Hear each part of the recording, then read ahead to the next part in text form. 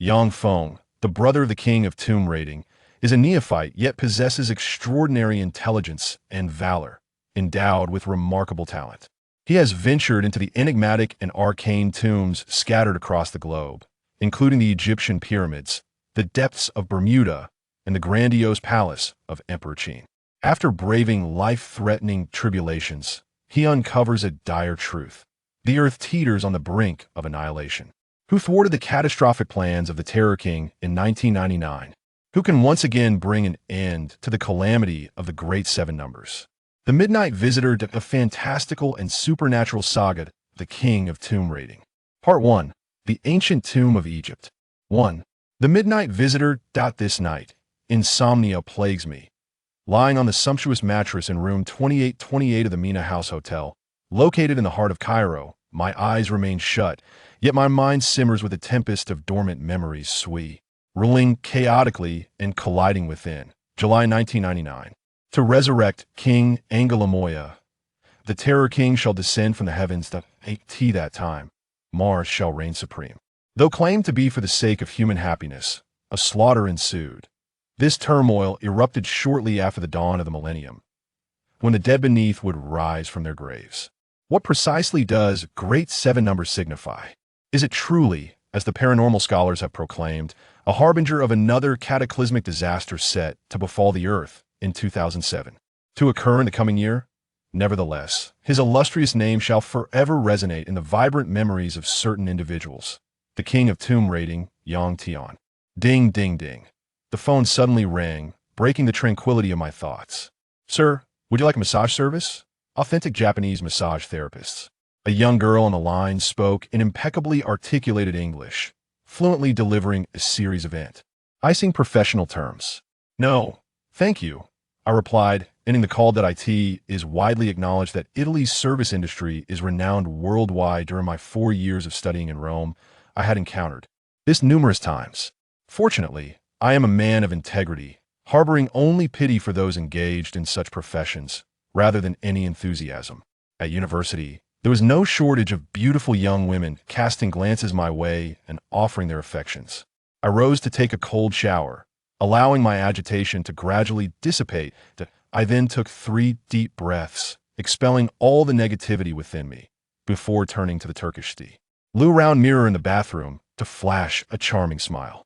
At all times, one must maintain a serene mind, and a genuine smile is my guiding principle in life. Returning to the living room, I pondered for a moment before dialing a local number. As the other party answered the call, I poured myself a glass of strong whiskey, adding 2 ice cubes and a small sugar cube. This unique method of drinking was taught to me by a dear friend whom I hold in high esteem. It was a signal in Morse code. Who is this? The other party paused for 10 seconds, and I could sense them meticulously searching their memory. I took a gentle sip of the whiskey, the sensation of ice lightly clinking against my teeth invigorating my spirit.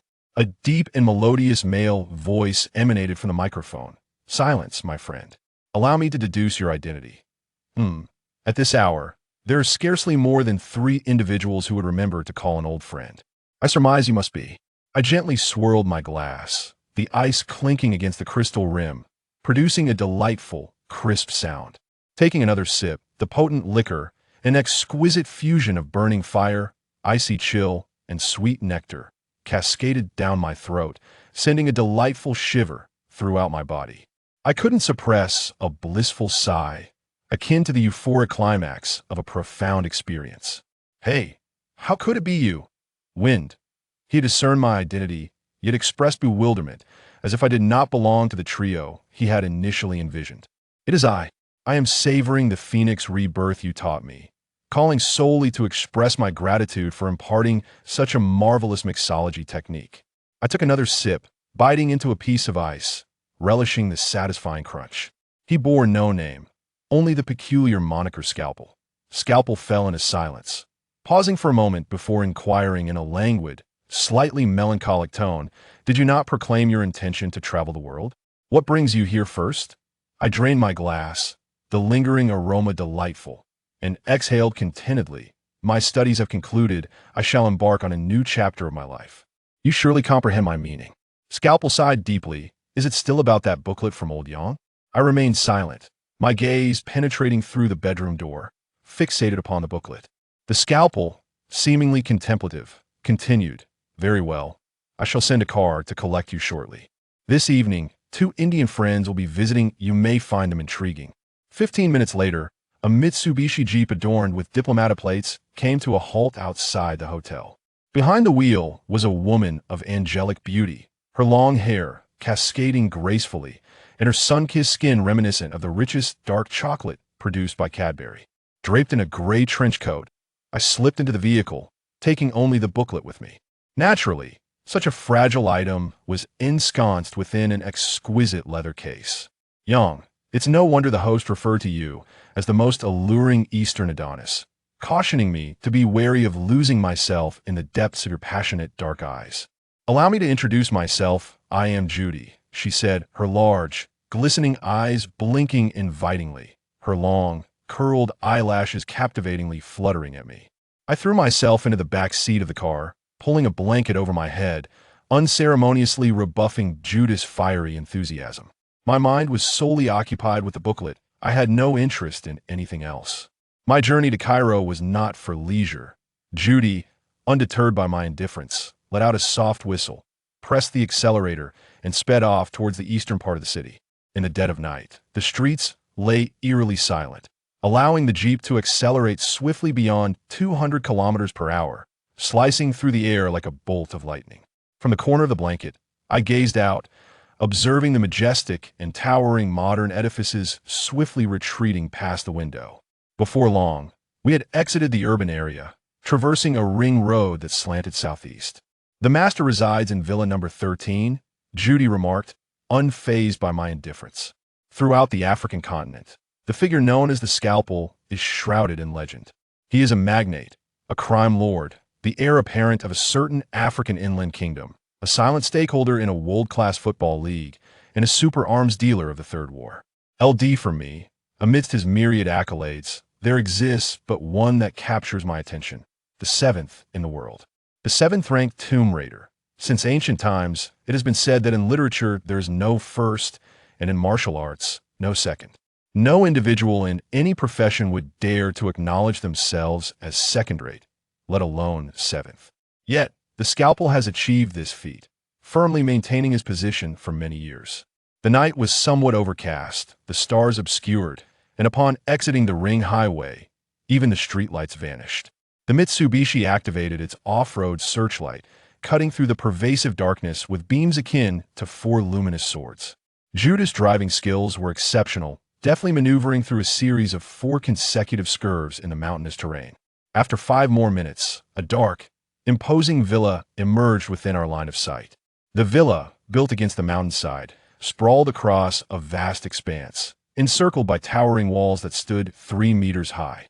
As I approached, I discovered that the top of the surrounding wall was entwined with an intricate network of high-voltage electric wires, while 6-meter-high watchtowers stood 8 corner. The occasional flicker of cigarette embers from atop the towers indicated that these structures were not mere ornamental decorations, but fortifications of undeniable strategic significance. The imposing iron gate slowly slid open, allowing the vehicle to glide into the villa. Out of the corner of my eye, I caught a glimpse of 4 tall guards stationed beside the electric gate, each adorned with the latest model of American submachine guns slung across air chests. This place bore little resemblance to a tourist villa. Rather, it resembled a heavily fortified high-security prison. The vehicle continued its course until it came to a halt at the steps of the main building. Along the way, I noticed guards, vigilant and cautious, patrolling with leashed German shepherds amidst the thickets of flowers and trees. A slender, middle-aged man clad in a white uniform opened the car door for me and respectfully said, "Welcome, Mr. Yang. I am Lanong. The master's on the Rose Terrace. Please follow me." As his name suggested, the terrace was indeed adorned with an array of blooming roses. Sure enough, I found the surgeon seated in a leisurely chair on the terrace, a glass of wine in hand. As I stepped onto the terrace, the rich, sweet fragrance of roses enveloped me, causing a momentary dizziness. "Welcome, Wind," the surgeon greeted with a faint smile, raising his wine glass. His pale visage, illuminated by the candlelight on the table, emitted an eerie, jade-like glow. The flickering light cast deep shadows along the high bridge of his nose, rendering this middle-aged man of Chinese and Spanish descent with an air of melancholy. I settled down, and Rannon promptly presented me with a glass of wine, his face adorned with a professionally humble smile. "Rannon, you may leave for now." The scalpel spoke, his voice thick with nasality. I had long grown accustomed to the scalpel's indifference if it were not for this very coldness. How could he have earned such a name? I swirled the ice cubes in my glass in silence. The scalpel was not only a close confidant of my elder brother, but also my academic guardian, more akin to a parent than a sibling or friend. Tonight, two individuals are arriving, Bansha and Guy. You must have heard of them? I had systematically studied contemporary experts in theology, history, and artifact appraisal during my university years. I have indeed heard of them, I nodded. They are here for the Eye of Zhuke. For the time being, you are to remain silent and simply listen.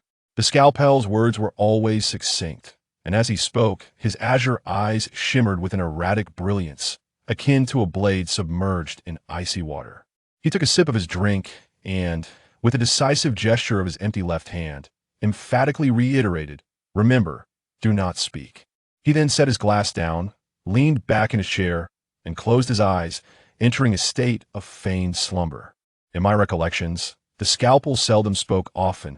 A few gestures or a mere phrase would suffice to orchestrate a grand plan with meticulous precision. This was the essence of his formidable nature, reminiscent of a scalpel that, when wielded, could either save a life or take one.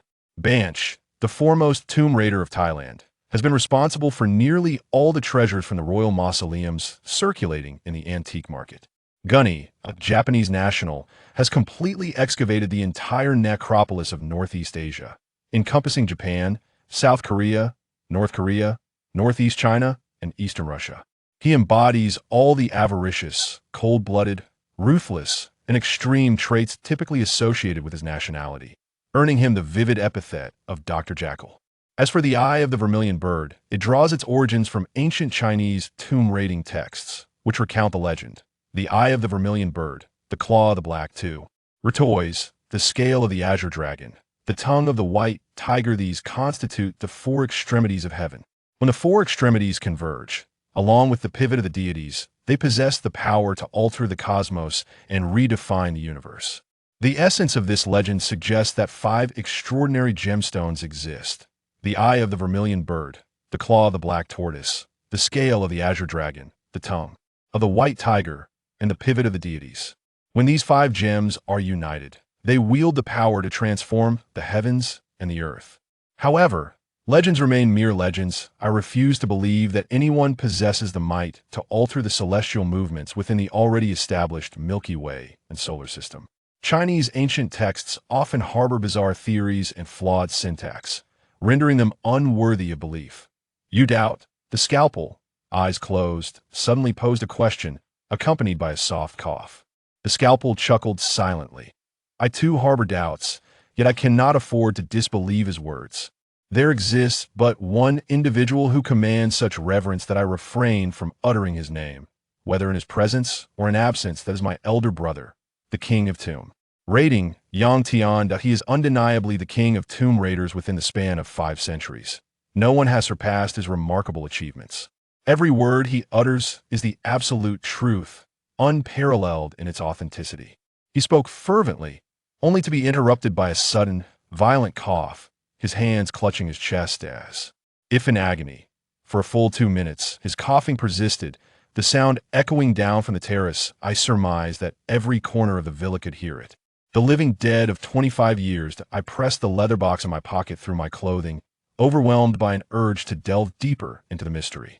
The pamphlet had been entrusted to me by the scalpel, my only remaining kin in this world since my parents had long passed away following my elder brother's disappearance. He's still alive, you know? Would you believe me if I said that? He chuckled softly, snapping his fingers as Lanong hurriedly brought in a tray.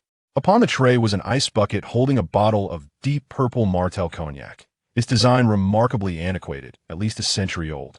I was on the verge of leaping with excitement, unable to conceal my astonishment, my gaze fixated on the scalpel's cheekbone. Were it not for Lanong's presence, I would have bombarded him with a barrage of questions, but I restrained myself. My 4 years at university had transformed me from an impassioned youth into a composed and capable young expert. Silently, I took a deep breath, swallowing those questions along with the air. After Lan Nong descended, the scalpel cast a approving smile in my direction. Not bad, resilient, and tenacious. You possess the qualities of someone destined for greatness. I returned the smile, raising my glass, allowing the ice within to gently ripple. What needed to be said would surely be spoken by the scalpel. What was better left unsaid would remain untouched by urgency. With a soft thud, a thin stack of photographs was tossed onto the table beside me. I casually glanced at them. The topmost image was dim and blurry, seemingly captured within a vast palace or perhaps a horror film set. In the upper right corner of the photo, a man strained to extend his limbs, suspended in midair. The background was shrouded in darkness, and only upon closer inspection could one discern the bizarre stone carvings that populated the scene. Grotesque beast heads, primitive humans, and totems whose names eluded me. "What is this?" I inquired nonchalantly. "Take a guess," the scalpel replied, maintaining his composure. Having watched no fewer than 1,000 horror films and having majored in film art during university, where my thesis was titled "On the Decline of Horror Cinema," I found all horror films to be insipid and feeble, failing to evoke any genuine terror within me. I flicked the first photo away with my fingernail. The second image was slightly clearer. The man suspended in midair gazed down at a 45-degree angle, his shoulders and upper arms bulging with muscular definition, exhibiting a physique that could rival any American bodybuilding champion. Strangely, I could not discern his hands and feet, as the areas where they should have been were obscured by a haze, rendering them indistinguishable. Intrigued, I swiftly unfurled the photographs, examining each one from the third to the final image. In total, there were 7 photographs, all depicting the same scene, yet each successive image revealed greater clarity. By the last photograph, the attire of the individual, the leather pouch at his waist, and the tightly bound leg wraps on his calves were all distinctly visible. His hands and feet were gripped within the clutches of a colossal sculptural hand. Indeed, this sculpture boasted 4 hands, which enabled it to encompass the man's limbs entirely. In the background of the photographs, the sky bore the totem of the sun god, while a rudimentary depiction of a pyramid loomed in the distance. A vast throng of worshippers, clad in tattered garments, could be seen, each adorned with wide headscarves, unmistakably reminiscent of the ancient Egyptians often portrayed in text. Books that I shrugged my shoulders, exclaiming, "What is this?" The latest reel from the Egyptian tomb film series. 5 years prior, the film industry had experienced a surge of interest in Egyptian tombs, with directors and screenwriters weaving tales of gods, spirits, and demons, depicting the ultimate battles between heroic figures and mummified beings. The outcomes were invariably the same. The hero triumphed, securing the affection of a beautiful maiden. The scalpel shook its head, deep in contemplation. The wind, if this individual were to bear a Chinese-style golden dragon engraved upon his right shoulder, and if his wrist were adorned with a 4-centimeter-wide silver chain from a bet, blessed by Jakarta Lama of imperial endorsement.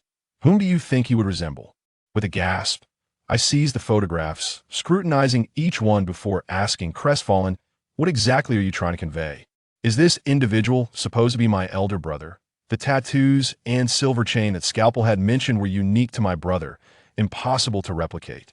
Especially the Tibetan silver chain, with its lotus pistol, prayer wheel, and the handprints of the 9 realms, all imbued with the sacred blood of the Jakarta Lama, its color sue, dimmed through the decades. The person in the photographs bore a resemblance to my brother's former physique and bearing, but it was inconceivable that it could be him. I find it hard to believe as well, but somewhat specifically, the person arriving tonight is absolutely certain of it, wagering 10 oil wells in the eastern part of the South China's EA on it. You should know, Guyi isn't a fool. This Japanese man would never take such a risk without assurance. Consider the value of 10 oil wells. It's nearly equivalent to the gross domestic product of a prosperous coastal city in China. I was stunned as a prominent figure in the tomb raiding world. Guyi had published over a dozen authoritative books on the investigation of ancient Chinese Jin, Liao, and Western Xia tombs, read by European universities as invaluable resources for studying Song dynasty history. Guyi's defining characteristic was his unwavering adherence to the principle of boldly hypothesizing cautiously verifying. 2 decades ago, he posited the hypothesis that the tomb of the great ancestor Kublai Khan lies beneath the waters, a notion that was met with derision from scholars of history and literature worldwide. Prior to this, the types of ancient burials encompass sky burials, cave burials, wall burials, earth burials, water burials, drifting, and cremation, yet no one had ever conceived of the exceedingly peculiar form of an underwater tomb. However, with unwavering determination, Guyi devoted his entire fortune and clandestinely ventured into the northern grasslands of China. After an extensive 4 years of research and exploration, followed by 6 years of on-site excavation, he ultimately discovered the remarkable underwater tomb of Kublai Khan, a spectacle in the annals of burial history. With a sigh of relief, he exhaled, as he wielded the scalpel. Half an hour from now, he glanced at his watch. The mystery shall be unveiled. The wind, he once instructed me, taught that to ascend to the pinnacle of tomb raiding, one must first embrace all the fantastical and bizarre records of the world, and then strive to authenticate them. In this realm, there exists no unparalleled tomb raider, rather, the most diligent is the finest. What is it that my elder brother is about to reveal to me? Gazing at my timepiece, I observed that it was nearing the witching hour. I mused, were my elder brother still among the living, what might his circumstances be? Examining the images, one discerns an individual ensnared within the clutches of a monstrous entity. Deliberating upon the backdrop, a peculiar hypothesis arises. Egyptian sepulchres? Animated effigies? A 15-year span of suspended animation? Nay, such notions are utterly preposterous. Brother, a melodious voice chimed, followed by a delicate fragrance wafting through the air. A petite maiden bounded forth, alighting beside the surgical chair. Her resilient athletic footwear made nary a sound upon the flagstone floor. Brother, did not the physician caution against imbibing such copious amounts of alcohol? The maiden inquired, her fluent Mandarin laced with a blend of affection and reproach, leaving the surgeon no opportunity to interject. I beheld only her profile. An aquiline nose, a dainty nostril, and lips subtly pursed, her countenance feigning indignation. Master, a telephone call awaits, announced Lannon, entering with haste, a sleek ebony cordless telephone resting upon a tray. The surgeon's gaze flickered as he patted the maiden's shoulder. Pray, entertain our guest while I attend to this call.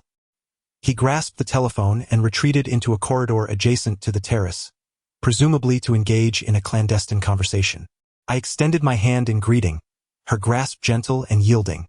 I have often heard my brother speak of you, the foremost student under Professor Plancina's tutelage, reputed to be among the most promising 100 new talents in Italy in recent years. She fluttered her long eyelashes, the corners of her mouth upturned, regarding me with a subtle, almost imperceptible smile. Her face was the epitome of the classical Chinese beauty standard, an oval face with a slender bone structure and eyes that were large and limpid, akin to an undisturbed mountain spring in autumn. Forgive my presumptuousness. I am not the callow youth rendered helpless in the presence of beauty. On the contrary, having grown weary of the accolades of young women, such effusive praise only serves to elicit a slight sense of ennui within me. Furthermore, the questions engendered by those photographs filled my chest, leaving no room for any other thought. Brother Feng, I have also perused those photographs. Would you be interested in hearing my perspective? Sullen said with a smile, as she seated herself upon the chair that had borne the surgical knife, casually sweeping a stray strand of hair from her forehead. Her hair was as black as night and glossy, cascading down to her waist in a freely flowing manner, like a mystical waterfall plummeting from a precipitous cliff. Oh, do tell. I have never harbored high expectations for the intellect of pretty girls. Tanemura is an extraordinary figure in the world of tomb raiding, not only in Japan but globally. He would not make assertions without basis, nor would he have the leisure to fabricate false images for the sake of deceiving the world. Moreover, he is facing the seventh under heaven this time, and he ought to be cognizant of my brother's decisive and efficient modus operandi. Therefore, my conclusion has consistently been that these photographs are authentic. I remained skeptical. I have never had dealings with Tanemura, and I could not bring myself to trust him implicitly. That is one reason. Secondly, the current digital image synthesis technology has reached a level of exquisite realism. It is virtually impossible to ascertain the authenticity of an image with the naked eye alone. Should this photograph depict a genuine scene from a corner of the earth, the matter becomes all the more enigmatic. I am aware that Scalpel has a soul sister, but my knowledge of her circumstances is scant, and I am loath to delve into personal matters with mere acquaintances. Wind, Soren, I have a riddle for you. Are you intrigued? He raised his hand, vigorously wiping his face, as if to banish the weariness of the late hours. In that instant, I perceived his back and waist gradually stooping, as though his shoulders could scarcely bear the immense weight. Soren reacted more swiftly, promptly pouring a generous glass of liquor and offering it to Scalpel.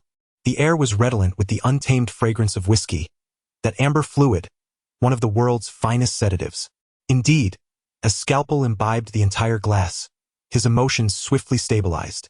Once composed, Scalpel nonchalantly smoothed his temples.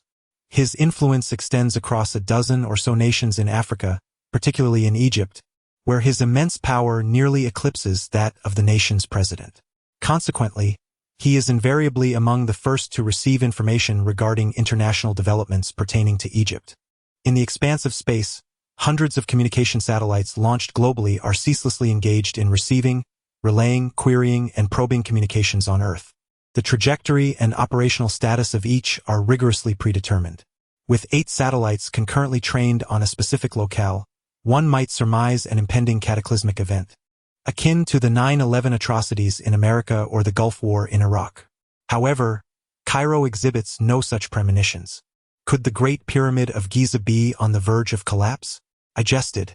The Great Pyramid, an iconic emblem of Egypt and a source of national pride for generations, would indeed represent a monumental occurrence were it to crumble. No, Soren responded with a smile, her cheeks dimpling. I observed a stark contrast between her facial structure and that of Scalpel, suggesting a divergence in their genetic inheritance. Brother, it's evident that there's considerable interest in your RA project. Wouldn't you agree? I fell silent, as their discourse touched upon highly confidential business matters.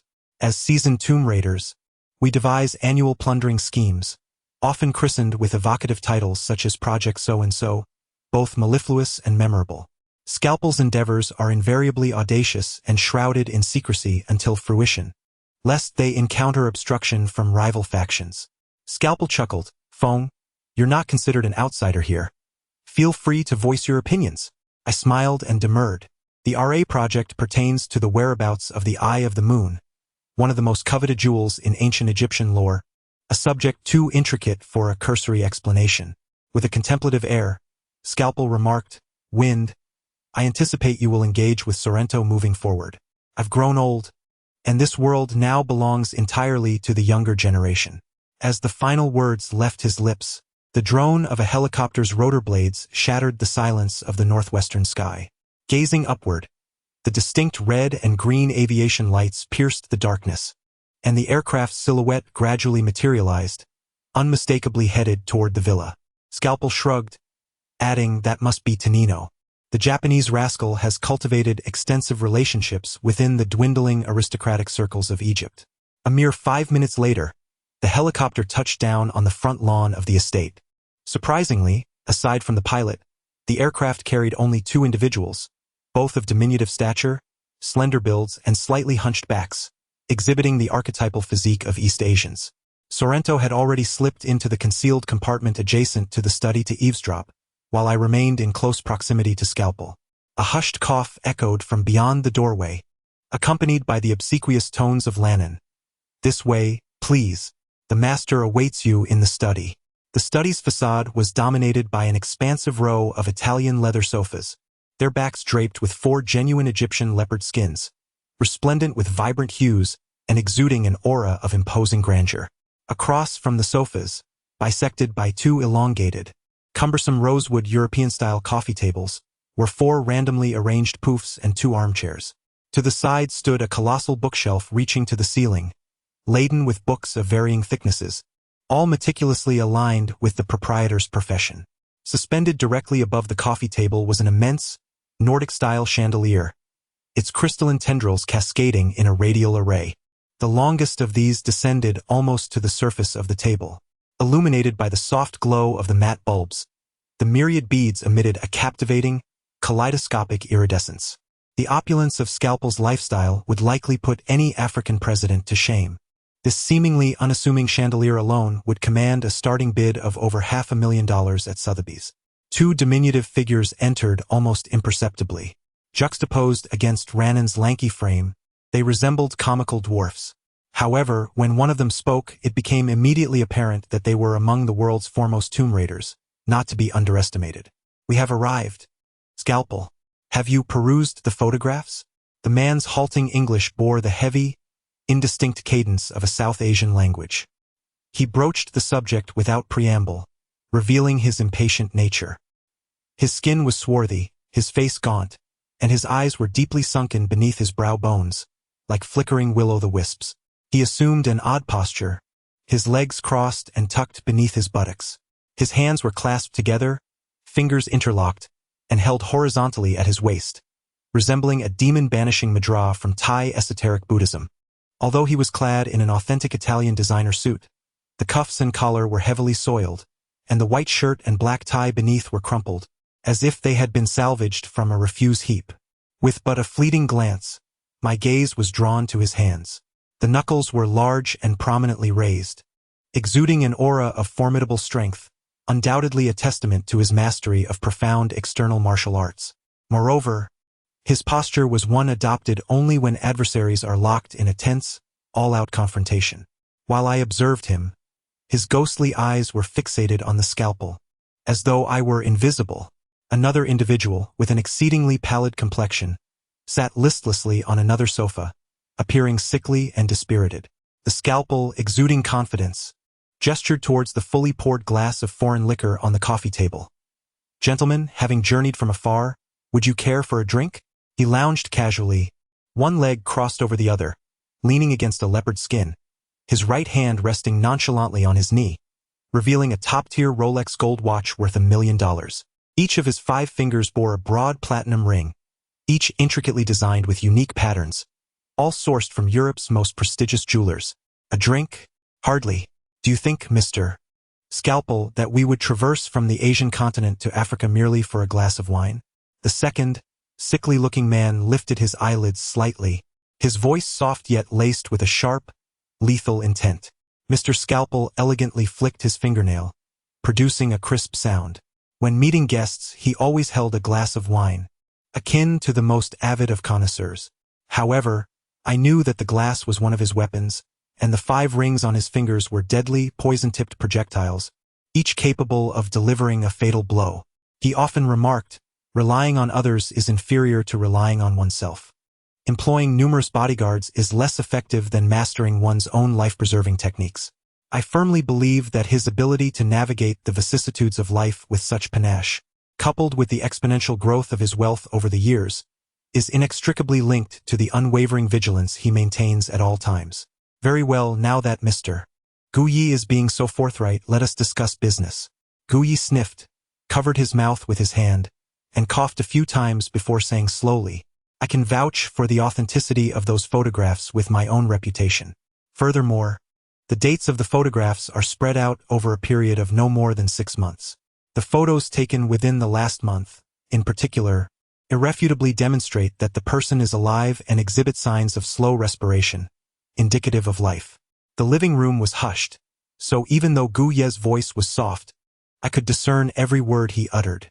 "I have taken a total of over 3,600 photographs, the clearest of which are so detailed that one can count the most minute freckles on the person's face. I imagine that Mr. Scalpel might be interested in purchasing them." This was a contest between experts, where many things need not be explicitly stated. One could understand everything from the tone of voice. Scalpel swirled the liquor in his glass, blinked his eyes repeatedly, and then suddenly looked up and smiled. "Name your price." Guyi suddenly exclaimed, seemingly unprepared for Scalpel's prompt agreement. The other man chuckled strangely, emitting an eerie, grating sound. "Mr. Bansha, please, speak your mind," Scalpel said with a smile. The dark-skinned Bansha suddenly extended his right hand, spreading his 5 fingers, 5 conditions. "As you wish," Scalpel acquiesced. "Be it 5, 50, or 500, it is of no consequence. However, Let me be forthright. Should these photographs prove to be fabrications of Japanese computer experts, then 5 conditions shall scarcely suffice to quell the matter. In that instant, Scalpel's visage turned as frigid as a meticulously cleansed blade, his brow gleaming with a chilling pallor. Photographs again? Bancha's eyes ignited with a sudden fervor, emitting twin emerald beams akin to a caged beast, rendering him all the more uncanny. This Thai necromancy virtuoso, seldom chronicled, is revered as a deity by all echelons of grave robbers throughout Southeast Asia and into Western Asia.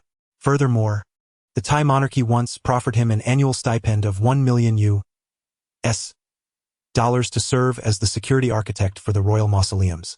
Assuredly, in this profession, we are all too familiar with the distinction between authenticity and artifice. Mr. Scalpel, your apprehension is excessive.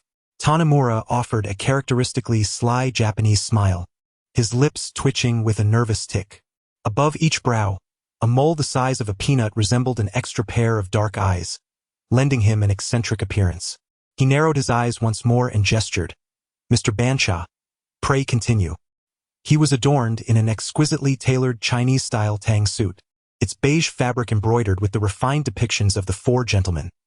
Plum blossoms, orchids, bamboo, and chrysanthemums, exuding the air of a cultivated scholar. With a disgruntled murmur, Bancha continued in a peculiar cadence of English, 5 stipulations. The initial 4 symbolize 4 artifacts, respectively ensconced within your vaults numbered 9 and 15. The 5th condition. Bancha's utterance was truncated as I felt a sudden surge of blood rush to my head. The contents of vaults 9 and 15 were relics from the Atlantean ruins. Each item, beyond its market value, possessed an inestimable historical significance. A momentary bewilderment crossed the surgeon's countenance. The adversary's intimate knowledge of his vault's contents suggested the presence of a mole within his ranks. He lifted his head, feigning amusement with a hearty laugh, attempting to mask his unease. Indeed, it appears you both harbor an affinity for the Atlantean legacy. As the Chinese adage goes, a kindred spirit is a rare find. If they please you, by all means take them. Gu Yi echoed the laughter, producing a large, brown envelope from his tang suit pocket, brandishing it in his hand. Mr. Surgeon, your expediency is commendable. Consider this our earnest deposit. The envelope, slightly protuberant, undoubtedly contained further photographs, rather than American dollars or British pounds. At the echelon of these magnates, the occasions to handle cash personally were exceedingly rare. The surgeon deliberately set down his wine glass, casting a nonchalant gaze upon the envelope. From my vantage point behind him, I observed a patch the size of a palm on the back of his shirt, saturated with perspiration, causing me considerable alarm. In a duel between masters, the most perilous predicament is to lose one's composure first. His profuse sweating indicated that he was not gaining the upper hand in this silent confrontation. With a sudden flourish of his wrist, Taniguchi sent the envelope gliding horizontally through the air, its trajectory precisely aimed at the juncture of the surgeon's neck. Despite his seemingly courteous demeanor, the Japanese man had subtly launched a lethal attack. Had the surgeon been devoid of martial prowess, the envelope's impact would have been akin to a razor-thin blade, capable of effortlessly severing his head. The surgeon nonchalantly leaned back against the sofa, maintaining his smile and offering a simple, "Thank you." As the envelope traversed the space above the coffee table, I swiftly advanced, extending my right hand in a lightning-fast motion. I supported the envelope from beneath with a gentle upward thrust, simultaneously channeling the subtle, yielding force of Tai Chi into my palm. This caused the envelope to suddenly spin rapidly in midair. The envelope's opening, previously agape, cascaded its contents as the photographs within spilled out with a soft rustle, aligning themselves neatly upon the table. Having witnessed this display of superior martial skill, Bancha began to take notice of me, casting several malevolent glares in my direction. "Hehe. 20 photographs for your perusal," I remarked. "It's evident that Mr. Surgeon finds them quite intriguing. Perhaps we should indulge in a drink while you both compose yourselves before we delve into the intricacies of our negotiations." The wily Taniguchi, with his astute perception, could discern the surgeon's innermost thoughts from the slightest, most inadvertent of gestures. Indeed, the photographs numbered exactly 20, forming a series that mirrored those previously presented by the surgeon. all captured within the dimly lit confines of the tomb. In addition to the close-up I had mentioned, several others featured a closer perspective, deliberately focusing on the subject's face. The stubble, the chapped lips, the ashen complexion, and the tightly clenched jaw muscles all indicated that the man was exerting every ounce of his strength to maintain his posture against an overwhelming external pressure.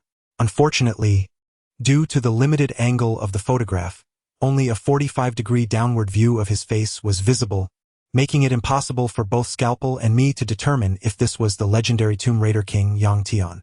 Scalpel picked up the close-up photo and flicked it lightly with his fingernail, as if pondering its authenticity.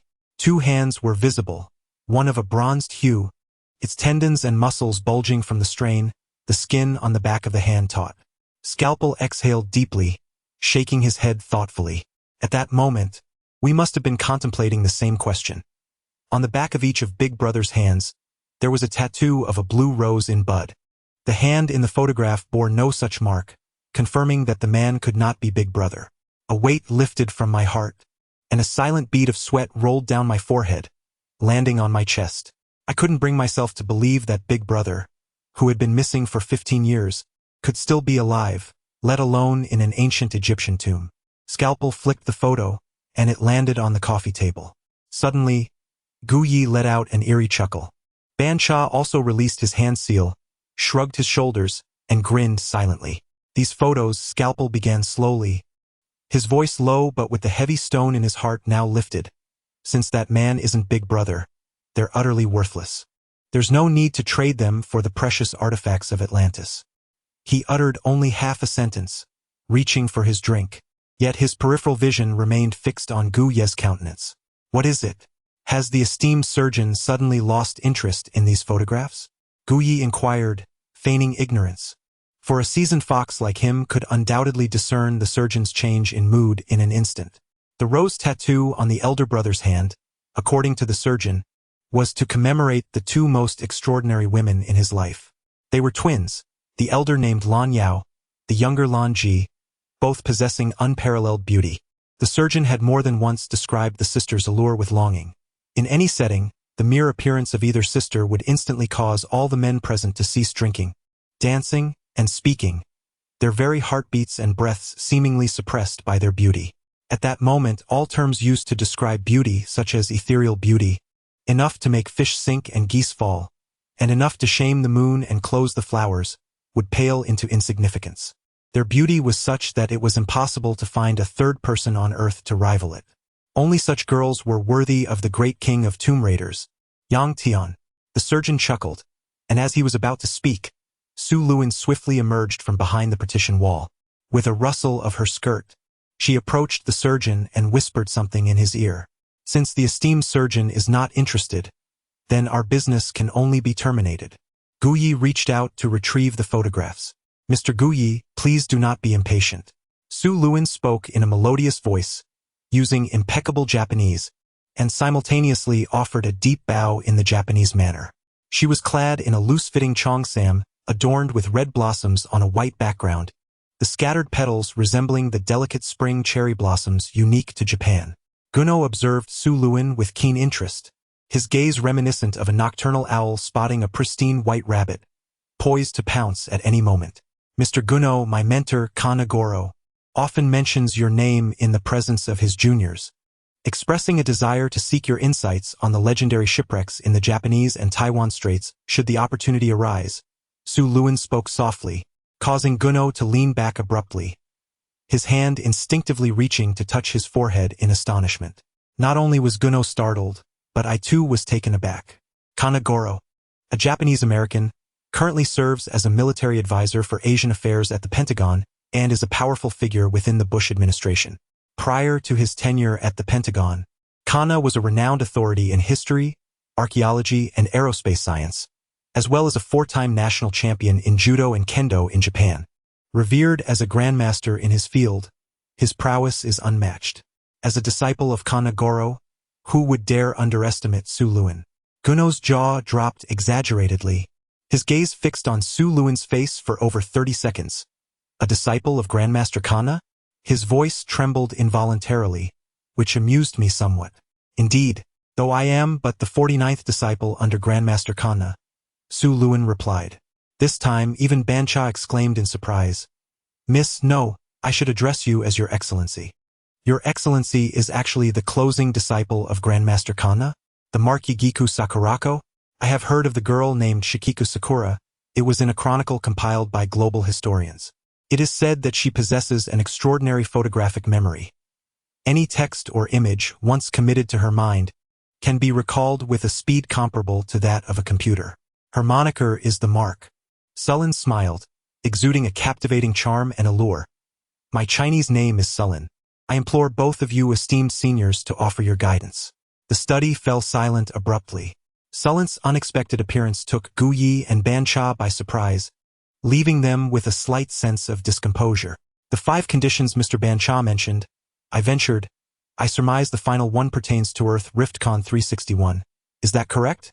Sullen carefully stowed away the photographs, gently taking a seat beside the scalpel, and placed her hand over the back of the hand holding it.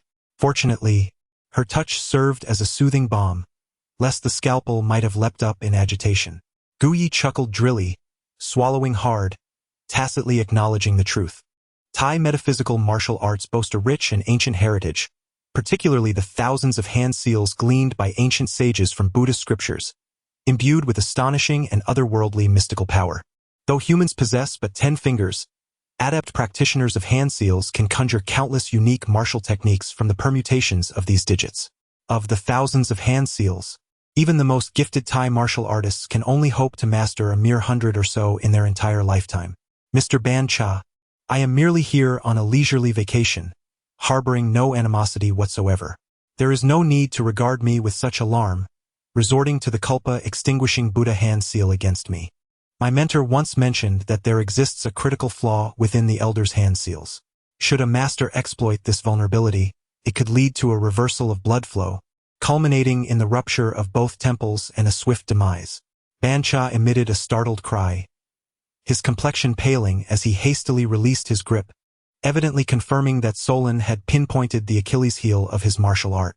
Solon's arrival decisively tipped the scales of the negotiation in favor of scalpel.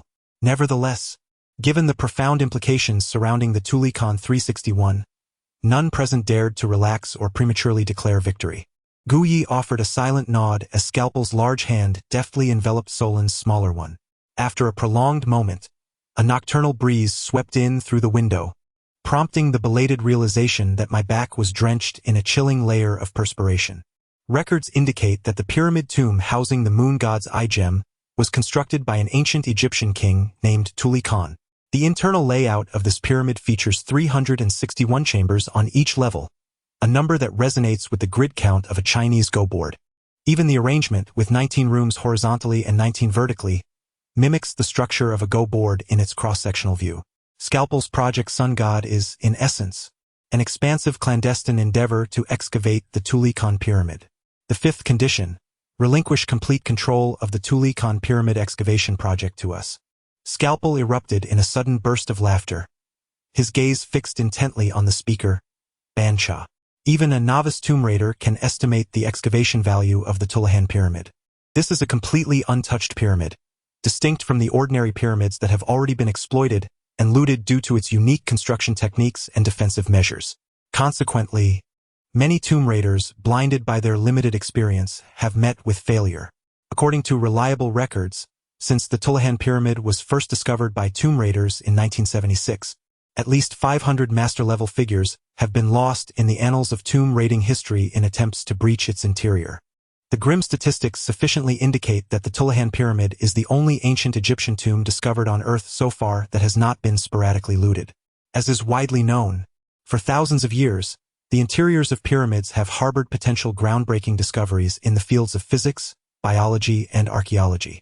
If one could claim ownership of the Tulihan tomb, the value of these new discoveries alone could purchase the most prestigious universities across Europe.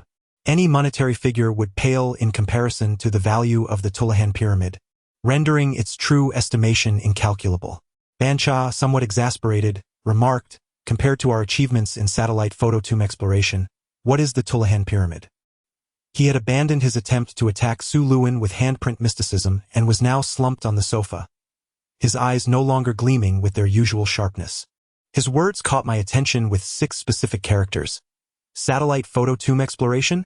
Could it be that these two have already mastered the latest technology?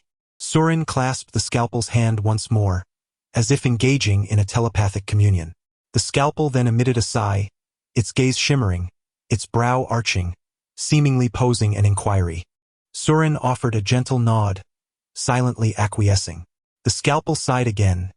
Mr. Gu Yi, I had surmised that the intrinsic value of the Tulihan Pyramid lay within the moon god's eye, which it safeguards. What are your thoughts? Therefore, I shall continue the excavation. When the tomb is unveiled, the gem shall be yours. How does that sound? The scalpel, after weighing the pros and cons, proposed this compromise, already a considerable concession. I found myself perplexed. If those photographs are indeed devoid of worth, why continue to seek cooperation with such a treacherous individual? Ha Guyi emitted another dry chuckle, astonishingly proposing a diametrically opposed idea. The moon god's eye shall be yours, the remainder shall be mine. Would that be agreeable? The crux of their dispute seemed to treat the Tulihan Pyramid as a shared patrimony, with all who beheld it entitled to a portion. The scalpel lapsed into silence once more, whereupon Bansha seized the opportunity to interject. Mr. Scalpel, are you truly willing to expend such a substantial sum to barter for a few worthless images? Humph. We have altered our position. The transaction is nullified. He swiftly rose to his feet, feigning an intent to depart. Are the photographs of consequence? What did Surin impart to the scalpel? Could the individual depicted in the photographs truly be my elder brother? I place my faith in the scalpel's discernment, yet as the sole observer in this moment, I am shrouded in a dense fog, utterly unable to discern any semblance of clarity. Concealing a soft cough behind his lips, Veleno snapped his fingers, whereupon Lannon wheeled in a meticulously crafted stainless steel trolley. Atop it sat a sizable ice container, chilling 3 bottles, 2 of exquisite Scotch whiskey and a bottle of the most distinguished Japanese sake. Shall we partake in a drink together, and then converse at leisure? Soren proposed, attempting to mediate, his brow furrowed slightly as his long hair cascaded onto the sofa. The liquor shimmered in the glasses. Here, in Surgical Blade's abode, were the finest vintages in all of Egypt, often eclipsing the collections of visiting Egyptian dignitaries. A renowned diplomat once remarked, "Wine is the catalyst of emotions. Often, an explosive situation can be quelled with just a few glasses." Setting down his glass, Surgical Blade uttered words that nearly caused me to drop mine. 5 conditions, all accepted. During the interlude of drinking, he and Soren had been clasping hands, exchanging glances that suggested a silent exchange of countless thoughts and opinions. Veleno and Banja visibly rejoiced, clinking glasses with such force that the wine spilled, staining their garments. However, Surgical Blade continued, there is one further stipulation. The Pyramid of Tulikan is yours, of course, but throughout the ensuing excavation, I must have a representative present at all times. He gestured toward me with his glass. All eyes converged upon me, making me feel like the most inept of performers exposed under harsh spotlights, my face flushing crimson. Him, Surgical Blade affirmed, winking at me with a knowing expression. In the presence of these master tomb raiders, I was merely a novice. How could I possibly shoulder such a significant responsibility? However, I distinctly noticed Su Luan winking at me, signaling with his eyes, so I had no choice but to puff out my chest and accept the task. No problem. Thank you for your trust, Mr. Scalpel. I will handle everything properly. The gazes of Gu Yi and Ban Cha swept over me like 4 sharp swords, as if they wished to dissect me to understand every detail. The allure of the Tulihan Pyramid was too great for them, so they eventually agreed to Scalpel's terms. Our glasses clinked together, and the chandelier above seemed to join in the celebration, illuminating every corner of the study brightly. Over the next 24 hours, Gu Yi and his companion stayed at Scalpel's villa, drafting and signing cooperation documents, and handling the transfer procedures. Regarding those photographs, Gu Yi provided only a vague description. We have access to nearly 20 communication satellites in orbit. Since last spring, we have been experimenting with infrared guidance and X-ray penetration, supplemented by ultrasonic probing, to scan potential locations of ancient tomb clusters globally. This technology can penetrate up to 300 meters below the surface. Quite by chance, we captured these images. Initially, our technicians thought they were merely ordinary mummies from Egyptian tombs and didn't pay much attention. As the tracking and filming progressed, we finally obtained definitive footage. Note: in his extreme excitement, Koya inadvertently mentioned the term Egyptian tomb, nearly revealing that the source of the photos was beneath the pyramid. Astonishingly, none of us three noticed the slip, a clear oversight. Tomorrow, I will instruct my assistant to deliver all the photographs on a disc, confident that you will glean more information about the figure in the images. The only regret is that we must act cautiously before revealing the exact geographical coordinates of the photograph site, which we will disclose only after thoroughly excavating the Turcan pyramid. Koya is not only an academic expert but also a shrewd businessman, adept at knowing when to escalate and when to negotiate. Advancing into the desert, Koya's stringent conditions were anticipated by Scalpel. In our private discussions, Su Luin expressed her viewpoint. We should not hastily conclude the identity of the person in the images. She plans to promptly submit the photos along with Mr. Yang Tian's posthumous photographs to the Forensic Analysis Laboratory at the University of London. The human eye or the lens of a camera, due to their inherent physical limitations, can easily be deceived by external illusions. Scalpel remained non-committal, but it was evident that he valued Su Luin's opinion highly, as he altered his stance to facilitate this deal. Feng, I apologize for thrusting this entire matter upon you without prior consultation.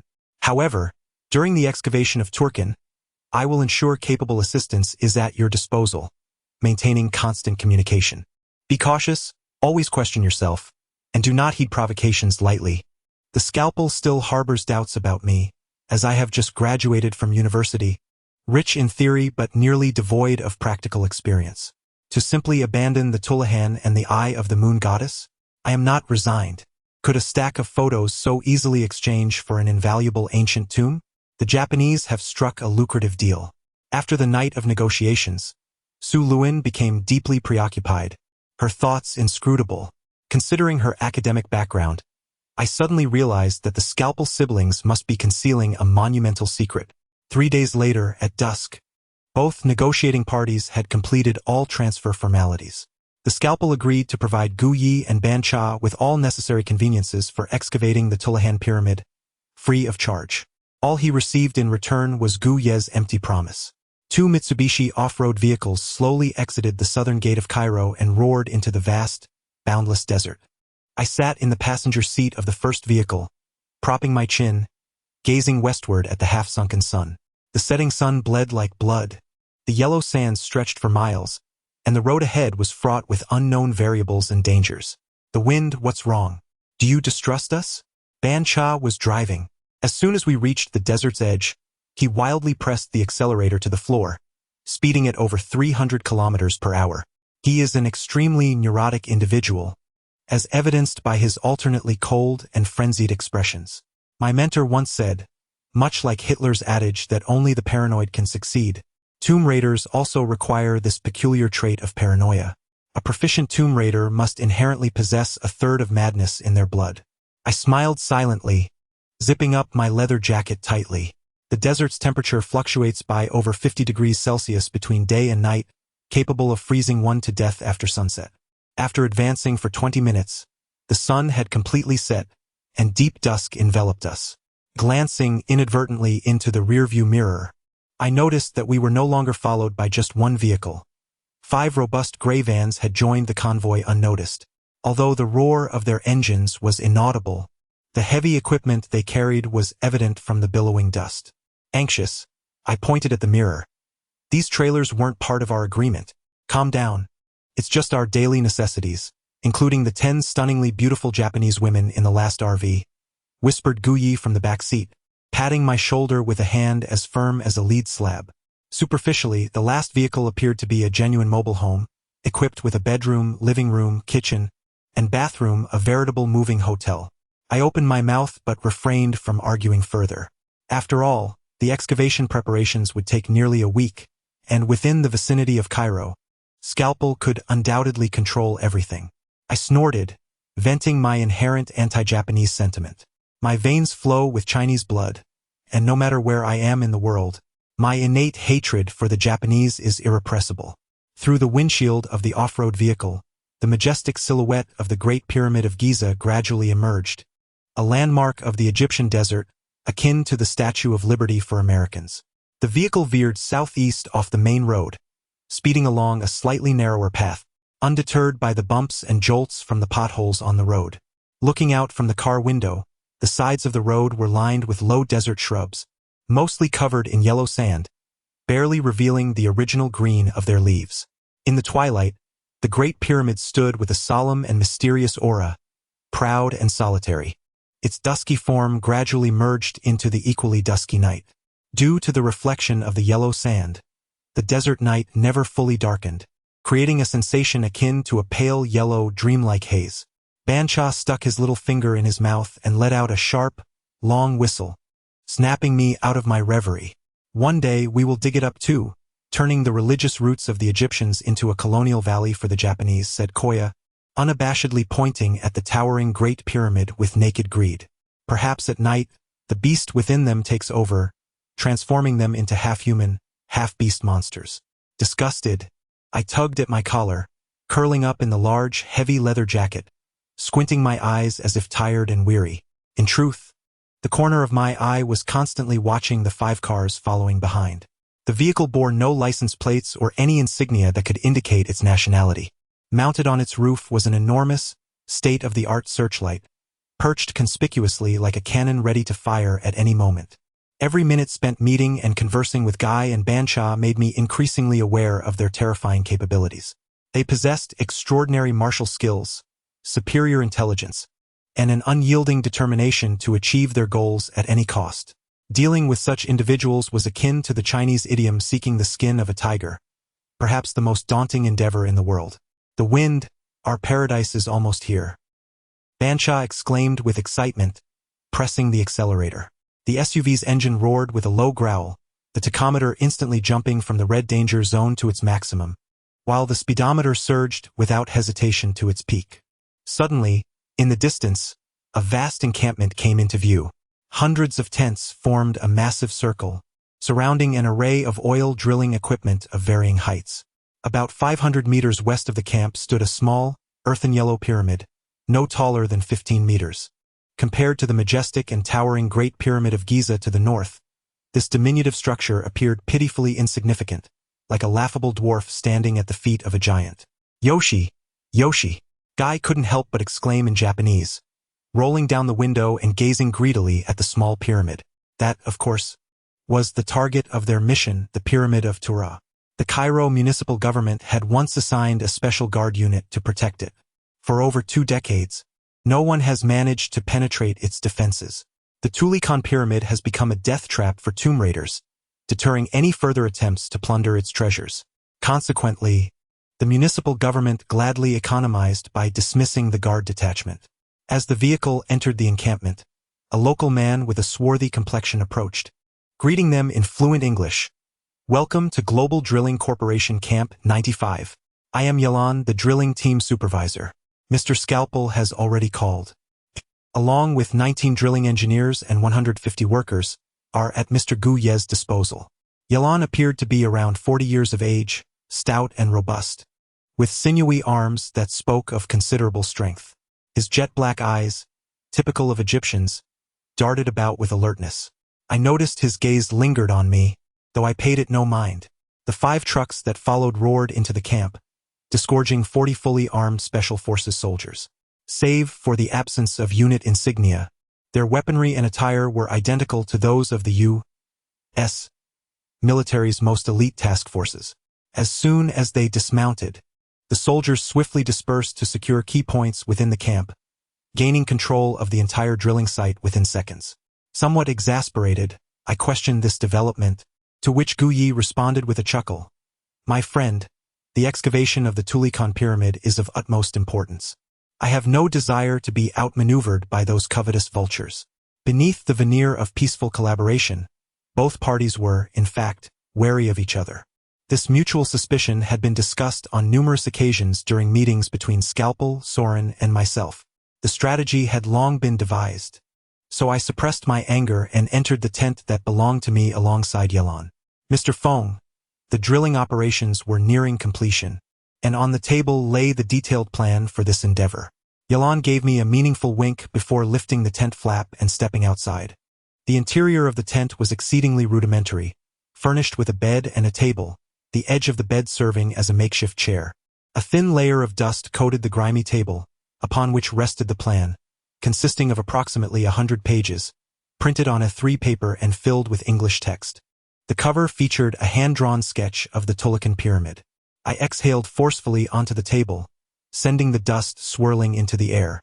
There would be ample time to review the plan, and besides, I had already perused computer about Tulakan that were far more detailed than the plan itself while at the surgical knife villa. Strolling out of the tent, I observed everyone gathered around the tallest drilling rig at the center of the camp. The workers, clad in filthy uniforms, gazed longingly at Guy, who stood atop a platform elevated more than 2 meters above the ground, exuberantly waving a large bundle of dollar bills in his hand and speaking animatedly. What was happening? As I approached, his voice carried on the breeze. Everyone, keep up the good work. For every 2 hours of overtime, I will pay each of you an additional $100 on top of your regular wages. He raised the cash high, prompting the workers to erupt in cheers and spontaneously begin to applaud. Guy handed the money to Yalan for distribution among the workers and then jumped down from the platform to approach me. It is widely acknowledged that wealth can influence even the most stubborn of forces. The efforts of Guy have invigorated the weary workers. The moon is ascending, casting its glow upon the cracked earth of the pyramid's apex, creating a luminous halo nearly a meter in width. Have you noticed that circle of light? Logically deducing, the pyramid is constructed from ochre sands and stones, which would be incapable of emitting a silvery sheen under any illumination.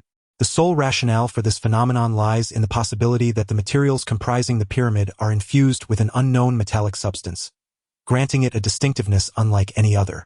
Over the past decade, extensive research into the unique characteristics of the Turin Pyramid has culminated in the publication of numerous comprehensive texts, all of which I have diligently perused. As for Guy's remarks, I merely shrugged in silent acknowledgement. It can be stated that in the realm of known Turin knowledge, my understanding is no less profound than Guy's. We ascended the lookout ladder on the side of the camp, standing shoulder to shoulder as we gazed westward. The drilling team, under the guise of petroleum exploration, has undertaken the excavation of a vertical shaft 5 meters in diameter and 200 meters deep. They then proceeded to carve a horizontal passage, precisely perpendicular to the vertical shaft, extending directly toward the Turin Pyramid, creating a 3-meter square tunnel. According to the schematic, this tunnel maintains a 30-degree angle, continuing its trajectory toward the base of the pyramid. Wealth is a formidable force. In Egypt, with money, anything is attainable. The desert lies in silence. The golden sand dunes, under the ethereal glow of the moonlight, resemble the undulating belly of a mysterious creature, gracefully revealing an enchanting and enigmatic curve. The desert and the pyramids stand as marvels of human history, evoking profound awe and terror in all who encounter them, especially on nights when the moonlight is faint. This sense of trepidation is particularly intense. The wind has transformed into a blade, sharp and biting, carrying an oppressive chill that penetrates to the bone. Guyi stands resolutely against the wind, his chest puffed out, clad only in a thin shirt with its collar open, showing no sign of fear in the face of the cold. This leaves me feeling somewhat inadequate. O wind, cease your assault.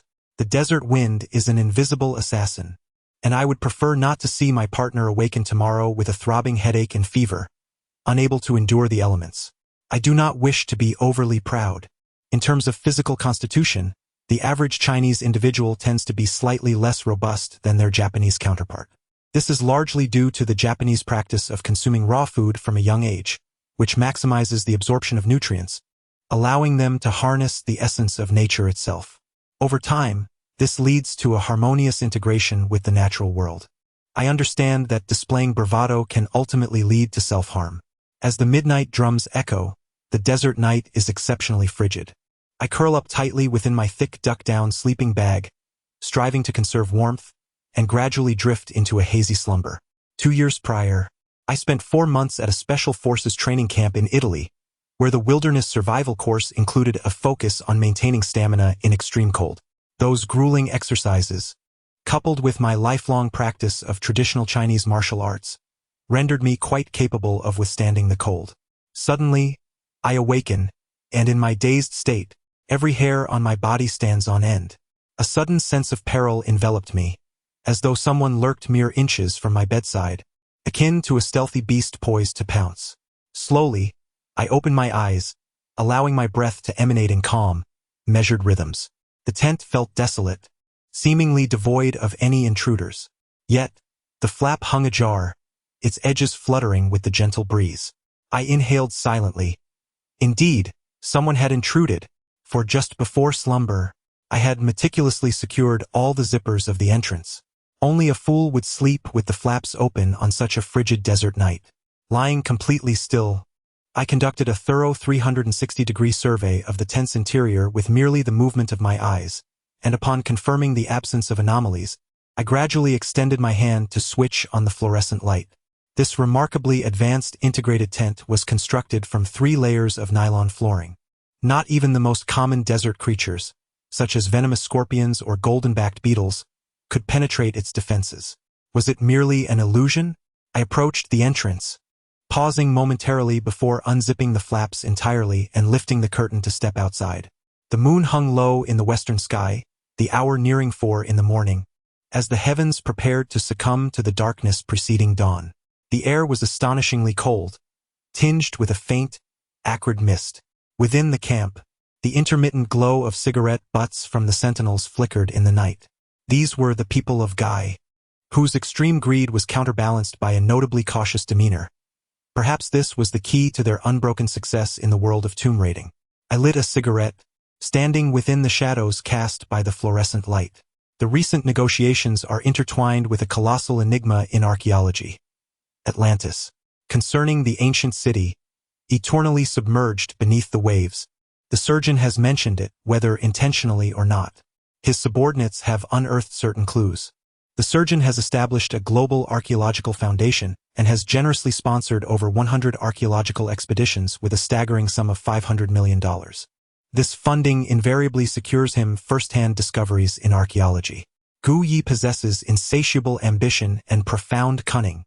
He seeks not only to extract the succulent morsel of Turian from the surgeon but also to covet the secrets of Atlantis. The ambitions of the Japanese have always been formidable. Otherwise, they would not have attempted to conquer China and sweep across Asia 60 years ago. Thus, is the value of those photographs truly worth such sacrifices by the surgeon? I am utterly unconvinced that my elder brother still lives, ensconced in some clandestine tomb under the grasp of a stone monstrosity.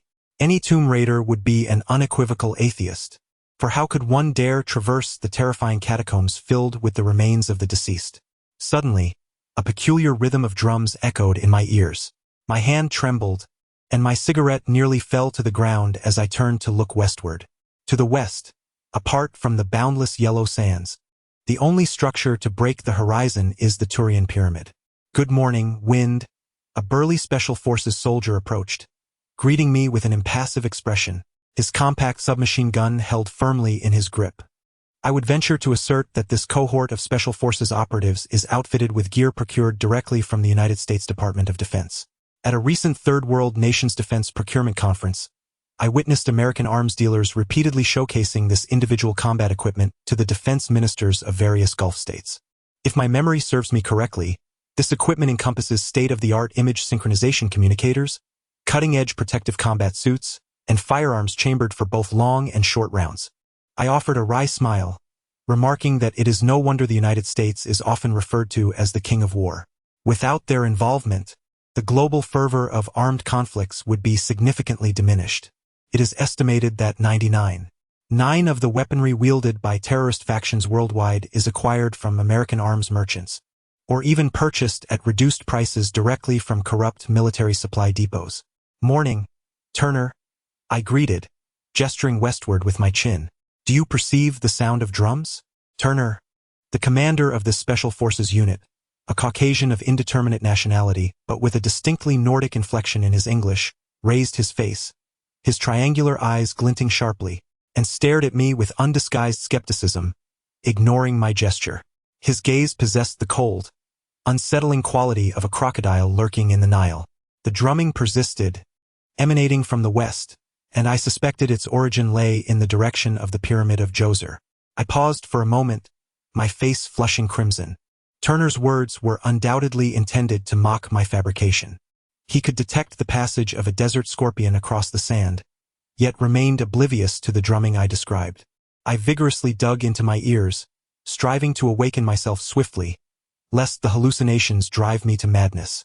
In this vast desert, akin to the elusive mirages that may appear at any moment, travelers may also experience inexplicable auditory illusions. Goodness! Surely, my body has not yet weakened to such a degree? After taking 4 deep breaths, I retrieved a handkerchief from my pocket, plugging my left ear, and on tiptoe, directed my right ear towards the source of the crackling sound. This mode of listening is among the greatest inventions of the scalpel. It is not merely an auditory hallucination, but, at this moment, another Special Forces soldier atop the lookout ladder yawned, his face a portrait of exhaustion. However, upon seeing me hastily ascend, he swiftly clicked off the safety on his submachine gun, the dark muzzle aimed directly at me, while simultaneously bellowing in his rudimentary English, "You? Stop!" I paid him no mind, reaching the top of the ladder and raising my binoculars. The pyramid of cracked earth came into sharp focus through the lens, a military-grade telescope capable of magnifying 40 times, rendering the 500 meters mere child's play. Now, I could distinctly observe the uneven surface of the pyramid, its weathered exterior riddled with numerous craters. As I had anticipated, there was not a soul in sight. Through the clear lens, I even caught sight of a juvenile desert viper slowly writhing, burrowing behind a thicket, leaving only a half-foot-long tail exposed. The call of the crocodile god loomed large as the soldier's submachine gun pressed against my back, as if in the face of imminent peril. The defensive forces of the camp were exceedingly vigilant. In less than 10 seconds, 6 or 7 individuals had gathered beneath the watchtower, their submachine guns aimed upward at me. The wind was indeed frigid. It wasn't until I lowered the binoculars that I realized my arms had grown sore and numb from sheer tension, and my shirt was soaked through with cold sweat. What is happening? What is it? Guyi hurriedly approached, draped in a black sheepskin coat, his face still clouded with sleep. I quietly chuckled and gestured for him to come up. Without hesitation, Guyi climbed up, sending the bewildered Special Forces soldier back down. "Do you hear the drums?" "I hear drums. Do you?" I pointed towards the pyramid, casually handing the binoculars to Guyi. "Drums? What drums?" Though he was seasoned in these matters, he took the binoculars and scanned the western horizon, albeit with a frown. He soon set them down in irritation. "What are you playing at, Feng? Where are there any drums?" Just then, the drumming ceased, leaving only the sound of the wind in my ears. I was certain I had heard drums. Indeed, the crocodile-skin drums of ancient Egypt, for long and too short beats, which had resonated until now, but were now silent. Considering Guye's perspective, I could empathize. Had I been in his shoes, I too would find such nonsensical claims hard to believe. It seemed improbable that a unique sound could be heard solely by me, while others remained oblivious. I opened my mouth, intending to explain to the furious Guyi, yet ultimately I could only shrug in resignation and abandon the attempt. I was convinced I had not misheard. There had indeed been a drumming. After a simple lunch, I dialed the number for the scalpel. Drums? In the legends of ancient Egypt, only those favored by the crocodile deity are able to hear the sound of the drums. He gasped in horror, his breath betraying his shock over the phone. I found it peculiar. Even if he believed my words, why such extreme astonishment? "Listen. Regarding the drum sound, you will find information solely in Yang Tian's tomb raiding diary, written in a secret script known only to him and me. Wait, I will have someone deliver the materials to you. Just wait." He hung up hastily, leaving me even more bewildered. In ancient Egyptian lore, the pantheon of deities is as vast as the stars, with gods possessing heads of bulls, serpents, gold, and cats, among countless others, far exceeding the myriad celestial beings of Chinese mythology. Thus, the emergence of yet another crocodile god seems inconsequential. Just after I set down the phone, Guy and Bansha entered with solemn expressions, one after the other. "Feng, it seems you possess some secret information about the soil-cracking sweat. Do you not? Why not share it with us?" Guy coaxed, attempting to muster a smile. He held in his hand a slightly yellowed military map, appearing quite antiquated. Bansha, more straightforward, declared, "Feng, sell us what you know. Set your price as you wish." He plopped down onto my bed, the wooden planks creaking under his weight. Outside, the workers were busily engaged, the rumble of drilling machines resonating muffled from below. The sky appeared overcast, and the atmosphere felt oppressively heavy. I do not wish to decline collaboration with these two individuals. Rather, I find myself devoid of any information worthy of public disclosure. I chuckled softly, retrieving my pack of cigarettes and extending it towards Gunya. At last, his smile fully materialized, and he gently pushed my hand away, saying, "Thank you, but I never smoke American cigarettes." In my hand lay a freshly opened pack of Marlboro, a brand I have consistently favored. Gunya is the first person to reject my offer of a cigarette for such a reason, which I find rather amusing. We Japanese tend to smoke only our domestic brands. From his pocket, he produced a pack of White Mild 7, a hallmark of Japanese cigarettes. His deliberate movements while lighting the cigarette indicated to me that his inner world is quite intricate and deeply guarded, making him a formidable person to engage with. "Wind, could you repeat the drumbeat you mentioned last night?" Gunya exhaled a plume of smoke with elegance, meticulously holding the cigarette between his left index and middle fingers. I approached the bedside, unzipped my backpack, and placed my laptop on the table. Gunya's keen eyes flickered at the sight of the computer, perhaps anticipating that it harbored numerous secrets. In truth, the hard drive contained nothing more than commonplace archaeological data, devoid of any mystique. In the desert, a layer of dust perpetually blankets the surface of the table, as if this has become an immutable law. I took a towel and a basin, stepping outside the room. I trust that in the ensuing 20 minutes, Gunya and his companions will thoroughly explore every nook and cranny of the laptop. I intentionally left the computer for them. Perhaps only in this way can I alleviate their lingering suspicions. Standing before the vast tank storing clear water, my gaze inadvertently drifted to the distant pyramids. The cracked earth and the pyramids appeared unremarkable during the day, indistinguishable from the hundreds of other structures scattered across this land. From where did the drumming emanate? As far as I know, those crocodile skin drums are now found only in museums, for few still appreciate their monotonous and enigmatic sound. In the dead of night, someone was drumming in the desert near the pyramids under the moonlight. What could it signify? The crocodile deity, what manner of being is this? Is there a summons for a particular human? Perhaps me. Ha ha ha. The thought of it struck me as peculiar, and I couldn't help but burst into laughter. As an atheist, I would sooner envision all the deities of Egyptian lore as extraterrestrial visitors than acknowledge them as omnipotent beings above humanity. I was suddenly filled with a fervent desire to unravel this mystery, wondering how my brother described this crocodile deity in his tomb-raiding journals. "Come, come, come," I called out, causing the towel and basin in my hands to clatter to the ground. The sound was a mlang of disappointment, hope, anxiety, frustration, confusion, bewilderment, and pain. A symphony of emotions intertwining to produce such a peculiar and haunting cry. Instinctively, I murmured to myself, "Is it calling me? Am I being called?" Unbeknownst to me, my hands have come together in prayer before my chest, my head bowed towards the west, and an overwhelming impulse to kneel and pay homage has surged within me. Time seemed to stretch, whether it was mere seconds or minutes, until I heard Guya's voice calling out loudly, "Feng, what are you doing?" I snapped back to reality. The faucet was left running, water gushing forth in a brazen torrent, forming a small stream upon the ground. In the desert, no one dares to squander fresh water as I have. It is nothing short of a crime. I reached out to turn off the faucet, only to realize that my palms were slick with cold sweat. Guyi stood at the entrance of the tent, shielding his eyes as he gazed at me. I wrung a damp towel and vigorously wiped my face, striving to rouse my foggy mind. I swore I heard that voice, the English phrase "come on," echoing repeatedly, much like the rhythmic drumming of the previous night, sudden and fleeting. What secrets lie within that enigmatic pyramid? Once more, I lifted my gaze to the west.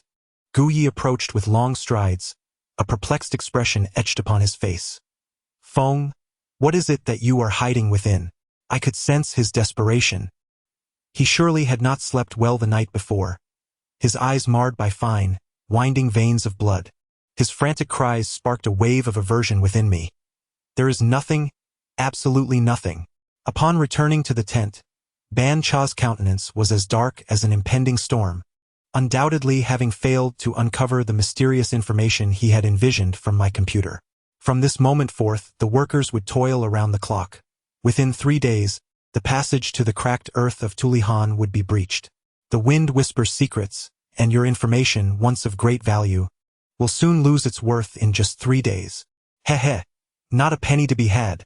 Guyi, trailing behind me, continues his psychological warfare with profound intent. In this vast desert, where sands swirl endlessly, money once again reveals its omnipotent power. I inhaled deeply, exhaling slowly, as if attempting to dispel all the discomfort brought by Guyi. His judgment is sound.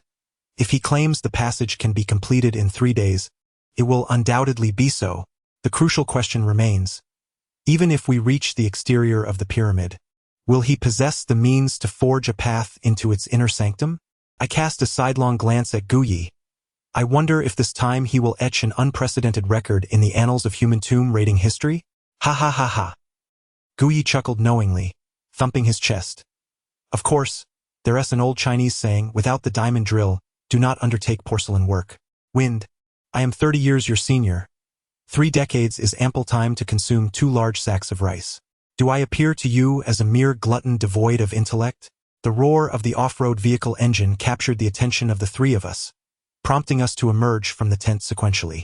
Su Luin was leaping down from a camouflage Hummer, a large black messenger bag slung over her shoulder, waving enthusiastically at me from a distance. She donned the uniform of an Egyptian military major, her long hair neatly tucked beneath her cap, exuding an air of crisp professionalism. Her feet were clad in standard-issue short combat boots, laced tightly with meticulous precision. I hadn't expected the scalpel to send only her. I had thought he would never allow his sister to take such risks lightly. It is evident that Guyi and Ban Cha were not surprised by Su Luin's arrival, greeting her with smiles. Miss Su Luin, does Mr. Scalpel have new information to share with us? Su Luin shook her head, patting her satchel. I have information, but it is exclusively for Mr. Feng, so you too will be disappointed. Upon entering the tent, Su Luin chuckled softly. I intend to drive that old fellow Guyi to his wit's end. She casually removed her military cap, letting her long hair cascade down, and placed the satchel on the table. Information. Su Luin raised her eyebrows dramatically. What information? I lifted my gaze to meet hers, noticing her eyes and brows dancing as she subtly signaled to me. Without a moment's hesitation, I grasped her meaning. She took hold of my right hand, gently tapping out a code in my palm. Be wary of eavesdroppers. I nodded in understanding and she continued to tap. My brother says, according to the data from the King of Tomb Raiding, the summons from the crocodile deity is of utmost importance. We must attend without fail. Wherever and whenever we hear that call, we shall surely gain entry to the land of the cracked earth and be granted an audience with the crocodile deity. I stifled a laugh, amused by the notion. An audience? This so-called crocodile deity seems to require worship from mortals like an ancient sovereign. Must we also adhere to antiquated rituals, performing the 3 kneels and 9 prostrations? Su Luin discerned my thoughts and stifled a giggle as she nodded. I grasped her left hand, contemplating for a moment before tapping out. Is that all? Her hand was soft, almost ethereal in its delicacy, stirring within me a flurry of unrestrained emotions. I am not a Puritan who abstains from pleasures. Like any young man, I experienced the natural physiological responses upon encountering a beautiful woman. She nodded slightly. I had anticipated that the surgeon would mention a substantial volume of detailed records over the phone, only to find a mere few sentences instead. Had I known, it would have been far more efficient to convey this information during the call, sparing Su Luin the trouble of this journey. Su Luin then remarked, Brother wants me to pretend to be your girlfriend so we can enter the pyramid together. With such a stunning beauty as my companion, I could hardly refuse, even if it were merely a ruse. I playfully pinched her hand, a mischievous smile playing on my lips. In an instant, Su Luin's face flushed crimson, and she quickly withdrew her hand. Knowing Guyi as I do, I have no doubt he is capable of placing listening devices in my tent. Hand in hand with Su Luin, I stepped out of the tent and strolled westward. Under the bright daylight, the special forces in the camp remained vigilant. Within a 10-meter radius, soldiers wielding submachine guns appeared at intervals. With no wrongdoing to fear, I believed Gu Yi would not engage in any reckless behavior, especially within the surgeon's domain. Su Luan, are you certain there are no additional records? I cautiously inquired once outside the camp, confident that any listening devices had become ineffective. None, she replied. Brother said that the diary left by the King of Tomb raiding only contains these few lines mentioning the crocodile deity. The rest is incomprehensible scrawl. He spent a considerable amount of time piecing it together, nearly exhausted, yet could not decipher its meaning. Thus, when you mentioned the drumbeats over the phone, he made the connection to the crocodile deity and instructed me to accompany you for mutual support. I hesitated, contemplating whether to share with her the call I had heard. Suddenly, the air around me surged violently, and a sharp current of sound pierced my eardrum. A hoarse, ominous voice languidly groaned. Come on, come on. The time. The time. The voice undoubtedly emanated from the direction of the pyramid. I would wager my very life on it. Good heavens! I was once again attuned to the summons of the crocodile deity. Have you heard that voice? I exclaimed, my tone soaring and distorted with excitement. I extended my hand towards the west, pointing at the sun, which lingered atop the pyramid's peak like a colossal fireball on the verge of extinguishment, casting an arrogant yet despondent glow. I observed my fingertips, gilded by the sunlight in a hue of gold, mirroring the color of the cracked earth surrounding the pyramid. My voice was too loud. Several soldiers stationed above turned their gaze our way, their submachine guns gleaming in the same golden hue. Surin remained composed, promptly retrieving a compact telescope from her pocket, directing it towards the pyramid. After a moment, she lowered the telescope and gently shook her head. No, I neither heard nor saw anything. I felt on the brink of madness, as the drumbeats and the call reverberated in my ears, growing ever more imbued with an awe-inspiring mystery. A wave of dizziness overcame me, and I collapsed onto the sandy ground. Surin swiftly crouched down, her hands pressing gently upon the baihui point atop my head, softly murmuring, Do not act impulsively. Remain calm. Breathe deeply. It felt as if two streams of profound coolness emanated from her palms, gradually infusing through the crown of my head, swiftly traversing my meridians, permeating into the very limbs of my body. The tumultuous energy surging within my chest began to subside, and I endeavored to maintain my clarity, sitting cross-legged and employing the most authentic Taoist meditation techniques of the Wudong school, forcing my thoughts to concentrate and dispelling all distractions. After several cycles of breath and meditation, the sounds of drums and calls faded into silence, leaving my heart, ears, and mind in a state of serene clarity, devoid of any errant thoughts. Surin exhaled deeply, murmuring to herself, Brother was right. There exists a peculiar potential within your blood, rendering you susceptible to the allure of the crocodile deity. Much like the Tomb Raider king of Ur, I could surmise that the brother-sister duo wielding the surgical knife harbored many secrets from me. Yet, truth be told, who among us is without a few, or even a multitude of unspeakable secrets? Though we may be companions on this journey, it is not their obligation to divulge everything to me. Beads of sweat appeared on Surin's forehead as she delicately retrieved a white handkerchief to wipe it away, her demeanor captivating. Just now, were you employing the most profound techniques from Indian yoga? I inquired tentatively. Such techniques bear a striking resemblance to the pinnacle of internal martial arts found within Chinese traditions. Surin smiled. Indeed, my master has diligently studied the martial arts of the world. What I employed earlier was merely a rudimentary practice of yoga, hardly worthy of ridicule from Brother Feng. Beyond the heavens, there are more heavens. Beyond humanity, there are greater beings.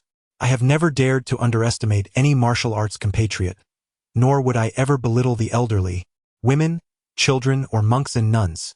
It is often from these four groups that extraordinary talents in martial arts emerge. Moreover, Su Luan possesses a teacher who gazes down upon the world with pride. Had she not been by my side earlier to assist me, I fear I might have fallen into madness and met my demise. Once more, I directed my gaze toward the pyramid and suddenly resolved, Su Luan, I wish to venture toward the pyramid.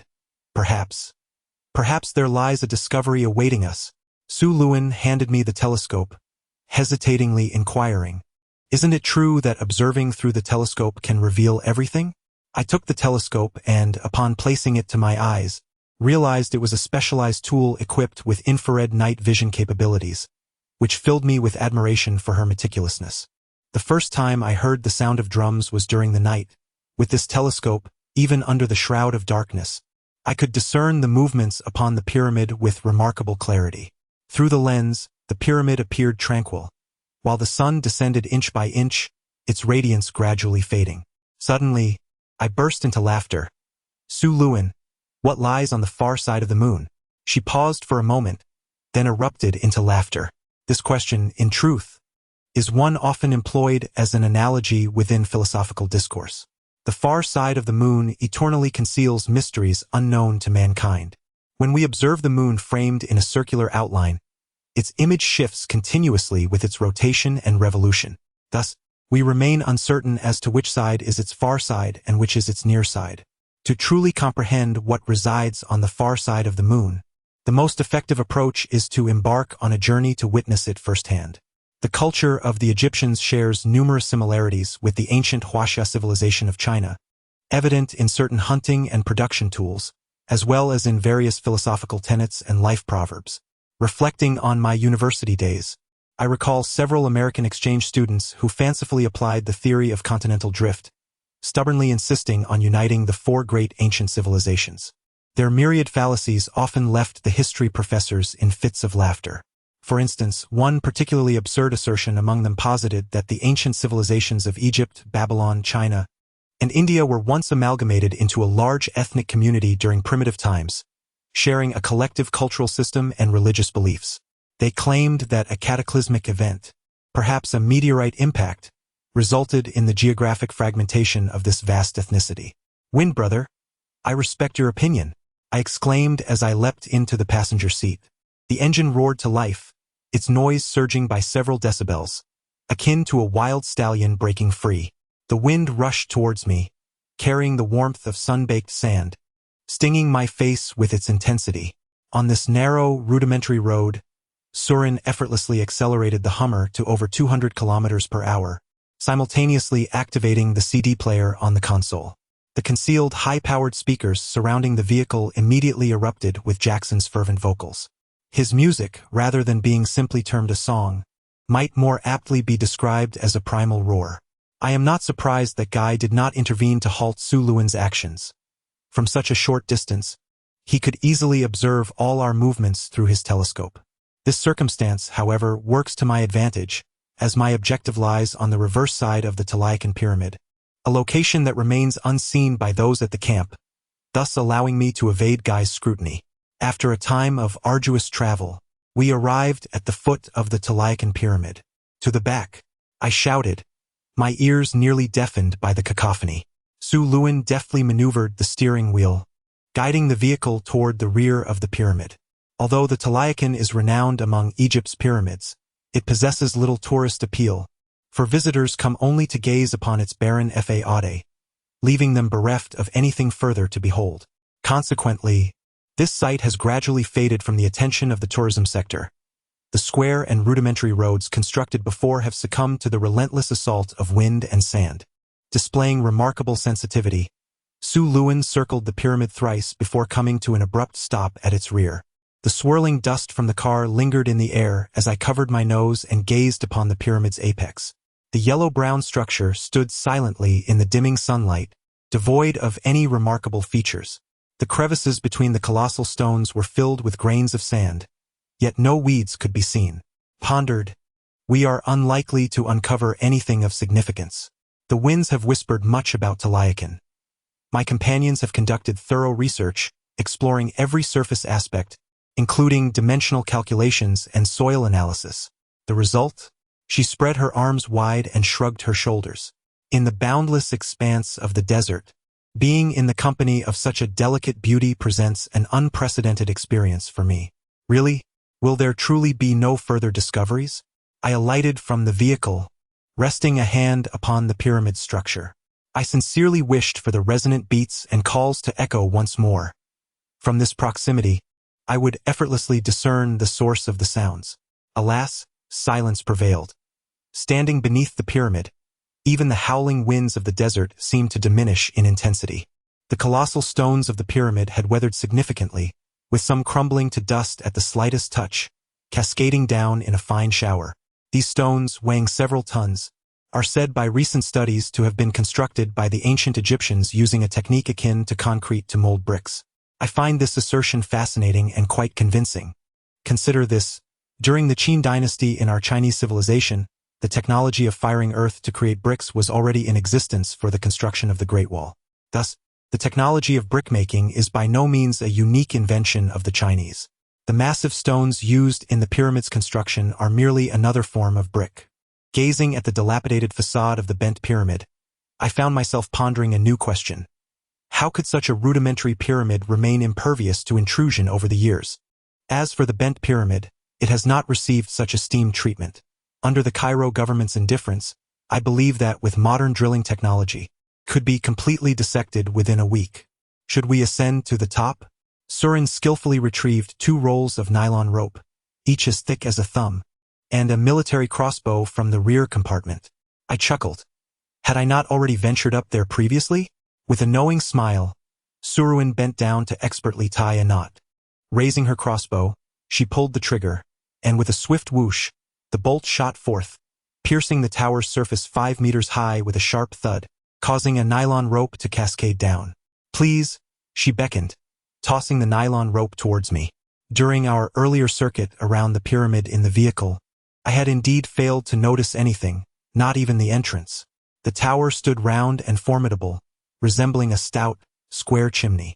If one truly wished to uncover something, it appeared that only the routes above and below remained, aptly reflecting the idiom about traversing heaven and earth. Grasping the rope's end, I inhaled deeply and leaped into the air, my feet making contact with the tower's surface. With the agility of a scorpion climbing a wall, I swiftly ascended to a height of 5 meters. With another swift motion, Suruin released a second bolt, this time aiming for a 0.8 meters above my head. Utilizing the nylon rope once more, I ascended effortlessly to the pinnacle of the tower. At that moment, I stood upon a 5-meter square stone platform, the surface beneath my feet solid and devoid of dust, having been cleansed by the biting winds. Steadying myself, I surveyed the ground below. The stones exuded a cold, indifferent gray hue, as if they had been scorched remnants of ruins, which, after enduring the passage of time, had settled into this peculiar color.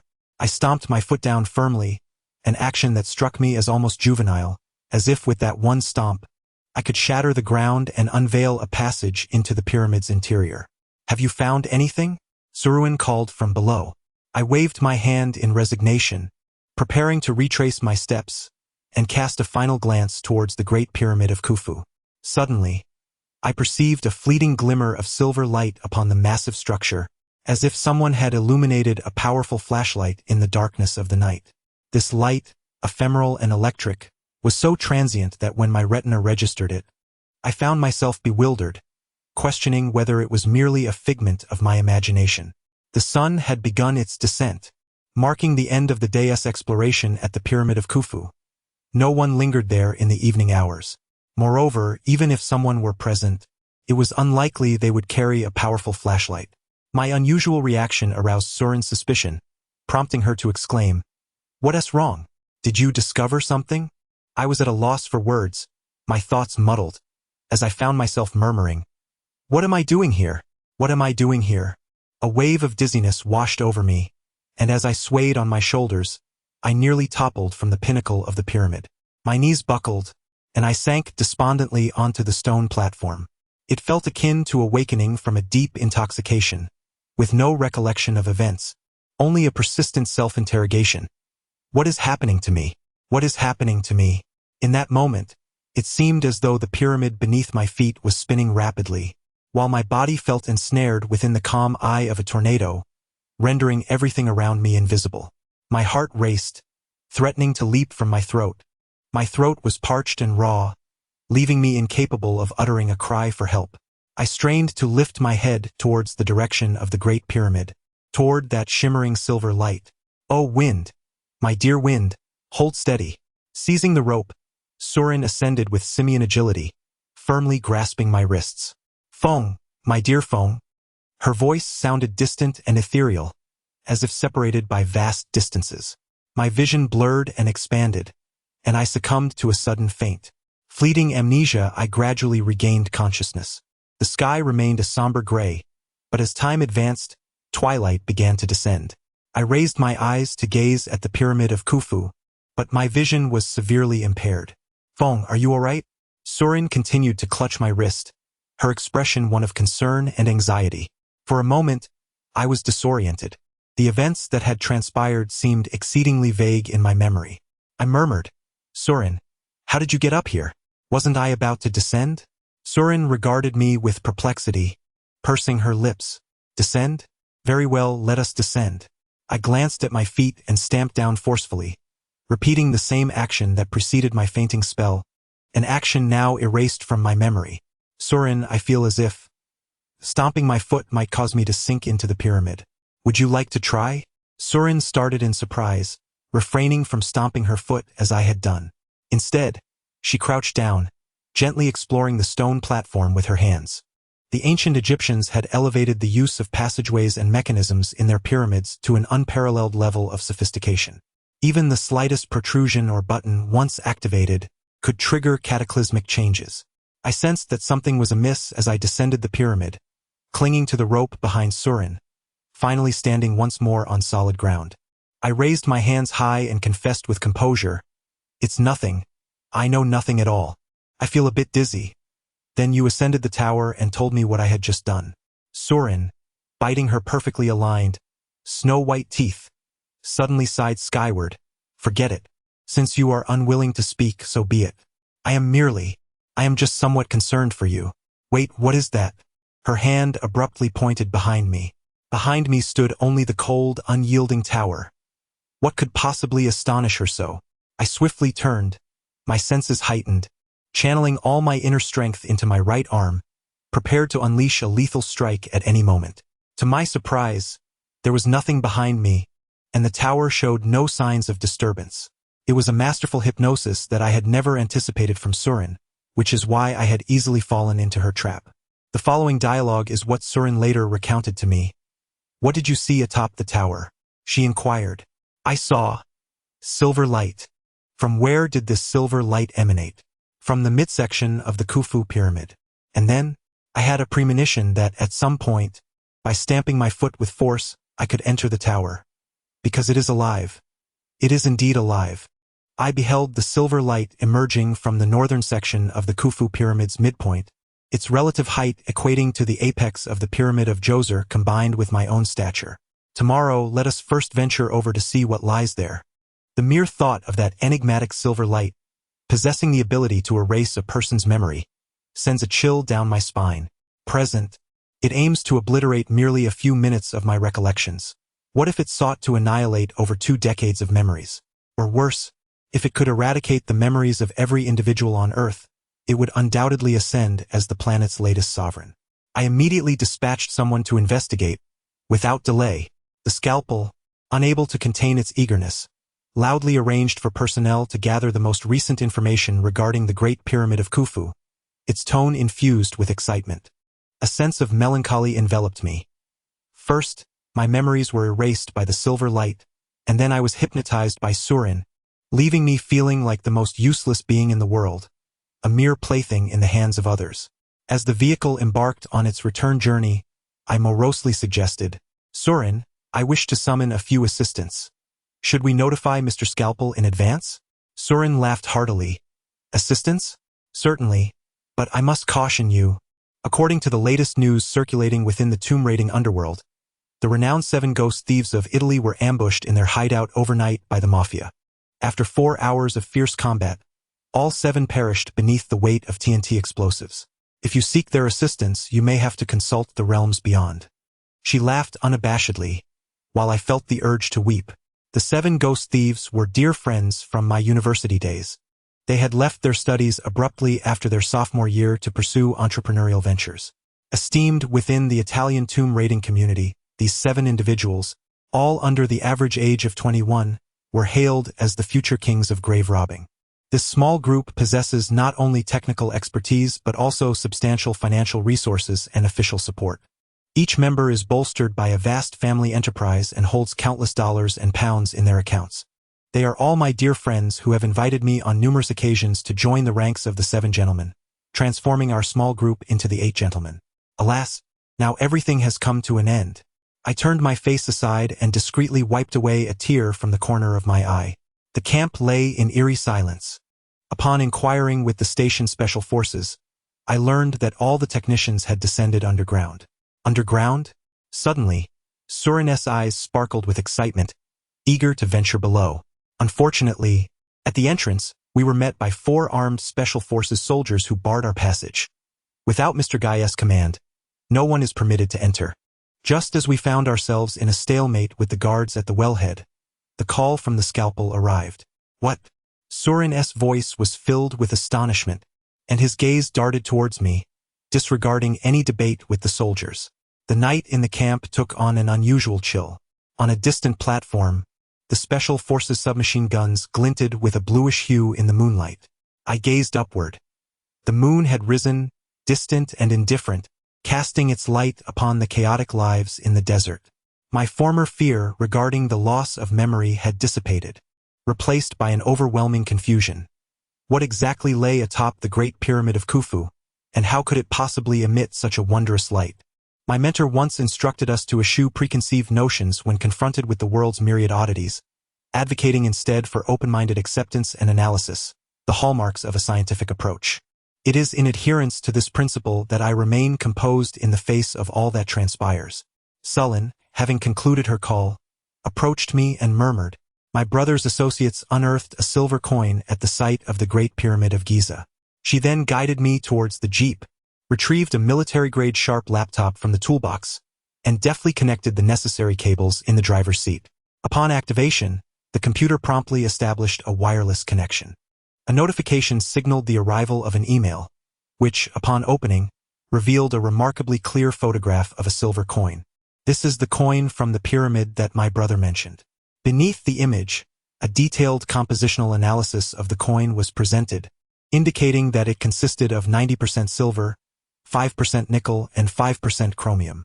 The coin's design featured the Sphinx, an iconic landmark instantly recognizable to anyone with even a modicum of travel experience, a unique fixture of our planet. A silver coin? What does it signify? What adorns its obverse? As is universally acknowledged, a coin possesses 2 sides, a convention that has persisted throughout history. However, this coin lacked the opposing face, appearing to have been meticulously cleaved in 2, leaving a smooth, featureless surface devoid of any markings. Feng, don't you find its emergence rather peculiar? Indeed, it is quite peculiar that the Great Pyramid of Giza is visited over 5,000 times daily. If such coins were embedded in its structure, they would have surely been extracted by the visitors long ago. The coins, with a diameter of 2 centimeters, share the same specifications as the Chinese currency known as the yuan de 2. They appear remarkably pristine, devoid of any trace of dirt or grime, glimmering with a radiant brilliance. Surin, are you suggesting that they emit a light capable of erasing human memory? I placed my hand upon the computer screen, regrettably lacking the physical object. Otherwise, I might have sensed its extraordinary power once more. I furrowed my brow, contemplating that there are fewer than 100 individuals worldwide who could command a surgical instrument with a mere word. The number of those who could tackle challenges so intricate that even a scalpel would find them daunting is limited to no more than 10, while only 5 could elicit genuine invitations and be entrusted with significant responsibilities by such tools. I mentally enumerated these 5 individuals and gasped in astonishment. Could it be the legendary Vietnamese hero, the Sky Hawk? Surin chuckled softly, saying, "My brother said you would undoubtedly guess, and indeed you have. However, there is another person accompanying him. Can you guess who that might be?" I smiled wryly. "Of course, I can surmise. When the Sky Hawk is in action, how could his confidant, the enchanting Jiao Hong, be absent? Those 2 have become legendary figures in the martial world, always together, never apart even for a moment." Surin snapped the laptop shut with a playful grin. "You guessed it all. Shall we be on our way?" Suddenly, the creaking sound of a motorized winch filled the air, and the makeshift elevator at the well's mouth began to tremble as it ascended from the depths below. I grasped Su Luan's hand, signaling her to remain calm. The guards, deprived of new orders, could only stand watch over the empty elevator. I sensed that something was amiss. Otherwise, the cunning old fox Gu Yi would not exhibit such a disoriented demeanor. Su Luan's eyes darted anxiously, her fingers tracing slow circles on the laptop cover, as if she were in a state of indecision. Almost simultaneously, we uttered in unison. Something is definitely wrong down the well. During any tomb raiding expedition, one is bound to encounter a myriad of unforeseen challenges. It can be said that no two ancient tombs are ever identical. However, for top-tier experts like Gu Yi and Ban Cha, any unexpected event is merely an opportunity to demonstrate their prowess, easily resolved with composure. What could have transpired below to unsettle them so? Especially Ban Cha, who seemed to flee as if escaping a dire threat, as if some malevolent force lurked in the depths. I must descend to investigate. I will call my brother. These two thoughts simultaneously escaped our lips. I harbored a daring notion, to incapacitate the guards and venture into the well. To truly understand the flavor of a pear, one must taste it firsthand. From the preliminary information provided by the scalpel, I had already gleaned some details about the shaft, rendering it not entirely unfamiliar. Should I go down? Should I consult my brother? Su Luan hesitated. The guards at the well's mouth, influenced by our agitation, retreated 20 meters away. Special forces are human too, and each harbors a fear of death. Within our line of sight, only 2 guards remained, and with Su Luan's and my skills, it would be a trivial matter to subdue them in an instant. There is no need. The situation with the aircraft is ever-changing, so I shall take a gamble.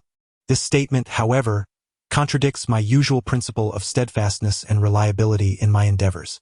Had I not been inexplicably disheartened by that silvery gleam, I would have certainly proceeded with due diligence, seeking counsel before wielding the scalpel.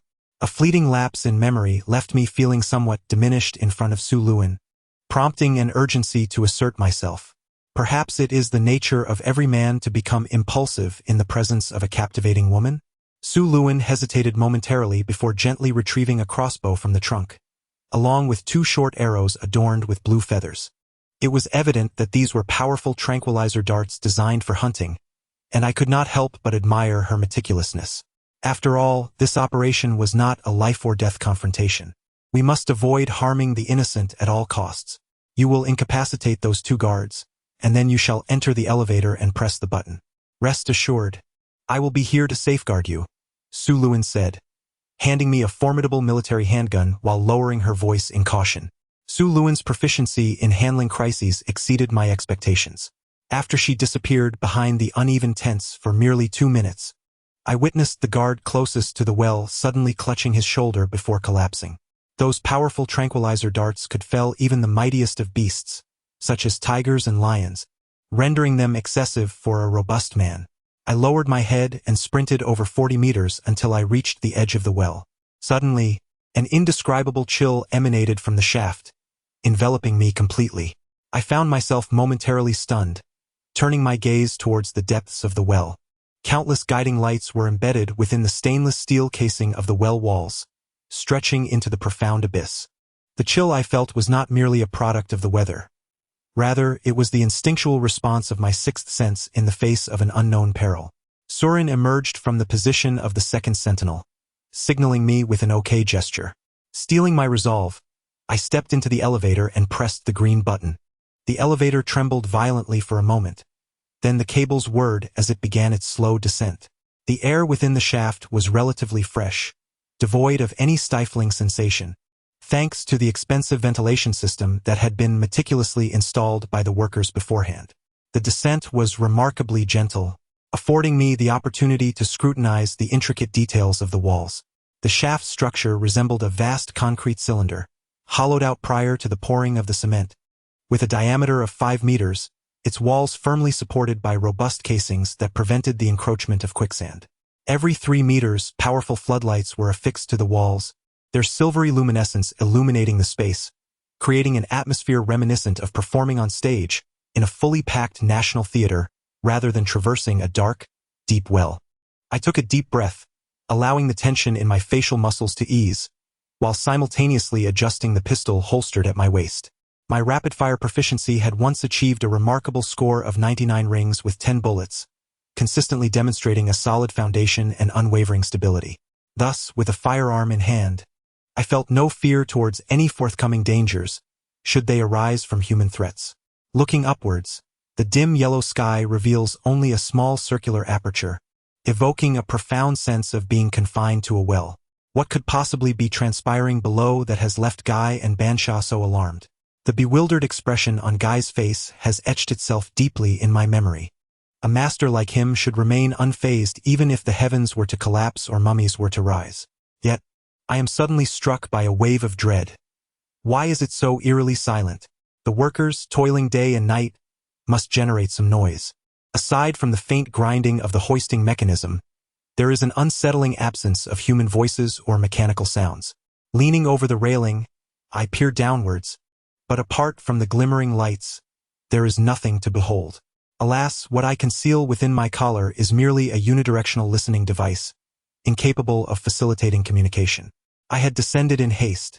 How I wish I had brought a walkie-talkie from the camp. After what felt like 10 minutes of descent, the elevator's speed began to wane, and with a sharp click it came to an automatic halt. Before me lay a horizontal tunnel, oriented towards the cracked pyramid of Thule. Even now, the silence persists, and all I can see are four enormous cables, resembling four enigmatic serpents, extending deep into the tunnel. I hesitate. At present, aside from the extraordinary tranquility, I discern no signs of trouble. The ground is a rudimentary passage cast in concrete, and the horizontal tunnel is undoubtedly supported by stainless steel casings. This is an immensely vast underground project, undoubtedly requiring substantial funding and likely necessitating some tacit approval from the authorities in Egypt. Only a magnate as formidable as a scalpel could achieve such a feat. The tunnel is brilliantly illuminated, restoring my confidence. After descending the makeshift elevator, my hand rests firmly on the grip of my firearm as I slowly venture deeper into the tunnel. The unyielding ground and the excellent ventilation create an illusion that I am not several meters beneath the desert, but rather within a virtual game in an amusement park. The scalpel has meticulously orchestrated this expansive corridor, undoubtedly aiming to unravel the mysteries of the Pyramid of Khufu. Everyone harbors ambition.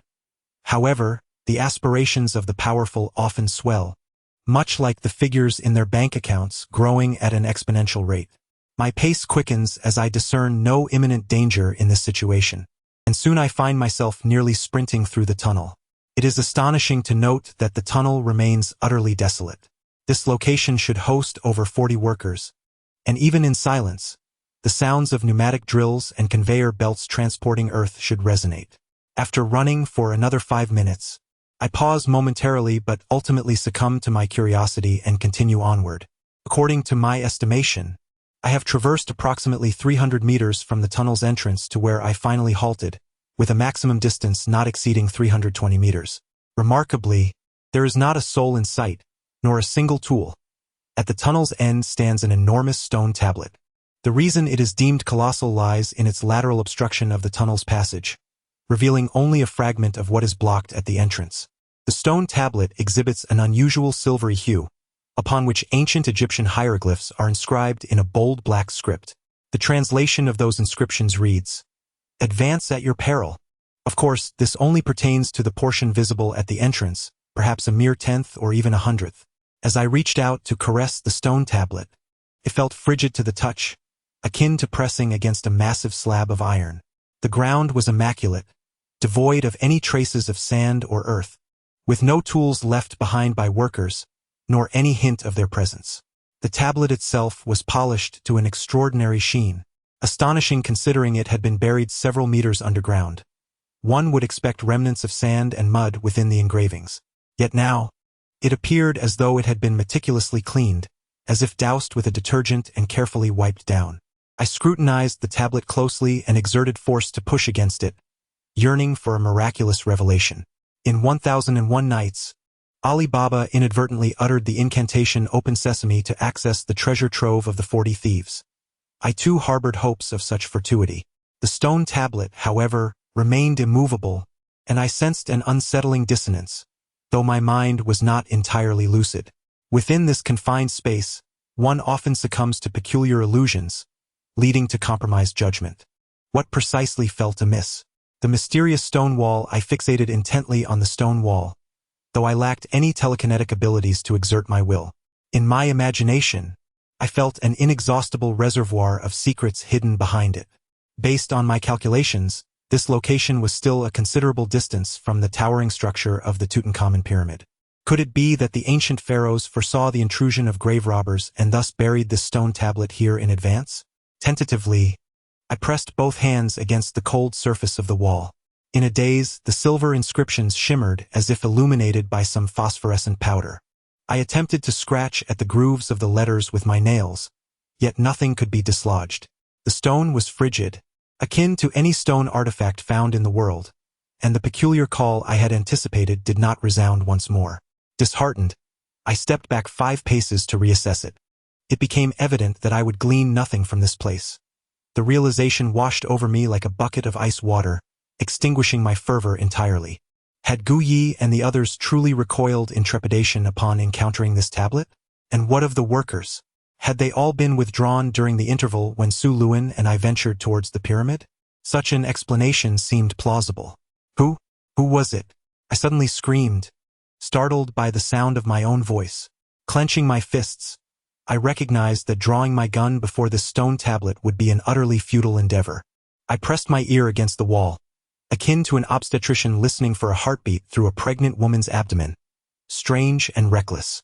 In that moment, I distinctly heard the heartbeat of the stone tablet, echoing with undeniable resonance. Do you possess a heartbeat?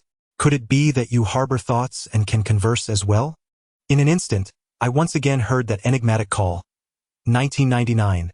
The terrifying king descends from the heavens. He has arrived. Arrived. In truth, while at the camp, I encountered strange sounds several times, yet standing amidst others provided a sense of security, sparing me from sheer terror. Now, however, I find myself in a dimly lit underground tunnel, where should a situation arise, I have no ally to rely upon, and I cannot help but feel a twinge of apprehension. The sound of sweat droplets pattering against the ground echoes in the silence. Who is inside? Who is speaking?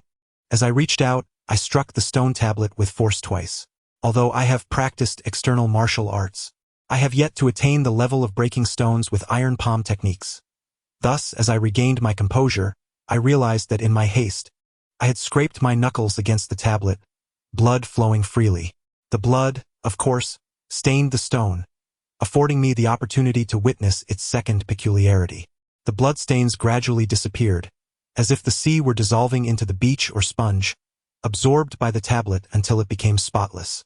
Is this a stone tablet that absorbs blood? I was taken aback, retreating 10 paces. In such circumstances, to proceed further would likely necessitate TNT explosives and directional blasting techniques. This would pose no challenge to the drilling workers. With a command from Gu Yi and the promise of a generous reward, I am confident they would swiftly shatter the tablet. While its precise thickness remains uncertain, I surmise it does not exceed 5 meters, the maximum size of the stones comprising the pyramid structure. I channeled all my internal energy into my right arm, suddenly exerting force to fling droplets of blood, oozing from my fingertip towards the stone tablet. I sought to ascertain whether it could truly absorb the blood.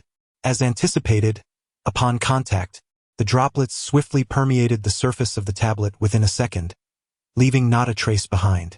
In a moment of daring inspiration, I drew my pistol, pondering a bold hypothesis. If the tablet could absorb blood and possessed a heartbeat, could it perhaps be regarded as a living entity? A living entity, could it withstand the impact of a bullet? How would this sentient stone respond to gunfire? As I aimed at the spot where the blood had vanished, a sudden thought struck me.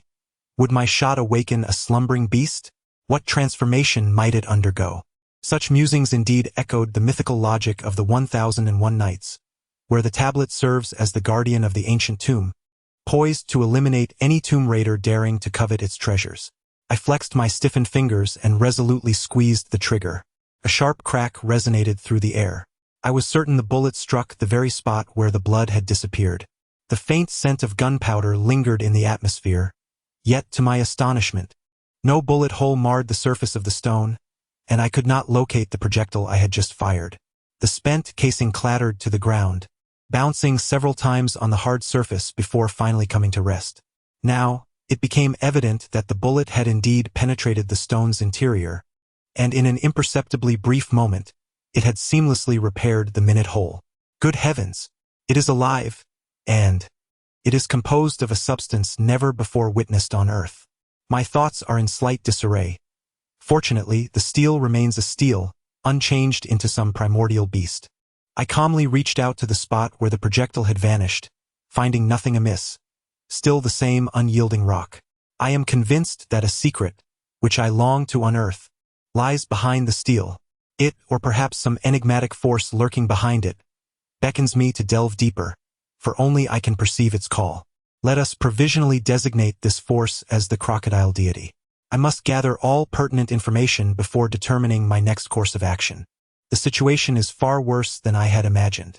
The wellhead is thronged with all the individuals from the camp, including the laborers. My gaze swiftly swept over the group of workers donning orange safety helmets, leading me to conclude, this is not the entirety of the workforce. Approximately 40 individuals are missing, the number that typically descends into the shaft during each shift. I inhaled sharply, steeling myself, for a terrifying question now looms before us.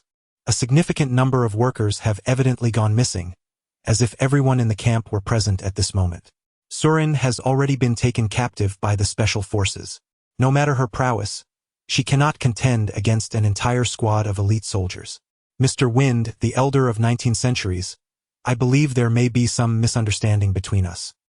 Gu Yi has regained his composure, his smile devoid of warmth. A misunderstanding? I leapt to the ground. The special forces released Surin, who indignantly shook her arms before striding toward me. In this situation, I found it impossible to explain everything to her. Mr. Feng, could you please keep everything below confidential for the time being? There are many matters that are beyond our comprehension, but I have summoned Elder Sahan, and within 12 hours, we should receive a more candid conclusion. Gu Yi waved his hand, and the special forces gradually dispersed, resuming their vigilance. Su Luan did not rush to inquire further. Instead, he opened the coffee pot, added 2 spoonfuls of coffee grounds, and secured the lid. The water within the pot began to boil slowly, a layer of creamy foam continuously bubbling over, filling the tent with the subtle bitterness of Brazilian coffee. There is something rather peculiar. Su Luan, if you were to encounter this situation, I believe you would also find yourself utterly perplexed. I am at a loss as to where to begin. Su Luan gazed intently at the boiling coffee, lost in thought. My brother once mentioned that you, along with the former tomb raider Yang Tian, possess an extraordinary allure within your blood. You are both born prodigies in the art of tomb raiding, which is why I entrusted you with the opportunity to descend into the depths. However, you must understand that my knowledge in tomb raiding, archaeology, and history vastly surpasses yours, as I possess a far deeper and more extensive understanding. Perhaps sensing the atmosphere was becoming too somber, she lifted her gaze, adjusted her expression, and flashed an enchanting smile. The coffee was ready, and each of them held a paper cup brimming with the brew, sitting across from one another.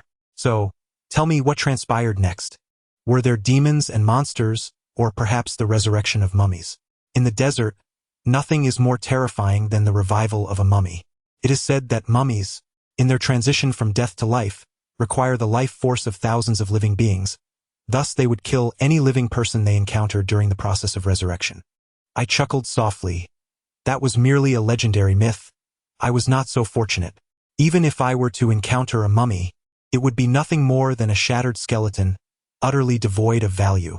At that moment, Su Luan fell silent, her gaze lowered, fixated on the creamy froth atop her cup.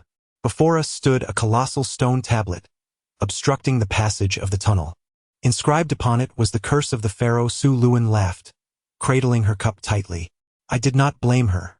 For any archaeologist of our caliber, encountering a cursed tablet was as commonplace as snowfall in winter or rain in summer. It would be far stranger to proceed through a tomb without encountering such menacing warnings. The tablet was alive, sanguineous, capable of devouring bullets. I harbored suspicions that it had consumed the 40-odd workers below. This was merely my conjecture, of course, lacking any substantiating evidence.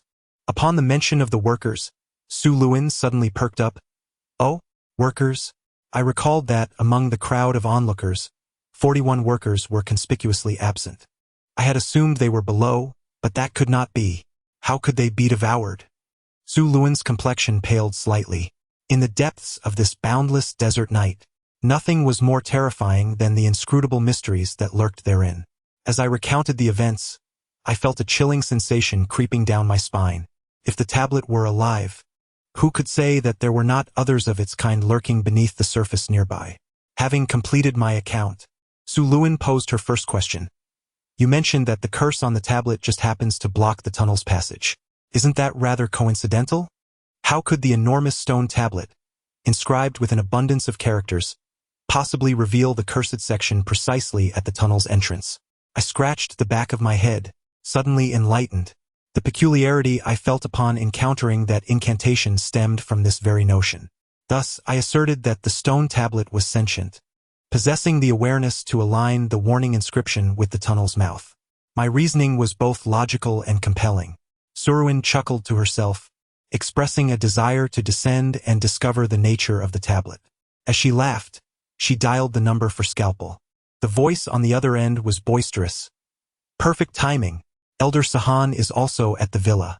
He has provided some new information regarding the tomb of Turkiha, which I will share with you shortly.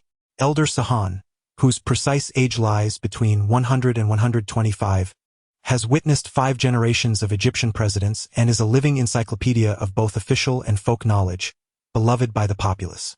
His authority in conversation nearly surpasses that of the current Egyptian president. Among the aspects of his identity that intrigue me most is his proficiency in ancient Egyptian language, geography, script, esoteric knowledge, and sorcery. It can be said that Sahan is a polymath and a prominent figure in Egypt, holding unparalleled esteem among the nations of the desert. Brother, during the excavation process, certain events transpired that I must report to you. I gestured, and the hidden intercom within my collar conveyed all to Scalpel. A man of his perspicacious and proficient nature could often infer the entire meaning of a statement from a single word, obviating the necessity for exhaustive explanations. With a sheepish smile, Su Luin wordlessly ended the call.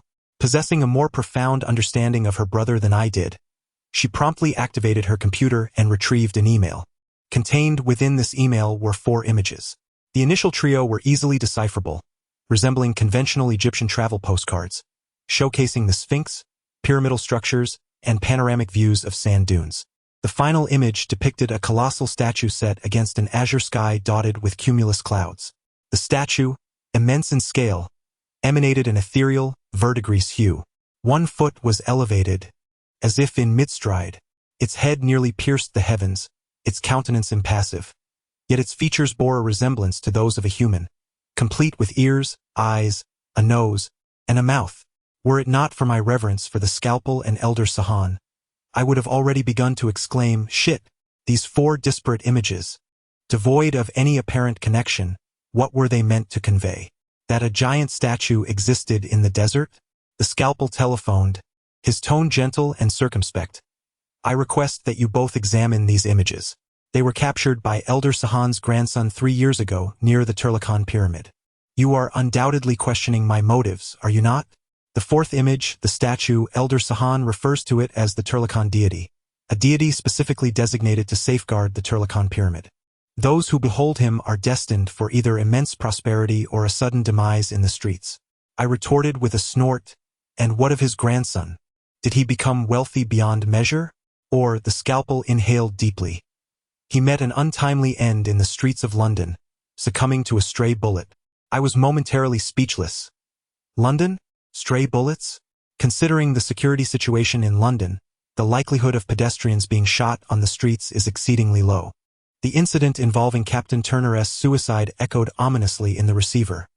The sound of the Scalpel was heavy and melancholic. Wind, this matter is somewhat peculiar. Do not force yourself if you are unable to manage it. Do you understand? I cannot bear to lose you, my only brother, for I promised young Tian that I would care for you for a lifetime. I let out a muffled grunt, the pent-up frustration from the tunnel still unexpressed. What else did the elder say? What significance do the 4 photographs hold? The murder of an Egyptian lad in London bears no apparent connection to the pyramids of Egypt. Such stone statues can be found across the globe. We cannot hastily identify them as representations of the deity Tulakan. Can we? A curse, listen closely.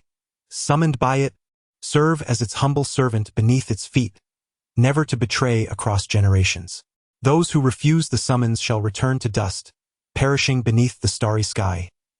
Wind, be cautious. Maintain communication at all times and do not act recklessly. As he concluded, the scalpel's tone grew more severe. It was evident that he was profoundly displeased with the unauthorized actions taken by me and Su Luan. If the scalpel feared the legends surrounding the deity Tulakan so much, why then was he so intent on uncovering the secrets of the pyramid? I found this perplexing, yet I understood that beneath this modest pyramid, secrets potentially more profound than those of the Grand Khufu pyramid might lie concealed. After ending the call, my mood grew even heavier. Fortunately, Elder Sahan arrived promptly. The task of excavating the pyramid was entrusted to Gu Yi and his team, which had little to do with me. I could be free from worries, especially with a captivating beauty like Surin at my side, bringing me unparalleled joy. Upon hanging up the receiver, I noticed Surin gazing at me with a pensive expression, her eyelashes casting deep shadows, exuding boundless charm. Her waist was so slender, reminiscent of the delicate willow waists described in ancient Chinese poetry. "Brother Feng," she murmured, "I wish to descend and explore." She uttered these words, then tossed her long hair, her eyes profound, filled with an unfathomable glimmer. I blinked, my mind reeling somewhat. Descend? Haven't I already provided a detailed account? Is it truly necessary? Surin gently tugged at her hair, pondering as she slowly spoke. The pyramid's depths are riddled with traps. I suspect the stone tablet is controlled by a mechanism, and activating it shouldn't be too difficult. To abandon our efforts now would be a regrettable waste.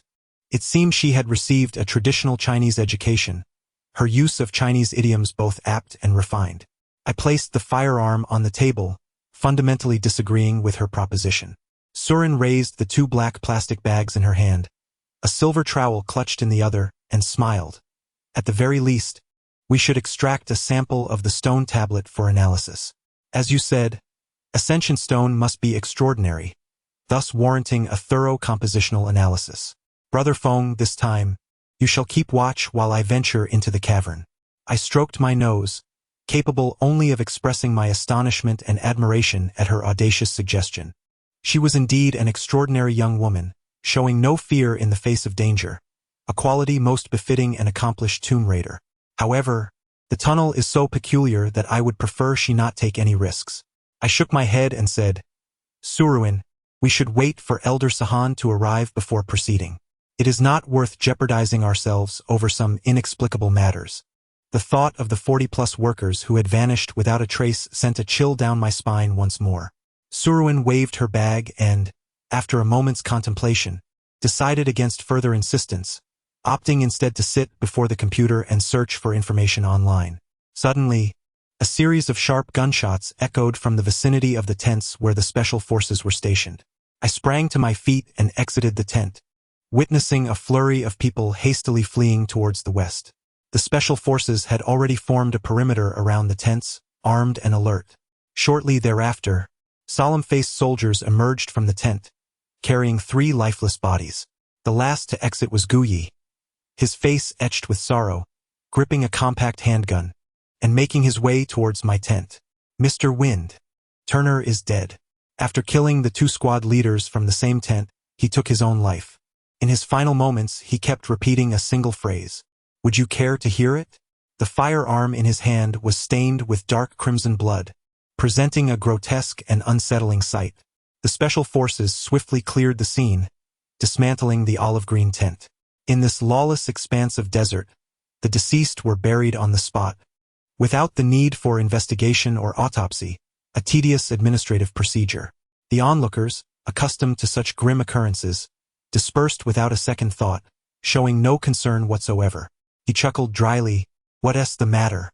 Not welcome? To speak frankly, I harbor a certain unease towards the scheming Mr. Gu Yi. His machinations are too intricate, and I fear that my naivety may render me an easy target for his manipulation. Yet, I extend a welcome. Mr. Guyi, please come in. Su Luan emerged from the tent to greet our guest. I merely shifted aside, managing to utter, "Please do enter." Su Luan returned with a second round of coffee, and Guyi hesitated, his face a mask of forced laughter, clearly weighing his words, which to express and which to withhold. I disdainfully sipped my coffee, sweetened with only half a cube of sugar, its slightly bitter essence sharpening my senses with each sip. At last, Guyi spoke. "Turner."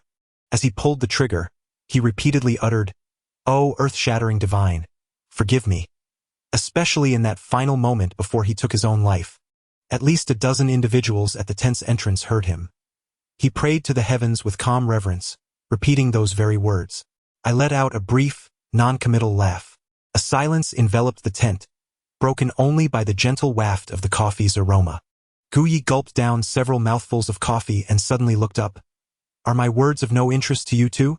The furrows on his forehead creased into an intricate network of lines, reminiscent of terraced fields cultivated through generations, striking in its beauty. I remained silent, idly shaking the paper cup in my hand. Su Luan maintained our unspoken understanding, mirroring my silence. To elicit the true thoughts of a cunning fox like Guyi, the most effective approach is to adopt an air of indifference, leaving him uncertain of our intentions. Since you exhibit no interest, I shall directly consult Mr. Scalpel, as he undoubtedly. Surin politely interrupted him. "Mr. Guy, my brother has entrusted all matters regarding the excavation of the Talayakan Pyramid to Mr. Feng. He will solely heed Mr. Feng's reports. Therefore, it would be prudent for everyone to refrain from disturbing him unnecessarily, if you please." Guy, feeling thwarted, cast a desperate glance at me, his breaths becoming increasingly labored. I inquired calmly, "I am somewhat acquainted with the situation underground. However, I wish to learn about everything that has transpired. Surely, Mr. Guy would be willing to satisfy my curiosity? A solitary peculiar stone tablet is insufficient to encapsulate the enigma of the Talayakan Pyramid. I hope to unearth more evidence from Guy." The tent fell abruptly into silence, save for the sound of Guy's heavy breathing. This prominent figure in the world of tomb raiding, who had traversed countless trials and tribulations, now resembled an inexperienced novice, visibly agitated. "Do you truly wish to know? Are you certain?" he inquired fervently, his eyes wide with anticipation. I shrugged and pressed a key on my notebook, displaying a rudimentary schematic of the tunnel on the screen. According to the size markers, one must advance an additional 170 meters from the stone tablet to reach the outer shell of the Talayakan Pyramid. Concurrently, geological data indicates that the tunnel's location is comprised solely of unremarkable sand, making the presence of such substantial boulders implausible. Suruin remained remarkably composed as she refilled each paper cup with coffee from the kettle, casually remarking, "If Mr. Guy wishes to keep his broom to himself, so be it. We have our own hands and feet, and we shall venture into the tunnel to see for ourselves, which is far preferable to relying on hearsay." Suddenly, Guy sprang to his feet, inadvertently knocking over a paper cup, causing the brown coffee to spill across the table and cascade over the edge onto the floor. Rather than apologizing for his clumsiness, he seized the opportunity to leap up and venomously retorted, "There are monsters in the tunnel. I trust you are satisfied now?" With that, he strode out of the tent. I observed as Guy passed by Suruin, who nonchalantly flicked her fingernail, sending a small object the size of a pea into the collar of his shirt. The atmosphere in the tent fell into a profound silence. Suruin took out a tissue to wipe the table, while I sifted through the materials on my laptop, hoping to uncover the origins of the stone tablet from the extensive geological data. The desert night stretched long, and the small bed, with only a single sleeping bag, could hardly accommodate both of us. Guy's demeanor suggested he had no intention of inviting Suruin to stay overnight, nor would he provide a second tent. In truth, I felt no fatigue tonight. "You may use my sleeping bag." Suruin appeared somewhat weary, and I caught her discreetly stifling a yawn. With a playful smile, she replied, "Well, I suppose that would be rather inconvenient." She quickly removed her boots and nestled into the sleeping bag. I continued my search for information, yet my peripheral vision remained fixated on Suruin's side profile as she lay there. In such circumstances, I find myself devoid of any frivolous thoughts regarding the romantic entanglements between men and women. My attention is solely captured by her as she discreetly inserts an invisible earpiece into her ear. As I surmised, the tiny device she had just flicked onto Guy was a miniature listening device, and her feigned slumber was merely a ruse to eavesdrop intently. From the northeast of the camp, the rhythmic whirring of helicopter rotors could be heard. Glancing at my watch, I noted it was already 3 in the morning. Who would arrive at such an unearthly hour? Su Luan remained utterly still, her breathing remarkably steady. I hesitated to expose her intentions directly, for in this clandestine skirmish, each party possesses its own agenda, likely engaging in a fade of collaboration. Within the camp, the sound of special forces clad in combat boots echoed as they sprinted, the beams of powerful flashlights sweeping back and forth, yet no loud disturbances were apparent. Were these visitors to Guy, or perhaps allies he had summoned? As the helicopter descended, the noise diminished. Guy stood at the cabin door, his head bowed in a respectful manner, embodying the subtle bowing characteristic of the Japanese. The first to disembark were 2 fully armed guards clad in black, alertly aiming their dark assault rifles towards the camp, unmistakably dressed as Egyptian soldiers. Following them was a portly man in his 40s, slightly paunchy, attired in a meticulously tailored navy suit, his hair impeccably styled. He descended slowly, casting a sideways glance at the respectfully standing Guy before strutting forward, uttering something indistinct. The distance rendered their conversation inaudible, yet from his appearance, it was evident that this rotund individual was indeed Japanese, and of substantial political stature. Behind the corpulent figure, a girl clad in a white form-fitting sports outfit, adorned with a white baseball cap, nimbly emerged. Her ponytail cascaded down to her waist, exuding an air of youthfulness, beauty, and vitality. Uncertain of the origins of this group, I instinctively ventured into the darkness, weaving between several tents that still radiated light. At that moment, I found myself utterly perplexed by the circumstances within the tunnel. However, with Turner deceased, I could at least seek out another individual, the camp leader, Yelan. The harsh desert environment would deter anyone like Yelan from toiling there for prolonged periods unless lured by substantial remuneration. Based on this understanding, I felt confident in acquiring the information I sought from Yelan. Yelan's tent was slightly larger than the accommodations of ordinary workers, as it also served as the camp's office and archive. A dim lamp illuminated the interior, and through the gaps in the curtain, I glimpsed 2 individuals kneeling, their heads bowed and hands clasped, seemingly engaged in some form of religious ritual. I paused momentarily, waiting for them to conclude their prayers. As they rose simultaneously, I swiftly lifted the curtain and entered. Upon seeing me, Yelan exhibited no surprise. Instead, a look of bewildered resignation graced her features. She cast a fleeting glance in my direction before redirecting her attention to the person opposite her.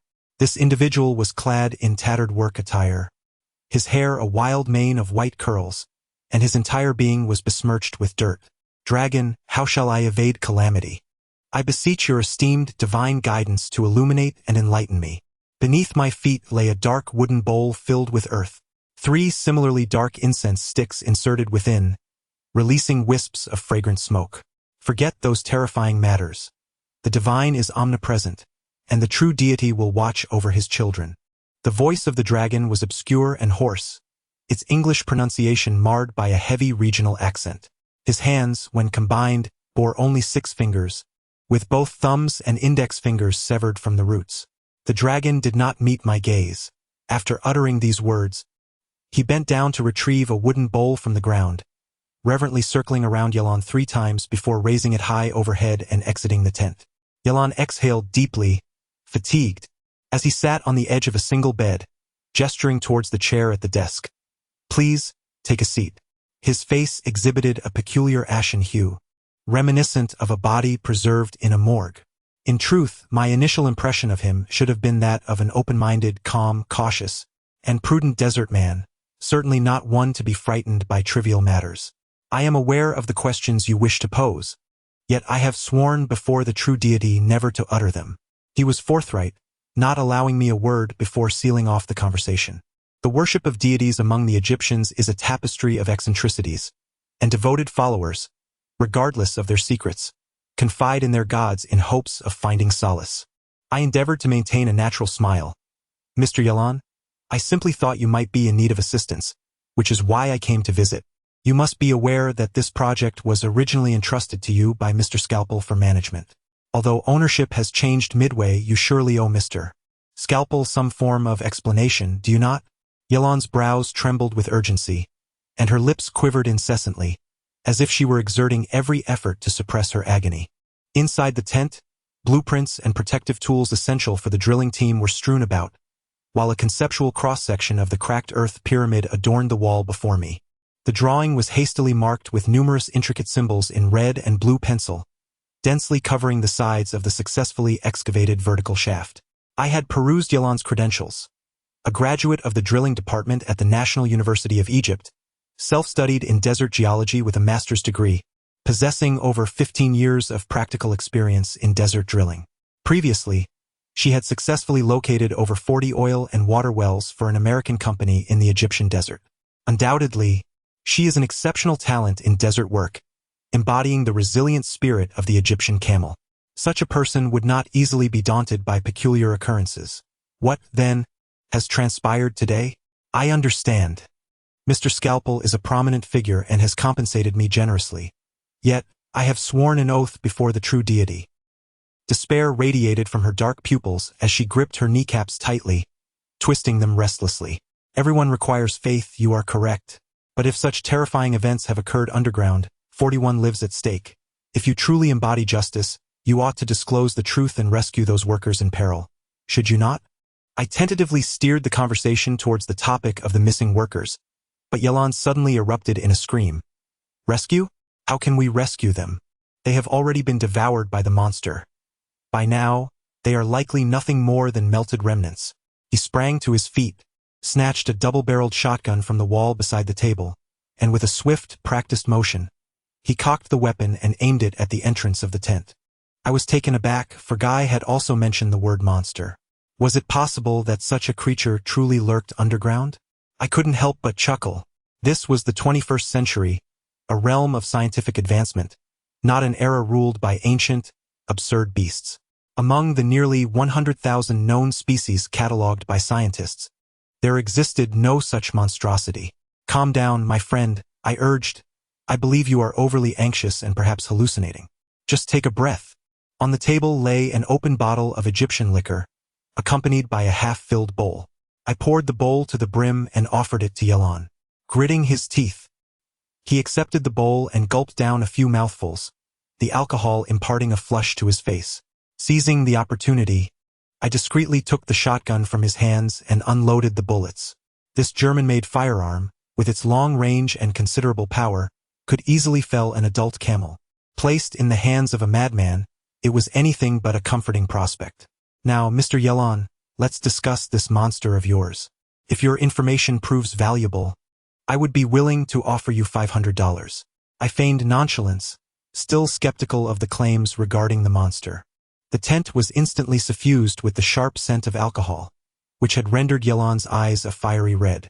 The monster has devoured the workers, he muttered, as we watched helplessly, the creature's tongue a vivid crimson, reminiscent of the red carpet unfurled before Congress on National Day. As the workers stepped upon it, they vanished with a flick of the tongue. Yalan mumbled incoherently, quickly downing a bowl of liquor. I sighed in resignation. In such a state, it was impossible for him to offer any novel insights. Time and again, he asserted his unwavering belief in an indescribable monster lurking underground that had consumed those 41 workers. Suddenly, hurried footsteps approached, and someone outside the tent inquired, Mr. Yalan, Dr. Guy requests your presence. Yalan, inebriated, questioned, what is it? What does he want? A head emerged from behind the curtain. It belonged to a special forces soldier, who cast a fleeting glance at me before continuing. A significant figure from Japan has arrived and is quite interested in you. Please come and converse with him. I recalled the stout man descending from the helicopter, along with the charming, lively young woman in white. Who could these notable individuals be? Furthermore, what business could high-ranking officials from Japan have in this desolate, impoverished desert? It is well known that the Japanese are driven by profit. They seldom rise early without incentive and do not pay visits without purpose. In an instant, a flicker of connection sparked in my mind, yet it remained elusive, unable to coalesce into clarity. Yelon stood up, swaying and grinning foolishly, as he followed the soldier slowly toward Guy's vast, opulent tent. I exited the tent and struck my forehead with a decisive slap. What should I do? The emergence of the monster had suspended our excavation of the cracked pyramid. And alas, the long night was fraught with uncertainty. The longer we delayed, the more unforeseen circumstances might arise. According to the original excavation plan dubbed Scalpel, everything was to proceed under the special patronage of the Egyptian government, using the guise of drilling oil wells to clandestinely infiltrate the pyramid. For this scheme, he had already bribed the Egyptian presidential office to an astonishingly astronomical figure. However, from the very outset of Guyi and his team's excavation endeavors, complications arose.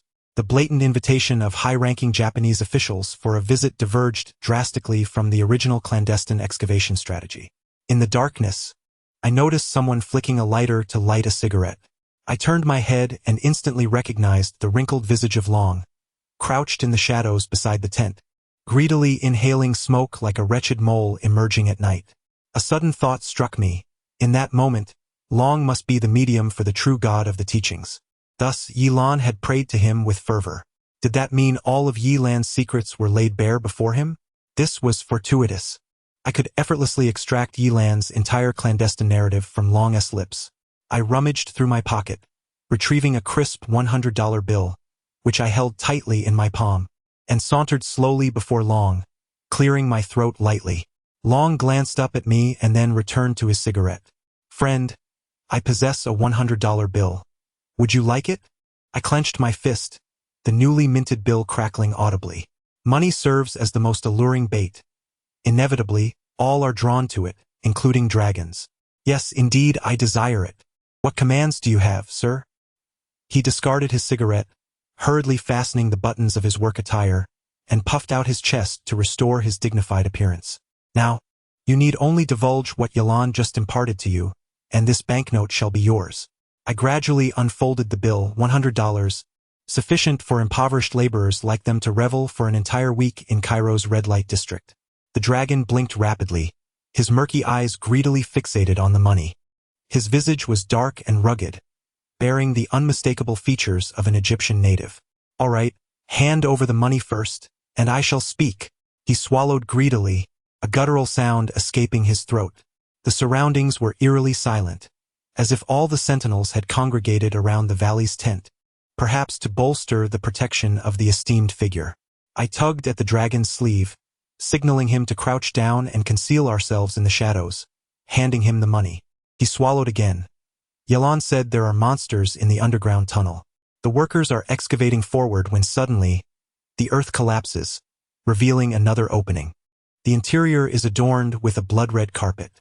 The workers, filled with curiosity, some believing they have unearthed the treasures of the Egyptian kings, excitedly rush in, only to. In essence, the desires of the impoverished are universally akin. They yearn for unearned fortune, to be struck by gold falling from the heavens. The dragon paused, sealing his lips, then extended his hand, a cunning smile curling upon his face. I placed a bill into his palm, prompting him to continue his tale. Suddenly, the whole began to tremble. The crimson carpet beneath rolled up, and those workers vanished without a trace. Do you know? That was the maw of a monster. After devouring 41 workers, it shifted a stone tablet to seal the entrance. It is crucial to understand that the treasures of the Egyptian kings are guarded by divine beasts. Those who seek to unearth these treasures, upon awakening such guardians, are destined for a grave without a marker. Therefore, Yilan has resolved to withdraw from this venture. Alas, no amount of wealth is worth more than one's life. The dragon rambled on, tucking the money into his inner pocket. His English bore an odd regional accent, sounding rather awkward, and his gaze flickered restlessly, as if concealing a secret. Is there more? None, that is all. However, perhaps you would be interested in hearing the legends of the Egyptian king's treasure. I would only require half price, what do you say? The dragon's eyes furtively assessed my pocket. I could recite those legends from memory, lacking the inclination to entertain his fabrications. As I rose, I faced westward, directly towards the cracked earth of the Pyramid of Tuhotep. In that fleeting moment, I suddenly pondered. Could it be that, for all these years, no one has been able to breach the pyramid due to the guardianship of a monster? This, of course, is a laughable absurdity. The so-called divine beasts, ancient incantations, curses, and poisons were merely tricks devised by the pharaohs to subjugate their slaves. As a materialist, I scoffed at such notions. Dragon, from whence do you hail? Before my departure, I posed a query, sensing the individual's complexity. He chuckled, shaking his head. Each wanderer of the world harbors their own secrets. It was evident he was a seasoned traveler. His responses polished, revealing no vulnerabilities. The magnitude of an endeavor such as excavating the earth-crack sweat pyramid would undoubtedly attract the attention of numerous clandestine factions. Thus, every individual entering the camp could potentially be a master of extraordinary skills, and underestimation could prove perilous. After moving approximately 40 paces from the dragon's resting place, and ensuring my solitude, I swiftly retrieved a miniature earpiece from my pocket, inserting it into my left ear. As Yalan departed, I had surreptitiously affixed a minuscule listening device to the heel of his shoe. No. That is the guardian deity of the ancient tomb. It must not be treated in such a manner. Yalan's voice resonated clearly through the earpiece.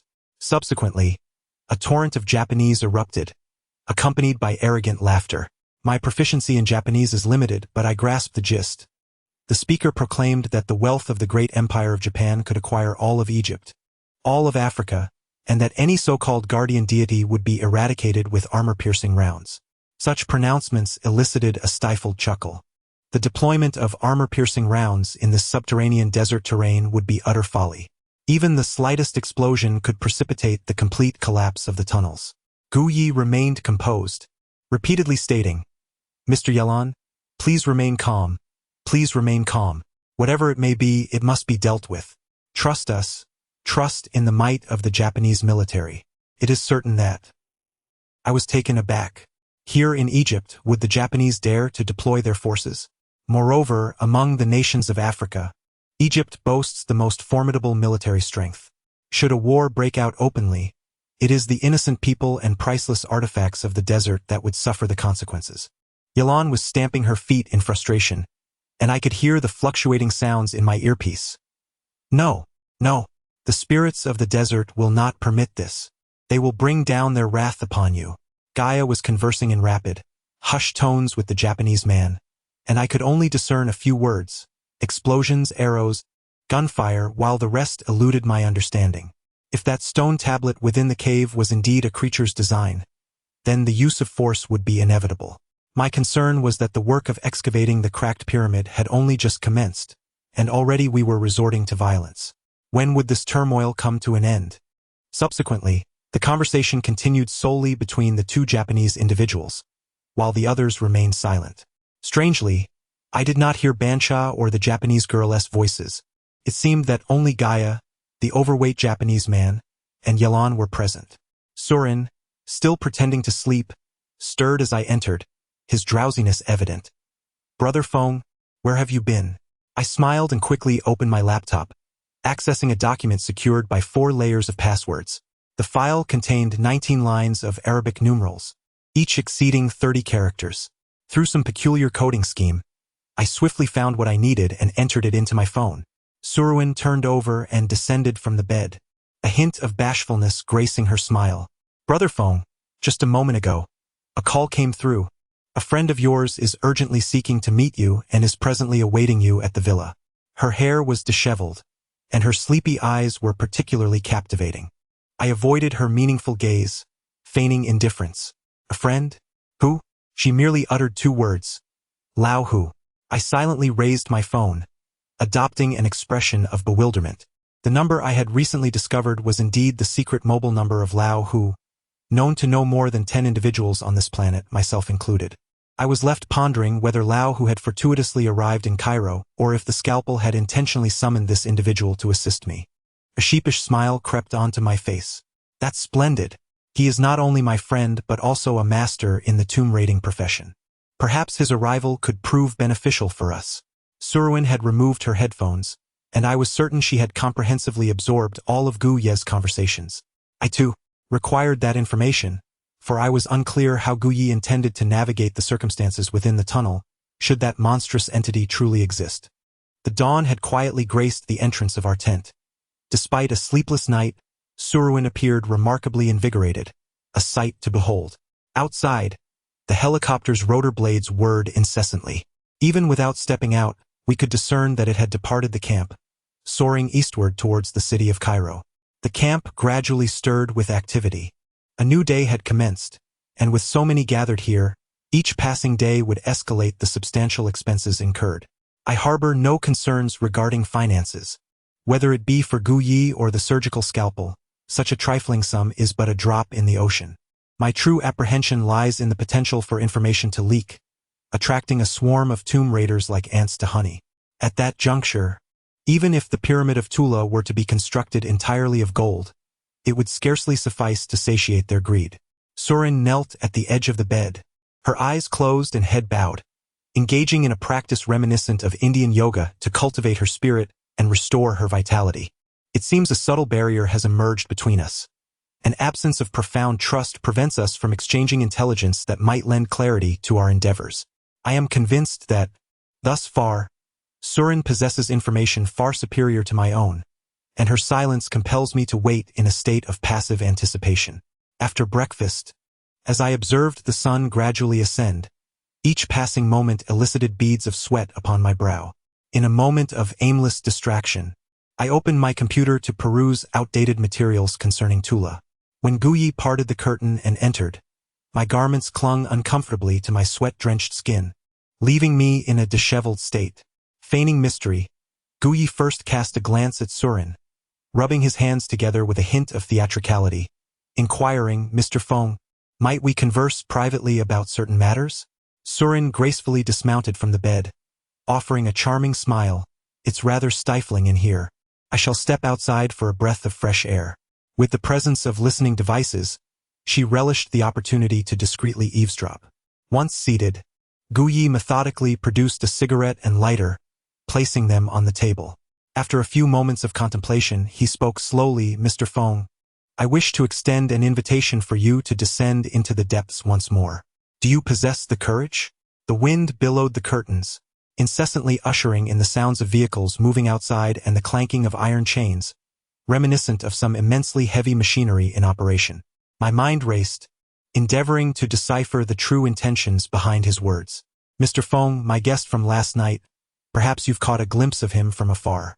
To be candid, he is none other than Watanabe Toshio, the Minister of National Security of our country." I couldn't help but let out a soft gasp. The position of National Security Minister in Japan is exceedingly prestigious, almost on par with that of the Prime Minister. Watanabe Toshio is renowned globally as a military genius, having previously served as the chief military advisor at the Pentagon, highly esteemed by the last 3 American presidents. In the dim light of last night, I hadn't initially connected him to his persona, which is why it escaped my mind. However, the realm of tomb raiding is far removed from the jurisdiction of the Minister of National Security. What could he possibly want? Guiyang was quite pleased with his opening remarks and continued smoothly. "Mr. Feng, regardless of what lies within the tunnel or what has transpired, we must descend to resolve this matter. Modern military might is so formidable that a mere beast should pose no challenge at all." His arrogance incensed me. Perhaps he was deliberately flaunting his military prowess before me, a Chinese national. 50 years ago, this tiny nation in the East did not accept defeat gracefully. It has long been rumored that the Japanese populace harbors significant disdain for students from the mainland, and Guiyang's treatment of me starkly exemplifies this. I smiled coldly. "Humph, a monster?" Having perused numerous military research reports from various nations, I have yet to encounter any mention of the Japanese possessing a means to subdue monsters. "Mr. Guno, perhaps you have indulged too much in the animated farce known as Ultraman? In this series produced by the Japanese, one finds an abundance of monsters, all conjured from the imagination of Japanese writers, and subsequently vanquished by the equally simplistic Ultraman. Such drivel, when consumed in excess, may lead one to neurotically believe that our planet is teeming with super creatures." With a flick of his lighter, Guno ignited a cigarette, inhaling deeply with an air of arrogance. "Wind, let us not mince words. Do you dare to accompany me into the depths?" He proclaimed, "Rest assured. The elite of the Imperial Japanese Army shall protect you." A surge of blood rushed to my head, compelling me to either storm out or deliver a resounding blow to his haughty visage. Gunno rose, tossing the lighter and cigarette case in his hands, muttering dismissively, "I knew it. The Chinese are." I raised a finger towards the door. "Mr. Gunno, I am more than willing to descend into the depths at any time. However, do exercise caution. Should you fall prey to a monster, it would undoubtedly be the greatest loss for your nation. I vow, this shall be my first and final collaboration with the Japanese." To this day, I remain convinced that the tales of monsters are nothing more than self-deceptive fabrications. The rudimentary elevator at the wellhead is now ready. I noticed that the elevator's fencing has been meticulously rewelded with 5mm thick galvanized steel, transforming it into a tightly enclosed square iron box. Numerous holes have been left on the box, presumably intended as firing apertures for the special forces.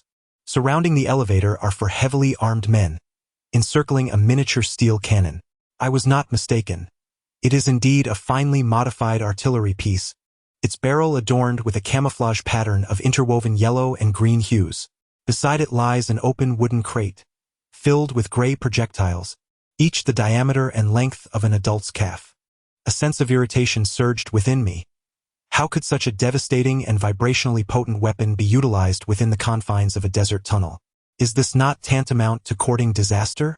The inhabitants of the camp, including workers and remaining special forces, silently converged towards the wellhead, their expressions grave. Upon witnessing this scene, Miss Fujika's countenance turned an ashen hue, and I could not help but find it amusing. A true Tomb Raider should possess formidable psychological resilience. Yet here was Guy, visibly flustered, attempting to drag me down into the depths, not so much as a show of force but rather a plea for assistance. I stepped into the elevator, only to have two burly Special Forces personnel ascend beside me, their weapons now replaced with light machine guns, typically reserved for fierce positional warfare, their demeanor one of imminent peril. "Shall we proceed?" I called out to Guy, who remained outside, rubbing his hands and stamping his feet in agitation. Suddenly, Bancha interjected with urgency, "Should we wait a little longer for Elder Sahan?" This remark struck me, for the distance from here to Cairo is merely an hour and a half by car. Why had Elder Sahan not yet arrived? Was the surgical blade still preoccupying that old man? Or was there some secret yet to be unveiled? Previously, I held the surgical blade in deep reverence, due to its formidable reputation in the realm of tomb raiding, and because it was entrusted to me by my elder brother, embodying a fraternal guardianship. However, as the events surrounding the Tulihikan Pyramid began to unfold, my suspicions regarding the siblings of the surgical blade began to mount, as it seemed they harbored numerous secrets from me. I surveyed the crowd once more, yet there was still no sign of Suluin. I pondered what she could be up to. Guy chuckled awkwardly, "There's no need to wait. These trivial matters are well within our capabilities." He glanced toward his tent, and at that moment, the vivacious girl with long hair emerged with resolute strides. She had donned a camouflage uniform akin to that of a Special Forces operative, with holsters on either side of her belt displaying the gleaming silver grips of two desert eagles, exuding confidence and pride. Guy's smile broadened as he raised his arm, exclaiming, Miss Tangjia, we are prepared." Miss Tangjia held her head even higher, striding boldly to the elevator under the watchful gaze of all the workers and Special Forces personnel, before leaping up and standing beside me. Instantly, a potent fragrance enveloped my senses, nearly robbing me of breath. The fragrance emanating from a unique Japanese spice, known as Senka no Tori, is said to require the essence of over 100 different flowers, meticulously blended with high-quality olive oil, rendering it exceedingly costly. I took a step back, distancing myself from her. My thoughts were entirely consumed by the creature at the bottom of the well, leaving me utterly disinterested in her presence. Gunya leaped into the elevator and signaled. Bancha pressed the button, and the elevator began its slow descent. The grinding steel cables emitted a faint hissing sound, inevitably evoking the image of an aggressive desert rattlesnake. Habitually, I tilted my head upward, noticing that the circular opening revealing the sky was shrinking. Fujika spoke in rapid, hushed Japanese, clearly intent on evading my attention. Irritated, I turned my back to her, facing the well's wall to avoid arousing suspicion. Yet my ears captured every word, translating them in my mind. The pyramid. His Majesty the Emperor is quite interested, as it pertains to the very survival of our island nation. Several leading physicists in our country have theorized that our homeland may very well sink beneath the waves, much like Atlantis. I stifled a laugh, realizing how deeply the Japanese feared the prospect of their land submerging. Furthermore, these narcissists audaciously compared Japan to the legendary Atlantis, which was utterly ludicrous. I speculated that Fujika might be the daughter or mistress of Toshio Watanabe, undoubtedly here to surveil Gunya. Judging by her demeanor, she certainly possessed formidable skills and was undoubtedly an elite expert. Is the Japanese yearning for the eye of the moon merely a coveting of a minuscule fragment of the entire world and universe? Is there a more profound avarice lurking behind the scenes? I find myself ensnared in a vortex of contradictions, manipulated and swayed by various forces, utterly devoid of autonomy. This sensation is one that no individual wishes to endure. The shaft is eerily silent, so much so that it evokes a sense of unease. In films, the monsters are known to roar. According to the director's imaginative vision, I should be hearing the cries of beasts in this moment. I am reminded of the drumbeats and calls that only I can perceive. Could they possibly be linked to the monsters? As I ponder this, the elevator jolts and shudders, arriving at its destination. Fujika declares, the Emperor has issued an unwavering command for victory. Otherwise, Taniano-kun, prepare for seppuku. Her expression grows increasingly grave, shadowed by a somber countenance. Her hand rests upon the grip of her sidearm, exuding a gallant demeanor. Yet, within the confines of this subterranean tunnel, such posturing is futile. It is far from the runway of a Paris fashion show. Tanya bows in response, affirming, yes, indeed, I shall fulfill the mission without fail. Fujika strides ahead into the tunnel, embodying the spirit of a valiant warrior, evoking within me a sense of peculiar admiration. In the realm of the extraordinary, I hold the utmost respect for those who possess audacity and formidable skills. I can sense her exceptional nature, and I notice that the shoulders of her camouflage uniform are notably inflated, like air-filled sacks. Concealed within them, there must surely lie some form of weaponry. Tanya stumbles along behind her, followed closely by two Special Forces operatives wielding light machine guns. The steel cannon has been removed from the elevator, and for individuals, two in front and two behind are pulling it deeper into the tunnel. Everyone is bustling with activity, except for me, standing idle with empty hands, resembling a mere spectator. In truth, I should be the one most familiar with the escape route. There are no absolute guarantees of success in this world. It is not the fear of the 10,000 that daunts us, but the fear of the one. If the monstrous entity is not merely a figment of imagination but a tangible reality, then these weapons may prove inadequate against a colossal beast capable of devouring 41 workers in a single bite. Therefore, I must first devise an escape route to prevent us all from meeting our demise within the belly of the beast. The tunnel is suffused with the fragrance of mistenga, and in addition, an elusive cold breeze wafts from an unknown source, gently caressing my hair and rendering me more alert than ever. My purpose for descending is to genuinely uncover the truth of the tunnel, devoid of any ulterior motives. During my last descent, I encountered no monsters, only peculiar stone tablets, yet from Gai, Yelan, and Longzue, I have heard tales of these creatures, which remains a perplexing enigma. Gai and Tenga suddenly halt, their gazes fixated on the upper left portion of the tunnel's ceiling, seemingly having made a discovery. I dash a few steps to stand beside Gai, and together we look upwards. On the steel protective casing in that location, a simple sketch has emerged, rendered in coarse and rigid lines depicting an animal that is neither horse nor cow. The drawing is black, with lines approximately the thickness of a human pinky finger, and its artistic quality can only be likened to that of a child's doodle. Painting, it should not be here. The last time I came, I did not notice. Gai murmured, beads of sweat gleaming on his forehead. Since taking charge of the camp, he had traversed the tunnel no less than 20 times daily, becoming intimately familiar with every aspect of this place. His claim of never having seen it suggested that the painting had only just materialized. Tangjia retrieved a white handkerchief from his pocket, giving it a vigorous shake, which immediately infused the air with the scent of French perfume. Guy gestured for the two Special Forces soldiers to form a human ladder, holding the handkerchief to wipe the peculiar painting. In truth, this action was a natural impulse for everyone, perhaps driven by a mere curiosity to ascertain whether the artwork was an unconscious pattern formed by the condensation of dampness. You four, proceed with caution and continue your search. Guy issued a second command. Soldiers, bound by their duty to obey orders, proceeded without hesitation, dragging the steel cannon forward. I intended to follow them, for in such sandy tunnels, recklessly firing would be akin to digging one's own grave. However, Guy grasped my hand. Wait a moment, Wind, perhaps we should investigate who placed that mural there?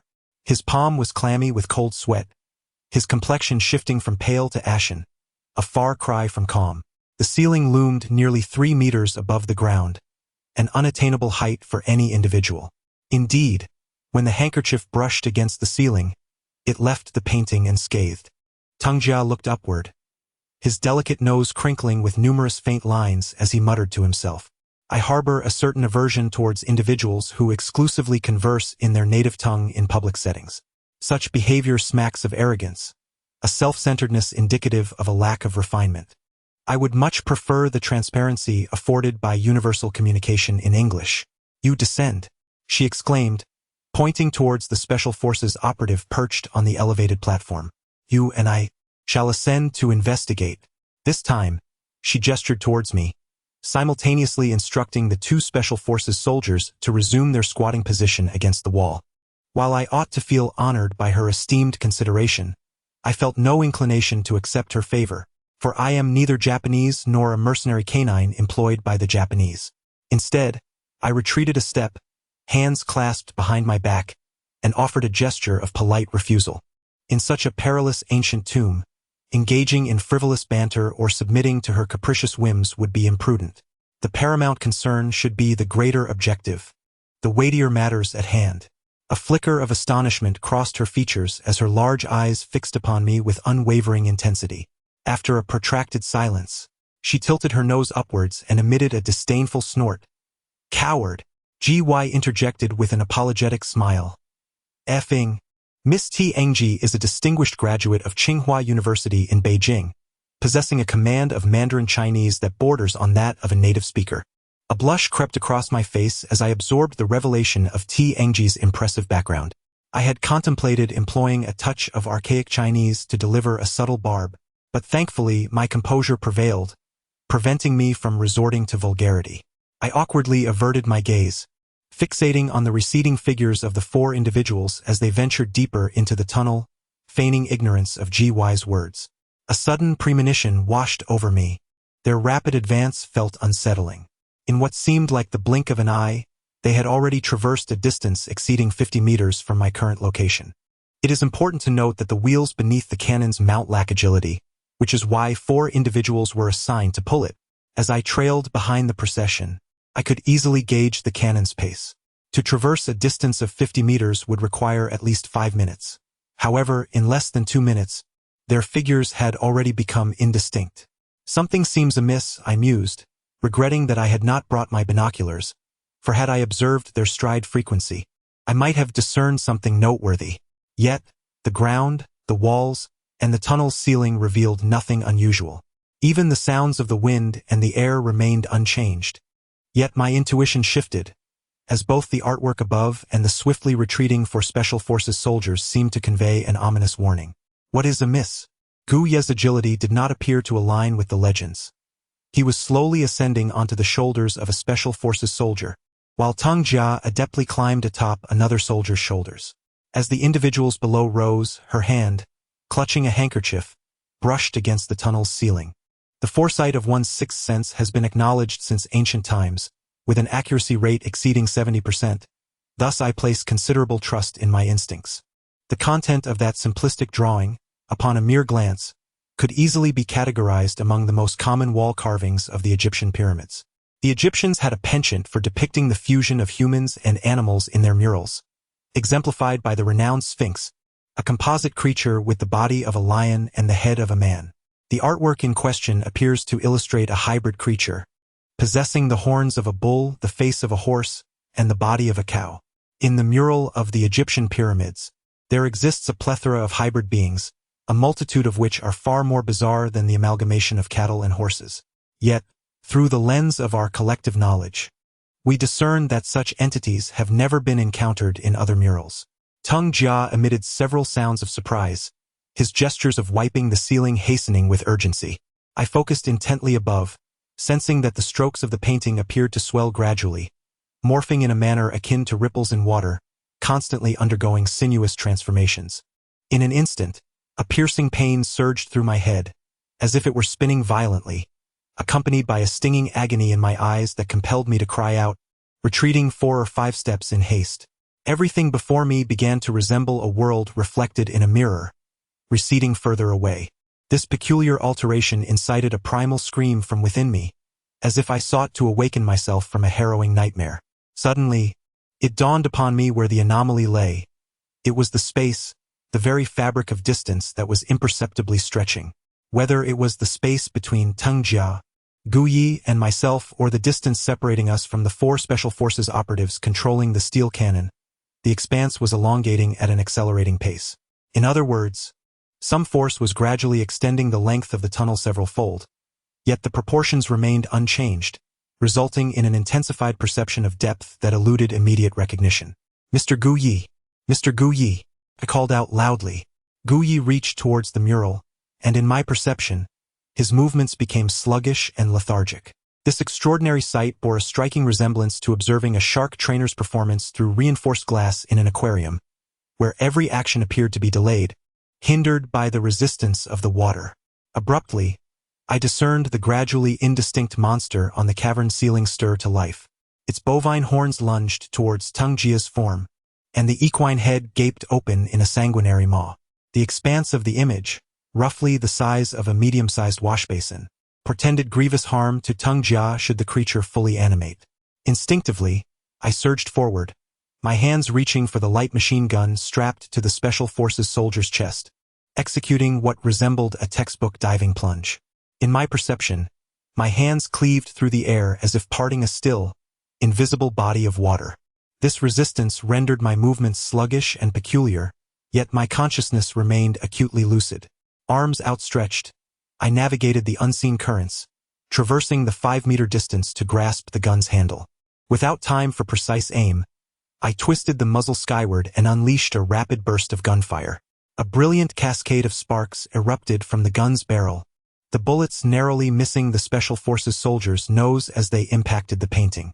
Predictably, the projectiles vanished into the stainless steel casing as if swallowed by the sea, disappearing into the distant void, akin to my previous encounter with the stone tablet. Fortuitously, the barrage arrested the grotesque image's transformation, causing it to revert to stillness. Feng, what are you doing? Have you lost your mind? Gu Yi exclaimed, his reprimand laced with fierce indignation.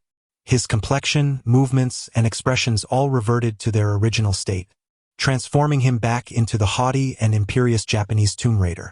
Simultaneously, he pointed at the painting on the cave ceiling, exclaiming, "This unparalleled bizarre artwork may potentially push back the history of humanity in Egypt by several thousand, even tens of thousands of years. Its archaeological value is beyond estimation." You foolish! I gradually straightened my posture and gently patted the shoulder of the Special Forces soldier, coldly smirking. "Apologies, my friend. I was startled."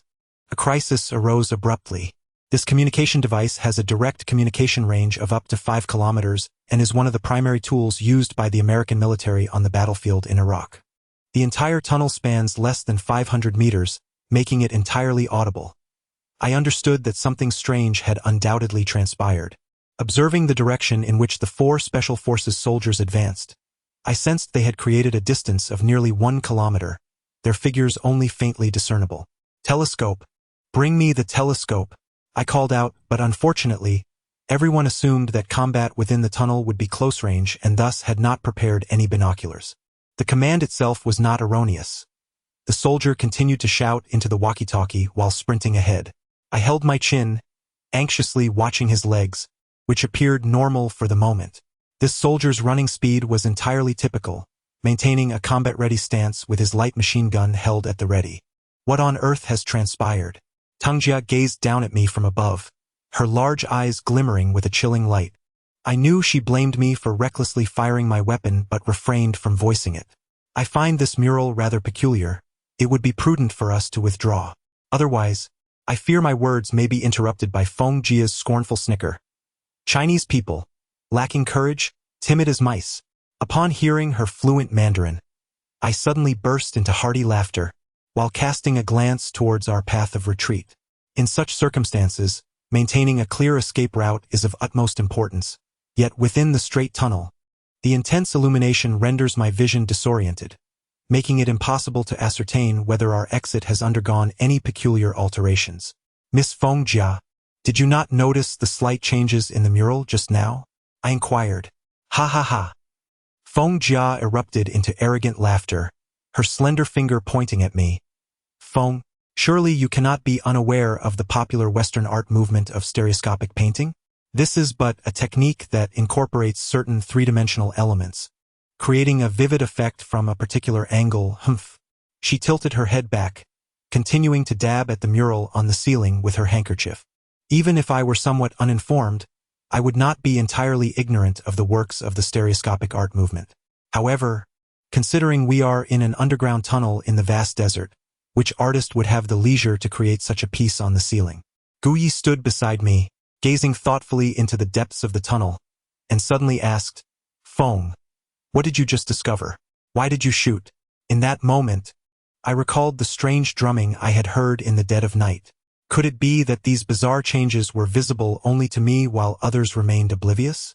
I took a deep breath, striving to calm the tumultuous emotions within me, and pointed towards the running Special Forces soldier. Look, is his pace not slowing down?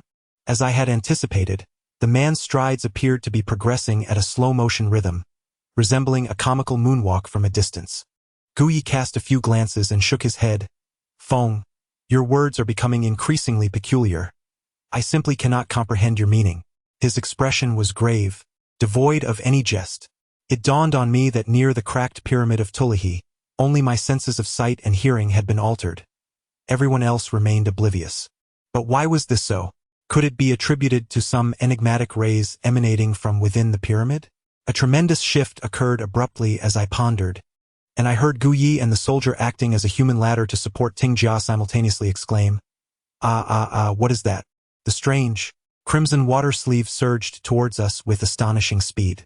In less than a second, it had enveloped the cannon along with 5 Special Forces soldiers, continuing its relentless advance. The sound of gunfire erupted from the light machine gun strapped to the soldier's chest. A half-magazine of bullets discharged, and the shell casings danced chaotically upon the ground. This lethal weapon, crafted by humanity, seemed only effective against its own kind, utterly powerless in the presence of the blood-red water sleeve. Guyi, in a state of shock, shouted, The tongue! It's the tongue of a monster, that is the monster's tongue. Gunya pressed her mouth tightly shut, as if only in doing so could she refrain from unleashing a scream of terror. The Special Forces soldier was drenched in cold sweat, his eyes wide in disbelief at the shells littering the ground beneath him. This was, without question, the most horrifying and perilous experience of my life. If that crimson water sleeve truly belonged to a monstrous tongue, did it mean that everyone had been devoured by the beast? I longed to laugh, yet every muscle in my face had tensed, rendering me incapable of mustering even a trace of a smile. At that moment, Miss Tenga lowered her head, gazing at the ground and inquiring what has transpired. The 3 of us, robust men, exchanged bewildered glances, each rendered speechless by the astonishing scene we had just witnessed. Had we not seen it with our own eyes, we would have found it utterly unbelievable. A singular beast had consumed all those before us. The Special Forces soldier struggled to swallow, stammering as he articulated this dreadful truth. His fingers, rigid, moved away from the trigger, demonstrating a semblance of clarity in his mind, as he sought to prevent an accidental discharge of his weapon. I tilted my head back, the stiffness of my neck bones creaking audibly. At that precise moment, I witnessed the second transformation of the painting. The bovine creature opened its vast maw and seized Tenga's outstretched hand. Behind the monster, a brilliant pillar of light suddenly erupted, shooting straight upward. My mind buzzed, leaving me no time to discern whether it was a mere illusion or stark reality. and I instinctively lunged forward, colliding with the soldier's waist and propelling him more than 2 meters away. As the human ladder collapsed, one would expect those at the top to plummet down with a resounding thud. Yet, astonishingly, Tengjia's arm remained ensnared by the beast, suspended in the air like a solitary pendulum. At that moment, my body also fell to the ground, seizing the opportunity to grasp the light machine gun. With a vigorous pull, the strap of the gun snapped with a sharp crack. I rolled on the ground, executing a swift maneuver akin to the Wulong strangle column, and sprang to my feet in a flash, the barrel of the gun aimed unwaveringly at the monstrous creature's forehead. Without hesitation, I pulled the trigger. In my mind, I had already deemed it the most formidable of foes. Rat-a-tat-tat, 6 bullets were unleashed, and before the spent casings could touch the earth, I seized Tengjia's right leg and yanked downward with all my strength. Thankfully, the creature's grip was not as formidable as I had anticipated. I felt only a slight resistance as I pulled Tengjia down to the ground beside the Special Forces soldier.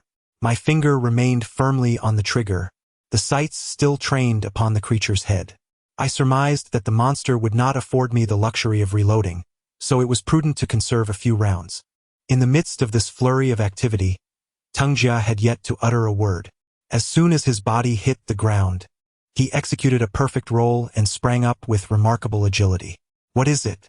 What lies within the cave?" he inquired. Apart from the terrifying Special Forces soldier, the 3 of us now stood together in a beam of light. This beam was perfectly round and transparent, and as our eyes gradually adjusted to the brightness, we discerned through the circular opening a vast expanse of azure and a distant golden fireball. Guy inhaled deeply, licked his lips, and murmured softly, "Wind, can you enlighten us about what we are witnessing?" After the shocking transformation, his pride and indifference were utterly shattered, leaving only an overwhelming sense of terror. It was quite simple. What we glimpsed through the aperture was akin to what all inhabitants of Earth could perceive: the azure sky and the sun, the most magnificent celestial body upon which humanity relies for existence. Guyi rummaged through his pocket for a cigarette, hesitantly lighting one with trembling hands, inhaling deeply before forcefully swallowing the smoke. Suddenly, the tunnel was filled with the subdued sobs of the sole surviving Special Forces soldier, seated on the ground with his back against the tunnel wall, his head bowed like a despondent woman, weeping softly. Although he still bore other weapons at his waist, his fighting spirit had been completely extinguished. The depths of the tunnel were eerily quiet. The crimson, serpentine appendage that Guyi referred to as a monster had not reappeared to torment us. Tengjia stamped her foot on the ground with fervor, a cold smile gracing her lips. "Very good, truly splendid, remarkably splendid." Her gaze, sharp and penetrating, swept across the faces of the 3 men, brimming with contempt. Sunlight cast enchanting shadows along the contours of her nose, rendering her both alluring and menacing. Though I had just rescued her, I sought no words of gratitude.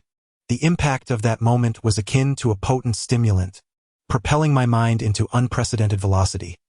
What force could possibly have instantaneously carved through this passage nearly 1/2 meter in diameter, and without the support of a protective casing, managed to prevent the sand from collapsing?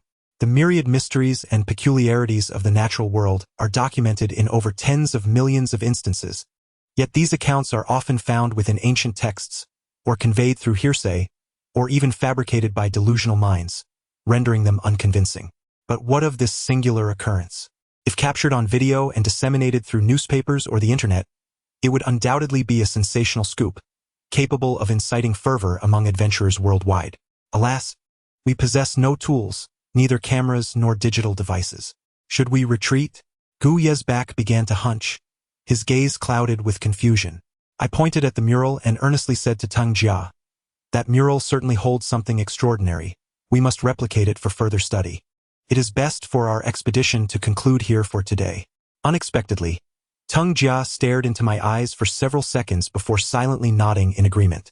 I retrieved a pencil and notepad, swiftly sketching the outline of the painting.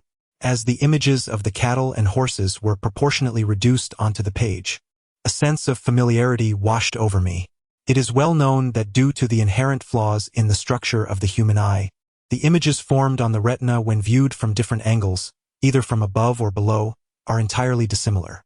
Habitually, I bit the tip of the pencil, setting this puzzlement aside for the moment. This place is not suitable for prolonged stay. It is prudent to depart swiftly. The soldier was nearly dragged to safety by me, as in the face of such overwhelming terror, he had lost the ability to move freely, his lower body nearly incapacitated. From this, it is evident that these formidable war machines, invincible on the battlefield and merciless in their slaughter, could collapse utterly before an unknown mysterious force at any moment. The crowd surrounding the well did not disperse. When the four of us emerged from the depths, as if we had narrowly escaped from another world, everyone stood in stunned silence. It was no wonder they reacted this way. Just moments before descending, each individual had exuded an air of invincibility and courage. Now, however, they appeared disheveled and defeated, akin to vanquished roosters, particularly the Special Forces soldier who lay limp at my feet, leaving everyone utterly astonished. In this bewildering situation, I nearly forgot about Su Luan's presence in the camp. Therefore, when she miraculously appeared before me, my mind failed to grasp the moment. I could only stare at her in confusion. "Brother Feng, how is everything down there?" she inquired with a smile, dragging a chair over to sit at the foot of my bed. Her hair was somewhat tousled, and her face bore traces of dirt, as though she had just emerged from the desert, her spirit far from invigorated. After blinking in contemplation for half a minute, I suddenly sat upright, tore a sheet of stationery from the table, and swiftly sketched a rudimentary map. In my mind's eye, I marked the anticipated exit of the tunnel's cylindrical opening with a decisive X. "Here," I urged. "Su Luan, hurry to this spot. There is an opening approximately 30 centimeters in diameter that leads directly into the underground tunnel. Go check it out and remember to take photographs. If you find anything, promptly inform everyone in the camp." My grip on the pencil was too forceful, causing it to pierce through the paper, and with a crack, the tip broke against the tabletop. Despite my incoherent ramblings, Su Luan understood my urgency, took the note, and strode out without hesitation. This was my oversight. Upon reaching the ground, I should have sought out that hole immediately. The phone rang. It was Surin's device, carelessly left on the table in the haste of departure. The screen displayed the number of the scalpel. I answered the call, introducing myself to avoid any misunderstanding. I silently chuckled to myself. To be a senior figure like Scalpel is enviable, for one need not engage directly. Merely issuing commands suffices, and a legion of brothers will dutifully toil in one's stead. Alas, while we were drenched in cold sweat within the tunnel, he must have been lounging in a sunlit, opulent living room, savoring fine wine and engaging in light-hearted conversation. In truth, my aspiration in life is to become a paragon of excellence, surpassing even the esteemed Scalpel, firmly believing that I shall fulfill this vow. Yet what lies beyond that? A life of luxury, surrounded by beauty and indulgence? I admire the lavish lifestyle akin to that of Scalpel, yet it does not encompass the entirety of my existence. Why the silence? What troubles you? Scalpel is perceptive. I paused, countering with a question. Where is Elder Sahan? Why hasn't he arrived at the camp?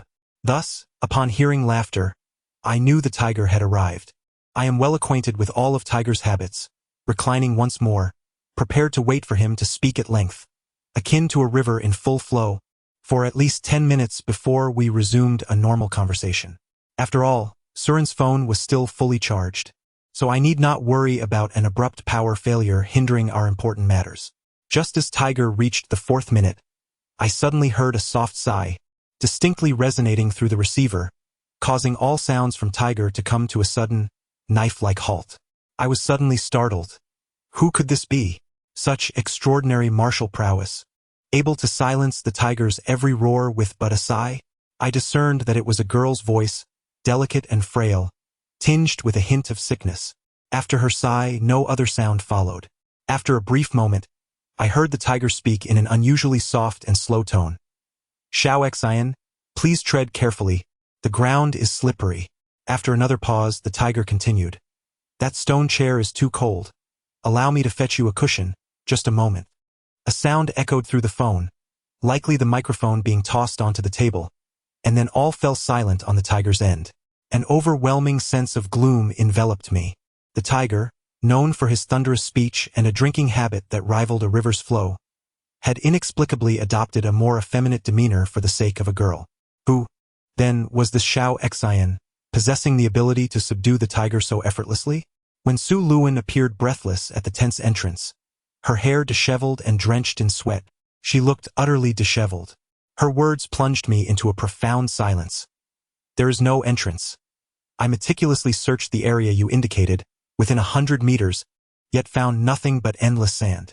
She approached the table and, in despair, sank into a chair, picking up her phone. I found myself repeatedly mulling over the words spoken by the scalpel, questioning whether Elder Sahang's sudden illness was somehow connected to the monstrous entity beneath. Su Luan poured herself a glass of water, sipping delicately, choosing to remain silent. Sulan remained silent, nodding slightly as she forcefully placed the cup on the table, causing water to splash. Unbeknownst to us, the chasm between us deepened inexplicably, yet I lacked both the strength and the inclination to elucidate. Gu Yi had adopted a standard bitter expression, and only upon my departure did I notice that Teng Jia was intently poring over a thick, yellowed tome behind a white curtain. In contrast to my situation, Gu Yi had clearly long coveted the soil-cracked, gold-embellished pyramid, arriving well-prepared with substantial information. I yearned to discover the contents of that ancient text, but I had no reason to linger in the tent. The temperament of the Japanese is often peculiar. Despite my desperate efforts to rescue Teng Jia, she offered not even a word of gratitude, leaving me feeling cold. In this era, information equates to wealth or life, and barring any unforeseen circumstances, this group of Japanese would never divulge their secrets to me. Throughout our journey, Sulan pressed the accelerator of the Hummer to its limit, the cacophony overwhelming me to the point of a splitting headache, rendering me drowsy. Upon exiting the desert, the fresh, humid air of the city invigorated me, and I could not help but want to cheer aloud. The arid, desolate environment of the desert is hardly a place for any sane individual. The vibrant life of a city adorned with blooming flowers and green grass suits me far better. Sulan remained taciturn, her face obscured by large sunglasses, her lips tightly pressed together, as if I were her lifelong adversary. As the ancients said, a woman's heart is as elusive as a needle in the ocean.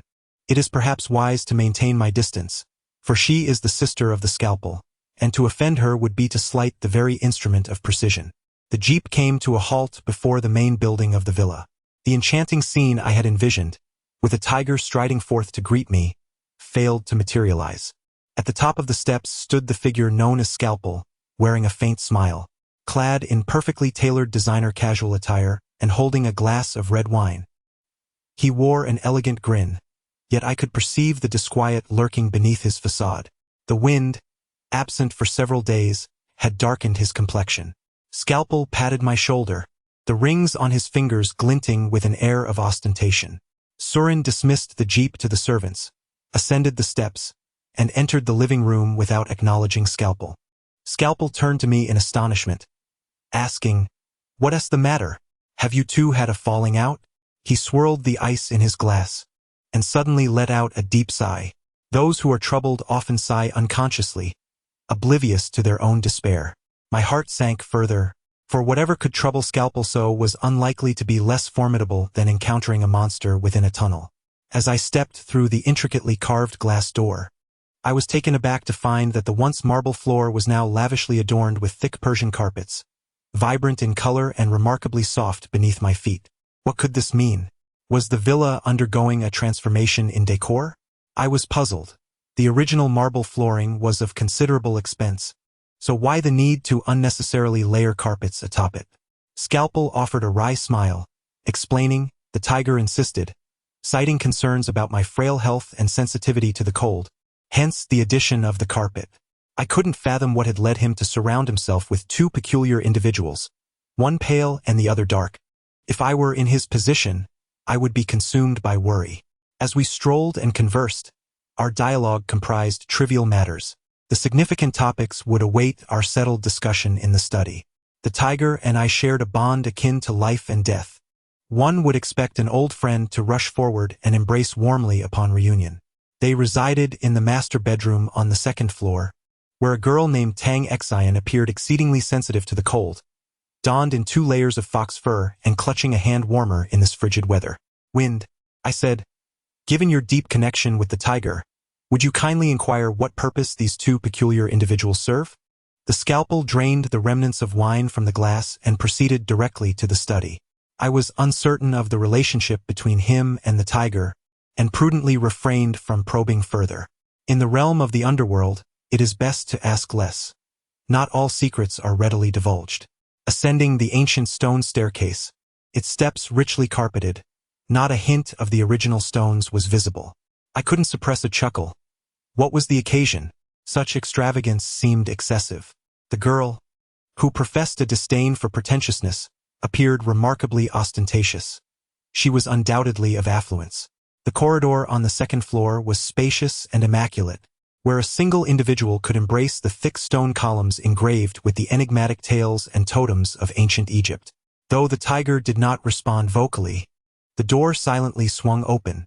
I hurried a few steps, reaching the doorway and called out, "Tiger." Just as I uttered his name, a gleaming soft sword swung towards me. Its tip pointed menacingly at my throat, sharp and glimmering, exuding a chilling aura. Startled, I instinctively sidestepped, narrowly avoiding the blade. The soft sword quivered gently, transforming into 4 dazzling rings of light, cascading layers upon layers towards the crown of my head, exuding an overwhelming aura of menace. The intricacy of the movements revealed that the one wielding the sword was undoubtedly a master of the swordsmanship arts. My pent-up frustration found no outlet, compelling me to take a bold risk. I lowered my stance and charged straight into the center, channeling strength through my neck, striking with the crown of my head at the opponent's solar plexus. In close combat, the adversary's sword became ineffective. Under the force of my blow, he gracefully retreated 5 meters, standing in the center of the spacious bedroom. At that moment, I discerned that the one who had drawn the sword was not the broad-shouldered, robust figure of a tiger, but rather a remarkably slender young man, clad entirely in form-fitting black attire, his waist as thin as that of an underdeveloped young girl. Yet, he was unmistakably a lean, composed man. A cough, reminiscent of a young girl, emanated from the bedside, where a thick layer of white duck-down blankets enveloped her, rising to her chest. Her hands clutched a delicate blue and white porcelain hand warmer, as she sat upright against the headboard with utmost seriousness. The black-clad man's sword tip still pointed toward me, trembling like a shimmering spring. At last, I beheld the tiger I longed to see. He held a 3-inch knife with a professional grip, while his other hand cradled a large, bright red apple. The knife, his customary instrument of lethality, was now employed for peeling the apple, yet the only similarity lay in the dexterous movements of his fingers. Each time I witnessed that exquisite little knife gliding effortlessly between his robust fingers, I couldn't help but marvel at the wonders of creation. The formidable figure resembling a tiger possesses an extraordinary mastery of lightness skills, hidden weapons, medicinal herbs, and tomb raiding techniques. Even more remarkable is his unparalleled ability in the art of body contraction, allowing him to conceal his substantial frame within a mere travel case. The legendary tales surrounding this tiger are so abundant that even an entire volume would scarcely suffice to recount them all. With his head bowed, he diligently peels an apple, the shavings cascading down in a slender ribbon until they touch the ground. As I open my mouth to inquire, the tiger raises his left pinky, gesturing for silence with an air of nonchalance. Frustration wells within me as I cast a fierce glare at the man clad in black. His elongated eyes, single-fold eyelids, petite nose, and small mouth, devoid of any facial hair, evoke an involuntary comparison to the young eunuchs of imperial courts throughout history. He gradually sheathes his soft sword into the dark belt around his waist, his gaze sharp as a blade directed towards me. A girl takes the apple, delicately nibbling at it, a smile gracing her lips. Her large, bright eyes are adorned with long, thick lashes that curl naturally upwards, accentuating her extraordinary beauty. Her flowing hair cascades effortlessly over her shoulders, exuding an ethereal tranquility. The tiger exhales softly, inquiring, "Is it delicious?" His voice, sweet and melodious, sends an involuntary shiver down my spine. The man capable of uttering such tender words could not possibly be the fearless hero I once knew. The girl nods, tightening the collar of her pristine white fox fur coat, and, with a pointed finger, addresses the man in black. "Song Jiu, you may not be a match for Mr. Feng, proceed with caution. Her movements were imbued with an elegance and grace befitting a princess of a great nation, exuding an innate haughtiness that instinctively evoked a sense of awe and reverence, prompting one to admire from a distance rather than approach too closely.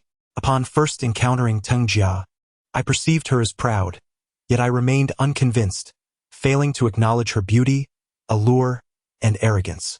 Now, gazing upon the girl before me, I felt an innate belief that she was as pure and unblemished as an uncarved, exquisite jade, and simply being able to observe her from afar and listen to her brought me immense joy. The tiger rose, his broad shoulders swaying as he chuckled softly. "Xiao Xian, allow me to introduce my dear friend, Yang Feng." This fellow, who prioritized beauty over friendship, even forewent a warm embrace upon meeting an old acquaintance, remaining stubbornly by the bedside. "Ahem, Mr. Feng, it is a pleasure to finally meet you," she smiled, tilting her chin slightly, revealing the graceful contours of her neck adorned with elegant collarbones. When she smiled with her eyes narrowed, a shimmering tenderness akin to rippling waves flickered in her gaze, penetrating deep into my heart. "Feng, this is Xiao Xian, Tang Xian. That is Song Jiu, Xiao Xian's bodyguard." The man in black retreated with palpable hostility, backing up until he reached Tang Xian's bedside, his fingers pressed firmly against the hilt of his soft sword, his expression one of desolate pride, reminiscent of a startled owl. Particularly striking was the distrust and animosity that radiated from his eyes, which bore no resemblance to a human but rather to a wild beast left unchecked by nature. Song Jiu flicked the hilt of his sword, nonchalantly raising his chin and emitting a sound that served as his response. Although this individual is clad in peculiar attire, his prowess in swordsmanship is remarkable. The two moves he just executed seamlessly integrated the essence of both Chinese swordplay and Western martial arts. Even with merely 2 strikes, the myriad of variations is evident, indicative of his prestigious lineage. "Feng, I am aware that you have become involved in the excavation of the cracked pyramid, which hastened my arrival. She requires the Millennium Corpse Bug found beneath the pyramid for medicinal purposes. Surely you would not deny an old friend's request, would you?" I settled into the European-style armchair at the table, comfortably stretching my legs, and inquired leisurely, "Medicinal purposes? Is Miss Tang a physician?"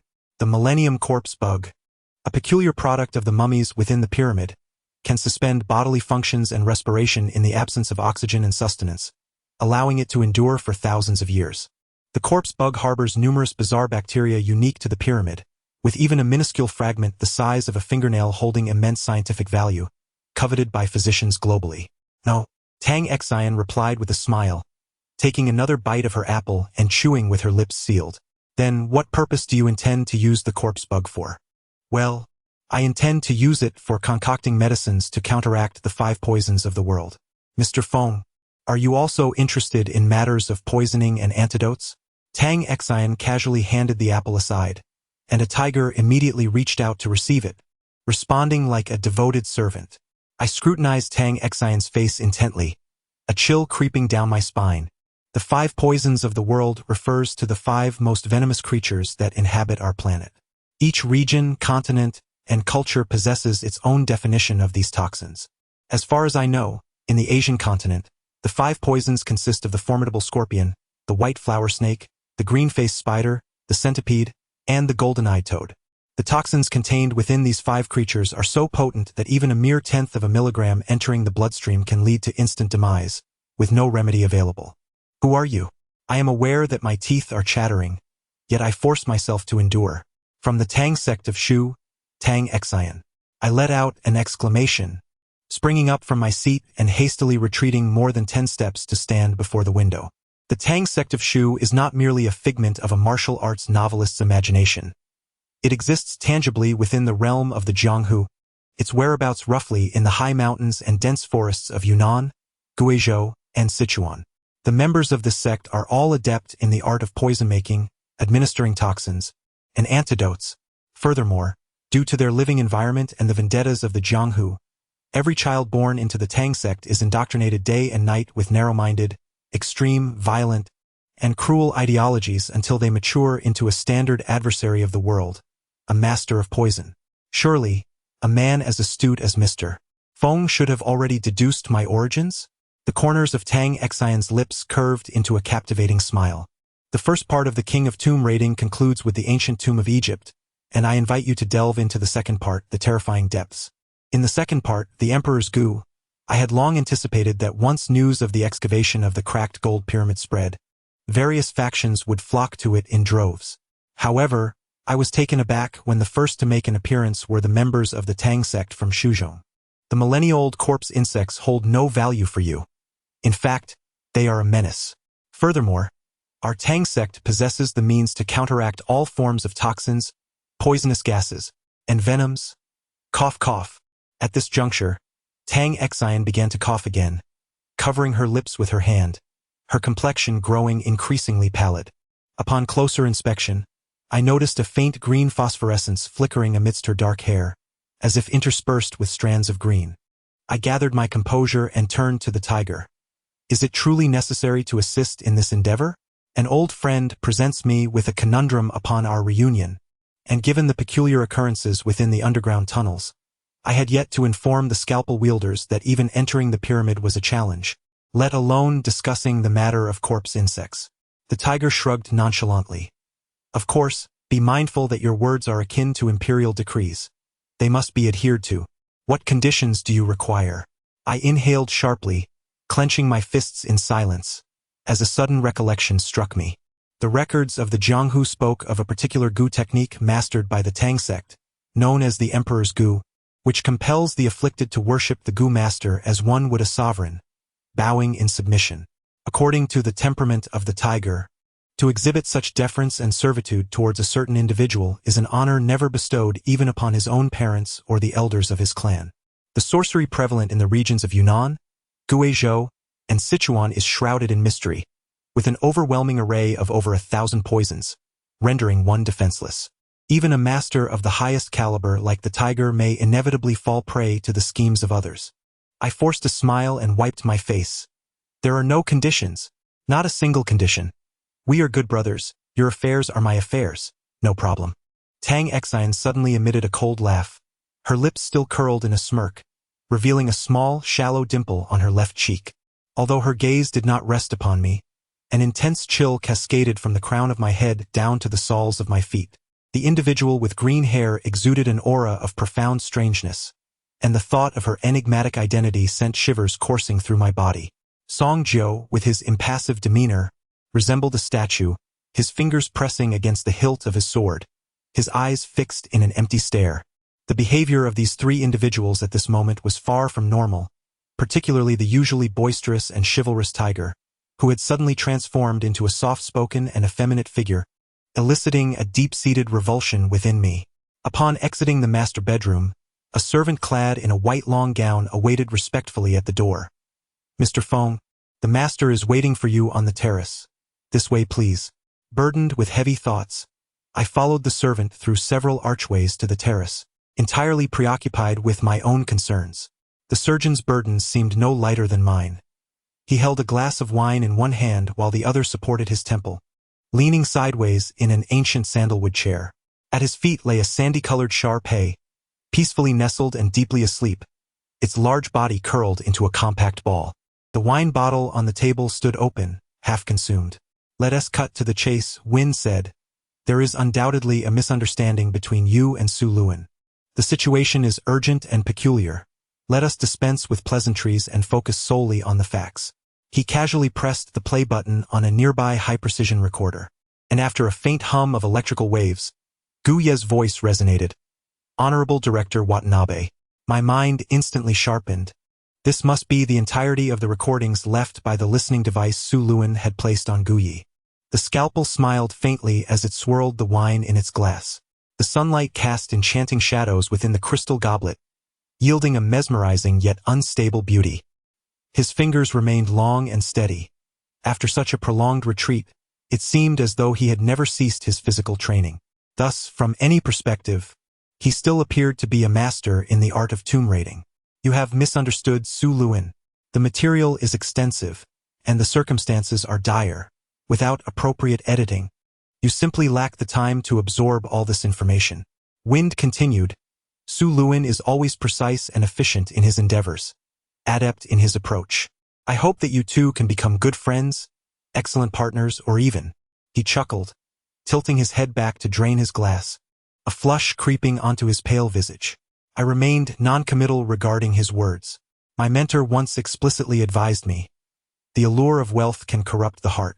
In the realms of grave robbing and archaeology, one must never entrust their back to anyone, nor place faith in anyone, not even one's own parents, siblings, or children. The moment you begin to trust someone, to bare your soul and share your innermost thoughts, is the moment your demise is imminent. I possess a measured faith in the scalpel, albeit limited. The edited tape predominantly features the words of that corpulent Japanese man, Watanabe Toshio. He discusses Japan's current geographical position in Asia and its economic circumstances, suggesting an impending crisis reminiscent of the catastrophe portrayed in Japan Sinks. Thus, he commands Kaniya to unearth the ancient tomb at all costs, to discover the ultimate target, thereby liberating Japan from the existential threat it faces. The term ultimate target is my interpretation. What Watanabe Toshio articulated resembled terms such as marker, signal pile, or aerial strike identifier. The recording unmistakably conveyed the message. Within the ancient tomb lies an artifact crucial to the fate of the Japanese homeland. For the future of the greater Japanese empire, they must acquire it. What, then, could possibly save or annihilate the Japanese homeland? A readily available answer is the atomic bomb. Towards the end of World War II, America's atomic bomb demonstrated its formidable power, compelling the Japanese emperor to surrender. In various war textbooks, it is mentioned that Japan both fears and yearns for heavy nuclear weapons such as the atomic bomb. I blurted out, an atomic bomb in a pyramid? Nuclear weaponry? Such intelligence is indeed startling. How could the most ancient of histories coexist with the most modernized of weaponry? If there exists an atomic device within the Pyramid of Djoser, how did the Japanese become privy to this knowledge? To date, the pyramids remain unbreached and unopened. By whose hand, then, was the atomic device placed within? Questions mounted upon questions, and a throbbing commenced within my skull. I promptly poured a glass of spirits, imbibing half, allowing the alcohol to silently suffuse my vital organs with warmth. Unbeknownst to me, Surin had entered the terrace. Yet, my nostrils were assailed by the pungent odors of Western medicine and blood. She had changed into a flowing, Arabian-style white robe, cinched at the waist with an ornate silk sash. Her hair, freshly washed, cascaded down her back in damp tendrils. "Are you well?" the surgeon inquired solicitously, gesturing for her to seat herself in the wicker chair beside him. The medicinal scent intensified, and I inquired with alarm, "Surin, are you injured?" Surin offered a wan smile, her demeanor detached and cool. "Yes, a minor wound. It is of no consequence." A chasm, akin to frozen clouds in the dead of winter, lay heavy and unyielding between us, precluding both dissolution and fluid communication. As a man, I ought to exhibit magnanimity. Even were she withholding information, I should dismiss it with a smile. However, the surgeon's words plunged me into an icy abyss. His gaze held the ferocious glint of a ravenous wolf, the subtext being an unspoken vow of relentless pursuit. Surin nestled closer to his side, their hands clasped in a display of fraternal affection. The area around Surin's waist appeared unnaturally bulky. I surmised that at least 4 or 5 rolls of bandage were concealed beneath her robe. The Misty Blade School is renowned among the Japanese ninja clans for its merciless techniques, often disregarding the samurai code of one-on-one duels. Mastering the art of ambush and surprise attacks, it stands as one of the most despicable factions in the underworld. The ability to repel their assaults is a testament to Su Luan's remarkable martial prowess. Su Luan, I realize now, I have misjudged you. The matter concerning the luminous columnar aperture was instigated by me, and I must extend my sincerest apologies. In an instant, the resentment and dissatisfaction I harbored towards Su Luan dissipated like mist. The surgical knife clapped his hands, and a servant clad in white entered, carrying a compact projector. Upon switching it on, images were immediately cast onto the adjacent white wall. These pertain to new information regarding the Pyramid of Tura. Please take a look. Once the servant exited, the surgical knife gestured subtly towards the wall. The first image depicted an elderly Egyptian man with a mane of white hair and beard, adorned in a splendid multicolored robe, with several ebony prayer beads draped around his neck. The elder emerged from an opulent caravan and warmly greeted the surgical knife with a handshake. Without needing to inquire, it was evident that the man was Elder Sahan, a revered idol among the Egyptians, who claimed to be an eternal servant of the divine. Frankly, I only require a brief summary of the essential information. There is no need to view everything in its entirety. Given the current circumstances, time is exceedingly precious, and any delay of an hour could bring about unforeseen changes in the desert encampment. The footage began to fast forward, illustrating the conversation between the surgical knife and Elder Sahan. Their conversation had long been printed out, resting beside the projector, and aside from the remarkable incident involving the stray bullet, there seemed to be nothing particularly noteworthy. The wind, I sensed, is the tiger. The scalpel toyed with the cigarette case in his hands, leisurely contemplating his thoughts without haste. I turned to meet his gaze, exchanging smiles as I slowly uttered the words Emperor Gu. The scalpel, satisfied, polished his lighter, refraining from igniting it, and instead fixated on the stable and elegant flame of the Zippo. If he too suspected that the tiger had fallen prey to the Emperor Gu, then the people from the Tang sect in Shu must have arrived with hostility, and the tiger was merely a stepping stone for them. One cannot walk by the river without getting their shoes wet. Even a master like the tiger could stumble from time to time. Besides, being defeated by the Tang sect in Shu is hardly a disgrace. Emperor Gu, Emperor Gu, Emperor Gu. The scalpel murmured, reaching for a sheet of paper, igniting it in the flame. A whiff of charred odor filled the air as the ordinary white paper quickly curled and ultimately turned to ashes between the scalpel's fingers. He flicked his fingernails, and the last fragment of paper ignited, the black ash fluttering gently from the air. Illusion, magic, wind, what do you see? He asked gravely. A gust of wind swept through, dissipating the burnt smell entirely. What do I see? Aside from those ashes, I saw nothing at all. He continued to speak to himself. Elder Sahan stated that within every pyramid lies an illusionary spirit, whether grand or diminutive, youthful or aged, each one present without exception. The pyramid serves as the tomb of the pharaoh, while the illusionary spirit acts as a loyal guardian, eternally safeguarding the pharaoh's soul. The incantations etched upon the stone gates, walls, and sarcophagi are not mere human inscriptions but rather the handiwork of these illusionary spirits. As the sun dipped low, the terrace was shrouded in a golden haze, the sound of the scalpel somber and deliberate, as if intentionally mimicking the tone of a desert sorcerer. Numerous texts recount tales of the illusionary spirits, none more emblematic than the story of the fisherman and the demon from 1001 Nights. That demon, imprisoned within King Solomon's brass vessel, could expand to the size of towering mountains or instantly transform into wisps of smoke, confined within a narrow bottle, embodying an endless array of transformations and mystical powers. Surin inhaled deeply, tightening his robe. Anyone who dares to breach the pharaoh's tomb would face the wrath of the illusionary spirit, meeting a fate of no burial and endangering their entire family and clan. Thus, true followers of the pharaoh would never entertain the thought of tomb robbing. Regardless of wealth or poverty, they would keep their distance from the disturbances of the illusionary spirits. Furthermore, the great pharaoh would cast spells upon these spirits, compelling them to discern friend from foe, ensuring they do not indiscriminately slay the innocent. Such accounts are indeed chronicled in the texts, yet I have always regarded them as mere fabrications devised by the Egyptian pharaohs to deceive and intimidate the ignorant populace. All rulers, in their quest to solidify their dominion over the realm, often conjure a myriad of fantastical legends to signify their divine mandate to govern the state. To oppose them is to defy the will of the heavens. I rose, preparing to depart from the terrace to take a bath, as I had become dreadfully filthy after so many days in the desert. Wind, remember these words, Elder Sahan implored, you must hold them dear. The scalpel hastily concluded its narration and also stood, placing a supportive arm around Su Luan's shoulders.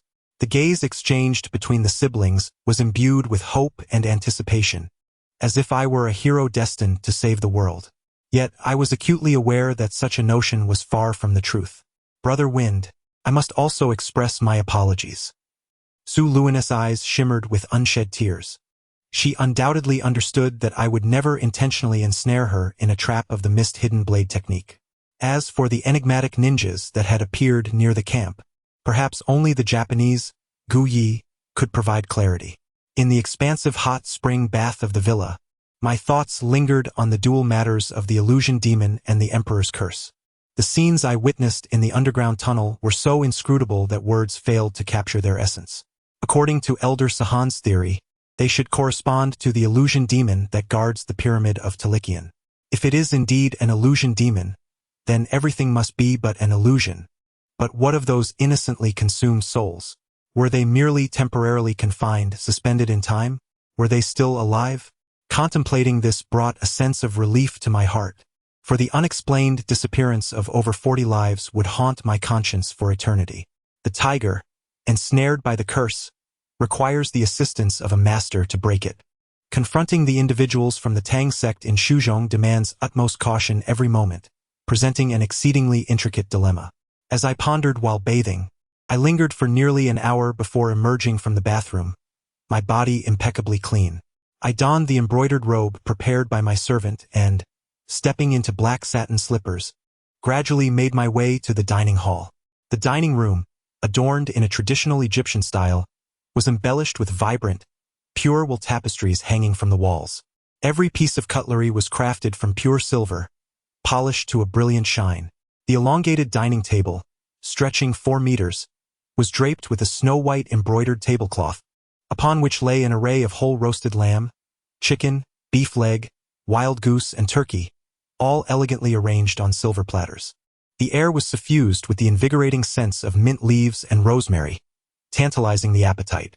Each wine glass at the table brimmed with a fine pink Egyptian red wine, crafted through an ancient method from the exceedingly rare wild grapes found in the desert, renowned not only for its illustrious reputation but also for its exorbitant price, which would make even Scottish whiskey producers blush with shame. My gaze first fell upon the proud and resplendent Tang Xian, her fox fur coat gleaming white and radiant.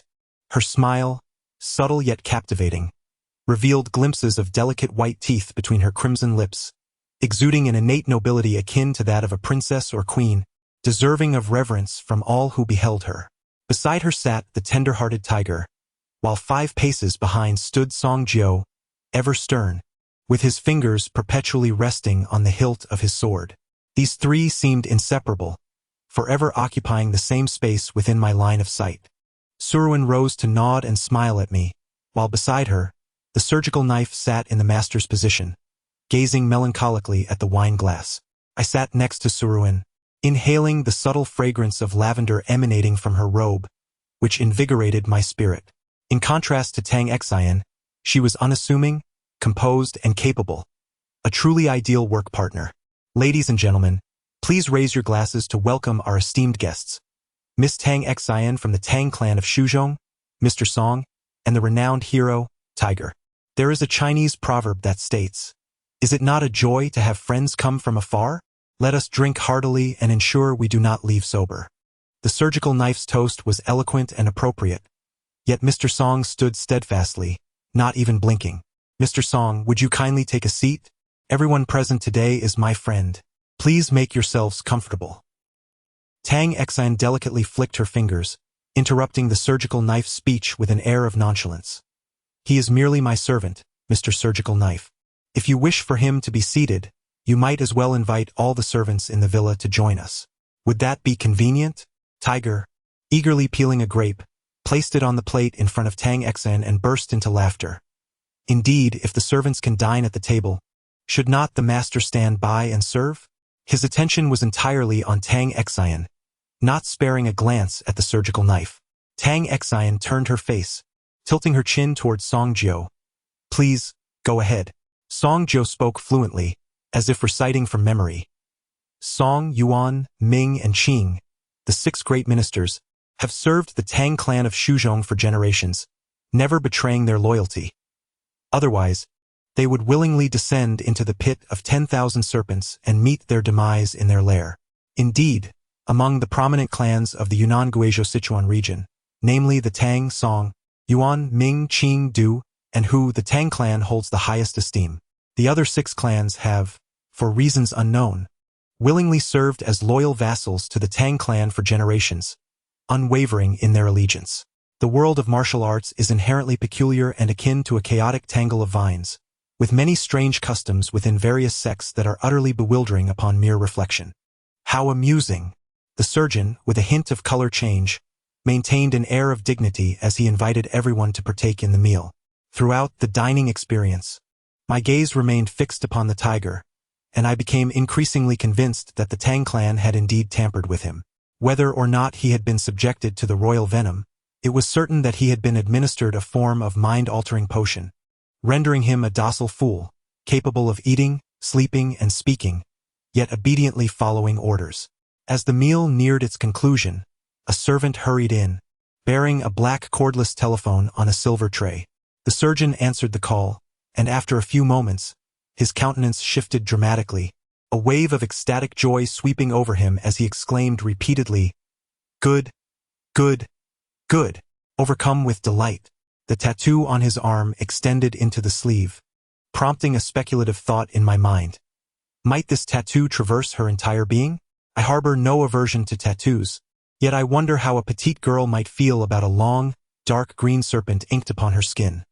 Such a revelation would hardly provide a pleasant visual experience. Furthermore, she bore no adornments upon her ears, neck, wrists, or fingers, and her hair fell naturally, unadorned by clips or ties. Upon closer inspection of the past, her fox fur coat had not undergone any mechanical treatment.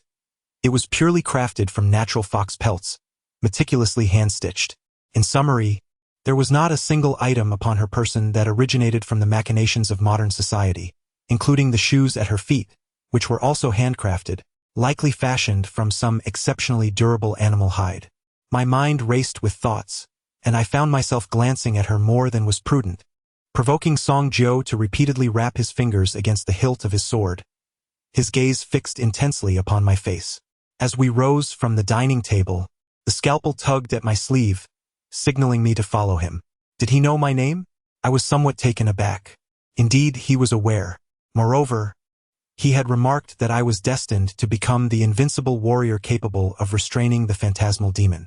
The sound of an elevator door chimed within the stone pillar, and the walls parted to reveal a narrow lift meant for two. I had anticipated that the interior of the scalpel's villa would be intricately designed, yet today was my first experience of its complexity. I stepped into the elevator behind him, and instantly, the doors closed swiftly. With a gentle lurch beneath my feet, the elevator began its rapid descent. Elder Sahan's expression was a tapestry of emotions, at times exuberant and at others, melancholic and despondent, revealing the tumultuous shifts in his mood. I had consistently endeavored to interpret his ultimate intentions as a fervent effort to locate his brother, clinging to even a minuscule hope, be it 1 in 10,000 or even 1 in 100 million. He had relinquished the excavation rights to the Talikihan Pyramid, and ultimately, the relics of Atlantis would be left for Gu Yi and his companions to sift through. But what if I were to contemplate the worst-case scenario? What is the true intention of the scalpel? The elevator descended continuously for an astonishing 6 minutes, leading me to believe that this passage would extend deep into the belly of the mountain. The elevator, a product of Japan's Mitsubishi Corporation, was both compact and precise, gliding downwards with remarkable speed while remaining utterly silent, devoid of any sensation of weightlessness. Accompanying Elder Sahan was a female disciple. The scalpel spoke abruptly. In my view, the more deeply entrenched a charlatan is, the more they tend to boast. I silently nodded, refraining from comment. Naturally, Surin would relay all pertinent information about the tunnel to the scalpel, sparing me the effort. At this moment, my own information was as transparent as glass to others. Conversely, I remained oblivious to theirs.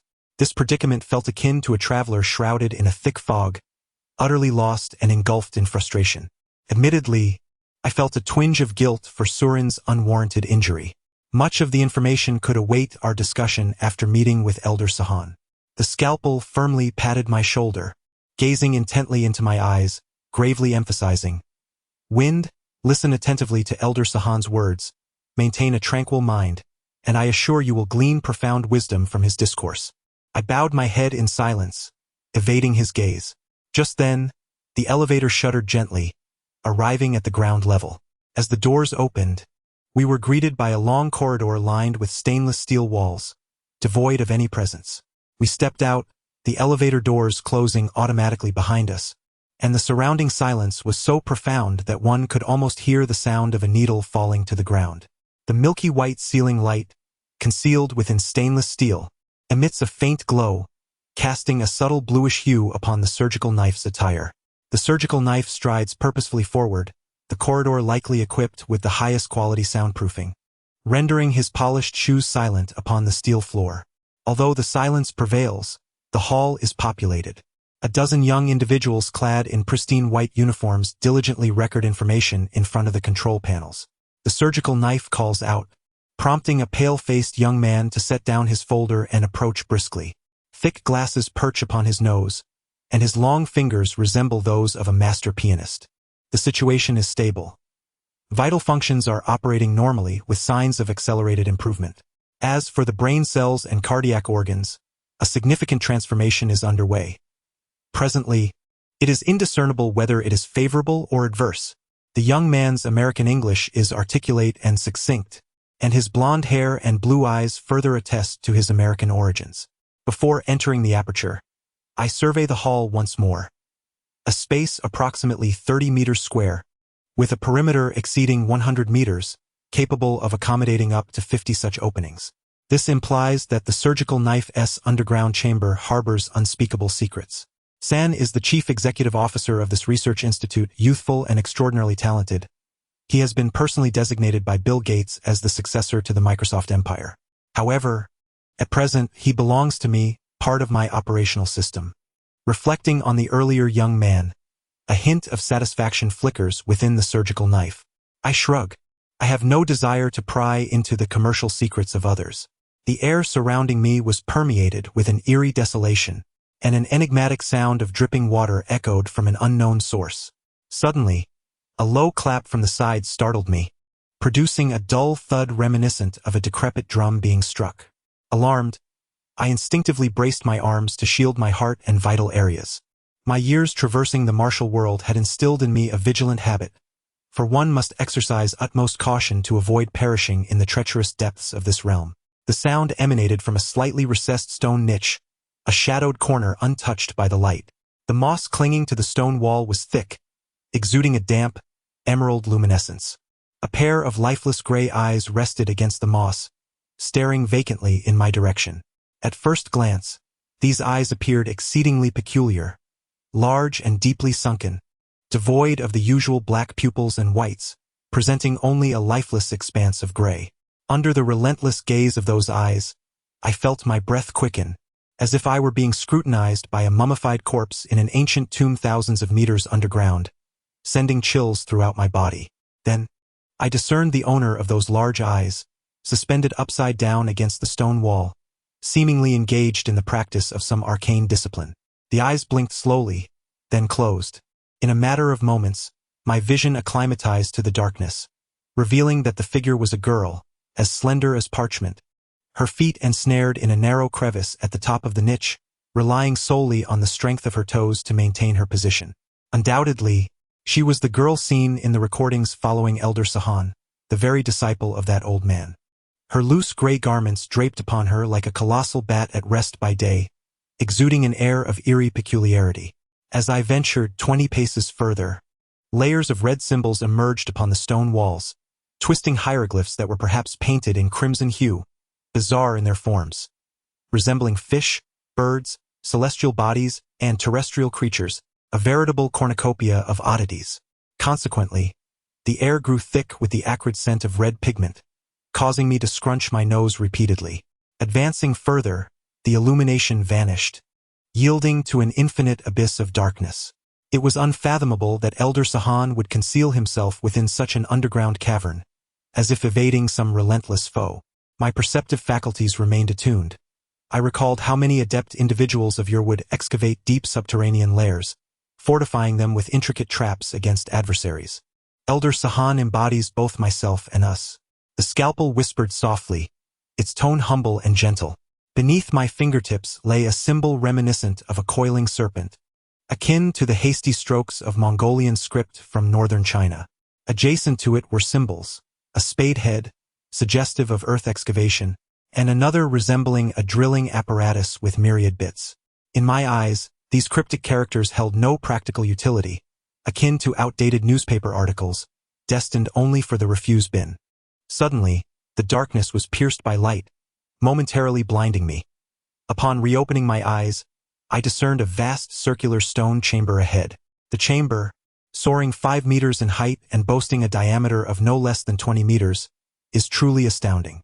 One cannot help but marvel at the immense effort expended by the surgeon in constructing such a meticulously crafted subterranean research facility. The walls exude a profound iron-gray hue, reminiscent of a somber night sky. The crimson symbols, scattered across the walls, ceiling, and floor, resemble vibrant fireworks illuminating the darkness, surging fervently into one's vision. Immersed in this environment, one feels as though they are adrift in a bizarre sea of red. At the center of the stone chamber rests a globe, 2 meters in diameter, perched upon a black wooden stand. This globe, a ubiquitous geographical tool found throughout the world, bears one distinguishing feature: the names of various nations inscribed in their respective languages, all perfectly proportioned and identical in form. The sheer size of the globe renders the elderly figure standing beside it seemingly diminutive. "Elder Sahan, how are you feeling?" The surgeon's voice, imbued with warmth, resonated as he strode into the chamber, advancing towards Sahan. I hesitated for a moment before stepping inside, suddenly beset by a sense of unease. I have long harbored a dislike for this omnipresent shade of crimson, having consulted numerous physicians in my youth, fearful that I might be afflicted by some peculiar malady. Sahan shook hands with the surgeon, yet his gaze shifted to me. His eyes radiated a dazzling light. The vibrant energy emanating from them felt like 2 waves of warmth crashing against me. Draped in a gray blanket, which was also adorned with red symbols, his long white hair cascaded down to his waist, while the white beard on his lips and chin hung down quietly to his waist, soft and serene. I attempted to avert his gaze and took a few steps forward until I stood before a square sand table measuring 4 meters on each side. The globe and the sand table, one a product of contemporary technology and the other a tool employed by ancient strategists for troop deployment, both serve as instruments of geography, yet one belongs to the present while the other to the past, utterly unrelated. The sand table depicted an undulating landscape of mountains and rivers, at its center astonishingly adorned with a haphazard arrangement of a dozen pyramids. With such structures present, it was unmistakable that the sand table represented the territory of Egypt. Before long, I identified the lifeblood of the Egyptians, the Nile River, meandering gracefully through the center of the sand table. I sensed your curiosity, dear wind. Let us unravel this mystery together. Let us uncover the secrets of the illusionist. He released his grip on the scalpel, raised his arms, and tilted his face upward, softly intoning an enigmatic incantation. Instantly, the brightness in the stone chamber surged by at least 30%, and even the iron-hued stone walls seemed to emit a faint, ethereal glow. In that moment, Elder Sahan radiated an aura of mysterious and exalted power, akin to the monumental stone carvings that stand sentinel in the desert, inspiring awe in all who gaze upon them. Above us, amidst the crimson symbols, numerous twinkling silver points were scattered across the ceiling. With my extensive knowledge of astronomy, I swiftly recognized that the arrangement of stars above the sand table perfectly mirrored the observations made by the ancient Egyptians, with distances between the stars precisely proportioned, without a hint of error. Elder Sahan gently nudged the globe, causing the vast sphere to rotate slowly, revealing the alternating hues of yellow land and blue seas. The scalpel silently observed his actions, standing aside and blinking incessantly. A sense of bewilderment brewed within me. "Elder, are you aware of my confusion?" The lights dimmed once more, and in the darkness, the stars above became increasingly vivid, while the globe and the sand table were suffused with shimmering silver light. "Wind, I know your brother. Trust me. Have faith in every word I utter, for they bear immense significance for your existence." He extended his palms towards me. "Come, place your hands in mine." To my astonishment, I discovered that his alabaster palms bore no lines, utterly smooth and pristine. According to ancient Chinese palmistry, those devoid of lines are said to have been cursed by deities in past lives, destined to meet an unfortunate end in this one. The so-called secrets of heaven are not to be divulged. Such individuals are deemed reckless, unearthing the mysteries of the universe. Thus, Many who practice fortune-telling or engage in witchcraft are often the blind, the deaf, the lame, or the paralyzed, those born with inherent disabilities. Come, come. Trust me. His voice possessed a peculiar hypnotic quality. My hand involuntarily rose, resting gently in his palm. Look into my eyes. His tone suddenly transformed into a distant echo, as warmth flowed slowly from his hand. I gazed into his eyes, which were dark and luminous, resembling perfectly clear black mirrors reflecting my slightly perplexed visage. The elder opened his mouth to speak, and a gust of wind swept through my palm. However, Sahan spoke first, his voice seemingly emanating from my hand. Do not speak. Listen with your heart, ponder, reflect, and I shall know. The gods shall know. In the past, during my time in the Vatican, a master of telepathy had granted me a similar experience, where spoken words were unnecessary as he could hear the thoughts within my heart.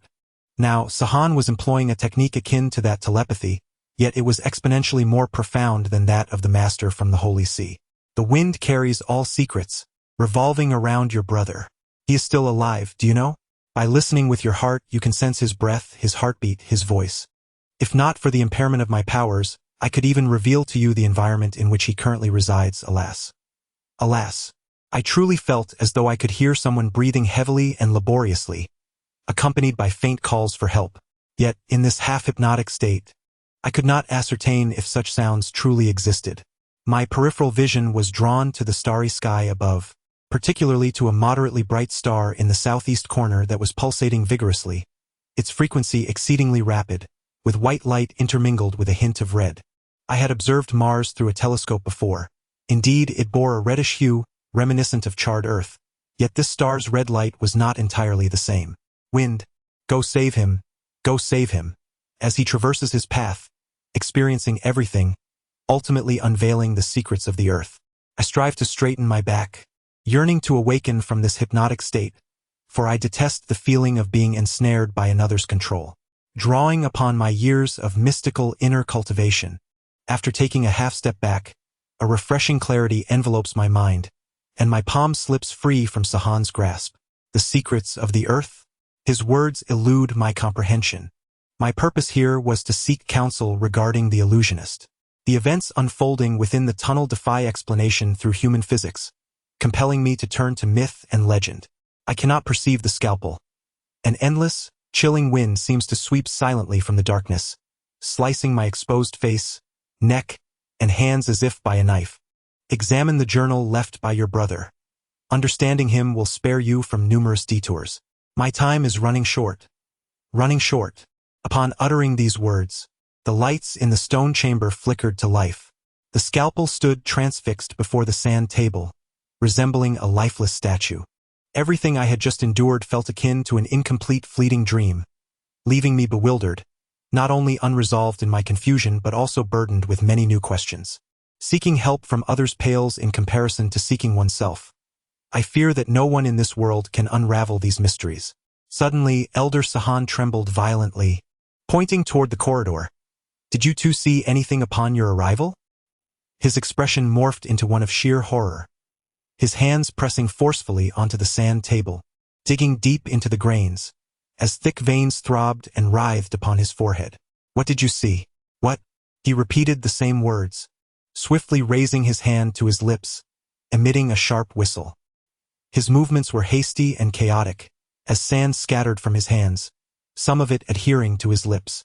The scalpel awakened, and his right hand instinctively plunged into his pocket, poised and vigilant. What did we see? I furrowed my brow as I stepped out of the elevator. Aside from the staff gathered in the hall with Sen, there was only the girl hanging by the corridor. To me, everything seemed perfectly ordinary. Why the fuss? Elder Sahan's face was increasingly marred by bulging veins, as if the skin were thinning, threatening to reveal the deeply embedded vessels beneath. He plunged his hands back into the sand, grasping it tightly, his gaze fixed intently on the corridor entrance. The girl glided in like a silent breeze, her movements reminiscent of a wisp of smoke, light and ethereal, her gray robe trailing behind her like a gliding bat. Suddenly, Elder Sahan's arms shot up, flinging the sand he held towards the girl in a stunning display, akin to a rain of stars. The sheer force of his throw was astonishing, the sound of the grains slicing through the air akin to a shotgun's relentless barrage. The stone chamber resonated with this terrifying, powerful hissing, while the girl's gray robe fluttered as she gracefully spiraled through the air, landing softly beside the sand table. Simultaneously, a crisp sound emanated from her sleeves as two sharp, half-foot-long curved blades sprang forth from the backs of her hands. The grains of sand did not appear to be directed at her. Rather, they seemed intent on assailing some unseen adversary lurking within the air. What could it be? What could it be? The scalpel, amidst the palpable tension, maintained an air of composure, for he was far from a mere pretender in the realm of tomb raiding. His prowess was indeed extraordinary. Elder Sahan's muscles tightened. The gray blanket enveloping him trembled incessantly. It was only after countless grains of sand had settled to the ground, restoring an eerie silence to the corridor, that he slowly, through clenched teeth, uttered, "Illusion, demon." The scalpel gasped, displaying a wry smile, as beads of cold sweat began to form on his forehead. After approximately 5 minutes of maintaining our rigid postures, utterly motionless, it felt as though malevolent spirits were poised to invade from beyond the corridor at any moment. 5 minutes stretched out, far more interminably than 5 hours. The ignorant are often fearless. I had never encountered such an illusionary demon and had always considered Elder Sahan to be engaging in theatrics, deliberately heightening the tension. The air was palpably devoid of any threat. If any unusual occurrence were to transpire, the personnel in the hall would surely be the first to suffer its consequences. Elder Sahan, is the danger averted? I feigned a light-hearted smile, attempting to diffuse the tense atmosphere. Sahan, with a solemn countenance, gradually released the sand from his palm and quietly inquired, "Yolien, have you sensed something amiss?" The disciple named Yolien shook her head, twisting her wrist as the two curved blades swiftly retracted. Through this vast sand table, I can still sense the chilling aura emanating from the two blades. In the desert, both men and women almost universally carry curved daggers, a weapon that has become one of the essential tools for the denizens of the sands, as indispensable as water, provisions, and camels. The curved dagger possessed by Yolien is undoubtedly the quintessence of meticulously forged steel. Sahan, filled with unease, stepped forward and placed his palm over Yolien's eyes, pondering as he inquired, "Could you inspect once more?" I sensed that the scriptures in the corridor appear somewhat amiss. This method was remarkably arcane. By merely touching Yolien's eyes, he seemed capable of extracting the visions she beheld. As Yolien moved outward, her gray robe trailing on the ground, she appeared so emaciated and frail, almost like a paper effigy. Her hair, seemingly gray as well, hung short against the nape of her neck. I swallowed hard. She resembled a colossal bat so closely that it almost induced a peculiar illusion, as if confronting a gargantuan prehistoric creature within an unnamed ancient tomb. Wind. You ought to know. In the ancient Egyptian lore, each pyramid conceals a phantom spirit, eternally loyal servants to the pharaoh. I nodded. I had become well-versed in the lore surrounding these phantoms. As he spoke, he wiped the sweat from his brow with his sleeve and chuckled softly. These are mere fabrications of ignorance, nothing more than fanciful tales for idle chatter among the leisurely. It is no wonder the scalpel finds amusement. They all ventured into the sea, akin to every river on land ultimately merging with the ocean. Thus their fate was sealed. With a grave demeanor, Sahan gestured over the sand table, tracing the course of the Nile River with his fingers, persistently moving forward. Suddenly, I realized that the tableau before us depicted not merely Egypt and its neighboring African nations. Its expanse was vast, resembling a flattened globe, akin to the world map we commonly observe. His finger pointed towards a depression that symbolized the ocean, and he continued with solemnity. There, they are all there. Invisible to the eye, yet I knew they were all present, all gathered there. Over 749,000 phantoms of magic resided in that place, designated by a name that. I screamed in unison with the scalpel, as he forcefully stamped his foot on the ground, while I struck the edge of the sand table, sending grains scattering. This was the only way to release the immense shock within us, for the name Sahan uttered was exceedingly lengthy, succinctly referred to by its code name, a term that 80% of the world's population has likely heard, the Bermuda Triangle. Yes, the globally infamous maritime realm of mysterious deaths. I inhaled sharply, simultaneously hearing the crackling sound of the scalpel nervously squeezing its knuckles. Elder. You cannot be jesting. I endeavored to lighten my tone. Had these words been uttered by anyone else, I would have dismissed them as mere jest. However, every syllable spoken by Elder Sahan demanded my earnest attention and contemplation. The tales surrounding the Bermuda Triangle are sufficient to fill 1,000 thick volumes of maritime logs, and I shall refrain from elaborating on them all. The surgeon's scalpel posed a far more significant question. Elder, over 749,000? Where could such a multitude possibly exist? It is inconceivable, absolutely impossible. He stamped his feet upon the ground, as if to reinforce his conviction in uttering those words. Indeed, even if one were to tally all the pyramids on Earth, the Mayan pyramids, the underwater pyramids, the Mexican pyramids, and even include ancient relics that bear a pyramidal form, they would scarcely amount to 1,000 structures, let alone the claimed 749,000. Sahan let out a derisive snicker, his expression peculiar, seemingly mocking our ignorance. I exchanged a glance with the scalpel, still convinced that Sahan's words were mere fabrications, designed to mystify. Wind, I murmured, recalling a line from Chinese Buddhist scriptures. One sand, one world. One flower, one Buddha realm. Is that not so? I nodded silently, aware that it is one of the verses frequently chanted by Chinese Buddhists. Yet what does it signify? And what of the term Ganges sands, often employed by the Indians? Surely you comprehend its meaning? Throughout the eons, over thousands, even millions of years, how many majestic edifices and cultural sites have succumbed to the erosive forces of nature, ultimately reduced to ashes borne by the wind? These are the remnants that the ancient Indians sought to encapsulate with the phrase Ganges sands to depict human history. As Sahan spoke, a realization dawned upon me. The Egyptian pyramids we currently behold are not the sole structures to have existed from ancient times to the present day. Before humanity was chronicled in history, even prior to the emergence of humankind on Earth, who can say that there did not exist tens of thousands, perhaps even billions, of pyramids? If we were to propel the timeline of Earth infinitely backward, the quantity of pyramids could be postulated to be innumerable. In this regard, the number of phantoms need not be meticulously counted. It could range from 0 to 1,000,000,000, or any number beyond that. Is this true? I too grasped a handful of sand, allowing the earthy grains to trickle slowly through my fingers. Sahan coughed gently and recited a convoluted ancient Egyptian scripture before solemnly gesturing towards the sand table, articulating each word with care. In fact, within the ancient texts of Egypt, there is no mention of a desert.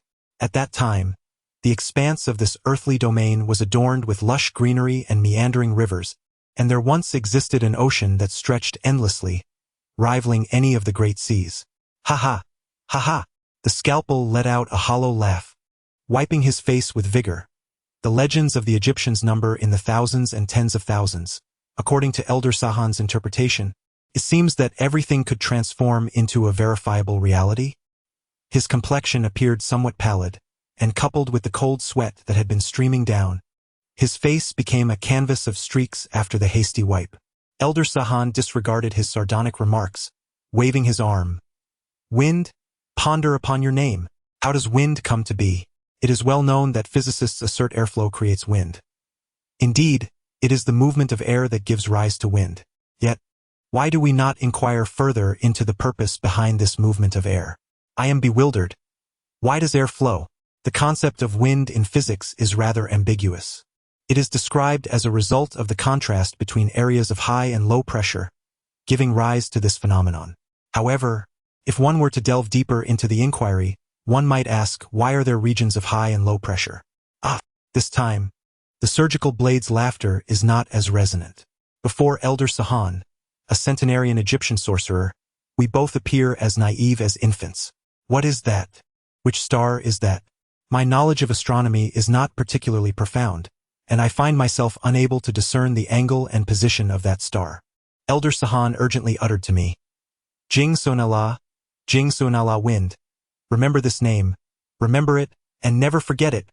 Suddenly, the sound of curved blades striking the stone wall reverberated, and then Yu Lian, draped in a gray robe, appeared at the corridor's entrance, her curved blades glinting with brilliance as they swiftly danced in the air. The Egyptian swordsmanship bears similarity to Western fencing, filled with numerous practical slashes and thrusts, devoid of the ornate performances found in Chinese swordplay. Within 4 seconds, Yu Lian unleashed at least 40 strikes, averaging more than 10 cuts per second. The stone chamber resonated with the sound of the 2 curved blades slicing through the air. Indeed, they struck only at the air, as if she were engaged in a perilous duel with it, for the corridor was now brightly lit, revealing no enemies worthy of her prowess. "Elder, what is she doing?" The surgical blade inquired with astonishment, as both hands simultaneously flew into her pockets. At this moment, the speed of the blade wielded by Yolian had surpassed the rate of gunfire, rendering the surgical knife utterly incapable of providing assistance. After hastily uttering a few words, Sahan remained transfixed, gazing at that star, utterly silent and unmoving. Suddenly, the star extinguished, ceasing its wild flickering, becoming as serene as an ordinary pebble in a shallow stream. Simultaneously, Yolian's blade halted, slowly turning towards Sahan at the entrance of the corridor. This sequence of events unfolded rapidly, only to return to a tranquil state in the blink of an eye. The sole difference lay in the fact that Elder Sahan now stood silent, like a statue hewn from stone. Yolian advanced step by step, her arms hanging by her sides, the edge of her curved blade glimmering coldly under the light. Her eyes were imbued with a fierce and chilling murderous intent. I realized for the first time that a person with gray irises, when displaying such a deadly glare, could appear tenfold more sinister than an ordinary individual. Indeed, the moment I met her gaze, a wave of goosebumps cascaded over my body, from my throat to my stomach, instilling an overwhelming sense of discomfort. "What has transpired?" the surgical knife inquired. "It's nothing at all. Relax. Relax." The surgical knife had positioned itself before Yolian, obstructing her path. What struck me as the most peculiar aspect of the situation was that, after battling with the air alone, Yolian had turned to approach the silent Elder Sahan. What was her intention? What did she seek to accomplish? I find myself deeply perplexed. If one were to ponder more profoundly, should there truly exist a phantom that arrives without a trace and departs into oblivion, then the recent strike of the blade by Yolian towards the air must have been an attempt to fend off an imminent adversary. But where is the enemy now? Where is the phantom?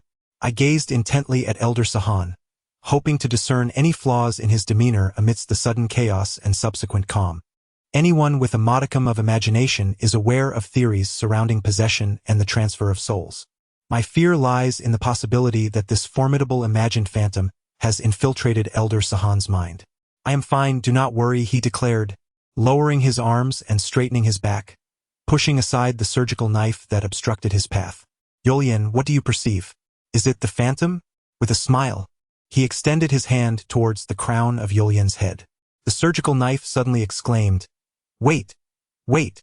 It swiftly approached, seizing Yolian's arm and stepping back to evade Sahan's grasp. This action mirrored my own instinct, for given Sahan's earlier strange behavior, we had ample reason to suspect that his body and mind had undergone some inexplicable transformation. "Yolian, tell us. Where is the phantom?" The knife nearly shouted in her face. Yolian appeared even more bewildered, her gray eyes staring blankly ahead, indifferent to the knife's frantic inquiries. In the current predicament, both the knife and I are masters of Eastern martial arts. Even if Elder Sahan were under the phantom's control, the two of us should be able to escape the stone chamber unharmed. However, I am not inclined to flee inexplicably. I have long sought to unravel the mysteries surrounding the Mirage Sorcerer and the means of entering the inner sanctum of the Tulakan Pyramid through the desert tunnels. Sahan suddenly clapped his hands, producing a sound akin to a soft pop. Yolian, as if awakening from a dream, released the surgical knife, stepped forward, and stood behind Sahan, her gaze lowered in a perfectly demure manner. "The two of you, Yolian, are inherently both deaf and mute, unable to communicate in any conventional manner. Your loud utterances are futile. Nonetheless, I am aware of your suspicions. I remain unchanged, protected by the binding spells of the Pharaoh, rendering me impervious to the harm of the Mirage Sorcerer." He lifted the gray blanket draped over him, revealing the serpentine-red incantations that blossomed like vibrant poppies across the fields. The surgical knife seemed to exhale in relief, his expression softening. "Mr. Surgeon, we may proceed." My ailment has been entirely cured, and I am more than capable of handling any task. The time allotted to us by the celestial beings grows increasingly scarce. Further delay will alter the future safety of our planet with every passing second. I detest such grandiloquent rhetoric, often invoking the safety of the earth and humanity as an excuse, as if the speaker were the sole savior of our world. I scoffed, striding ahead into the corridor. The stone chamber, adorned with red symbols, exerted immense psychological pressure upon me, and I yearned to depart swiftly. In the hall of the Research Institute, I encountered Senior. He truly appeared quite youthful, likely a few years my junior, with a faint fuzz upon his lips and a gaze that was both focused and serious. Bill Gates, the world's wealthiest individual, undoubtedly selects only the most exceptional successors. "Wait a moment, please," he exclaimed, stepping forward to obstruct my path, his white lab coat billowing and carrying with it an unusual scent of disinfectant. "What is it?" I inquired, my hands tucked into my pockets, pondering his intentions. "Are you familiar with the riddle of the Sphinx?" he asked abruptly, adjusting his glasses and revealing a coin nestled in his palm.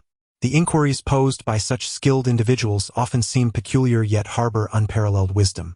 I was certain that Sen would not pause his work merely to engage me in conversation over a trivial question. I smiled at him, awaiting further elaboration. The riddle of the Sphinx, renowned in the annals of the desert, recounts the tale of that infamous demon and its enigma, yet I lacked the inclination to delve deeper into the narrative. The scalpel, Sahan, and Yulian had followed closely, right behind me. The scalpel chuckled, "Wind, you go ahead. Take your time with Senator, perhaps he can inspire your boundless wisdom and attract the favor of Bill Gates." He and Sahan strolled back down the stainless steel corridor, while Yulian trailed behind slowly, resembling a colossal bat that had not yet awakened. "If you guess correctly, I shall award you $1 million. If you err, you shall forfeit something from your body." Scientists are often unrefined in their approaches, speaking and acting with directness and candor. Sen pressed his lips together, wearing a stubborn expression. As Hitler once stated, only the paranoid can succeed. I sensed that Sen belonged to this category, marked by a hint of obsessive-compulsive tendencies. It seems that there is little about me that would pique the interest of others, save for the diary left by my brother. "What do you desire?" he inquired, shaking his fist. "Take a guess. Once we determine the victor, I shall divulge my answer. Were it not for my intention to avoid a confrontation with those wielding scalpels, I would not pay heed to Sen's unreasonable obstruction. My mind is in disarray. I require a moment of solitude to untangle the events that transpired in the stone chamber. Up to this point, I cannot afford to place my complete trust in Sahan." I fix my gaze upon Sen's fist and chuckle softly. "Are you aware that in ancient Eastern China, there exists a most enigmatic art of distant vision? In the eyes of foreigners, the time-honored land of China is replete with astonishing phenomena and peculiar practices, such as acupuncture and traditional herbal medicine, which they find particularly perplexing." Thus, as my words escaped my lips, San raised an eyebrow, extending his other hand to cover his fist, clearly in anticipation of my supposed clairvoyance. "There is a matter that perhaps remains unknown to all. Within the casinos of Italy, I have honed an extraordinary power of observation, enabling me to discern the intricate patterns on a slot machine in the blink of an eye. I have conducted numerous experiments, and securing the highest jackpots has become a trivial endeavor. Consequently, at the moment Sin released the coin, I not only perceived the number of its rotations but could also ascertain the angle at which it landed in his palm. I seek not wealth but merely the details of Sahan's physical condition from Sen's lips. Mr. Sen, let us negotiate the terms. If I emerge victorious, I shall grant you whatever you desire. In exchange, you must provide me with all the medical records pertaining to Elder Sahan's examination, without a single omission. What do you say? The individuals in the hall remained engrossed in their tasks, exhibiting no interest in our wager. Without hesitation, Sen nodded, remarking, "There is a saying in China, a gentleman's word is his bond." I continued, "A promise made is a promise kept." It is noteworthy that visionaries from various nations across the globe are diligently learning the Chinese language, aspiring to partake in the vast market opportunities that China presents. Thus, one can hear the phrase "a gentleman's word" echoed wherever one goes. The coin's obverse bears a human visage. I shall not err in my guess. With an open palm, San was unperturbed as he pointed towards another opening on the opposite wall, stating, "What I seek is a single cell from your body, to serve as a scientific research sample for human cloning. Of course, I shall ensure the utmost safety and confidentiality of the sample, posing no threat to you." Habitually adjusting his glasses, he suddenly whistled sharply. A somewhat stout young girl, pushing a cart laden with jars and bottles, swiftly approached. The scientist's emphasis on speed and efficiency was impressive, as within a mere 35 seconds, both the extraction of the single cell and the retrieval of Sahan's records were accomplished simultaneously. The data clearly indicates that when Elder Sahan entered the research institute, the symptoms of his illness were indicative of acute bacterial malaria, with his body temperature exceeding the limits of human tolerance. The records reveal precise measurements of his temperature every half-minute, and I was astonished to discover that, on one occasion, Sahan's temperature reached an extraordinary 55 degrees Celsius. The hall remained tranquil, with the air conditioning system maintaining a comfortable 18 degrees Celsius, yet my mind felt as if a fire were raging within me. 55 degrees Celsius, what does that even signify? I silently pondered. Sun had not yet departed. Pointing at the computer screen, he inquired with a tone of casual familiarity, "Isn't it peculiar? The safe body temperature for humans is approximately 42 degrees Celsius. Any further increase would likely result in the brain succumbing to the heat, with a 90% probability of entering a vegetative state." Sun raised his arm. "Mr. Feng, I find it curious that your mind does not shift perspective. Do you know? The human body possesses extraordinary capabilities that are ever-changing. According to the data, among the 4 billion people globally, there is one individual with special abilities for every 1,000. And among those with such abilities, 1 in 1,000 can he lifted a black ballpoint pen, waving it before me, exhaling softly. Miraculously, the pen bent at a right angle, transforming into a peculiar hook. This is not magic. It is the manifestation of extraordinary abilities. Mr. Feng is no ordinary individual. He must surely comprehend the underlying principles. Elder Sahan, as the spiritual pillar of the Egyptian people, has attained a status that commands the attention of countless individuals. One must ponder, could he truly be an ordinary inhabitant of this planet? With a nonchalant tap of his pen, which had transformed into a hook, upon the computer screen, he continued with an air of indifference. His uniqueness as an individual extends far beyond this. I have acquired his single cell, and I firmly believe that, given time, it will undoubtedly. Overwhelmed by a cascade of bewilderment, I could not suppress a sharp intake of breath. Elder Sahan's extraordinary abilities seemed to transcend the boundaries of my imagination. "Mr. Feng, I sense that you too are no ordinary person, but I require some time." Sun rapidly pounded the keyboard, and a virtual overhead view of the solar system swiftly materialized on the screen. The backdrop was a dizzying deep blue-black, adorned with stars that twinkled in varying degrees of brightness. Our primary focus, Earth, appeared merely as an inconspicuous, faint glimmer in this depiction. Pondered, could you discern anything from this perspective? Concentrate and gaze upon it. Sun pressed his palms against his temples, adopting the classic posture of a desert shaman invoking spirits, inching closer to the computer screen. His voice eerily echoed that of a summoning sorcerer, gradually devolving into a whisper from the depths of his throat, indistinct and muddled, as his entire face pressed against the screen. Startled, I instinctively recoiled, forcing myself to awaken from this hypnotic state, repulsively waving my hand as if to distance myself from something profoundly grotesque. I have always harbored a profound aversion towards the bizarre rituals employed by Egyptian sorcerers to exorcise malevolent spirits. In a moment of distraction, my sleeve inadvertently brushed against the coffee cup on the table, sending a cascade of brown liquid sprawling across the surface. Sen's visage, previously illuminated by the screen, turned towards the cup, his expression cold and peculiar. Particularly striking were his eyes, which emitted an uncanny green luminescence. Human eyes typically manifest in shades of black, yellow, blue, and brown, varying by geographical distribution. However, no evidence suggests the existence of individuals with green irises. Clenching my jaw, I exerted considerable effort to maintain my composure, striving to avoid a complete loss of decorum. The eccentricities of this research institute were indeed remarkable, illuminating why the scalpel had displayed such deference towards Senior. Were I in his position, I too would refrain from provoking this extraordinary individual, esteemed by Bill Gates. Mr. Feng, these trifling skills are within your grasp. Should you choose to embrace them, grant me some time, and I shall present you with a comprehensive report on your cellular composition.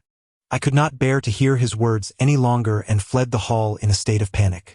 Once I stepped into the elevator, I became acutely aware of my chest rising and falling rapidly, my heart racing at least threefold. I crouched on the floor, clutching my head with trembling hands, forcing myself to regain my composure. When the elevator doors finally chimed open, I bolted out like a startled rabbit, sprinting to the garden in front of the main building, where I succumbed to a violent bout of vomiting beneath a towering banana tree. Once I had purged myself to the point of weakness, my limbs rendered powerless. I collapsed onto the ground, nearly bereft of strength. The night is so dark that I can no longer attend to anything. All I desire is to relax and succumb to slumber, lest my taut nerves be torn asunder by the relentless workings of my racing mind. Why has the scalpel unearthed San and established such an expansive research institute? What is the underlying purpose? He is merely a figure of the underworld, surviving through tomb raiding. So what compels him to align himself with these masters of extraordinary abilities? The peril of the Pyramid of Cracked Earth is well known. Yet he obstinately embarks on an excavation plan, willingly relinquishing the entire endeavor to Guy. This behavior starkly contradicts the nature of a tomb raiding expert. Could it be that he merely seeks to exchange for the photographic materials in Guy's possession? To this day, my faith in the authenticity of those photographs remains tenuous. Research by medical experts indicates that, based on DNA analysis, siblings born of the same parents, regardless of whether they are twins, possess a unique empathic brainwave connectivity. My sensitivity far exceeds that of the average person, and my elder brother, as a master of tomb raiding, undoubtedly possesses an acute sixth sense. If he were alive, there would surely be some form of telepathic connection between us brothers. Hence, I remain unconvinced that my elder brother is still alive, languishing in some shadowy ancient tomb for the past 15 years. Furthermore, if Guy's information is indeed credible, its casual disclosure to any nation's research institution would incite a monumental uproar. Why, then, resort to such underhanded dealings with the scalpel for this exchange? An increasing multitude of troubles entwined around me, and as I closed my eyes, I felt the world spin, gradually succumbing to slumber. I remained oblivious to the arrival of dawn. Upon waking, I was beset by a throbbing headache and an overwhelming chill, my body resting upon a frigid surface. Little white, wait. Suddenly, a delicate voice echoed nearby, followed by a pungent, acrid scent that invaded my nostrils. It was not the odor of fish, but rather the noxious aroma emitted by venomous serpents poised to strike. I possess an innate sensitivity to danger, yet as I opened my eyes, I had scarcely time to react before I beheld, mere inches away, a venomous snake adorned with silver scales, measuring over 2 feet in length, glaring ferociously at me. Its head was a quintessential triangle, and its ashen eyes stared coldly ahead. Each flicker of its crimson tongue revealed a row of menacing fangs. Were I armed with a firearm, I might consider a desperate confrontation, but such audacity would only be feasible when my strength was abundant. In my current state, I realized that any attempt to evade its lightning-fast strike would be futile. Furthermore, the pervasive stench indicated that its venom was far more potent than that of the commonly encountered king cobra. As its neck scales stood erect, a jarring hiss reverberated through the air. I closed my eyes once more, desperately attempting to conjure self-rescue methods in the event of a snakebite.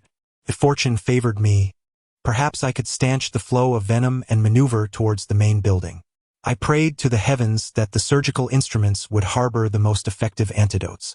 In my recollection, the swiftest recorded demise following a bite from the most venomous snake on Earth was a mere 16 seconds. I can only hope that this pale little creature does not rank among the top 10 most toxic serpents. Little white, be obedient. I have procured 2 roosters for you to bolster your strength. Alas, such a long journey has undoubtedly left you weary and vexed. Yet there is no alternative. For the sake of our Tang sect in Shuzhong, we must all strive diligently, mustn't we? Come here. Be good. That was Tang Xian's voice. Cursed be the Tang sect of Shuzhong. This wretched serpent that has appeared so suddenly must surely have been brought forth by her. I silently cursed the ancestral spirits of the Tang sect, condemning them all the way back to the era of the late Tang dynasty, particularly Wang Xianji, the founder, recounting the fates of those illustrious yet ill-fated masters whose rise and fall were intertwined with poison. I wished to keep my eyes shut, lest she witness my disheveled state. The sound of flapping wings likely signified the roosters she mentioned were being brought forth for the snake's nourishment. Once the metallic scent in my nostrils began to dissipate, I dared to reopen my eyes, only to find the snake had vacated my vicinity. Turning my gaze towards Tang Xian, I was struck with astonishment. Not only was Tang Xian present, but also the tiger and Song Jiu. They stood in solemn concentration behind her, their eyes fixed intently upon the sinuous white serpent on the ground. Two large, colorful roosters huddled in fear, wide-eyed as they watched the white snake slither closer, offering no resistance whatsoever. Roosters are typically regarded as natural adversaries to serpents and centipedes. Yet, in this instance, even as the white snake lunged ferociously to seize one rooster by its comb, the poor creature remained curled up, paralyzed by fear. Tang Xian let out a sigh of relief. Finally, it's over. As long as Xiao Bai has something to eat, its ferocity will diminish significantly. Thank goodness, no one was hurt. She cast me a sidelong glance, a smile playing on her lips, as if amused by my predicament. This time, I had made quite a spectacle of myself, regurgitating all over the place in front of the three of them, and lying here like a dead dog all night, nearly becoming a meal for a venomous snake. Feng Su Luan asked me to relay a message to you. The military has intervened, so you must hurry over to that terrace.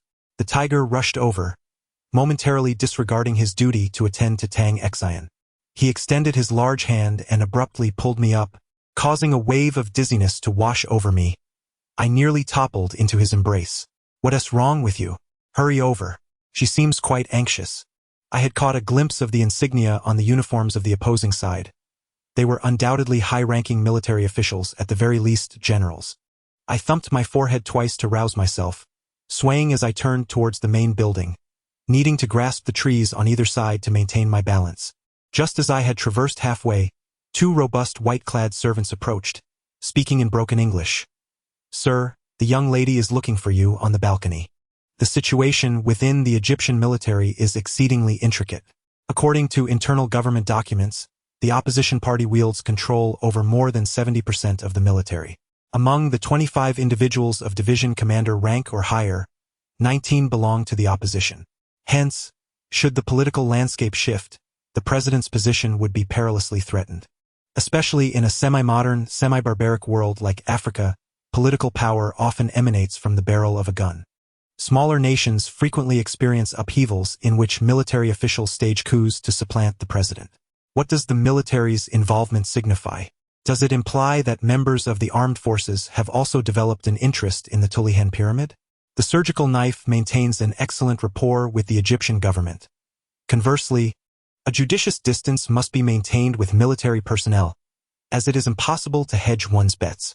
It appears that the excavation of the pyramid has escalated considerably, and the matter will soon become impossible to conceal. Led by two attendants, they bypassed the main entrance and entered the terrace through a concealed fireproof passageway. Surin sat serenely in a rattan chair, facing the direction of the rising sun. A cigarette, nearly burnt to its end, was clasped in her right hand, and she appeared deeply preoccupied. Feng, I am truly sorry. We were in meetings all night, and the situation was so tense that we only just realized you were not in your guest room all night. Her eyes were suffused with heavy blood vessels, and her complexion was pallid, indicating that she had not taken the time to groom herself. I sank into the sofa, every bone in my body aching. The desert night, with its cold and damp air, is extremely detrimental to one's health, and I could only hope that I would not develop any lasting ailments. My performance last night was utterly disastrous, and I couldn't help but blush at the thought. Has the military intervened? What exactly do they want? I inquired directly. The excavation of the pyramid has encountered setbacks and is far from fruition, yet various factions have already flocked to the scene, rendering the situation somewhat farcical. The military, uncertain of the source of their information, claimed that a mysterious weapon from prehistoric times was concealed within the Pyramid of Qin. Consequently, General Tian, leading the Egyptian Defense Forces Desert Battalion, issued an ultimatum. All military arms within Egypt were to be under the jurisdiction of the Egyptian military, and no individual was permitted to conceal or transfer them for any reason. Violators would face charges of treason and threats to national security. I could not help but chuckle. Prehistoric weapons? Was this not precisely in alignment with the discussions recorded with Japan's Watanabe Toshio? I had initially thought that only the Japanese would fall for such fantastical tales. Yet it appeared that even the Egyptian military had mobilized in response to these absurd rumors. Suruin extinguished his cigarette in the ashtray, tightening the thick robe around him, seemingly uninterested in humor. Regardless of whether there are any prehistoric weapons within the pyramid, the pressing matter is that General Tian has dispatched someone to join our ranks. Only one has arrived, Luca Can, a name you must recognize. My smile instantly froze upon hearing that name, for Luca Can's reputation had already spread throughout the United States. He had served as the chief security advisor and head of the protective detail for both Presidents Bush and Clinton, a legendary figure in counterterrorism who instilled dread in terrorists worldwide. I held immense admiration for this mythic figure. Collaborating with him would indeed be a tremendous honor. However, the realization struck me like a dagger. This time we were not allies but unequivocal rivals. Do you understand? He inserted his hands into his pockets. Standing at the entrance of the terrace, his face mirroring the weariness of Su Luin. With the military's intervention, in accordance with General Tian's usual modus operandi, he would monopolize all the benefits, devoid of any sense of chivalry. Therefore, we must adopt covert precautionary measures to ensure the smooth progress of our excavation while preventing the spoils from falling into military hands. After a brief respite, I, along with the scalpel and Su Luin, reconvened to engage in urgent discussions. In truth, the three of us formed a tightly knit unit, excluding the Shu Zhongtang men, the military and Elder Saken from our plans. According to Scalpel's vision, regardless of what lay within the Pyramid of Tulihan, we would be the first to possess it. Now I comprehend that the transfer of excavation rights to the pyramid was merely Scalpel's ploy of feigned concession. I had been preparing for this excavation for 4 years, during which I had sought Elder Saken's assistance in research on numerous occasions. I had just consulted him about the strange occurrences in the tunnel, which indeed were the mischief of the Mirage Demon. I could not suppress a chuckle, as it struck me as utterly absurd for 3 21st-century tomb raiders to earnestly deliberate on the Mirage Demon. What then? Would he subdue the demon? Or perhaps recite incantations and draw talismans?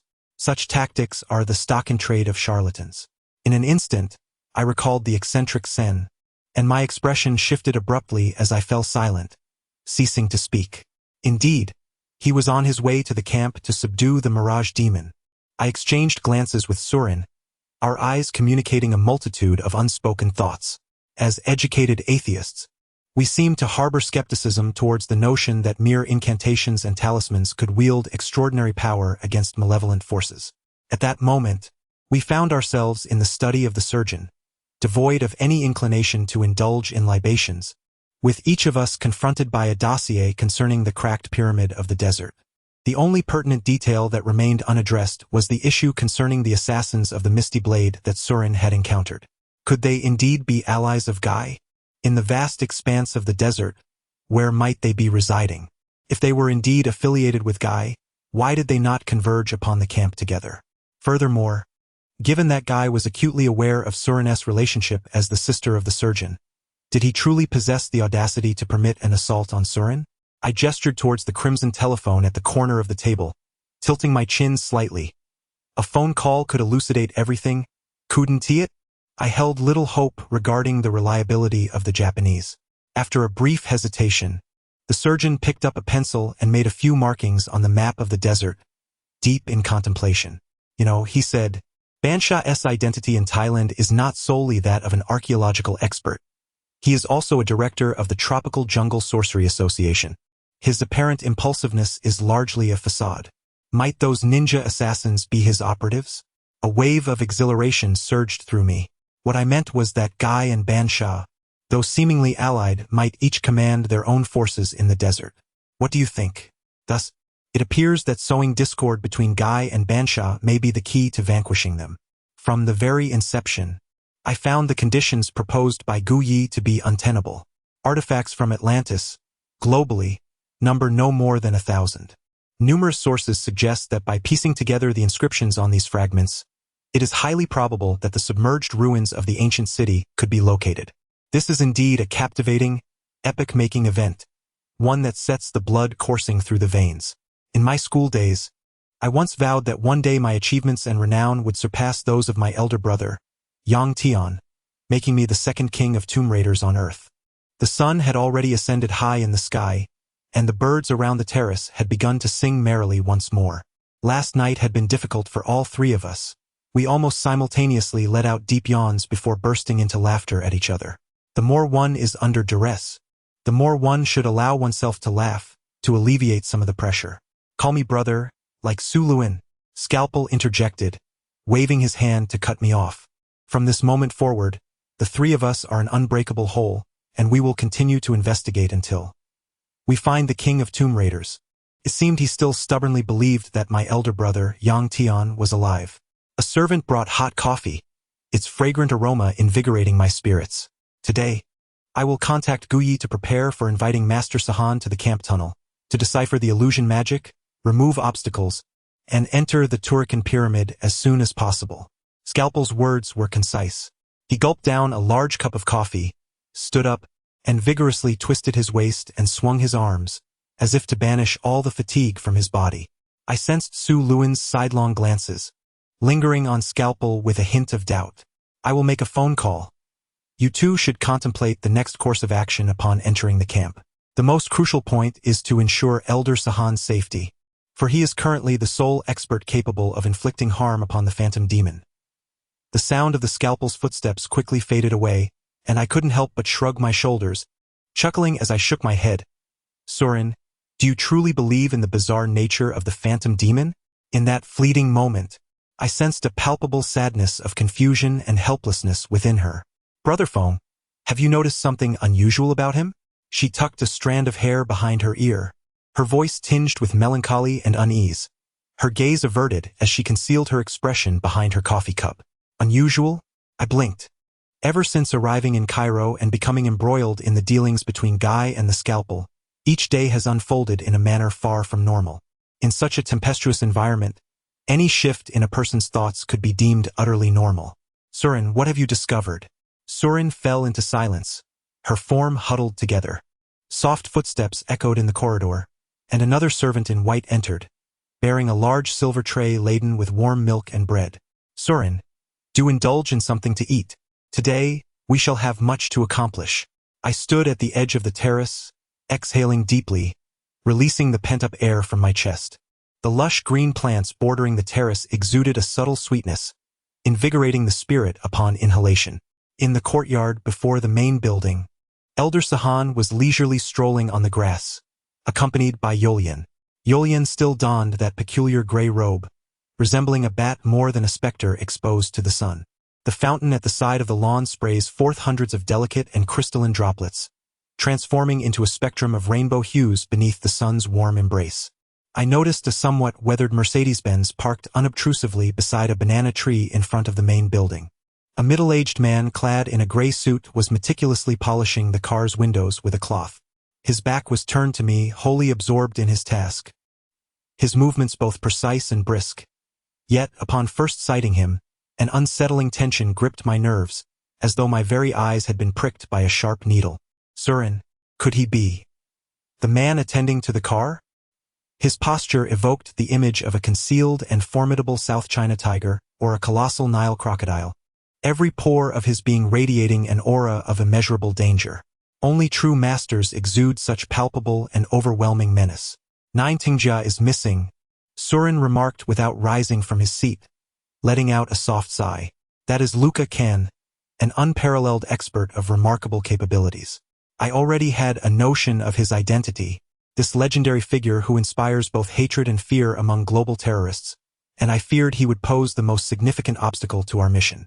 Tang Xian, the tiger, and Song Jiu strolled over from one side of the lawn, gathering by the shimmering fountain. The tiger uttered a remark that drew a gentle laugh from Tang Xian, her voice resonating like the most enchanting camel bell in a desert caravan, lingering in the air of the courtyard. The laughter likewise captured Luca Can's attention. He paused his task and slowly turned around. Even in a secure environment, even the slightest turn of his body was executed flawlessly, without a hint of flaw. If I were his adversary, it would be exceedingly difficult to discern even the faintest trace of an offensive route. Suddenly, Song Jiu twisted like a serpent, positioning himself before Tang Xian, and through the sparkling splashes of water, he met Luca Zan's gaze, as if that seemingly ordinary glance were akin to two arrows piercing the air. His soft sword darted forth with a swiftness that interlaced with the water column, and then, in an instant, the motion came to a standstill. In the realm of skilled combatants, victory is often decided in the blink of an eye. Song Jiu's agility and adaptability truly surpassed my expectations, his sword-drawing technique reminiscent of a dragonfly skimming the surface of water. Yet, when compared to the steadfast Luca Zan, he appeared diminutive and inexperienced, for the latter's mere glance in this direction compelled him to hastily draw his sword in defense. The palpable animosity of the impending confrontation began to permeate the courtyard, drawing the attention of Master Sahar and Yolian, who paused to observe. At that moment, a Mitsubishi Jeep barreled down the road outside the villa at a frenzied pace, and in the blink of an eye, it reached the entrance without decelerating, roaring directly towards the main building, followed by the bone-chilling sound of tires screeching against the pavement. The door swung open, and to my astonishment, it was none other than Gu Yi himself who leaped from the driver's seat. Mr. Scalpel. Mr. Scalpel cupped his hands around his mouth, shouting hoarsely while huddling against the doorframe, appearing as if he might collapse at any moment without the support of the vehicle door. Something has gone awry, Su Luan. We must descend. I dragged Su Luan's arm, unable to ascend the staircase, and leaped directly from the terrace. Simultaneously, I exerted force with my limbs, cradling Su Luan under his armpit, akin to the suspended wires on a film set, descending gracefully. I landed lightly on the eaves of the first floor, composed of bluestone, dissipating the immense inertia of the impact before gently placing Su Luan down on the ground. This display of lightness was remarkable. Regrettably, everyone's attention was fixated on Gu Yi, leaving no thought for my actions. The Scalpel had already dashed out the door, leaping down the steps in a flurry. Among the crowd, it was actually Lu Jiakan, positioned the farthest away, who first approached Gu Yi. With his left hand gripping Gu Ye's Adam's apple, his right middle finger swiftly struck Gu Ye's right temple, followed by a decisive chop to the carotid artery at the nape of Gu Ye's neck. These two movements were executed in one fluid motion, completed in the blink of an eye. Gu Yi rolled his eyes back and collapsed to the ground with a thud. At that moment, only Song Jiu remained by the edge of the pool, poised and unmoving, ready to strike. Lu Jiakan lifted his face towards Tang Xian and inquired, "Little sister, is that brother your friend? Please inform him that I harbor no hostility." He bore a visage typical of an Egyptian native, slightly dark-complexioned, with eyes that were neither large nor particularly bright. The features of his brow, nose, mouth, and ears were all quite ordinary. Were it not for the occasional surge of murderous intent emanating from him, I would surmise that he could stroll down any street in Egypt and seamlessly blend into the crowd, rendering himself nearly unrecognizable. His hands were rather unremarkable, neither resembling the coarse and hardened skin of a seasoned external martial artist nor the smooth and supple texture of an internal master. They were simply the hands of an ordinary individual. The illustrious Luca Can, upon first glance, appeared to be merely an average character, akin to a typical Egyptian citizen in his early 40s. My fascination with her stemmed entirely from that venomous silver-scaled white serpent. If I were not mistaken, that little creature was concealed within her sleeve. Few dare to confront the poison-wielding masters of the Tang clan from Shuzhong with open hostility. Their lethal capabilities are beyond imagination. Su Luan discreetly tugged at my sleeve, signaling me to glance into the car. Peering through the window, I noticed a chaotic assortment of maps and no fewer than 10 thick, yellow tomes strewn across the back seat. I recalled glimpsing Tung Jia poring over a similar ancient text in the tent at the camp just before our retreat. We withdrew from the crowd, our brows furrowing in unison. What on earth had transpired to drive Gu Yi to such frenzy? How could he have raced alone to the villa, As my gaze returned to Elder Sahan, I pondered his mind-reading abilities. If he were to place his palm atop Gu Ye's head at this moment, would he glean the thoughts of Gu Ye sooner? Su Luan whispered, Brother Feng, I believe. Someone must have gone missing from the camp, and it is undoubtedly a significant figure. A girl's intuition is often remarkably acute, and the accuracy of her premonitions exceeds 80%. I suspected it was Teng Jia. Yes, it must be her. Surin's eyelids drooped, his hands crossed over his chest, resembling a monk deep in meditation. This sixth sense was inexplicable, a sudden flash of insight that emerged without warning. For reasons unknown, I felt an intense premonition that if a significant figure were to vanish from the camp, it would undoubtedly be Fujika. Given that Gunya and his companions had journeyed from Japan, carrying these ancient texts, they must harbor immense secrets, particularly those pertaining to the mysteries of the Talikian pyramid. Suddenly, Gunya awoke from his stupor, unleashing a thunderous roar that reverberated through the air, his body springing upward like an inflated ball, his feet lifting several feet off the ground. Sir, was the first word he uttered. Had it not been for Luca Kan's timely intervention, who struck his waist with both hands, Gunya might have soared into the air. After the strike, Gunya's body quickly softened, the force propelling him toward the exit dissipating entirely, leaving him slumped between Luca Kan's palms. Luca Kan displayed a remarkable martial skill akin to the acupressure techniques of Chinese martial arts, prompting another wave of silent admiration from me. The princess, no. It is Miss Fujika who is missing. What about the surgeon? Hurry. Save her. I was momentarily taken aback but quickly grasped the reality. It was indeed Fujika who had vanished. A princess? What could her true identity possibly be? Gu Yi began to regain his composure, gripping the car door with one hand while pointing at the scalpel with the other. Mr. Scalpel, Miss Teng Jia has gone missing in the tunnel. I implore you to rescue her. Please, hurry. I noticed that, in a state of extreme agitation, Gu Yi had inadvertently referred to her as princess. Su Luan murmured repeatedly, Princess? Which family's princess? In Japan, only the emperor's sister or daughter is entitled to such a designation. It is well known that the current emperor has no siblings or daughters close in age to Teng Jia. Thus, Gu Ye's words only deepened the confusion. Half an hour later, having completely calmed down, Gu Yi recounted the events in their entirety. When Miss Teng Jia arrived at the camp, she brought with her 12 volumes of the Biluowanquan scripture. After a second failed descent, resulting in the loss of 5 Special Forces soldiers, she was infuriated and incessantly rifled through the scriptures, muttering a Chinese character. Gu Yi picked up a pen and inscribed a character in his palm, a clear depiction of which consists of 3 instances of the character for cow. What could this signify? What had Teng Jia truly discovered? Instinctively, I questioned myself, 3 cows equate to, then what do 3 horses equate to? I suspected that Teng Jia had come to some realization after encountering that peculiar creature above the tunnel. Neither cow nor horse. However, in Chinese, there is no character that can be formed by 3 instances of the character for horse. Gu Yi was not a timid fledgling.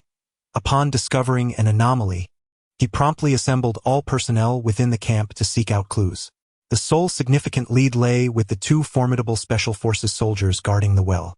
They reported that Miss Teng Jia had descended into the vertical shaft and claimed to have received Gu Ye's approval. From the moment the young lady exited her tent to the discovery of the irregularity, a mere 6.5 minutes had elapsed. Consequently, I immediately led 10 Special Forces soldiers down the shaft in fervent pursuit through the tunnel, only to uncover the coat worn by the young lady, carelessly discarded at the tunnel's end, beyond which lay unexcavated sandy ground. He endeavored to recount the events in plain, concise language, yet I could envision that the tunnel's terminus had once featured a crimson carpet, a mystical steel, and a red ribbon that would accelerate the ordinary person's pace. Ultimately, the most mundane conclusion was, of course, the bare sandy soil. Returning to the desert, sandy soil? The coat? I mulled over these 2 terms repeatedly. But what of the person? Where was the living Miss Teng Jia? Had she been swept away by that red ribbon, like all the workers and Special Forces before her, dragged into an unknown realm by an illusionary force? The most composed among us appeared to be Elder Sahan, who sat on the sofa adjacent to the scalpel, eyes closed in deep contemplation, his face betraying no shock or horror. In this glaring spotlight, every utterance from the assembly would be kept succinct, as everyone was relatively unfamiliar with one another and belonged to different factions. The discussions during the meeting concluded, and the surgical knives remained behind. Subsequently, everyone boarded 4 vehicles and proceeded towards the camp. I found myself in Suluan's Hummer, trailing at the end of the convoy.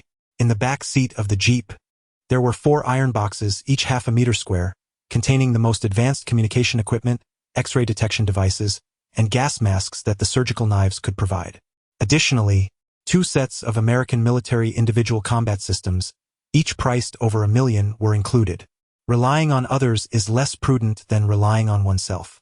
Given the Japanese propensity for frugality, Gu Yi would surely withhold some of the equipment's applications from us. Thus, we chose not to take advantage of him, as it would be unwise to place our lives in another's hands. In front of the Hummer was Luca Can's black Mercedes, which was not traveling at a rapid pace. Suluan pointed at the tire tracks left by the Mercedes and suddenly let out a heavy sigh, remarking, "This person is truly unfathomable." From the very moment he appeared, I understood that I was confronted with one of the most formidable adversaries in existence. The subtle tire marks indicated that the Mercedes was equipped with the world's most advanced all-weather, adaptive tires, providing exceptional traction on sand, stone, wet ground, and even ordinary asphalt. In simpler terms, this vehicle could execute any complex maneuver on any terrain. I would wager that beneath its unassuming exterior, the vehicle's internal systems are as concealed and sophisticated as its owner. Luca Can Suluan sighed again, grasping the steering wheel with one hand while retrieving his phone with the other, dialing a long number. The call to Surin was answered, yet she spoke a long string of Arabic numerals, perhaps 70 or 80, before abruptly hanging up. I understood that it must be some peculiar code, and I had neither the intent to listen nor to decipher it. As the convoy ventured into the desert, the air swiftly became arid. With each breath, it felt as though countless minuscule grains of sand infiltrated my nostrils and throat, causing an irritating discomfort. "Brother Wind, what Chinese character can be formed with 4 horses?" Surin suddenly inquired. Without a doubt, she had connected the character, which had been mentioned by Teng Jia, to a bizarre creature that was neither cow nor horse, and then thought of constructing characters using horses. Naturally, her train of thought would also extend to the concept of Sifang, the chimera. For horses? Ha! There is no such character. It must be Sifang then. The Sifang is described as having antlers resembling a deer, hooves akin to a cow, a body like that of a donkey yet not a donkey, and a head that is horse-like yet not a horse. Its scientific name is Elaphurus davidianus. However, over a century ago, the wild Sifang had been completely driven to extinction. I let out a perplexed chuckle. Could it be? Could there be a Sifang beneath the pyramids? Such a notion was utterly ludicrous, for the Sifang is a quintessentially Asian wild animal, incapable of survival in desert terrains. Moreover, during the era when the pyramids were constructed, how could anyone have transported such a creature over vast distances from the Asian continent? The human imagination truly knows no bounds, capable of conjuring connections between seemingly disparate phenomena, such as a catastrophic storm above the Atlantic and the delicate unfurling of a butterfly's wings upon the verdant grass of Zhishuangbana, China. If such correlations can be drawn, what remains beyond the realm of fanciful association? Consider the notion that apes are hybrid offspring of extraterrestrial beings and Earth's primates, or that the extinction of terrestrial life recurs every 300 million years, or even that the Great Wall of the Qin dynasty served as a landing strip for aliens. Countless hypotheses abound, sufficient to inspire billions of science fiction novels, though such musings are the domain of trivial tabloid writers. We are tomb raiders, rational atheists, and diligent scientists, lacking the leisure to ponder these frivolous conjectures. As Surin pressed the play button on the gramophone, Jackson's wild howls erupted into the air. Just moments ago, on the steps of the villa, before boarding the vehicle, Gu Yi had inquired whether I had any interest in the scripture of the Yellow Springs, and mentioned he would consult his superiors regarding the possibility of granting me access to these ancient texts. The memory of his self-satisfied expression now fills me with a sense of nausea. It is widely known that this extraordinary scripture was half stolen, half forcibly taken by the Japanese army from the Royal Library during the late Qing dynasty when the Eight-Nation Alliance invaded Beijing. In recent years, Whenever the topic of the precious texts arises, the Japanese shamelessly assert that it was a gift presented to the Japanese shogunate by the eminent Tang monk Genjin during his voyage to the east. Such blatant distortion of truth is a common tactic employed by the Japanese, and I find it hardly worth my time to engage in explanation. As the camp came into view, faintly, I discerned the sound of iron pipes and chains clanging and dragging in the wind, indicating that the workers were preparing to resume their tasks. Surin smiled wryly, observing that Guy's determination to develop the Tulikan Pyramid was unwavering, regardless of the perils that lay ahead. This underscores the fact that Japan's rapid resurgence post-World War II is inextricably linked to their relentless pursuit of success and tenacity. Had another Chinese leader been at the helm of the excavation, any hint of crisis would have sent the workers scattering like frightened animals. From this perspective, every nation's entrepreneurs could learn from such indomitable spirit. The sense of crisis in the camp had temporarily dissipated, and the workers remained underground solely because Guy had significantly raised their wages, increasing them 20-fold. Despite being Japanese, Guy understood that wealth could indeed move mountains, and the simple laborers, upon catching sight of the crisp new bills, were eager to descend into the depths without any need for persuasion. In 72 hours, we would reach the outer wall of the pyramid, as Guy confidently pointed out locations on the topographic map within his grand tent. Elder Sahan, rendered obsolete, had not even ventured into the tunnel, instead meditating in another tent. Surin and I shared a tent, not for any ambiguous romantic entanglement, but for mutual safety. I had inquired with Guy regarding Surin's earlier attack, and he had vehemently denied the existence of the Misty Blade School. Thus, we had reason to believe that those cold-blooded ninjas had been lurking around the camp with Guy's tacit approval. A mere 55 hours had passed, and by the dawn of the third day, the tunnel had been breached. For the workers, the completion of the project equated to a bounty of crisp bills in their hands. Each individual rejoiced, tossing their hard hats, shoes, and water bottles skyward in celebration of their ultimate triumph. At that moment, I stood alongside Surin at the entrance of the tent, observing the jubilant crowd with a detached gaze. The night was frigid, yet the ardor of the workers remained unwavering, their revelry continuing for 2 full hours before finally subsiding. The nameless terror that had loomed over the camp just days prior was now cast aside, for they were aware that with the payment from the valley, they could immerse themselves in the indulgences of Cairo come dawn. In truth, the tunnel's completion only marked a third of the project's totality. Did it not? I scoffed disdainfully. The exterior of the Great Pyramid is notoriously difficult to penetrate, with countless souls having endeavored, only to falter in vain. Those individuals now rest beneath the sands, while the pyramid stands resilient and unyielding. I turned towards the northwest, gazing upon the Great Pyramid of Khufu, half explored by scientists. Many have mysteriously lost their lives in the pursuit of entry into this magnificent structure. Documented accounts record as many as 140 individuals, including scholars, tomb raiders, surveyors, biologists, and numerous ignorant laborers who had come into contact with or moved items within the burial chamber. Undoubtedly, the pyramid harbors a certain enigmatic force capable of extinguishing life in an instant, whether it be a lethal pathogen or the curse of the pharaoh. In any case, those who have perished can never be revived. Tomorrow, once we unveil the Tulikan Pyramid, will we once again unleash a malevolent entity? Brother Feng, this time is different.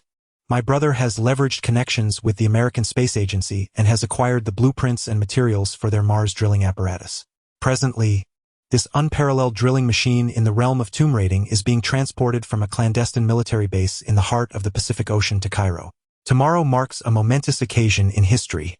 Surin, with her arms crossed, appeared notably exhilarated. It was evident that she had been eagerly anticipating the excavation of the Tulikan Pyramid for quite some time. Looking westward from this vantage point, the visible portion of the Tulikan Pyramid appeared diminutive and rudimentary, unable to openly welcome visitors from around the globe like its more illustrious counterparts. I have always sensed that its existence is fundamentally distinct from the myriad of other pyramids, both grand and modest. The results from the X-ray exploration indicate an anomalous chamber structure within, comprising 361 rooms on each level, a configuration never before documented in the annals of pyramid excavation.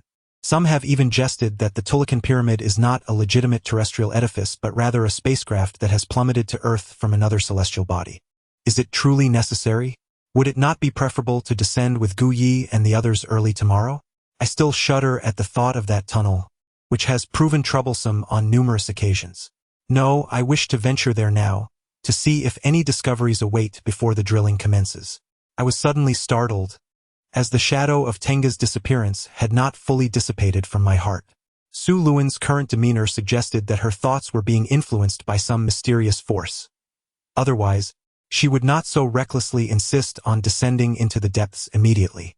A faint sheen glimmered on her forehead. Her cheeks were flushed like the most exquisite red Fuji apples, and her eyes radiated an intense brilliance. Her chest heaved with excitement as she whispered fervently, "Brother Feng, if the entrance to the pyramid truly opens tomorrow, then tonight marks its final night of existence on Earth. We must descend to search. It holds immense commemorative significance. Never mind if you are too timid to go. I shall venture alone." Such provocation was ineffective against me, yet I pondered what force had ignited Su Luan's fervor. Could it be that, akin to my previous adventure, she too had heard the rhythmic drumming and calls? "Su Luan, what have you seen? What have you heard?" Instinctively, I grasped her wrist and gazed westward. Suddenly, an incongruous question arose in my mind. Why should the scalpel begin its excavation here, when selecting the vertical shaft's location? Would it not be more advantageous to place it between the two pyramids of Tura and Khufu, allowing for access to both? According to the excavation reports disclosed by the Egyptian authorities, the progress at the Khufu pyramid could barely be considered to have reached one-third completion. In fact, from the already published cross-sectional drawings of the underground tomb, any expert with knowledge of tomb raiding can deduce that there are at least 3 layers of subterranean structures vertically extending nearly 1,000 meters beneath the surface. If the foundation is unstable, the superstructure will certainly be unable to withstand the onslaught of hurricanes and sandstorms. This is a principle well understood by any architect in the desert. According to architectural principles, to replicate a similar structure near the Great Pyramid of Khufu, the foundation would need to be constructed using cement-poured piles that extend at least 800 meters underground.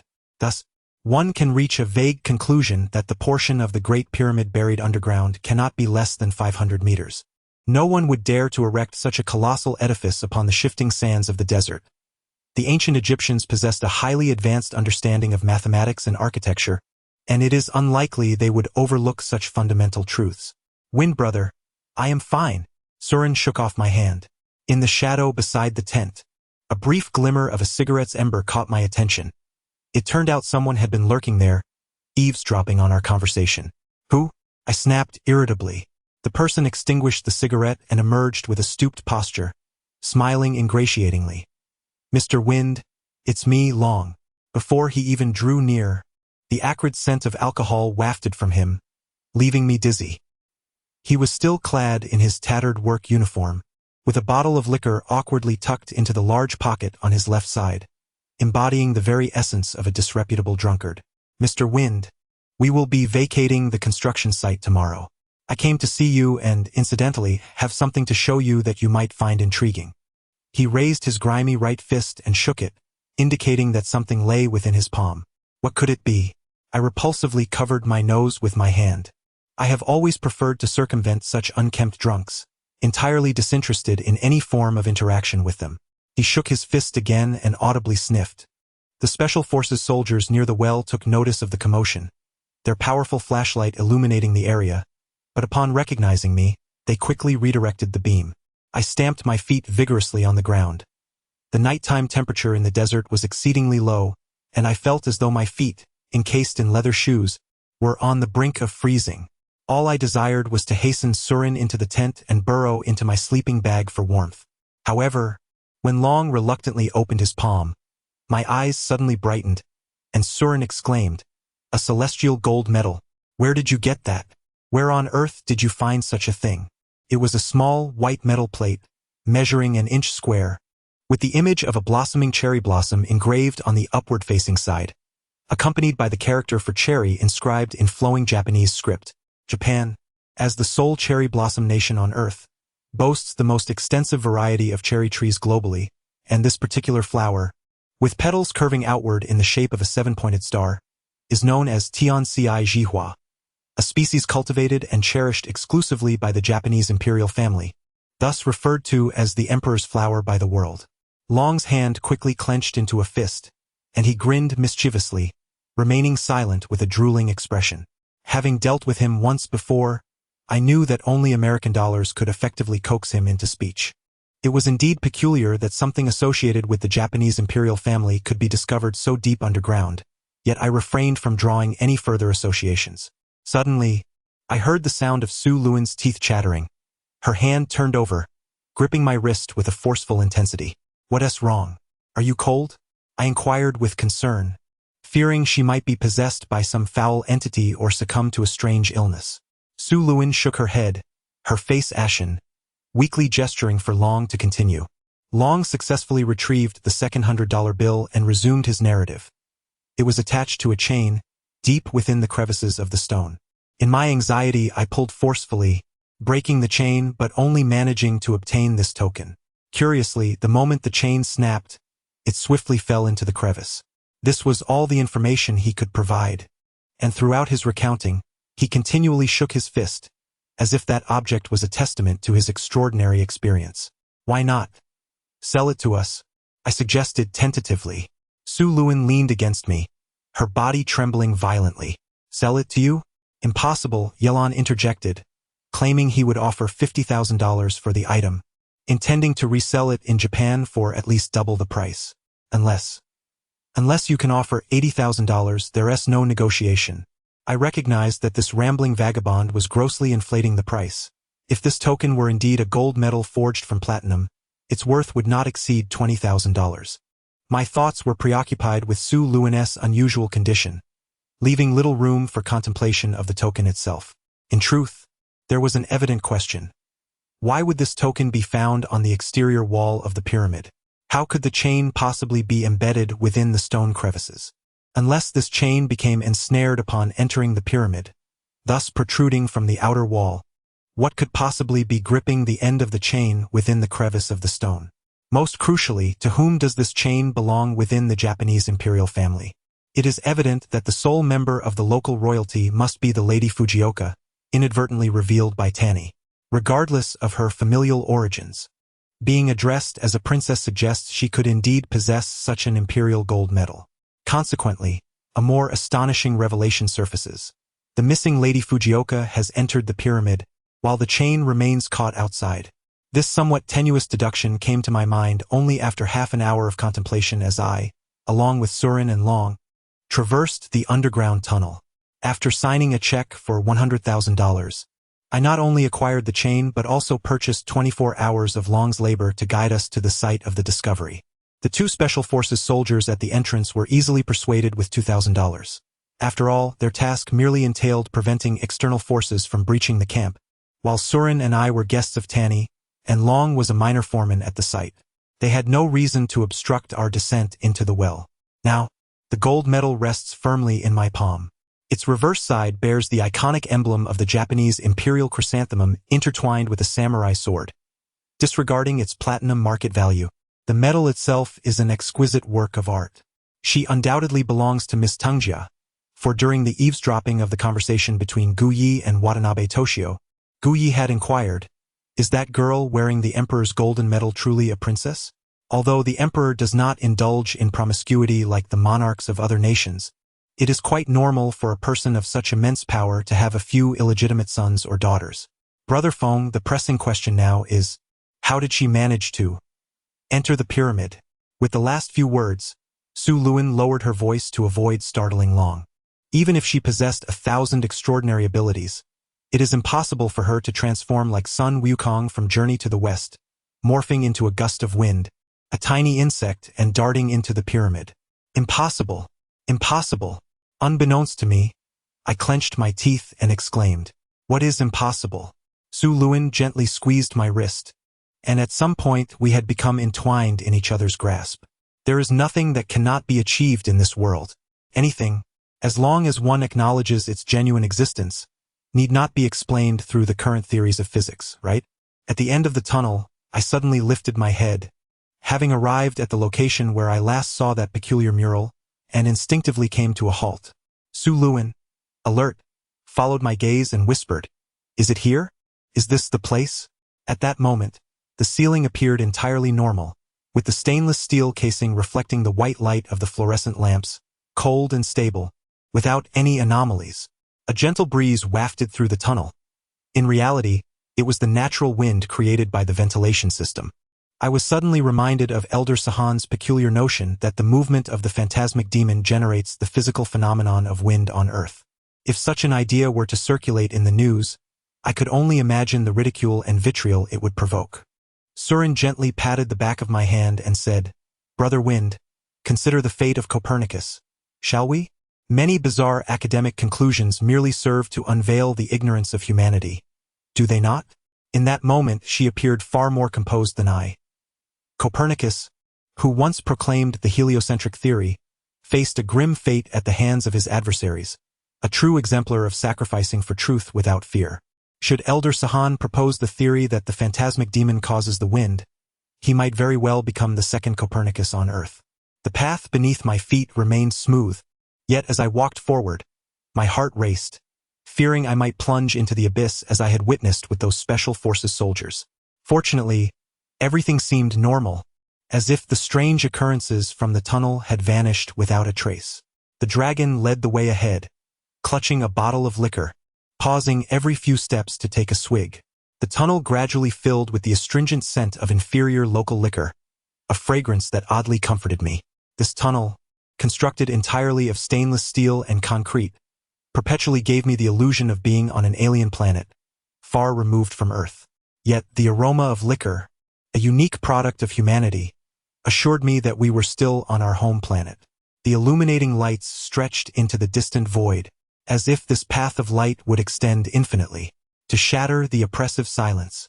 I posed to Surin the question that had just crossed my mind. Why was the entrance to the tunnel not directly established between the sites of Tura and the Great Pyramid of Khufu? Surely any tomb raider driven by economic interests would have opted for such a location, wouldn't they? Compared to the bizarre and enigmatic Tura, I yearned to be the first in the world to unearth the remnants of the Great Pyramid of Khufu. In certain religious myths and legends, the individual who truly unlocks the secrets of the Great Pyramid is destined to become the master of the Sphinx, ruling over the legendary lion-faced tribe and ascending to cosmic supremacy. The extensive Egyptian materials I have consulted could be compiled into a coherent narrative. However, this narrative abruptly ceases, perhaps because those chronicling the records failed to continue the accounts of the celestial beings and the Sphinx. This textual discontinuity has led to a fragmentation of the wondrous legend. Thus, whenever I encounter the visage of the Sphinx in documentaries or publications, I inevitably reflect upon the associated tales of the celestial deities. If such divine beings and vessels of light truly existed, they might only be interpreted as alien spacecraft and extraterrestrial entities.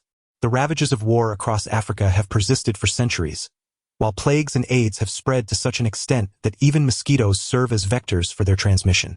If a creature like the Sphinx could open its maw and consume all human calamities, I believe that global astronomers, paranormal researchers, and religious scholars would wholeheartedly applaud.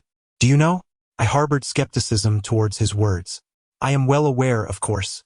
Yelon has informed me, divulging everything. The reports you received. I was already privy to them. This is entirely plausible. He serves as a medium for Yelon's sect, and any utterance from the devout Yelon would undoubtedly be conveyed to him in prayer first. Surin pinched my wrist, casting a mysterious wink and making a gesture for silence. Her fingers were so smooth that I couldn't help but feel a fleeting thrill, daringly wrapping my arm around her slender waist. Do tell. If there is value in your words, I would be willing to offer you $100. Transactions with dragons have now reached a level firmly grounded in $100. Our first encampment was situated between the cracked earth of Tulihi and the Great Pyramid. Did you know, Yelon? That fellow has quite the appetite. He once confided in me that he would utilize the same shaft to first assist Dr. Scalpel in fulfilling his desires, and then surreptitiously continue his excavation northward at a 30-degree angle. Yelon's ambitions are indeed considerable. For someone of his ordinary engineering background to covet the secrets beneath the Great Pyramid of Khufu is simply a folly driven by greed. He fails to consider that, amidst the watchful eyes of tomb raiders worldwide, there also lurks the formidable might of the Egyptian military, armed with advanced aircraft and artillery. Can his little schemes truly succeed? I suddenly let out a long sigh, Men perish for wealth, just as birds die for food. That holds true without exception. And what then? What then? Ha! Quite the curious affair. Truly a curious affair. Yelan informed me that 4 locations had been consecutively selected. After the drilling rig was established, it only penetrated 25 meters before being obstructed by a formidable layer of rock, rendering any further progress impossible. I was unable to suppress the impulse to exclaim, "Nonsense! Absurd!" Beneath the vast expanse of the Egyptian desert, one could not hope to discover any hard rock layer, not even within 250 meters. Yet I restrained myself, for a dark mass had emerged within my line of sight, which I surmised to be the tunnel's terminus, the exterior wall of the Tura pyramid.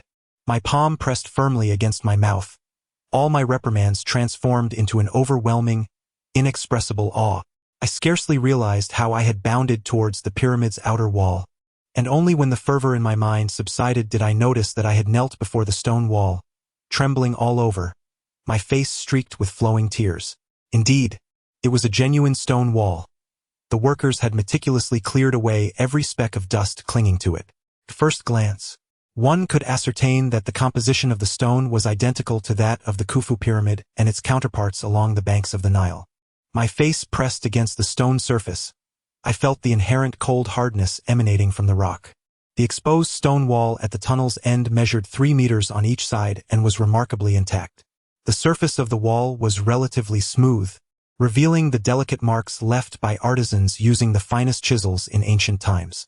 I repeatedly caressed it with my hands, envisioning myself as Ali Baba standing before the treasure cave of the 40 thieves. With a mere utterance of open sesame, it could reveal to me a resplendent world of ancient Egypt. She was meticulous, tirelessly searching for the fissures of stone spoken of by the dragon to ascertain whether this intoxicated man was fabricating his tale. The dragon leaned against the adjacent wall, his tongue thickened by inebriation. Yes, yes, beautiful lady, it is precisely there. Right there. Suruin swiftly retrieved a magnifying glass from her pocket, bringing it close to that corner, while in her other hand she wielded a pair of pointed tweezers, incessantly probing the seam between the stone wall and the tunnel floor. I spread my body across the ground, my eyes wide open, having prepared a powerful flashlight in advance. Under the blinding white light, I believed no strand of hair could escape detection. The ground was composed of a mixture of cement and sand, compacted with a plate vibrator, creating a surface that did not perfectly align with the seam of the stone wall. I exhaled in disappointment, for in my previous imaginings, I had envisioned the fissures the dragon spoke of as the spaces between 2 stones on their vertical surface. Only in such a seam could the chain be deemed an anomaly. In its current state, it could easily be interpreted that the chain had merely fallen into the sandy crevice, unrelated to the pyramid. Clearly, disappointment was etched across Suruin's face as well. She even deliberately pushed some grains of sand into that crevice, standing up in frustration. Perhaps we could use the magnifying glass to closely examine the entire face of the stone wall for any discoveries? As soon as my words left my lips, my face flushed crimson, for it was indeed the most foolish suggestion imaginable. The stone wall, measuring 3 meters on each side, encompassed a total area of 9 square meters. To meticulously search every inch of this space with scientific rigor under a magnifying glass would likely take an entire day, and even then, success would be uncertain. In an attempt to mask my embarrassment, I feigned interest in examining the platinum plaque. The cost of $100,000, resulting in nothing to show for it, left me profoundly disheartened. Wind brother, regardless of the circumstances, we can affirm that Miss Tengjia has been here, even though we remain oblivious to the means by which she arrived. She has undoubtedly been here. Su Luan extended his arms and gradually pressed his body against the stone wall, resembling an utterly fatigued traveler yearning to recline upon a vast and plush mattress. Contemplating the situation, I was suddenly engulfed by a chilling breeze, and my desire to utter incantations like open sesame to unveil the ancient tomb waned, for the enigmatic structure before me was not a treasure trove for emperors and dignitaries, but rather the genuine burial chamber of a pharaoh at rest. The bitter loss of $100,000 only deepened my disdain for long approaching the wall. I kicked his shoe and remarked, "Hey, buddy, you're not going to tell us that you miraculously stumbled upon that chain in the sandy ground, are you? Such fortuity does not exist in this world." With so many workers around, how could it possibly end up in your hands? His face wore a dazed smile, head tilted, and a stream of transparent saliva dribbled from the corner of his mouth. That expression was so infuriating that it made me wish to seize him and cast him into an eternal pit of refuse. An empty wine bottle lay beside him, devoid of any remaining liquor. Friend, rise. First, prove to me your claims about the chain and the stone crevice. I bent down to grasp the collar of his work uniform. Suddenly, Surin sighed, he is dead. What? I failed to comprehend, my right hand resting on Long's collar. Who is dead? Who are you speaking of? I had already lifted Long, whose body felt unusually heavy, breathing steadily, and had indeed fallen asleep. Surin turned away from the stone wall, pointing at Long with a grave expression. I speak of him. The one you are holding is already deceased. A wave of dread surged through my entire being. Am I grasping a corpse? Surely not. I knew Long was still breathing. When I pressed my hand against the side of his neck, I could still feel a distinct pulse. He was undoubtedly alive. Who could breathe freely and have a steady heartbeat if they were truly dead? For reasons unknown, Surin suddenly appeared profoundly melancholic, emanating an air of desolation that weighed heavily upon the heart, aside from the sorrow expressed in his eyes. He is truly dead, Wind Brother. Just now, I sensed his spirit has already entered that stone wall. He indicated, his face pale and lips sealed. I let out a series of agonized cries. Instinctively exerting force with my arms, casting Long's body over 3 meters away, where it landed with a heavy thud. I grasped Surin's implication, yet I could not bring myself to believe her words. Long's soul had entered the earthen crevice of the pyramid, and she could somehow perceive it? Good heavens, this must be a dream. It has to be a dream. I fervently wiped the collar of my garment with the hand that had just grasped the dragon, as though it were tainted with the most lethal of pathogens. The dragon remained in a deep slumber, while a thunderous sensation resonated within my mind, as if the very blood coursing through my veins surged towards the crown of my head. Surin, what do you perceive? What do you know? I leapt forward, mimicking Surin's stance, my arms outstretched, my chest pressed against the cold stone wall. The frigid surface quelled the boiling fervor within me, yet it offered no further enlightenment. The dragon appeared to have transformed into what medicine refers to as a vegetative state. No matter how vigorously I struck him, he remained in a deep sleep. If Surin's words held any truth, then within this pyramid lay a creature capable of siphoning the very essence of human thought and soul.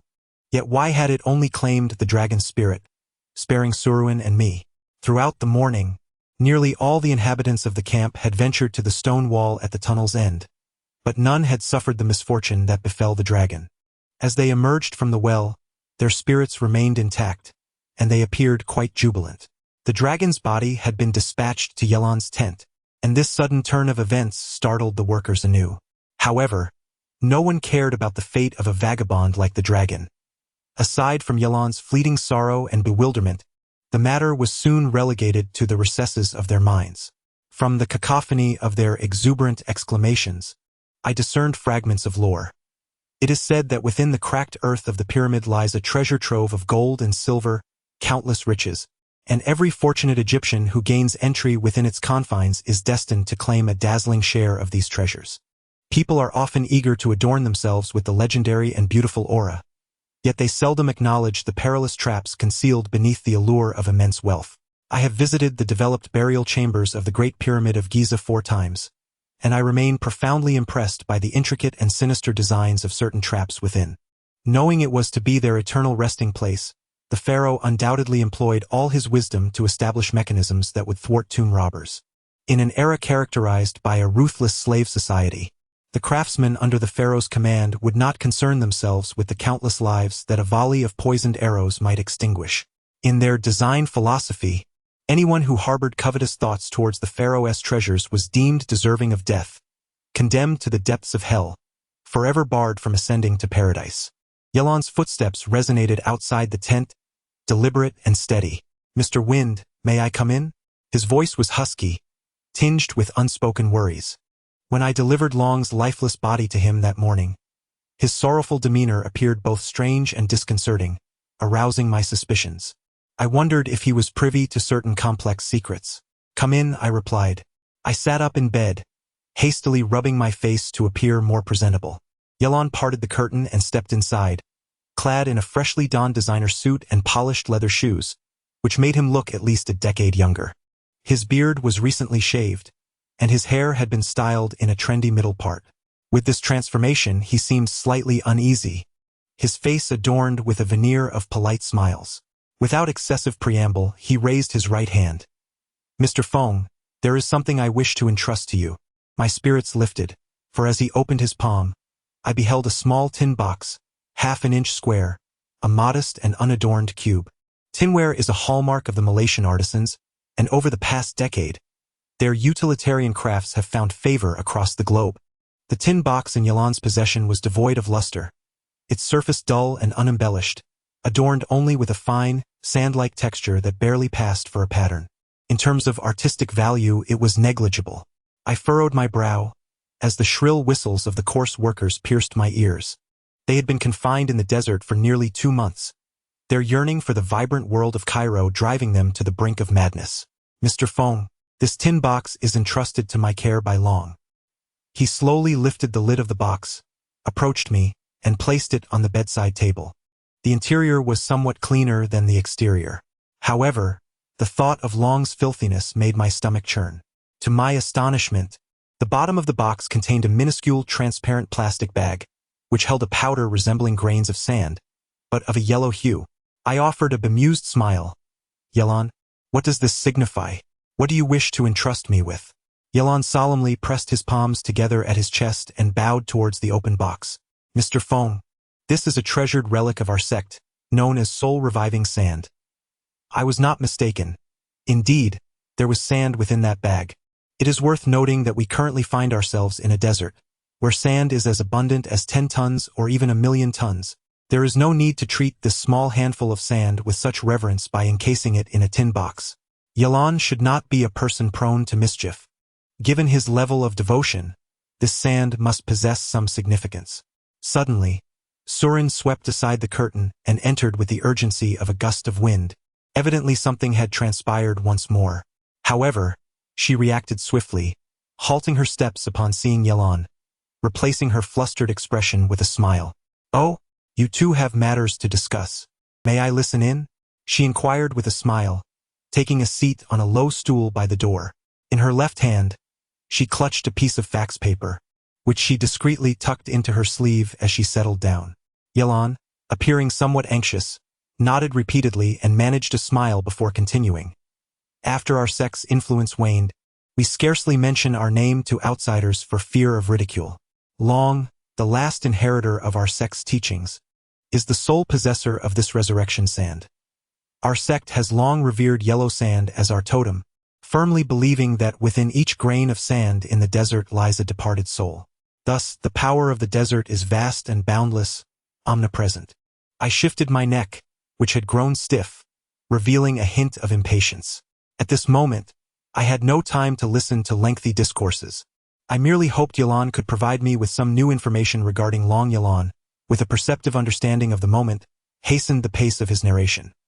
"Last time, we encountered the monstrous entity that devoured workers underground. The dragon informed me of impending significant events and entrusted me with this box, stating, 'If one day his soul vanishes, preserving this sand offers a chance for resurrection.'" I gazed at the grimy box, stifling a laugh that would have erupted had it not been for Yelon's dignity. The Chinese mythological tales of strange stories from a Chinese studio recount countless resurrection stories, and it is astonishing that the Egyptians, so far removed in Africa, possess an imagination akin to that of third-rate Chinese writers. I am certain the dragon has perused the English version of strange stories from a Chinese studio, which, in Western countries, is often employed as a tool by parents to frighten their children. Surin remained silent, his toes rhythmically tapping on the ground, producing a soft, muffled sound. That was a code, translating to, "Hurry up and send him away, there is an urgent matter." I closed the lid, suppressing my laughter. "Mr. Yelon, I accept your commission, hoping to assist the dragon in achieving resurrection soon." The urgency of the situation compelled me to issue a subtle dismissal before Yelon could finish his discourse.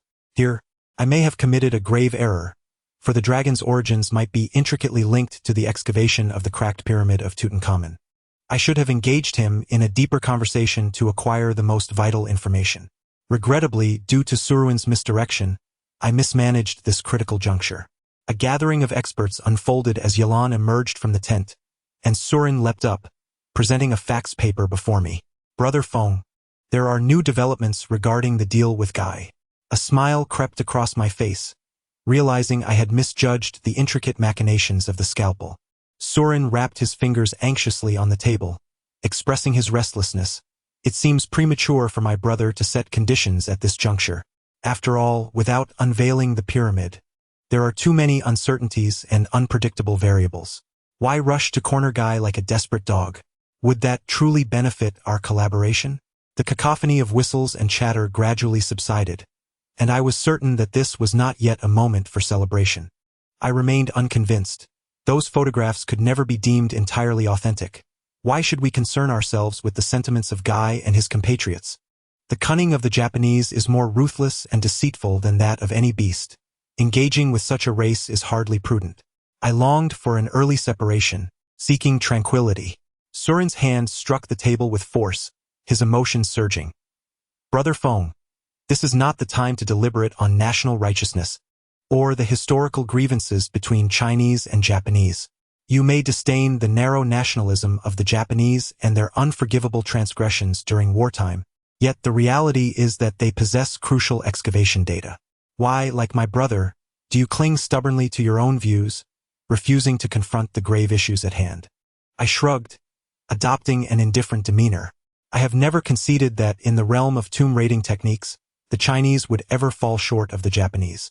Throughout my encounters, every Chinese individual I have met seems innately imbued with a sense of animosity towards that diminutive nation of Japan. Observing Su Luan's flushed face, brimming with excitement, I was suddenly reminded of her esteemed Japanese mentor, which undoubtedly infused her ideological fabric with pro-Japanese sentiments. Realizing this, a natural expression of understanding emerged on my face. Su Luan, momentarily subdued, offered a bittersweet smile, acknowledging, I comprehend what Brother Feng is thinking. In truth, my mentor has always stood on the side opposing war and militarism. And she concluded her eloquent discourse with a deep sigh. To avert any potential awkwardness, I swiftly changed the subject. So, what was the outcome of the negotiations? Did Guyi acquiesce? After enduring several upheavals during the excavation process, including the incident this morning that left Long in a vegetative state, Gu Ye's previously brazen demeanor had considerably diminished. The following afternoon, those listed would arrive here via private jet. Su Luan forced a smile as she exited. In the realm of discourse where words fail to find common ground, we found ourselves once again estranged on the complex subject of China and Japan. Upon reviewing the list arranged in Chinese, English, and Japanese, I finally grasped why Gu Yi had consented to the stipulation regarding the scalpel. The list comprised the names of 4 individuals: Tang, James, Berland, and Cheney. 4 seemingly ordinary American names, yet I am convinced that should their titles, achievements, and deeds be enumerated, it would incite a cacophony among the media, drawing the spotlight upon this desolate expanse of desert. For prior to this, no one could have fathomed that a scalpel could unite these 4 individuals, weaving them into a collective endeavor to excavate the Tura Pyramid. As far as I am aware, Tang is the revered mentor of the last 3 Nobel Prize winners in chemistry. James is a 6-time nominee for the Nobel Prize in physics. Berland is the preeminent authority in global bacteriology. And Cheney has rightfully earned the title of a master architect, having personally overseen the drilling operations at the Great Pyramid of Giza. To recount their accomplishments in detail would likely require a week's worth of documentation. The deft scalpel, with an almost supernatural touch, has summoned these 4 to harness their expertise in the audacious pursuit of the Tura Pyramid's treasures. A fundamental question arises. If the scalpel has meticulously orchestrated such an elaborate scheme to breach the Tura Pyramid, what ulterior motive lies beneath? Is it merely for the fabled Eye of the Moon? Is it solely to uphold a legendary status in the realm of grave robbing? Or could it be an insatiable quest to illuminate every shadowy corner of the earth? No, the matter is far from simplistic. I believe that behind this entire affair lurks an astonishingly brutal reality. I leapt from my bed, straightened my wrinkled attire, and made my way to the tent in the valley. I wished to address him directly, For the matter of the superweapon that Toshiro Watanabe inadvertently mentioned in conjunction with Fujika weighs heavily on my mind. Across the vast expanse of the Asian continent, every ambitious little nation harbors covetous desires for China's sprawling territory of 960,000 square kilometers. Particularly nations such as Japan, South Korea, and Malaysia, those island countries ravaged by the calamities of tsunamis, are eager to extricate themselves from their isolated predicaments adrift in the ocean's embrace. The recent spate of remakes of films like Japan Sinks and other maritime disaster narratives reveals an undeniable fear of the sea among the Japanese populace. As their neighboring land, the Chinese mainland presents itself as the most ideal refuge. Thus, military research experts from around the globe invariably include inquiries into whether Japan might once again launch a military assault against China in their studies. If there exists within the pyramid of the cracked earth a superweapon capable of altering the world's geopolitical landscape, it must never fall into the hands of the Japanese, regardless of the personal cost. This is my conviction, untouched by the intricate business negotiations between Kuno and the scalpel. Kuno is seated behind a spacious desk, his elbows resting on a towering stack of ancient texts, eyes closed in contemplation. A gramophone at the side of the desk gently plays a record of traditional Japanese music at a low volume, creating an atmosphere of serene tranquility. That stack of ancient books undoubtedly includes the Biluahuangquan Sutra, haphazardly discarded in the backseat of the car when he sought refuge at the villa, one of the rarest ancient tomes in the annals of world history. The wind gently whispers as I invite you to savor the authentic sake of our Yamato people, alongside the renowned delicacy from Kyushu, the dried crab kissed by the sea breeze. Are you aware? These are two culinary delights from Japan that are particularly cherished by the Chinese. Upon hearing their names, many rush to indulge, eager to reach for their wallets. Ah, you Chinese! With a composed demeanor, I pulled out a chair and sat across from the desk. After several exchanges that failed to resonate, I discerned that Tanaka was deliberately provoking me. Someone like him, who has spent a lifetime traversing the globe, would never intentionally broach such a sensitive subject steeped in national animosity. Indeed, sake is a fine beverage, and the flavor of dried crab is exquisite. However, my purpose for being here was not to satiate my culinary desires. Consequently, our conversation was rather unengaging, revolving around mundane topics such as the weather, international affairs, and tales of tomb raiding, both of us meticulously avoiding the subject of Fujika's disappearance. The first bottle of sake was swiftly consumed, and as he stood to retrieve a second from the refrigerator, I discreetly placed the Emperor's gold medal beside his glass. I had scrutinized that medal over 100 times and compared it with the data on my computer, ultimately confirming that it is unequivocally a unique artifact of the Japanese imperial family. Where did you acquire this? Tanaka sat rigidly in his chair, akin to a dried Pacific salmon. The alcohol content of the sake was not particularly high, yet in an instant, his eyes blazed crimson with fervor, and the muscles in his cheeks twitched violently, resembling a spasm. I uncorked the cherry-wood bottle with a soft pop. Guyi clenched his teeth tightly, refraining from uttering another word, the sound of his grinding teeth echoing in the room. A true master possesses unique methods for alleviating stress. He opened the bottom drawer of the desk and retrieved a slender white cigarette meant for women. Lighting it, he inhaled deeply, greedily taking 2 large puffs, swallowing every wisp of smoke, and exhaling a long, satisfied sigh. Drugs can bestow an inexhaustible energy upon an individual. Moments later, Guyi appeared revitalized, lifting the gold medal to examine it, casting a dubious glance in my direction. The medal was my sole trump card. From the list of masters provided by Su Luan, I was acutely aware that I would be facing a collaborative team of the world's elite experts. As for myself, devoid of titles or accomplishments, I was entirely an unknown entity. Were it not for the full authorization of the scalpel, no one would regard me with any significance. With the gold medal in hand, at the very least, it would serve to deter Guyi from any rash actions. As the sole brother of Yang Tian, the king of tomb raiding, my identity was known only to the scalpel and Su Luan. Even my closest friend, Tiger, was only aware of my public persona as a remarkably gifted future tomb raiding expert. Youth may be an asset, yet a pristine history in a society that values experience is bound to lead to numerous obstacles. How much do you desire for the card? Guyi inquired, opening a drawer to retrieve a checkbook, casually picking up a pen, exuding an air of affluence. I extended my right index finger and slowly shook my head. Displaying the gold medal was merely to capture Gu Ye's attention, entirely unrelated to monetary matters. Gu Ye furrowed his brow, glanced once more at the medal, and with a sharp flick, sent it soaring into the air, where it gleamed and rolled, performing 42 somersaults before landing atop a stack of ancient tomes. Wind, what is it that you desire? Speak freely. Anything within my possession can be exchanged for this medal. He casually patted the ancient texts, presuming I would surely be intrigued by the weathered scrolls. Suddenly, another figure appeared at the entrance. Ban Cha, who hurried in with his head bowed, anxiously rubbing his hands together, exuding a sense of distress. My objective had been accomplished. I drained the remnants of wine from my cup, stood up with a smile, and took my leave. Just as I reached the entrance of the tent, I encountered a bald, slender man entering.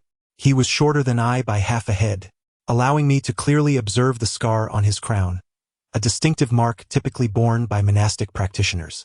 However, I was aware that such markings were predominantly found on Asian monks. It was rather unusual to encounter one in Egypt. Dressed in an ensemble of a renowned international sports brand, he sported high-top sneakers and moved with an agile grace, clearly a master of exceptional martial prowess. Mr. Gu Yi, Master Ku Dai has arrived, I heard Ban Cha report to Gu Yi.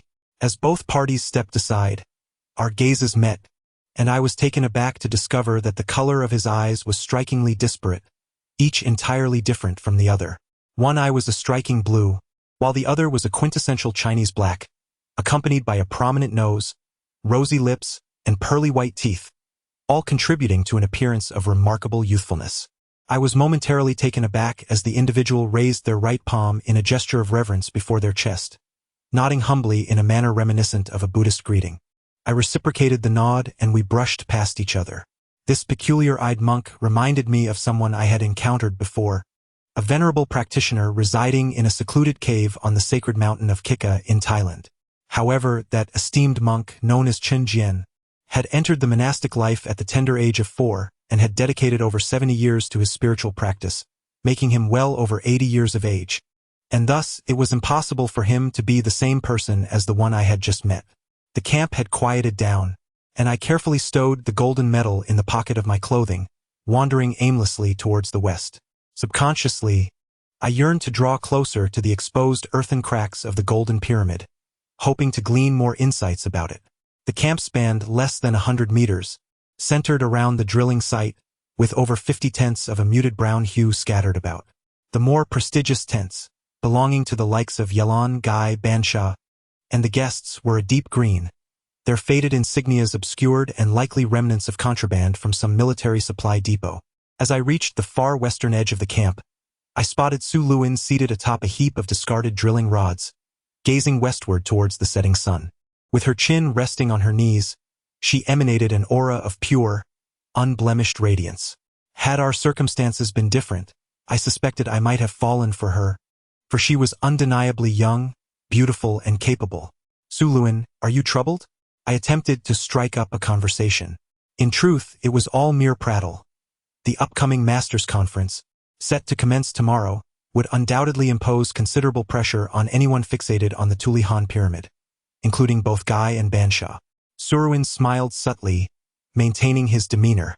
In the western desert, a swirling dust dragon suddenly emerged, soaring into the sky to a height of over 10 meters, racing towards the camp. I recognized this spectacle as a phenomenon caused by a speeding off-road vehicle.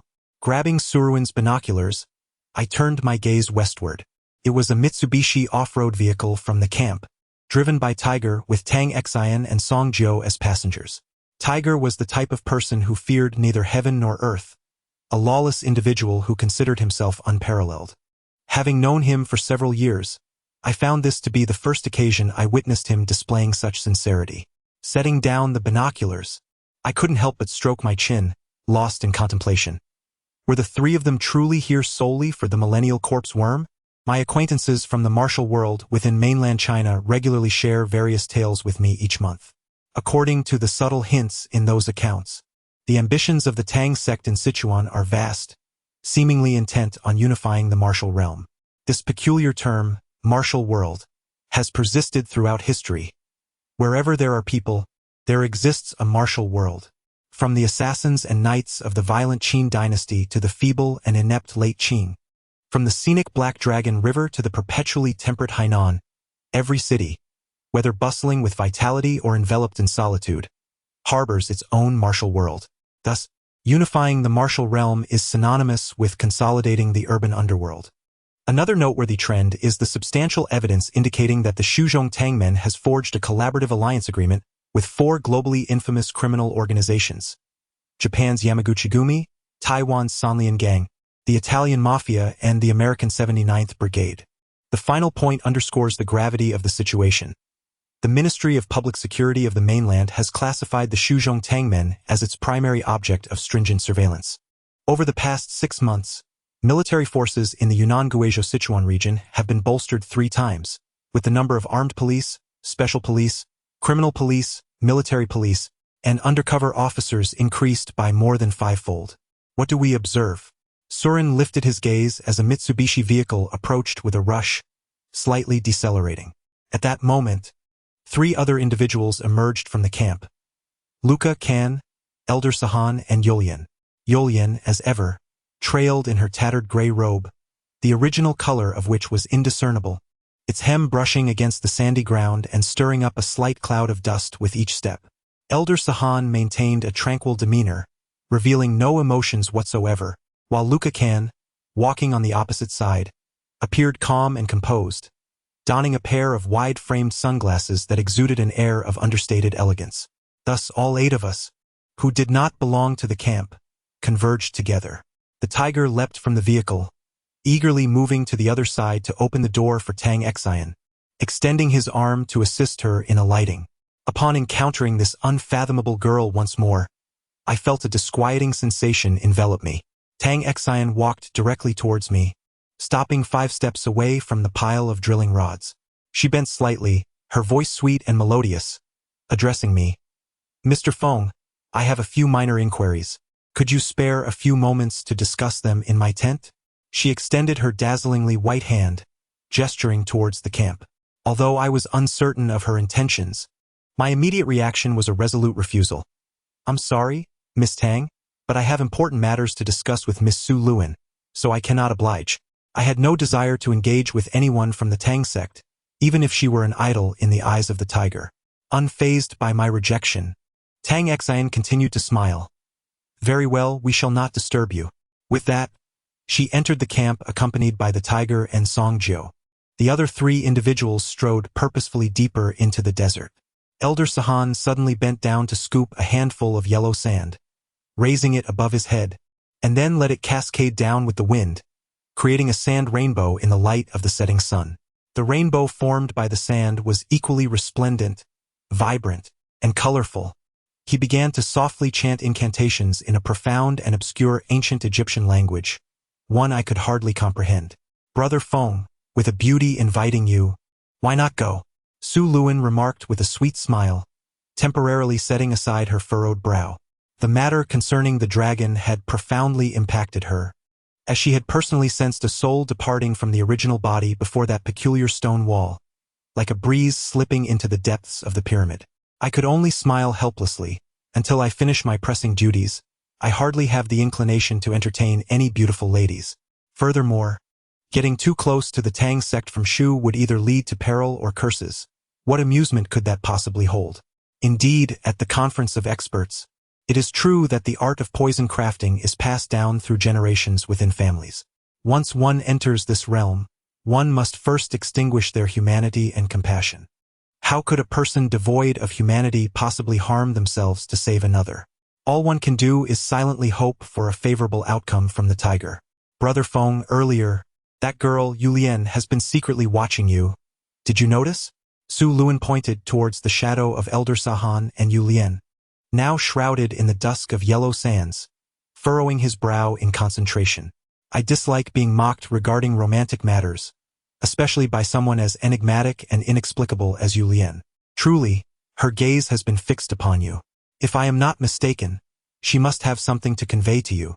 Su Luan fell into contemplation, while I could not help but chuckle. To me, Su Luin, your imagination is perhaps a tad too vivid. We have merely met once. She is both deaf and mute, unable to utter a sound, and bears no relation to me whatsoever. It is utterly irrelevant. Let us focus instead on how to address tomorrow's expert conference. This brief interlude was soon forgotten after dinner. Guyi received the latest facts. The experts would arrive at the camp tomorrow afternoon, around 2 o'clock, aboard 4 private helicopters. Guyi appeared exceedingly elated, even breaking into a jubilant rendition of Sakura song before everyone. The camp's vigilance had been heightened to more than double the usual level. Perhaps Guyi understood that this moment was crucial to our triumph or defeat. Cautious navigation ensures longevity. He is well versed in Chinese culture and naturally comprehends the essence of this ancient proverb. The following day, I languidly remained ensconced in my sleeping bag until lunchtime, finally rising with a sense of lethargy. Prior to any significant undertaking, I relish the opportunity to recuperate my strength while my mind fervently whirls into action during moments of physical relaxation. I found myself pondering, what secrets lay within the tomb? Would it be as pristine and orderly as the sarcophagi and stone tables within the Great Pyramid of Khufu? Would the walls be adorned with resplendent murals? Are there unseen, lethal bacteria or insects lurking in the shadows?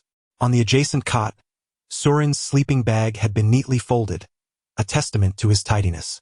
As I donned my attire, my imagination began to wander, conjuring a myriad of fantastical scenarios regarding the conditions within the burial chamber. Based on the established conventions from previously excavated pyramids, it is evident that the ancient Egyptian pharaohs had a penchant for entombing themselves with an abundance of gold artifacts, remarkably pure and astonishingly plentiful. The ancient Egyptians possessed an advanced technique for extracting gold from the sands, with methods and tools that, even by modern standards, are awe-inspiring.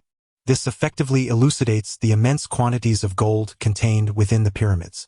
Some intrepid experts have even speculated that the name pyramid may not solely derive from its resemblance to the Chinese character for gold, but rather from the fact that, in the most ancient Sahara, before gold became a global currency, all pyramid constructions were meticulously cloaked in gold.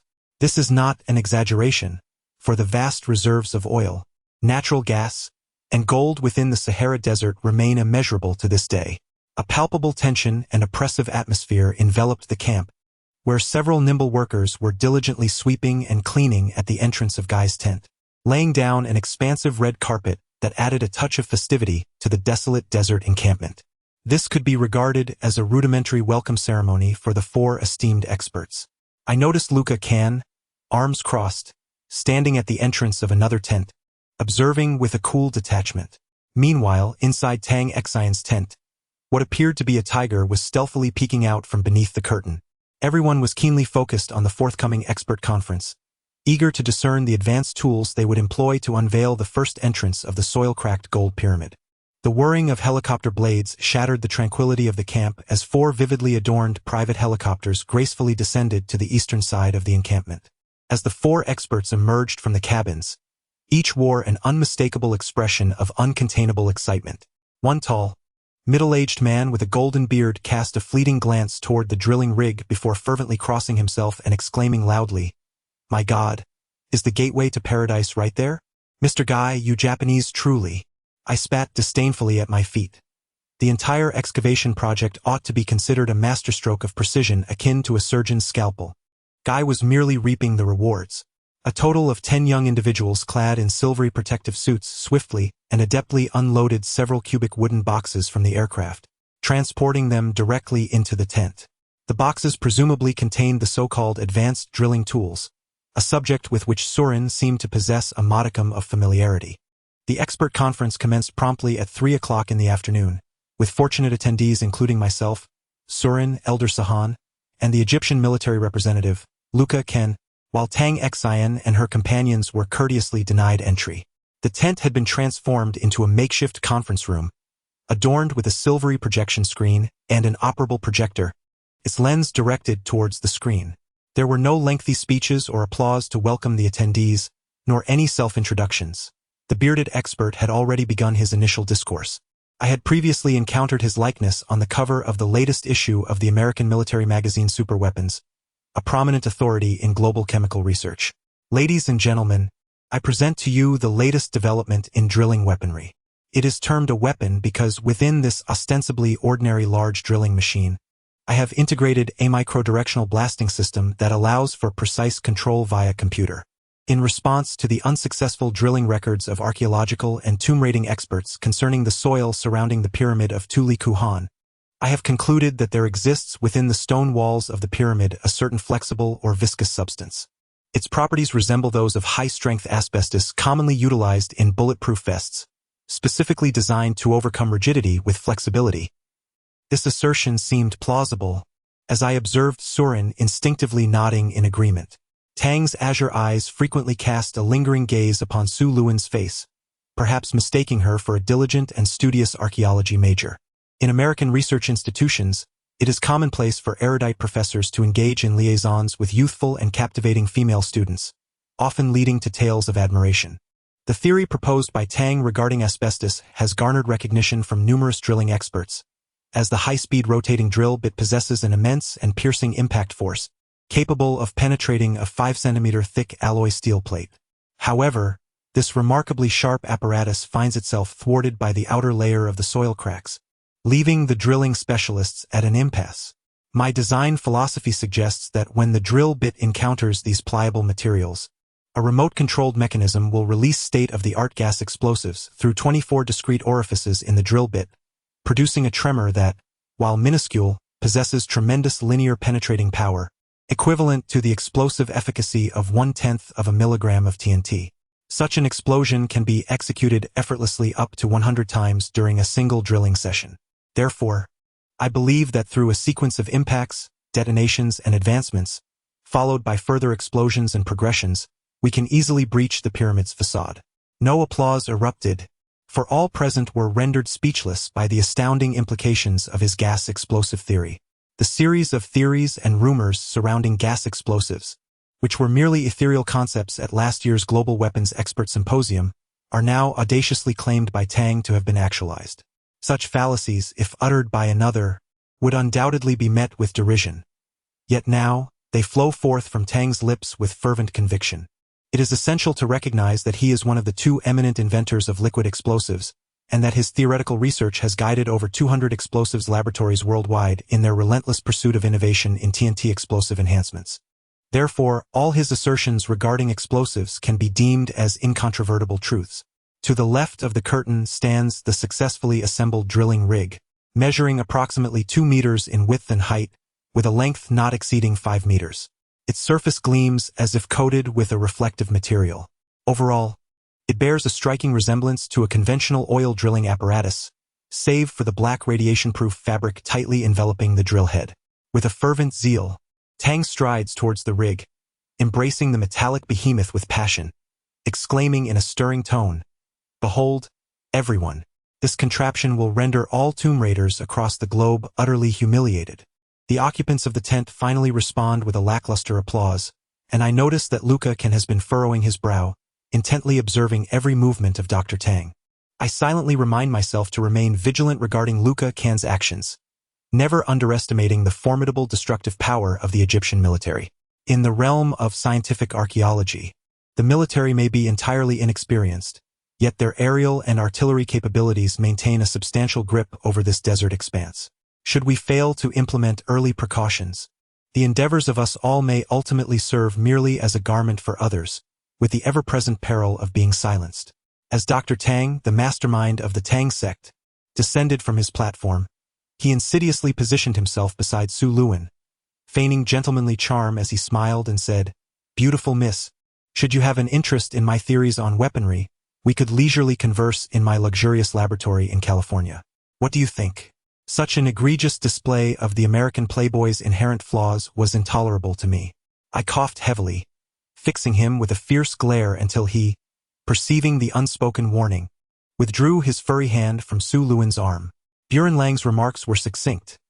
My objective is to create a tight shielding layer at the mouth of the shaft, subsequently evacuating the air from the entire tunnel to establish a localized vacuum. Naturally, I shall continue to introduce oxygen into this space.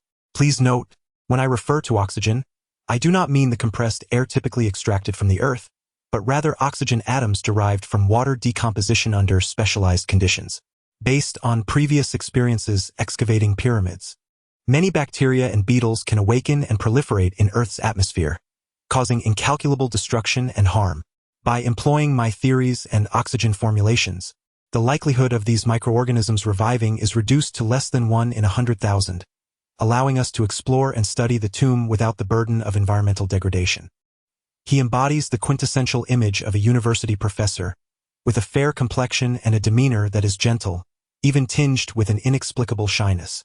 When he speaks of oxygen, bacteria, and atoms, terms specific to the realm of chemistry, his brownish-blue eyes radiate a fervor akin to religious zeal. His mere presence renders the individuals from the Tang sect of Shu almost ineffectual. The Tang sect's practices of poison crafting and application are rooted solely in rudimentary methods and age-old traditions, devoid of any scientific foundation, standing in stark contrast to an expert in chemistry like Barunlang.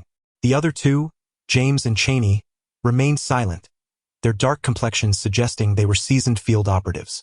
Doctor. Tang waved dismissively, interrupting Mr. Guy. Mr. Guy, we Americans adhere to a principle in our endeavors. What must be done today should be completed today. Since all preparations are complete, why not commence our descent now? Do you realize that from now until sunrise tomorrow we have over 12 hours? If we utilize this time wisely, by this time tomorrow, we should be seated atop Pharaoh's sarcophagus, sipping coffee. Ha ha ha. The audacity of American pride was vividly displayed in Dr. Tang. He was already rumored to be an academic maverick, daring to scorn all conventions and sweep aside obstacles, and this was now evident.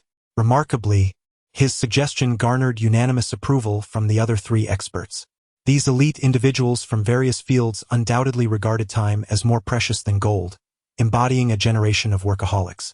2 hours later, the expert's entourage had completed all necessary preparations, sending the drilling rig down the makeshift elevator into the vertical shaft. I felt no urgency to follow them into the depths, for I understood that in the realm of tomb raiding, it is often the initial victims that bear the brunt of peril, rather than the ultimate beneficiaries. After a brief moment of contemplation, I made my way to Tang Xian's tent. To my surprise, she was seated at the table, meticulously applying nail polish as if engaged in a scientific endeavor of great significance. Tiger and Song Jiu sat cross-legged on a bamboo bed, their attention wholly absorbed by a game of Go, which lay before them with only a few black and white stones played. Tiger possessed an innate passion for Go and demonstrated considerable talent. He had once participated in the renowned Sino-Japanese Go championship that catapulted the legendary Nie Wei Ping to fame. Had he not ultimately turned to tomb raiding, he might well have become a professional player, celebrated alongside Nie and Ma. Mr. Feng has arrived. Please have a seat. Tang xin bác cồn, remaining sick herself. Tiger and Song Jiu remained as tranquil as seasoned monks, their gazes fixed upon the board, not even lifting their eyelids. I found Tang Xian's act of painting her nails somewhat unexpected, as I had imagined that the Tang sect of Shu, despite existing in the 21st century, would still adhere to the peculiar customs passed down through generations of masters, seemingly detached from the contemporary world of feminine adornment. Halfway through, she was using a bottle of pink nail polish from a certain international brand hailing from France. Reflecting upon the tumultuous legacy of the Tang sect in Sichuan, which has stirred the waters of the Chinese underworld for over a millennium, I cannot help but feel a sense of trepidation as I associate terrifying epithets such as radiant as peach blossoms, yet as venomous as a viper with Tang Xian. Mr. Feng, I inquired, now that the expert conference has concluded, do you have any insights to share? Tang Xian, with her refined demeanor, was meticulously applying polish to her last remaining fingernail.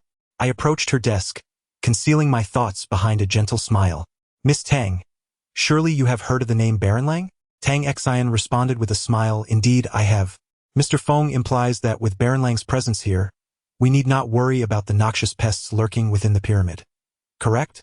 We exchanged a hearty laugh, an unspoken understanding passing between us amidst the intricate game of wits. Once she had completed her final nail, she carefully secured the small bottle of nail polish, exhaling a contented sigh as she delicately blew on her meticulously manicured fingers. In that moment, her expression resembled that of an unsuspecting neighborly girl, causing me to lower my guard. Extending my hand towards the nail polish, I smiled and asked, "May I see what brand this is?" Tang Xan feigned a playful expression of intimidation. "Beware, Mr. Feng, you would do well not to tamper with this. It is a refined substitute for corpse-breaking poison." Instantly, my outstretched arm froze mid-air, my smile turning as rigid as stone. Yet, in this stillness there was a silver lining, for I could distinctly hear Dr. Tang's boisterous American English, filled with laughter and mirth. I am aware that Surin has always been lurking outside, vigilantly monitoring the movements of the expert team, thus providing Dr. Tang with an opportunity to ingratiate himself. I exerted effort to twist my cervical and lumbar vertebrae and took 2 steps backward, striving to alleviate the stiffness that had gripped my entire body. The corpse-piercing, bone-corroding elixir that Tang Xian mentioned is indeed a renowned specialty passed down through generations of the Tang sect in Sichuan, aptly named for its remarkable abilities of piercing the intestines, corroding bones, and decomposing corpses. If it were an improved variant, it would hardly possess the extraordinary properties of Dr. Tang's gaseous explosives, would it? According to studies conducted by experts in human physiology, human intelligence doubles every 6 months. And during the span of 18 to 40 years, the remarkable 22 years of life, the rate of intellectual growth astonishingly exceeds threefold. It is precisely for this reason that human technologies continue to evolve, innovate with the new generation surpassing the old. Mr. Feng, behold this unfortunate little creature. In the presence of our Tang sect's enhanced products, the exoskeleton of the scorpion displayed a deep yellow hue with a subtle tinge of black. At its center lay a spot the size of a thumbnail, which had turned an intense black. Judging by its imposing size of nearly 2 inches, it is evident that this creature has matured close to 2 years, making it one of the most formidable adult male scorpions within its colony.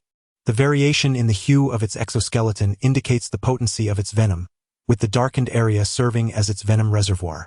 I am aware that a mere milliliter of venom from an adult male scorpion, if introduced into a deep well in the desert, is sufficient to poison 10 camels of the oasis. Yet, observe how it now trembles in fear at the sight of my nails. Indeed, the venomous creature, under the gentle provocation of Tang Xian's pink nails, has curled itself into a submissive ball, its stinger and pincers obediently tucked beneath its body. Mr. Wind, I do not wish to boast, but the poisons developed by our Tang clan have no rivals across the globe. Furthermore, our laboratory equipment is unparalleled worldwide. If you have the time, you may inquire of Barun Lang, who his esteemed Russian mentor regards as the most admirable human on earth. Tang Xian's words carried a faint hint of sorrow, a lament for the unrecognized heroism of her talents. The final statement she uttered was enigmatic, and I truly ought to ask Barun Lang for clarification. Suddenly, the scorpion, which appeared to have surrendered completely, sprang forth with lightning speed, brandishing its stinger and driving it forcefully into the back of Tang Xian's hand. While it was indeed fearful of the potent toxin on her nails, the muscular tissue on the back of her hand was incapable of absorbing the venom. The scorpion's cunning attack was nothing short of ingenious. This method of assault further corroborated the scientist's hypothesis that desert scorpions possess a level of advanced intelligence.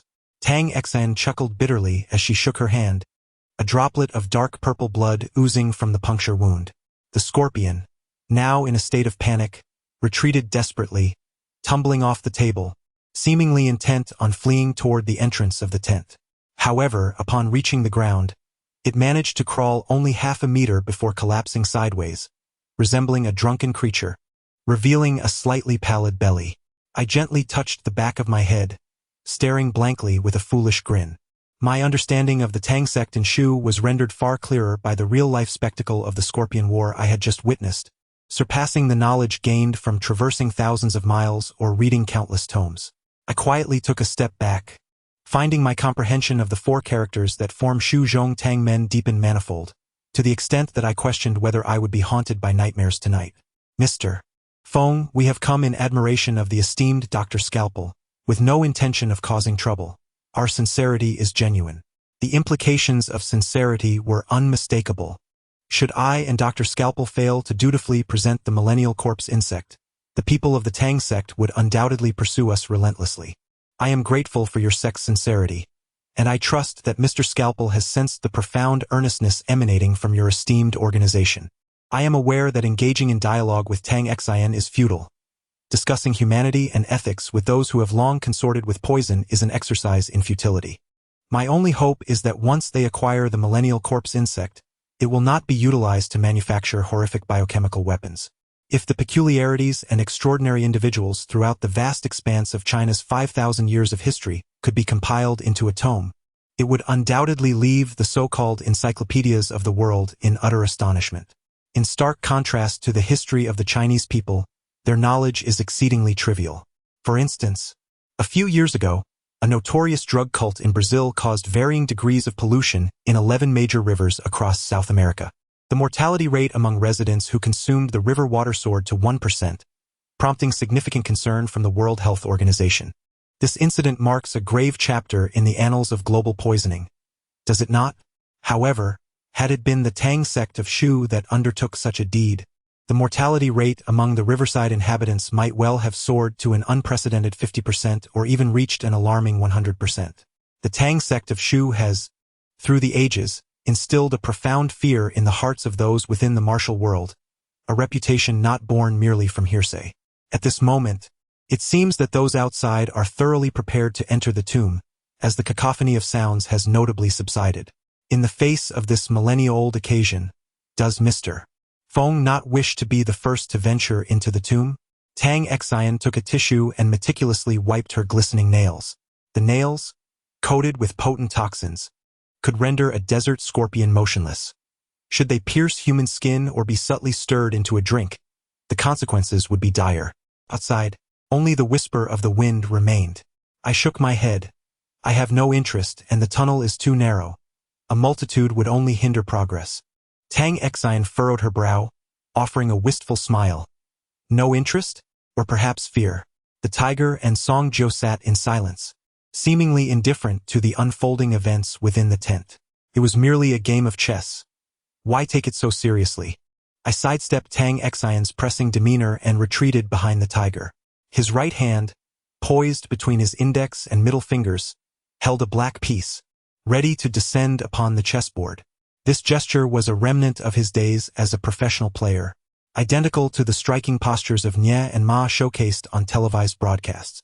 On the chessboard, 12 pieces had already been placed, and I was astonished to discover that the rules they were following resembled those of ancient Go masters arranging their formations. In the corners, 2 black and 2 white pieces were strategically positioned. Furthermore, all the pieces seemed to be engaged in an offensive strategy centered around a solitary black piece situated at the very heart of the board, the Tengen. The philosophy of Go has, from ancient times to the present, consistently adhered to the valuation method of golden corners, silver edges, and grassy center. Occupying the central Tengen not only exudes an air of arrogance on the part of the player but also bears little practical value. As I observed the tiger make its move, the corners of the board lay barren, with both black and white forces ensnared in a small territory at the center.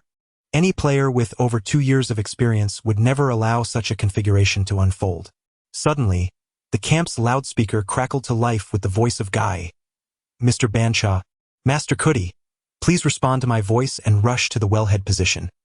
Hurry to the wellhead position. The descent is about to commence. Naturally, Guy would seize the opportunity to be among the first to enter the tunnel, eager to witness the spectacle of penetrating the tomb's outer wall. To ensure that control of the camp was not usurped by others, he would naturally request that Bansha oversee operations on the surface. However, judging by the content of his broadcast, it seemed that Bansha had suddenly vanished, alongside the enigmatic Master Cudi. Suruin almost floated into the tent.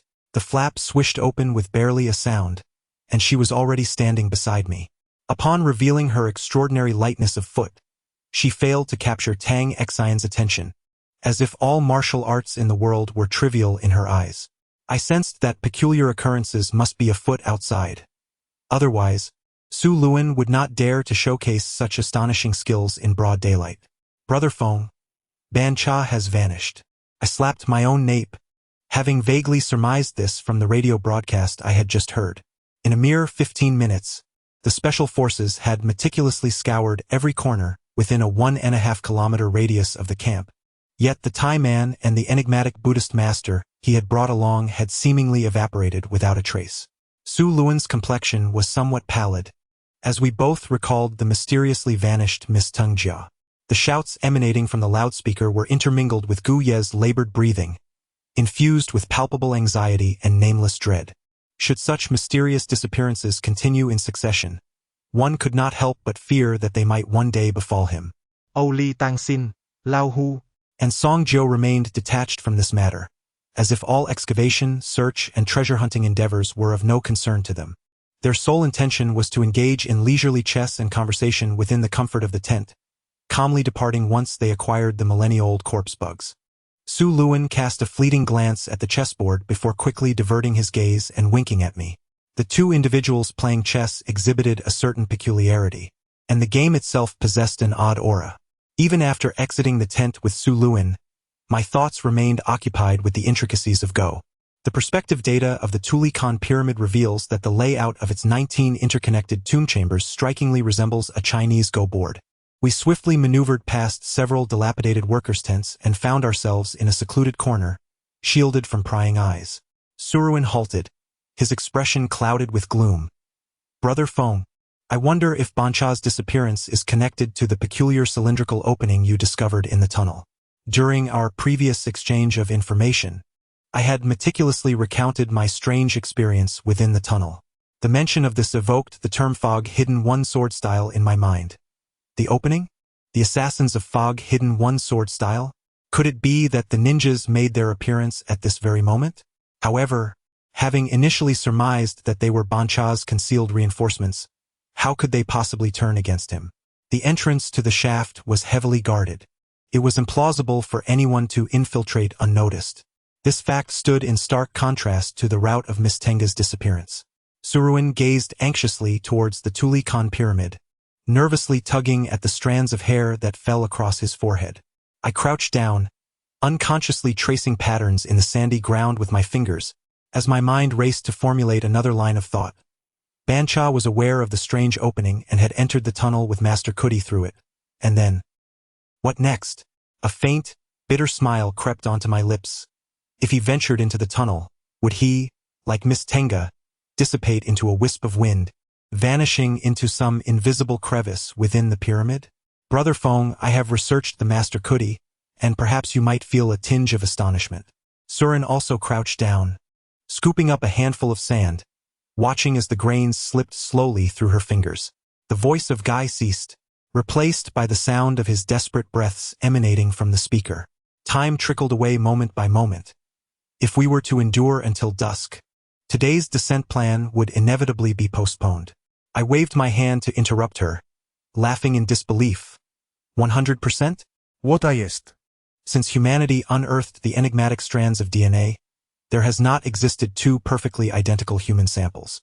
The closest resemblance recorded was that of a conjoined twin in Mexico, whose right hands were fused together. Even in such an extraordinary case, the testing data revealed a discrepancy of 1 in 40 million. While I lack the extraordinary ability of photographic memory, these peculiar data have been examined countless times, now stored in my mind like digital files, readily accessible at any moment. Surin gazed at me with calmness. She had already anticipated my astonishment, so my reaction was within her expectations. To achieve absolute sameness, they would have to be the very same individual. At this juncture, a bizarre notion surged forth from the depths of my consciousness. The same person unless. I could not continue, and Surin completed my thought. Unless that person is the revered monk.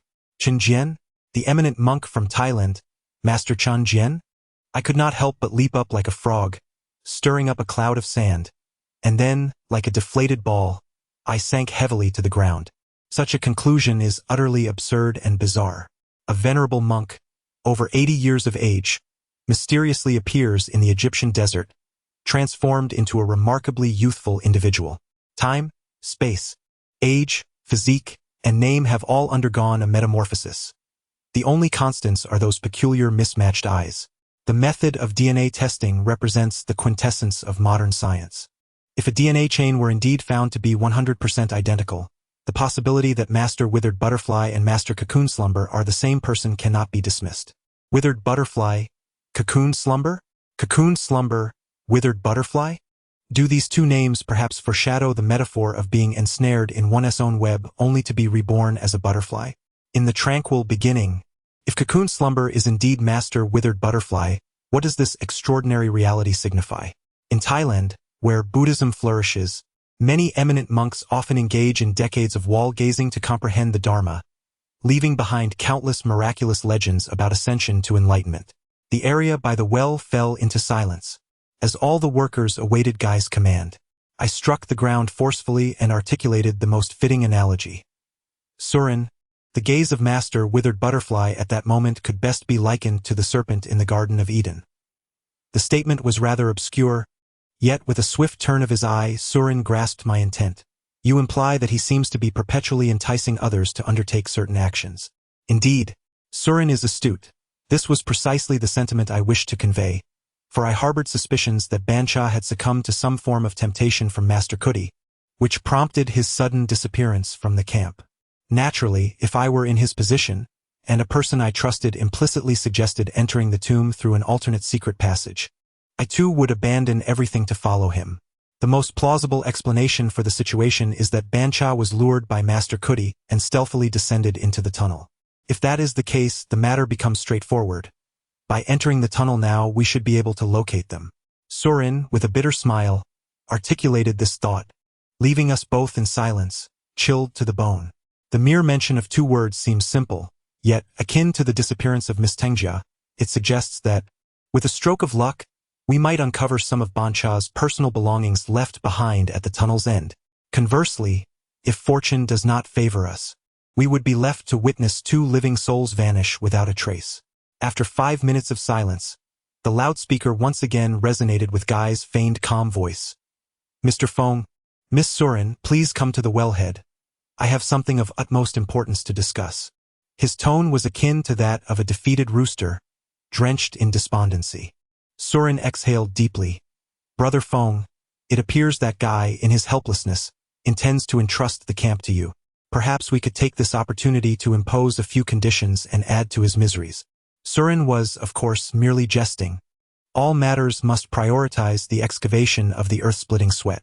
Upon encountering Gu Yi once more, I observed his appearance had become exceedingly disheveled. The collar of his once tightly secured radiation-proof work uniform had been loosened, and the silver safety helmet that typically adorned his head was now clutched in his hands. His eyes were wide as saucers, and his chest heaved with an erratic rhythm, as if he were on the verge of an explosion. His current state was hardly more favorable than when he had sought refuge at the villa. The wind has shifted. There are some changes afoot, he murmured. I entrust you with the matters concerning the camp. I hope you can ensure they maintain a heightened state of vigilance against any opportunistic forces that may seek to take advantage of the chaos. He gestured weakly towards the armed special forces. His apprehension likely stemmed from the looming threat of the Desert Legion, and his peripheral gaze frequently darted towards the figure of Luca Can, who was mingling within the crowd. In this volatile climate of the vast desert, where circumstances could shift unpredictably, anything was conceivable. The more expressionless Luca Can appeared, the more it unsettled the onlookers. As the sun began its descent in the western sky, Gu Yi issued a command that set all 40 of the camp's state-of-the-art Honda gasoline generators into motion. From this moment onward, the excavation work was deemed concluded, and all generators would operate incessantly for 24 hours. This was Gu Ye's unequivocal decree, indicative of his unwavering resolve. He would not relent until he had reached the Yellow River. The blood coursing through his veins was that of a stubborn and fervent tomb raider, and with the treasure tantalizingly close at hand, every cell within him likely simmered with anticipation. According to Surin's records, at least 30 of those generators had remained idle since their arrival at the camp, never having been utilized. To the north of the wellhead, a temporary tent has been erected, and all 20 surveillance cameras equipped with automatic recording capabilities have been successfully installed. The conditions underground will be meticulously transmitted to the monitors through wireless imaging lenses. As the ground commander, I took the megaphone from Guy. A man as cunning as he is reluctant to entrust the camp's affairs to anyone unless absolutely necessary. The personnel entering the vertical shaft include 10 workers brought by the experts, namely Tang, Barunlang, Cheney, James, and Guy. Each individual is clad in high-strength protective clothing that is fire-resistant, waterproof, radiation-proof, and puncture-resistant. High-resolution, miners' lamp-style cameras are affixed to each person's safety helmet, enabling an exceptionally clear capture of the surrounding conditions. The measures Barunlang mentioned for creating a vacuum environment have been completed. Once all personnel have entered the shaft, Yilan directs the workers to place a massive airbag, shaped like a wine bottle cork, into the wellbore. At a depth of 20 meters from the shaft's exit, the airbag automatically inflates, sealing all gaps within the well. This device truly separates the two worlds above and below, as the monitors reveal that those underground move freely, showing no signs of oxygen deprivation. I cannot help but silently admire Barunlang's invention. In the extensive history of pyramid excavations spanning centuries, he should be regarded as a pioneer in maintaining atmospheric and ecological integrity. Upon reaching the tunnel entrance, the 10 workers stand on the drilling rig, advancing slowly forward. The drilling machine is equipped with its own propulsion system, a design that exhibits remarkable foresight. Considering the broader context, I sincerely hope that no further anomalies arise within the tunnel. My sole desire is to successfully forge a passage into the soil-riven pyramid, ensuring a flawless conclusion to this multinational endeavor. At this moment, I feel compelled to contact the Scalpel, who remains stationed in the villa, perhaps more concerned about the subterranean circumstances. Just as I retrieved my phone, Su Luin began calling out to me from outside the tent. "Brother Wind, there's no need to make that call. I have just provided a report. Thus, as long as we remain alive, we ought to revel in laughter rather than succumb to a somber silence." I stepped out of the tent, entrusting the task of monitoring the surveillance equipment to Yilan. His practical experience in tomb raiding, exploration, and oversight far surpasses my own.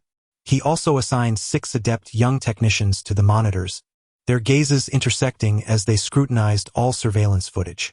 Having encountered peculiar incidents previously, Yilan had become exceedingly vigilant, standing with his hands clasped behind his back, intensely focused on the screens.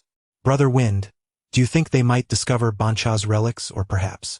She nearly uttered the word remains, but abruptly halted, playfully sticking out her tongue. Regardless of her adeptness and wisdom, she remains a girl yet to reach the age of 20, occasionally revealing a hint of youthful mischief that elicits a teasing smile from me. But what does it matter? Bancha's reputation in the international archaeological community is rather unsavory, and once again, he has inexplicably chosen to act independently, leaving him to lament his unfortunate fate should a calamity arise. Caution is advised. We must pay close attention to Elder Sahan's direction. I gestured for Suruin to discreetly observe the entrance of Elder Sahan's tent. At some point, he had unfurled a vibrant, embroidered carpet at the entrance, seated cross-legged upon it, facing west, presenting us merely with his silhouette. The eerie figure of Yolien, resembling a bat, stood motionless on the sandy ground beside the carpet, head bowed, akin to a lifeless, peculiar wooden effigy. At this moment, we were approximately 40 paces apart. Suruin promptly retrieved his binoculars, took a glance, and immediately handed them to me, exclaiming, "Brother Feng, observe her hands, look at Yolian's hands." Through the lenses, I discerned that Yolian cradled a black ceramic bowl, brimming with yellow sand that appeared to spill over. This was undoubtedly part of a religious rite. "Suruin, I cannot shake the feeling that Elder Sahan harbors unspoken words, a profound sense of worry surging within me. Prior to our arrival at the camp, Elder Sahan had discarded the carpet adorned with crimson symbols. Now, he donned only the commonplace gray robe of a desert traveler, topped with a simple gray cap. His attire bore no peculiarities, yet the black ceramic bowl in Yolian's hands instilled an inexplicable dread in me. The color black has always been associated with curses and retribution in religious contexts. For instance, within the Chinese cultural sphere, any cult performing a grand ritual typically utilizes the blood of black dogs or cats as a foundation for their prayers, disregarding any superstitious connotations. According to the perspectives of biological anatomy, animals with black exteriors are capable of absorbing more solar energy from birth than their counterparts. Humanity possesses scant knowledge regarding the sun's energy, currently utilizing it solely for heating and electricity generation.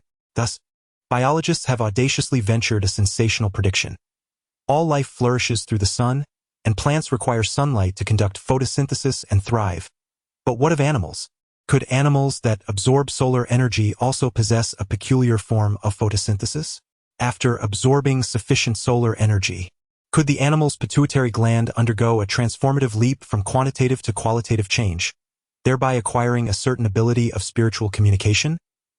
This notion is indeed quite radical, leading it to be dismissed by the majority of global research institutions as heretical, barely making an appearance in a handful of obscure scientific journals before being swiftly quashed by international authoritative biological organizations. Once again thwarted, a voice called out, "Brother Wind, Brother Wind." Surin nudged me, and a gust of cold wind jolted me from my reverie.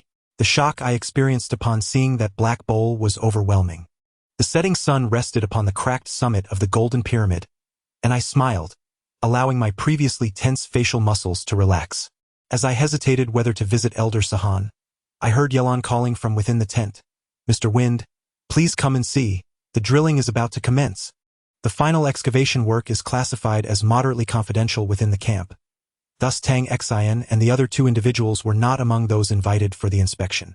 As for Luca Can, Elder Sahan did not proactively request his presence to observe the proceedings, leaving only us and the staff, including Yelan, within the tent. The monitor has already displayed the stone wall, and both Su Luan and I felt a mix of disappointment and relief upon noticing the absence of any traces left by Ban Cha. Su Luan and I exchanged a knowing smile, pondering two possibilities.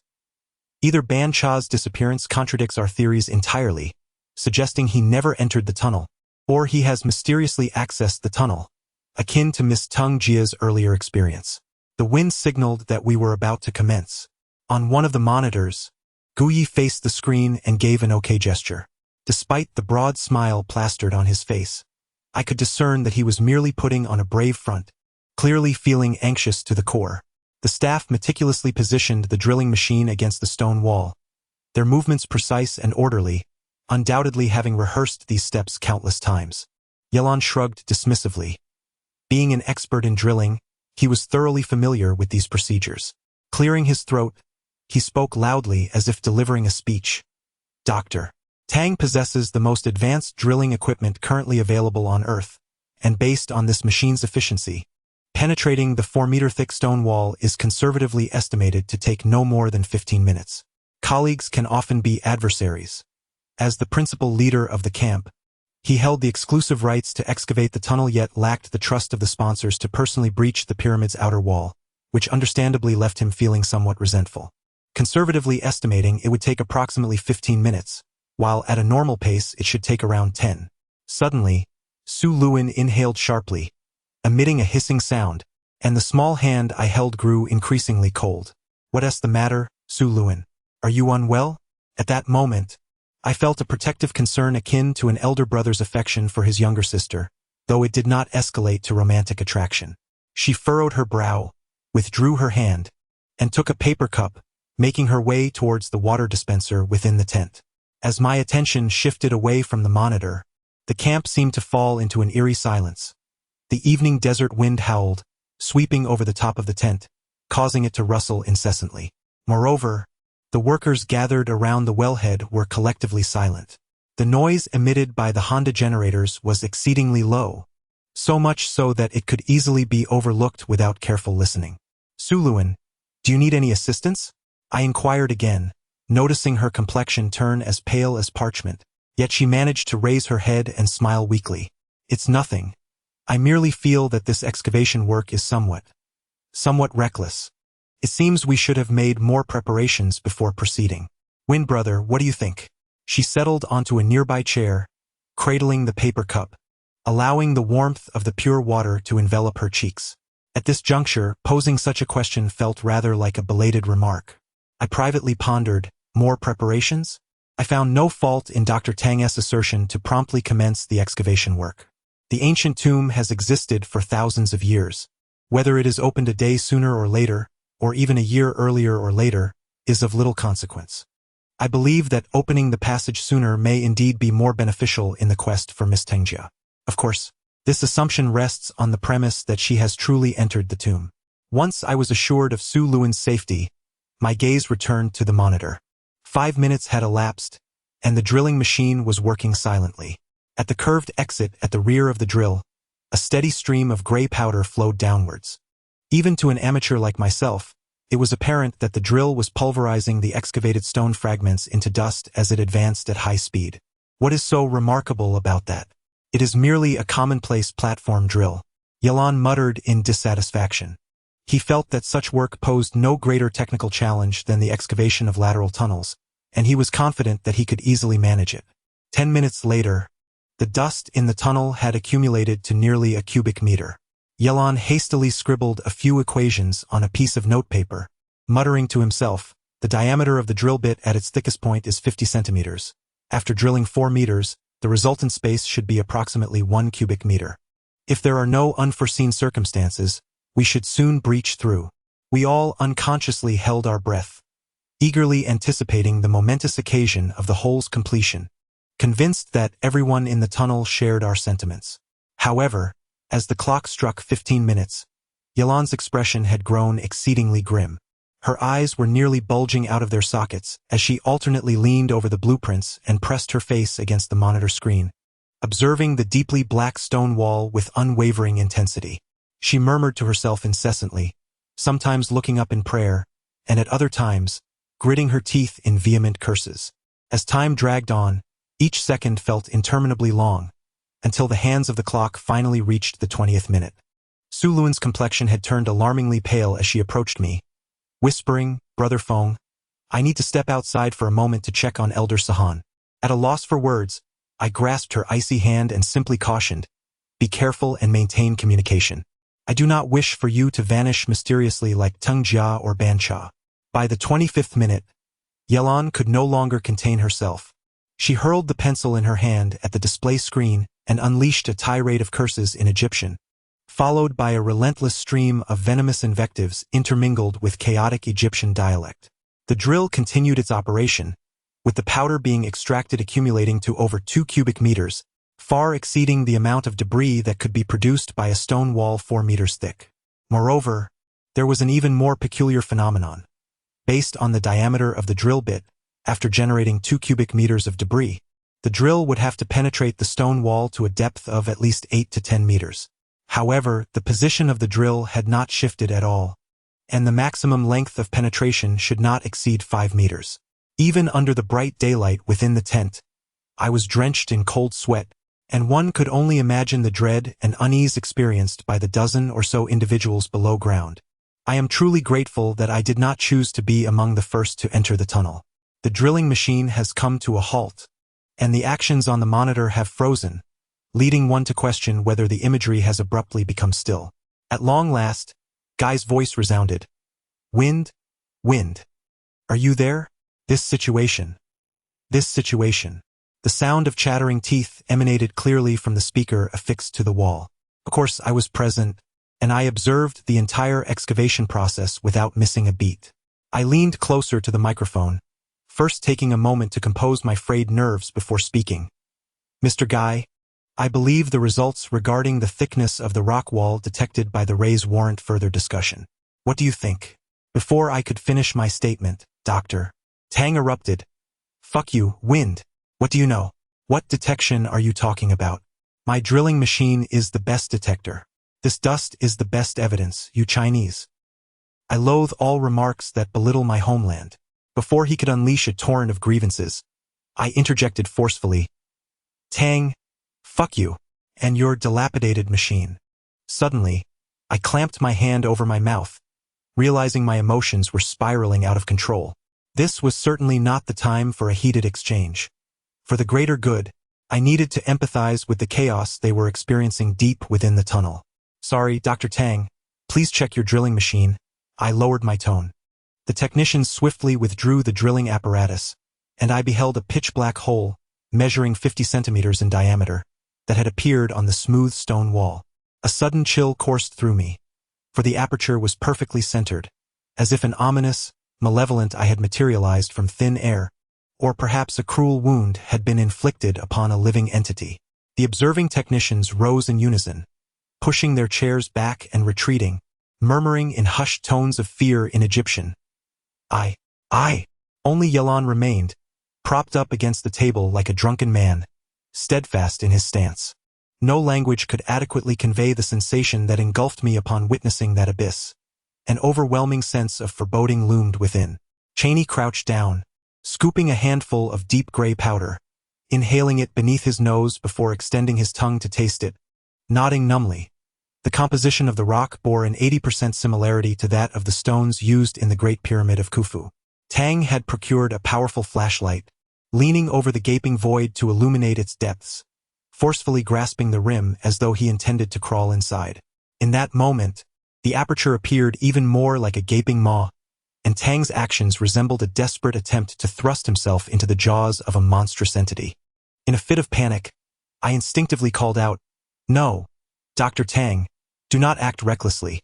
In my urgency, I slammed my palm onto the table, causing the microphone to tumble to the floor, and a cascade of notebooks and pencils scattered across the surface.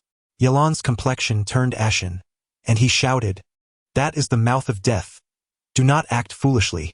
Given the circumstances within the tunnel, Dr. Tang's actions were not particularly surprising. His intention was merely to discern what lay within the partially excavated hole. As the powerful beam of the flashlight penetrated the abyss, the camera situated above his head vividly projected the 50-centimeter diameter opening onto our monitor. There was nothing particularly strange about it. The surface was uniformly polished to a smooth arc by the drill, all rendered in a morose shade of deep gray. The glaring white light emitted by the illumination system illuminated every detail at the tunnel's end with clarity. Suddenly, Yalan's voice took on an oddly low pitch as he whispered, "Mr. Feng, do you not find this scene somewhat peculiar?" He swiftly retreated 3 large steps, cupping his palms around his eyes in a tubular shape, gazing distantly at the monitor. Peculiar? Mimicking his posture, I stepped back to observe the screen, and within less than a second, an overwhelming sense of dread washed over me, causing cold sweat to bead on my back. Like a cinematic slow-motion effect, as our perspective receded, the figures on the screen appeared astonishingly distant. The black hole was starkly revealed, resembling the serpent's eye atop a pharaoh's crown. Was it not? Yalan's voice trembled violently. Throughout history, pharaohs' crowns were often adorned with a formidable and enormous black cobra. Unbeknownst to what purpose, the serpent's head was angled, pointing obliquely forward. Thus any observer gazing upon the crown could only behold the solitary black eye facing outward. The cobra, as a symbol of the pharaoh's sternness, cruelty, and brutality, has pervaded the archaeological history of nearly all pharaohs' tombs.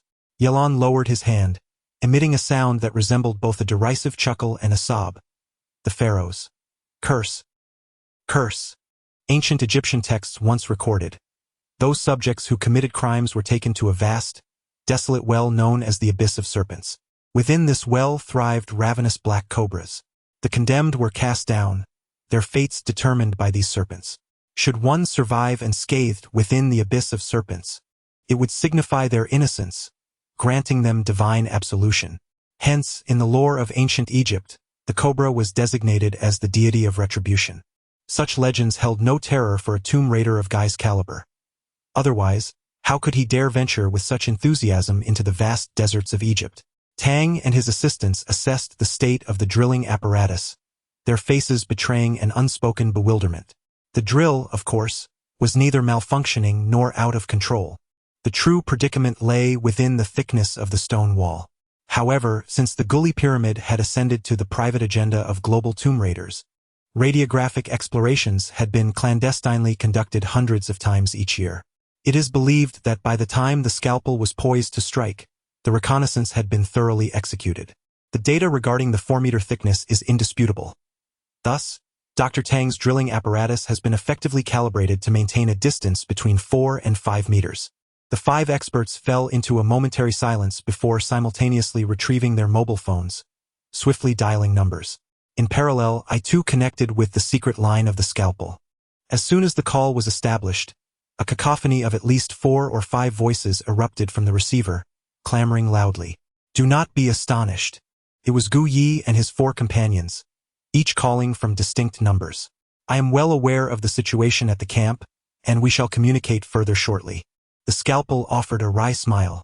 After ending the call, I was suddenly engulfed by a profound weariness. All the adept individuals entering the excavation camp are either friends or collaborators of the scalpel. I possess no privileges. The scalpel's gentle care towards me is merely a favor owed to the trust placed in him by my elder brother, Yang Tian. What shall become of me in the future? Am I to rely on the scalpel for a lifetime? Must I depend on others to look after me, like a naive youth unacquainted with the world? In that fleeting moment, a pillar in my heart concerning home and family collapsed resoundingly. For all these years, I had regarded the scalpel as my kin, yet it was merely a delusion. I remain an orphan. Since my elder brother's disappearance, I exist in isolation, akin to any celestial body in the universe. Aside from self-reliance and the endeavor to rescue myself, no one else can be counted upon. My countenance must have appeared quite grim, eliciting a gaze of profound pity and compassion from Yilan as she looked upon me. I sat at the table, took up a sheet of paper and a pencil, and after a brief moment of contemplation, swiftly sketched the three-dimensional cross-section of a vertical shaft and tunnel. At the end of the tunnel, I depicted a wall 4 meters away, painting it a light shade of gray. Now everyone stood before the stone wall, separated from the mysterious world within by merely a partition. Hesitantly, I drew a go board on the opposite side of the stone wall, essentially simulating the spatial arrangement of the tomb chambers within the pyramid. As my pen struck the very center of the board, a sudden realization struck me. What does this central point represent within such a planar structure? The pyramidal structure, with its tapering apex, inherently dictates a decreasing area distribution from top to bottom. Thus, the total area of each layer diminishes sequentially. If the total number of tomb chambers remains constant, the area of each individual chamber must correspondingly decrease. This unveils a critical issue regarding gravitational support. If the upper tomb chambers were to detach from the vertical load-bearing walls, would they succumb to an unpredictable chain collapse under the influence of Earth's gravity? I fervently shaded the central position in black. For if we were to assume that the tomb chambers of the pyramid resemble a go board, the most significant point would reside at the center, the convergence of all areas. I scratched my head in deep contemplation, pondering intently. In the illustration, 4 individuals had already set aside their phones, leaving Cheney alone to converse with the scalpel. He is a master among masters in the study of pyramid construction, possessing the most authoritative insights into these peculiar chamber structures. I heard him narrating in a hurried manner, his Scottish accented English thick with nasal tones. I wager there must be an issue with the radiographic examination of the stone walls. Their structure bears no fundamental difference from that of the dozens of other pyramids. Therefore, I require your team to conduct a comprehensive and thorough penetration survey of the pyramid, leaving no square centimeter exposed to the desert unexamined. His impassioned words ignited a spark within me, prompting me to abruptly hurl my pencil and leap to my feet, exclaiming, "Yes, from top to bottom, from top to bottom." The top I referred to was the apex of the cracked and weathered pyramid, where, during a fleeting moment of forgetfulness, I had sensed that the summit could be pressed down with my foot. I even dared to imagine that by stomping with force, I could enter the interior of the structure from that very point. Thus, we could entirely abandon the original plan of accessing the interior via tunnels and whimsically propose to enter through an aperture at the pinnacle of the pyramid. I was momentarily stunned by my own audacious idea, standing frozen in place, fearful that this fleeting inspiration might vanish before I could grasp it fully. On the monitor, Tom was directing his assistants to adjust the drilling rig's height, preparing for another exploration just below the left side of that opening. His theory regarding gas explosives had not been aptly demonstrated, as there were no signs of flexible obstacles in the stone walls. I offered a stiff smile to Yilan and called for the technicians to return to their tasks. At this moment, everyone must remain composed, exhibiting a level of calm that surpasses even that of the experts in the depths below, ever prepared to confront unforeseen events. As I approached the entrance of the tent, Yilan followed closely behind, urgently and frantically imploring, "Mr. Feng, I wish to descend into the depths. I am considered the foremost authority on subterranean drilling throughout Egypt, and perhaps I could." He became immensely disheartened, his gaze vacant and lost as he stared into the dimming twilight outside, murmuring, "You do not understand. The Pharaoh's curse will only befall foreigners, while I am immune to these unfathomable punishments. The gates to the lair of 1,000 serpents have swung open, and every foreigner who dares to violate the pharaoh's majesty shall be subject to the selection of the god of retribution. Regardless of whether his intention to descend stems from a desire to save innocent lives or a greedy ambition to partake in the treasures of the ancient tomb, I do not wish for him to disrupt the excavation plans originally devised by Guy. After taking a series of deep breaths, I twisted my waist and legs, relaxing my exceedingly tense nerves. Only when the body is at ease can the mind roam freely. The reckless notion that had just crossed my mind deserved further contemplation, and the only one capable of engaging in meaningful dialogue with me should be Suluan. She currently stood at the entrance of Elder Sahan's tent, beside a richly embroidered carpet, positioned slightly in front of him. Sahan and Yolian maintained their positions, one seated facing west and the other bowing with a clay bowl in hand. What could incite such profound interest in Surin regarding that ritual? As I advanced, my gaze inadvertently swept over Tang Xian's tent.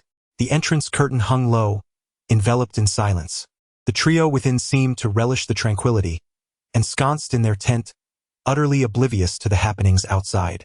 Imagining the intense concentration of the tiger and Song Jiao engaged in a game of chess, I feared the pace of their moves would be slower than a tortoise's crawl, with a single game potentially stretching over 3 to 5 days. The game of Go, vast and profound, has witnessed instances in Japan, the second home of Go in Asia, where matches in the esteemed Haninbo tournament have lasted 10 days or even 100. I recall the ancient wisdom: diligence breeds excellence, while idleness leads to decay. I have always held the belief that squandering a precious life on the repetitive pastime of chess is akin to an invisible murder of human existence. Perhaps it was the perpetual idleness of the ancient Chinese that led to the invention of such a game, plunging them deeper into inactivity, ultimately succumbing to the might of Western powers. Yet, I digress. I wish not to dwell on those dark chapters of history. This time, I am determined to bring glory to the Chinese and redeem my name. As I approached within 10 steps of Surin, her hand, which hung at her back, suddenly gestured for me to keep my distance. Taken aback, I was uncertain of her intent but complied, feigning a yawn and subtly altering my course towards Tang Xian's tent. If Elder Sakin's ritual forbade outsiders from observing, then why was Surin permitted to stand beside the carpet without being expelled? An uneasy flick of my nails accompanied the furrowing of my brow, a reflection of my growing apprehension. I have no desire to enter Tang Xian's tent to meet these 3 individuals. The pyramid remains unopened, and the elusive Millennium Corpse beetle cannot be found. Thus, we lack any common topics for discussion. Mr. Feng, please wait, came Tang Xian's voice unexpectedly from behind the tent. She soon appeared gracefully, her hands tucked within the sleeves of her fox fur, hunching her shoulders slightly. Meeting my skeptical gaze, Tang Xian offered a somewhat bashful smile. I apologize, Mr. Feng.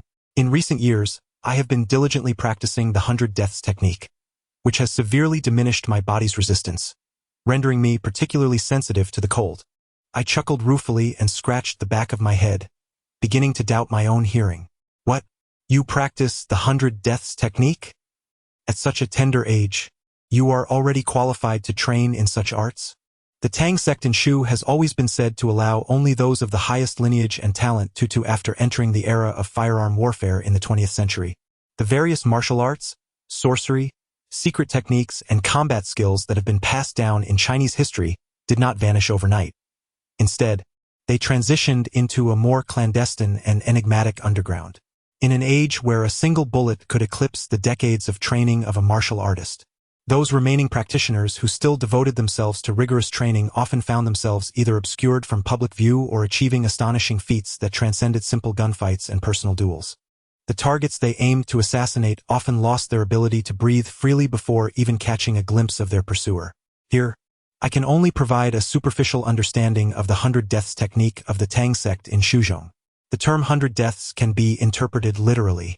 To master this martial art, each practitioner must endure 100 near-death training processes.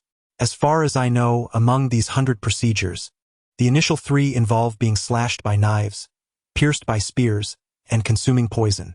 One must endure numerous knife wounds, leaving the body in a state of broken sinews, and then be abandoned in the wilderness, relying solely on one's survival instincts to endure. After suffering over 50 penetrative injuries from long spears, no medicinal aid is permitted. Recovery is solely dependent on the body's physiological resilience. One must drink a concoction of 7 highly toxic poisons, battling the poison with internal energy for 3 days and nights, until the toxins are ultimately suppressed within the stomach and expelled entirely. I am not a member of the Tang sect, so I can only describe this based on hearsay from the martial world, which further highlights the extreme secrecy surrounding this technique. Regarding lineage and talent, I do not believe Tang Xian possesses either of these qualities. In other words, the most sophisticated martial arts within the sect are reserved solely for the sect leader or the designated successor. Could Tang Xian truly be the future leader of the Tang sect? She uttered but a few words, yet I found myself taking 2 significant steps back. My mind racing through countless thoughts, clearly at a disadvantage in terms of presence. Tang Xian smiled, and amidst her indifference, a fleeting glimpse of a beautiful girl's unblemished charm suddenly blossomed. A sudden cacophony erupted from within the tent as pieces clattered onto the board, immediately followed by a sharp roar from the tiger. "Song Jiu, how are you?" The commotion startled me, though it was merely a mundane game of Go. Why did the tiger need to bellow so? Such behavior was entirely incongruous with his former tenacious, composed, and astute character. Alas, could it truly be the influence of the Emperor's Gu? Faced with the exquisite beauty of Tang Xian, as radiant as the bright moon and flawless jade, I found it difficult to accept this established truth. "Mr. Feng, should we step inside to discuss?" She flicked her hands, exhaling a breath at her lips. I gazed despondently at her shimmering 10 fingernails, each a lethal weapon.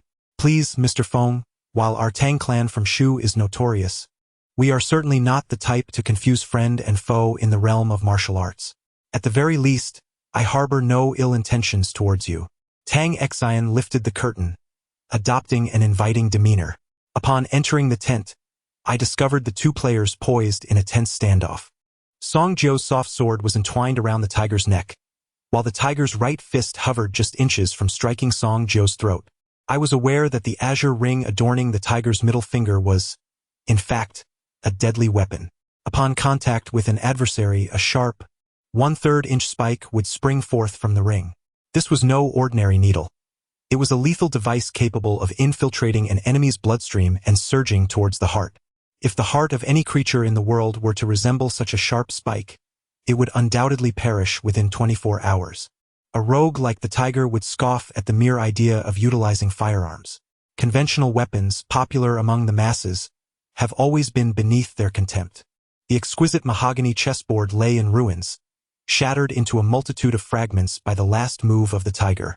Nevertheless, one could still discern that the placement of the pieces was along the line on the side of the star point. Given this scenario, it appears that Song Jiu's chess skills were slightly superior, forcing the tiger into a defensive move and subsequently inciting a potential escalation of violence.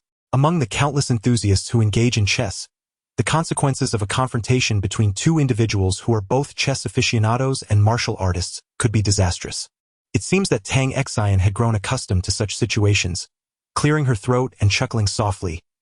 "Tiger, have you once again resorted to underhanded tactics after losing the game? I have always maintained that your fiery temperament is wholly unsuitable for chess. Otherwise, if you were to become a chess player, where would the likes of Ma, Chao Li, or even the Japanese Go kings find their place in today's Asian Go community?" Song Jiu turned his despondent gaze and surprisingly concurred. "Indeed, in the first 50 moves, I had no means of counterattack. Your prowess in chess is evident to all.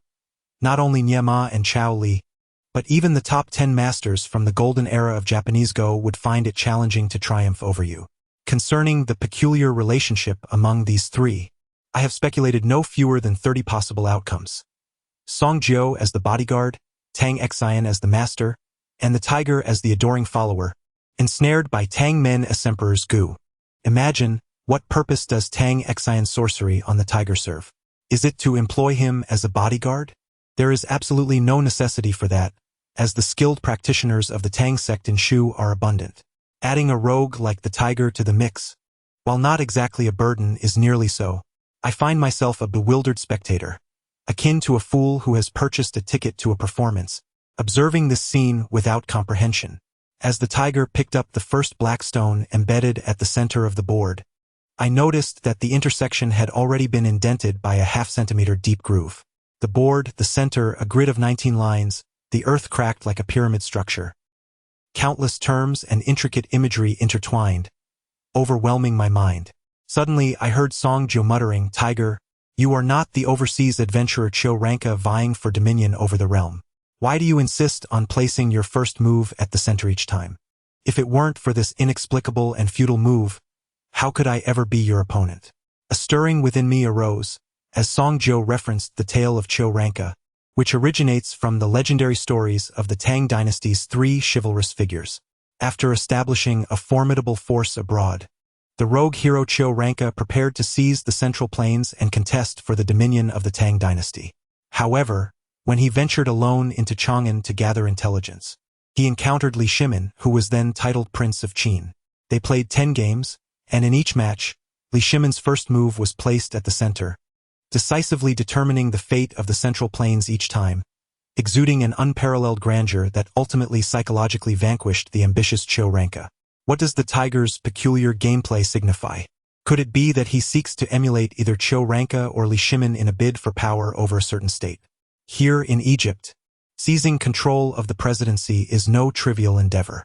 The special forces known as the Rainbow Warriors, affiliated with the Egyptian Desert Corps, rank among the top 10 globally in terms of combat prowess. Should the tiger choose to confront the Rainbow Warriors with his own faction, it would undoubtedly be a path to self-destruction. Mr. Feng, has the excavation plan encountered obstacles? Should you require my assistance, please do not hesitate to express your needs. Tang Xian appeared somewhat indifferent. The more nonchalant she seemed, the more I sensed a complex secret lurking behind her placid demeanor. Miss Tang, are you so certain that the millennial corpse worm must be hidden within the pyramid of cracked sand? What if it is not there? Wouldn't that render our efforts futile? While I scrutinized her expressions, I also listened intently to the sounds emanating from Su Luan and the rig. Indeed, I have perused numerous ancient texts, yet the peculiar tomes left by Chinese history are abundant. Just the classic of mountains and seas and records of the search for spirits could occupy a scholar for a decade or more. In my moment of urgency, I could not recall which book contained descriptions of the pyramid, yet I could not shamelessly inquire. Mr. Feng, to speak candidly, whatever it is that our Tang sect seeks, we shall undoubtedly acquire it, regardless of how generous the scalpel master may be. Her voice, though tranquil, carried an unmistakable threat in every syllable. I threw my head back and laughed heartily, quickly interjecting, "Obtain it? Is that even feasible? At the very least, to my knowledge, for centuries, your ambition to become the most formidable faction in the martial world has utterly failed. Moreover, each attempt has resulted in considerable losses, with skilled fighters perishing, requiring at least 30 years to recuperate. Am I correct? This is an undeniable truth and one of the most criticized vulnerabilities of the Tang sect in the realm of martial arts." Tang Xian's expression turned icy, as if she had been struck by a chilling breeze. She sank her hands deeper into her sleeves, pressed her lips together, and coldly sneered with an air of arrogance. "That is the past. As long as the earth endures, the martial world shall forever exist. While the martial world persists, do you dare claim we shall never acquire what we desire?" I was momentarily taken aback. The enraged Tang Xian seemed to have inadvertently revealed too much.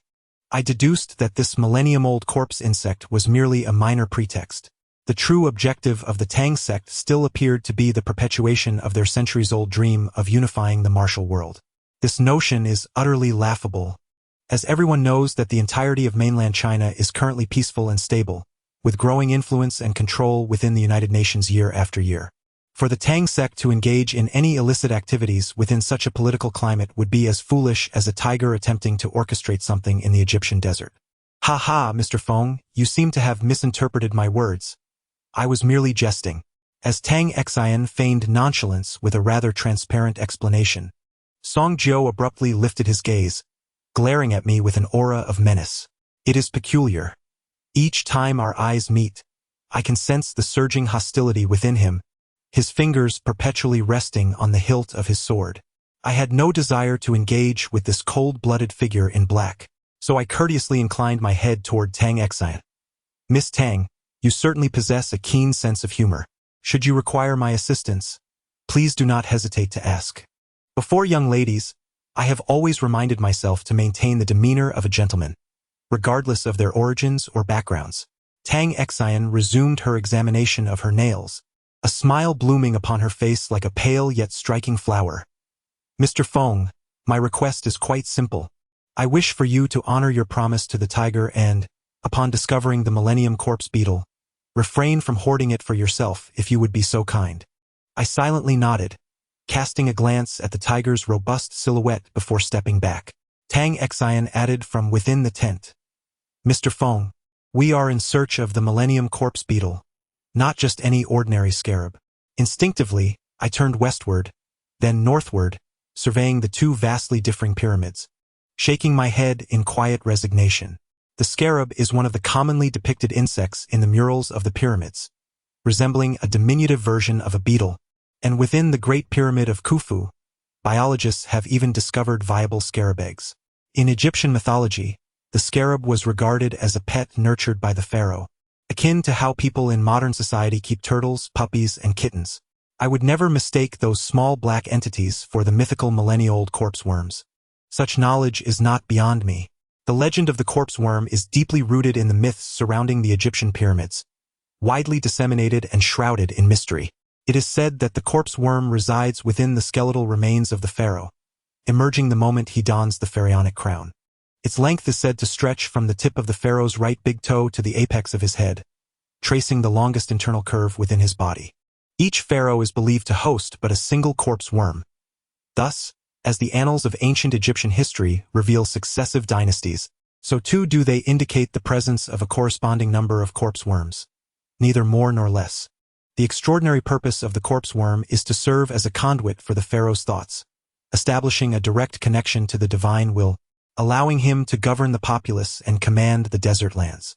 In support of this theory, biologists have discovered fibrous tissues resembling those of blood filari in a well-preserved pharaonic mummy. Although distinct from the common blood filari, these findings may be interpreted as a variant that has evolved over the vast expanse of history, akin to how modern humans surpass their ancient predecessors in intellect and physical prowess. Brother Feng, what troubles you? Su Luan approached me silently, akin to a serene cat, yet her expression was laden with gravity. Even as a cat, she appeared to bear the weight of unspoken concerns. Surin exhaled heavily, as if shedding an immense burden. Moments ago, I gestured to prevent you from proceeding, not wishing to arouse Elder Sahan's suspicions. I offered a gracious smile and turned my gaze toward the drilling rig. The spectators beside the rig and the tent housing the monitors remained eerily silent, clearly indicating that the drilling operations beneath the tunnel had made no progress. The customary chill of the desert night had stealthily descended upon us, and I harbored a premonition that the excavation efforts today would yield naught. What? Were there issues with the incantations? I too grew alert. Among those who had arrived at the camp, Tang Xian's group exhibited no signs of tension, while Luca can observed dispassionately, and Elder Sahan remained hidden within the tent, stoically unmoving. Under normal circumstances, one would expect them to be profoundly concerned about the excavation of the tomb.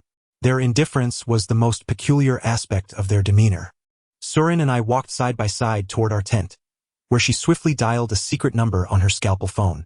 Of course, it was an entirely different line. The scalpel's contact numbers were distinct from all others. I was aware that within his villa, there existed a specialized communication room, meticulously arranged with over 100 single-line telephones. She retrieved a compact, precision recording device, bringing it close to the microphone to begin playback. I exclaimed, "It's merely the sacrificial incantation." Surin bit her lip, visibly relieved. I thought so too. Our thoughts align perfectly. Is there something amiss? I had yet to grasp Surin's true intentions. In ancient Egypt, rituals and sacrificial texts were commonplace, vividly depicted in wall paintings showcasing countless individuals kneeling in reverence.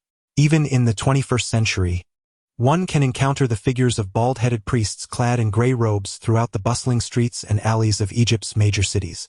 Surin, lost in thought, shook his head contemplatively. It is merely speculation. I shall share the findings from my brother once they are available. I gestured toward the scaffolding. Should we venture over for a closer inspection? Tonight's excavation may yield naught. The entire thickness of that stone wall is undoubtedly uniform, offering no variance. Thus, even if Dr. Tang's enigmatic machine were to bore 100 holes into the wall, the depth would regrettably reach only 5 meters, akin to a mere trifle, providing no assistance in accessing the tomb. The absence of directional blasting is due to a straightforward reason, which I have elaborated on multiple times in previous records. Reckless detonation would transform the tunnel into a veritable tomb for experts, precipitating an uncontrollable collapse. Such a setback would undoubtedly deal a fatal blow to the eager Dr. Tang. Might this lie within the realm of the scalpel's foresight? My palms began to bead with cold sweat as I listened intently. Rituals, particularly those involving live sacrifices, culminate in a translation of the sacrificial text that reads, "To the omnipotent deity of the earth, we present the foreign sinner who dares to defy divine authority. Let the god of the serpent's lair meticulously select them, feasting upon their innards, and restoring their souls to purity." The essence of my message is quite simple. One must exercise utmost caution and refrain from being among the first to enter the pyramid. Do you understand? After the call ended, Su Luin set down her phone, and I noticed that the tips of her hair were already drenched in cold sweat, beads of perspiration cascading down like tiny pearls. The first failure was marked by Elder Sahan's ritual at this pivotal moment, undoubtedly viewing those who entered the tunnel as living sacrifices to the deity Tuli Khan. A shiver of dread coursed through me, compelling me to abruptly turn and face the draping entrance of his tent. Su Luin wiped away the cold sweat trickling down her chin. "Brother Feng," I distinctly heard the tone and expression of Sahan during his prayers, filled with devotion to Tuli Khan, interwoven with a palpable animosity towards grave robbers. If I am not mistaken, he appears to assist us in entering the tomb while secretly aligning himself with Tuli Khan. To aid a deity against one's own kind is indeed a most astonishing notion, yet considering Elder Sahan's status as a lifelong servant of the divine, such thoughts become strikingly plausible. Thankfully, the tomb has yet to be breached. I murmured to myself, my previous frustration over the impenetrable stone wall now transformed into a profound sense of fortunate misfortune. So, in Sahan's eyes, does Tuli Khan truly exist? Are his scalpel and his words laced with sinister deceit directed at each of us? In an instant, Sahan and Yulien morphed into grotesque adversaries within my heart. My brother advised that if the excavation efforts encounter obstacles, we must not succumb to blind panic. He has enlisted the assistance of more capable military experts. I am acutely aware that while preparations for the excavation are in full swing at the camp, the surgical instruments within the villa shall not remain idle. Military experts? Could it be the Rainbow Warriors? They represent the elite of the Egyptian army, emerging only in the most critical moments. Given the unique rapport between the surgical instruments and the Egyptian government, it was only a matter of time before this formidable force was summoned. Indeed, it is the Rainbow Warriors, comprising 2 squads of 45 personnel, who can be deployed within 48 hours to ensure the safety of all present. My interest in this matter is rather tepid. The assurance of safety is unnecessary. My concern lies in the potential avarice of the military towards the treasures concealed within the pyramid, fearing that a bloodbath may ensue, jeopardizing the innocent. In the myriad small nations of Africa, certain clandestine military operations are far from humanitarian or lawful. They are dictated solely by the muzzle of a gun and the flight of a bullet. Numerous heinous and tragic incidents can transpire overnight, transforming into harrowing realities. The law often cannot safeguard even those who enact it, let alone the common citizen. I grasped Surin's hand, almost forcibly dragging her into the tent beside the well framework. I did not wish for us to part ways, potentially encountering unseen dangers. At all times, I felt the necessity to keep her close and protect her diligently. Yalan was diligently at work, monitoring the screens, while Tang was directing his assistants to drill the 3rd hole. There was no need for explanation. It was evident that his second attempt at drilling had similarly failed. On the stone wall, 2 peculiar black holes have appeared, exuding an air of the bizarre and the uncanny. Yalan, drenched in sweat, gazed at the table before him, littered with a dozen broken pencils, while scattered sheets of recording paper lay chaotically across the floor. Still no progress. The second opening remains sealed as well. I am beginning to doubt the results of the ray detection. Mr. Feng, your timing is impeccable. Come and see what that mural resembles now.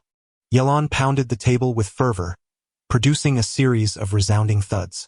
The two black holes are positioned half a meter apart, with the second located at a 45-degree angle to the left and below the first. Do you see? Doesn't it resemble a three-eyed monster? If a third opening were to manifest, it would undoubtedly appear thus, a creature sporting three large eyes.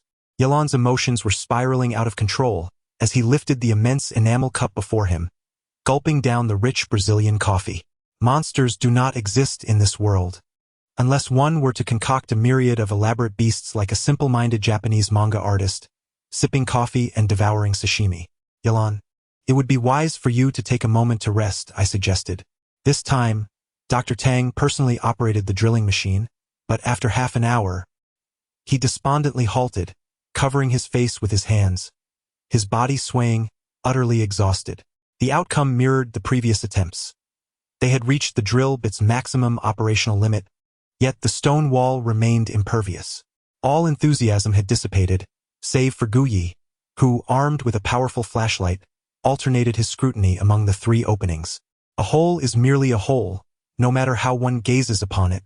It cannot permit one's vision to pierce through the remaining stone wall and directly into the ancient tomb. Under his command, 3 individuals from Tang's team emerged, each wielding a powerful flashlight, and simultaneously ventured into the abyss. Such a scenario inevitably evokes the terrifying incantations of Elder Sahan, where living sacrifices are unceremoniously offered to a monstrous entity, allowing these innocent souls to perish in ignorance. In a daze, I perceived the stone wall, or perhaps the wall itself, as a colossal beast lying in wait. Good heavens! Is it truly necessary to continue this excavation? I pressed my palm against my temple, which throbbed with an intensifying ache. Do not worry, nothing will happen, Su Luan reassured me as he brought me a cup of coffee. At that moment, I sensed a profound bond forming between us. Apologies, perhaps my fatigue clouded my perception. When I accepted the coffee, Su Luan's hand gently enveloped mine, soothingly murmuring, "There is no need to be anxious. It is quite possible that the so-called monster and the incantations are mere fabrications of an imaginative mind. The pyramids, after all, are monuments erected by the ancient Egyptians to flaunt their wealth, military might, and labor force, unrelated to any beast." I let out a wry smile. Words of comfort often echo the same sentiment, always striving to interpret events in the most favorable light. Indeed, the 3 who ventured into the hole soon crawled back out, empty-handed. The voice of Gu Yi crackled through the intercom. "Wind, after 3 drill attempts yielding no results, we have decided to temporarily withdraw from the tunnel. Please prepare for our reception." These words unmistakably acknowledged the failure of our initial exploration efforts. Unbeknownst to us, for hours had elapsed. By the time we concluded our discussion within the spacious tent at Gai, the clock had already struck midnight. The initial despondency of the 4 experts was brief, soon dissipating into a lighter atmosphere. Following a momentary setback, Dr. Tang promptly contacted the Lockheed Martin Corporation, swiftly placing an order for an extraordinary drill bit measuring 12 meters in length. Martin Company stands as the preeminent manufacturer of weaponry in the world, capable of accommodating orders for tools of any shape and size. Within 72 hours, my friends, we shall acquire the latest extended drill bit, and by then, I am confident we shall unlock the gateway to paradise. Dr. Tang, brimming with self-assurance, waved his furry arm while casting a lecherous glance towards Su Luan. American men possess this peculiar trait. Regardless of the dire circumstances surrounding them, they never fail to exhibit their masculine allure. The term paradise he employed weighed heavily upon my heart. Paradise? Only the deceased are granted passage to such a realm, a phrase commonly uttered by clergymen during funerals. The excavation work had to be suspended, and as we exited the tent, Dr. Tang eagerly approached Su Luan, saying, "Miss Su Luan, I have the most recent insights regarding pyramid archaeology, coupled with authentic century-old Scotch whiskey. Shall we engage in an all-night discourse?" It appeared that Dr. Tang possessed a profound understanding of the saying that life is short for the Chinese, advocating for nocturnal adventures. Su Luan politely declined his insidious invitation, linking her arm with mine as we left the tent. "It's so cold," she remarked, rubbing her hands together before hastily burrowing into her sleeping bag. A sudden wave of embarrassment washed over me, for according to traditional Chinese customs, It is deemed inappropriate for an unaccompanied man and woman to share a space. In the wilderness, a sharp and haunting wolf howl echoed through the night, chilling to the bone. Surin, alert, pulled the gun's bolt within her sleeping bag, for the source of the howl seemed to lie directly west of our camp, towards the cracked earth and sweat. I instinctively extinguished the light, holding my breath in the darkness, straining to listen. Wolves are a rare sight in the Egyptian desert, as their prey is virtually non-existent. Moreover, the howl signified the presence of a lone wolf. After a 10-minute wait, the second howl did not come. Surin sighed in relief and wearily suggested, "Brother Feng, perhaps we should retire for the night, for tomorrow may bring more pressing matters. A solitary wolf is not to be feared. The watchman at the camp can easily dispatch dozens of wild beasts." The thought of the Rainbow Warrior Special Forces soon taking residence in our camp brought a sense of reassurance, alleviating my concerns about an inexplicable wolf's howl. Additionally, I felt a lingering guilt for having brought this team of commandos into the camp without prior notice to Gu Yi. One should harbor no malicious intent, yet remain vigilant against others, a timeless Chinese adage that everyone ought to remember. Tomorrow, what new developments might unfold? Fragments of images from the monitor, intertwined with Elder Sahan's rituals, flickered in my mind, and as my thoughts raced, the drowsiness that had previously enveloped me dissipated. Surin had fallen asleep, appearing markedly more fatigued than usual, sinking deeply into slumber. After shifting within my sleeping bag, my mind grew increasingly alert. I intended to meticulously organize the details of this excavation when suddenly, I heard the sound of garments rustling in the night air, as if someone was gliding overhead. I sat up abruptly, flipping my wrist to retrieve my pistol from beneath the pillow. The chamber was already loaded. As I silently disengaged the safety, the whispering wind continued its journey westward. I rose and cautiously parted the curtain, peering outside to the west. Suspended in the air was what appeared to be a massive gray bat, its wings unfurled, gliding towards the horizon. In truth, it was a human, Yulian, the enigmatic disciple of Sahang. Surin lay in deep slumber, oblivious to my presence. I swore that my mind was entirely clear at that moment, for it had only been 20 minutes since Surin fell asleep, and I first noticed Yulian soaring through the night sky. I had never experienced such a rapid descent into deep slumber within 20 minutes. Throughout my extensive martial training, I had mastered the ability to maintain a state of half-awareness, even amidst profound sleep. It was peculiar that Surin remained undisturbed. After a brief half-minute delay, I swiftly donned my shoes and outerwear, and seized Surin's binoculars from the table before hastening out. Given Yulian's speed of flight, it was impossible for me to catch up to her, which was precisely why I had taken the binoculars. The camp was bitterly cold, and I observed 4 Special Forces soldiers huddled at the wellhead, their faces turned towards the east, rendering them oblivious to the occurrences on this side. I dashed out of the camp, lifting my binoculars to gaze westward, instinctively directing the lens towards the apex of the Talikihan Pyramid. A premonition stirred within me that the destination of Yulian lay there. Indeed, she alighted precisely where I had once ascended. Through the binoculars, I discerned her form, gracefully descending, shaking off the dust from her gray robe and kneeling on one knee. I adjusted the magnification to its utmost limit, drawing her movements closer into view. In the lens, she revealed a curved blade with a flick of her wrist. Had I been nearer, I might have heard the sharp sound of the blade being unsheathed. What was her intention? Was she to pry something open? Or perhaps inscribe something upon the pyramid? A profound perplexity enveloped me. Strangely, the camp was shrouded in an eerie silence. Even the 4 sentinels stood motionless, devoid of action or conversation. I could not even hear the hum of the generator. The night was so still that those sounds should have been distinct. Had something gone awry? A wave of disorientation washed over me, and my memory faltered at that juncture. I awakened to the sun's brilliant rays outside the tent, blinding my eyes painfully. I sat up, and the remnants of my memory compelled me to search for my handgun first. It lay beneath my pillow, loaded and with the safety off, poised to fire at a moment's notice. Recalling the moment I awoke last night, I found a pistol nestled in my pocket and a pair of binoculars clutched in my hand.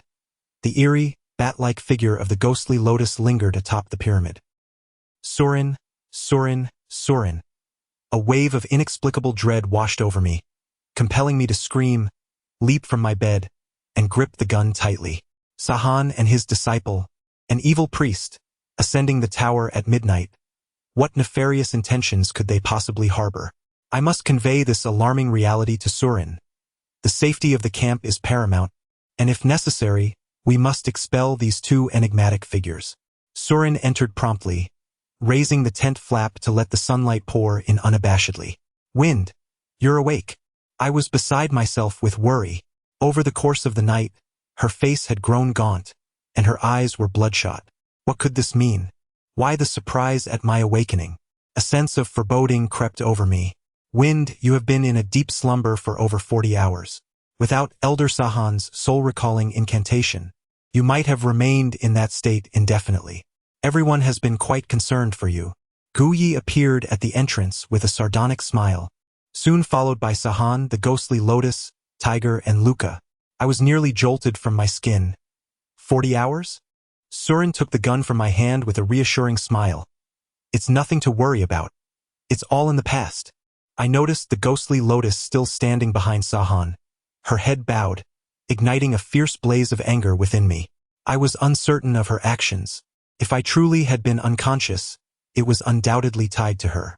The long gray robe of Yolian trailed on the ground, her face and hair remaining in a state of disarray. With her head bowed and her countenance directed downwards, her hands were neatly placed at her waist. I understood that her demeanor was merely a fade, concealing ulterior motives lurking behind her. However, in such a setting, I chose to remain silent, confiding only in Su Luan, for she was the sole person I deemed trustworthy in this moment. Tension. Outside, there was a sound of soldiers standing at ease, a motion befitting military protocol. I am Captain Tina, the commander of the Rainbow Warriors Task Force, Gu Yi hurriedly introduced. From this day forth, I shall oversee the security of the entire camp, and I hope to collaborate sincerely with all of you to ensure the successful excavation of the pyramid. Tina's words were succinct and authoritative, imbued with a sense of resolute command. My gaze remained blank, fixated on the position where Yolian stood, for after much contemplation, I found myself unable to recall the events preceding my unconsciousness. I could only remember observing her brandishing a dagger from her wrist through the lens of my binoculars, and then my memory ceased. Mr. Feng, I expect you to maintain eye contact while I speak. Understood? Tina's leg was poised in a manner reminiscent of a raised incense stick, slowly descending thereafter.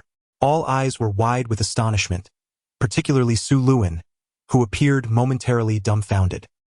Tu was bewildered, reaching up to my face only to dislodge the lifeless body of a desert mosquito. This particular mosquito possesses immense toxicity.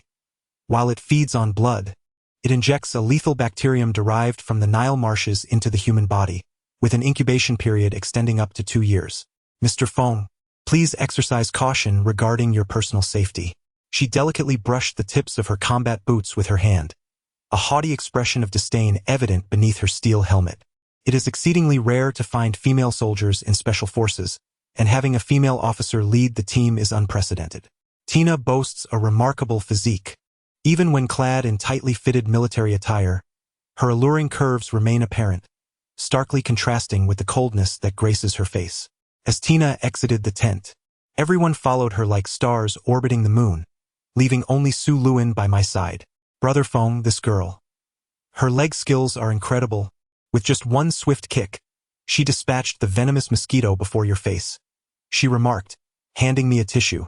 My mind was still clouded, as I had experienced a profound disorientation regarding the concept of time since regaining consciousness.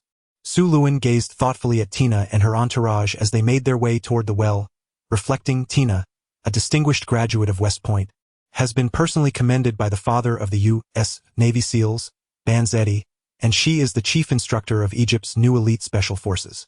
These dazzling descriptors undoubtedly cast a myriad of radiant halos around Tina's identity, the most illustrious of which is that she is the beloved daughter of Egyptian President Hosni Mubarak and his sole child. There are widespread rumors that she is poised to participate in the presidential election of 2010. Surin, please assist me. I feel as though I am once again approaching the same situation I encountered atop the pyramid.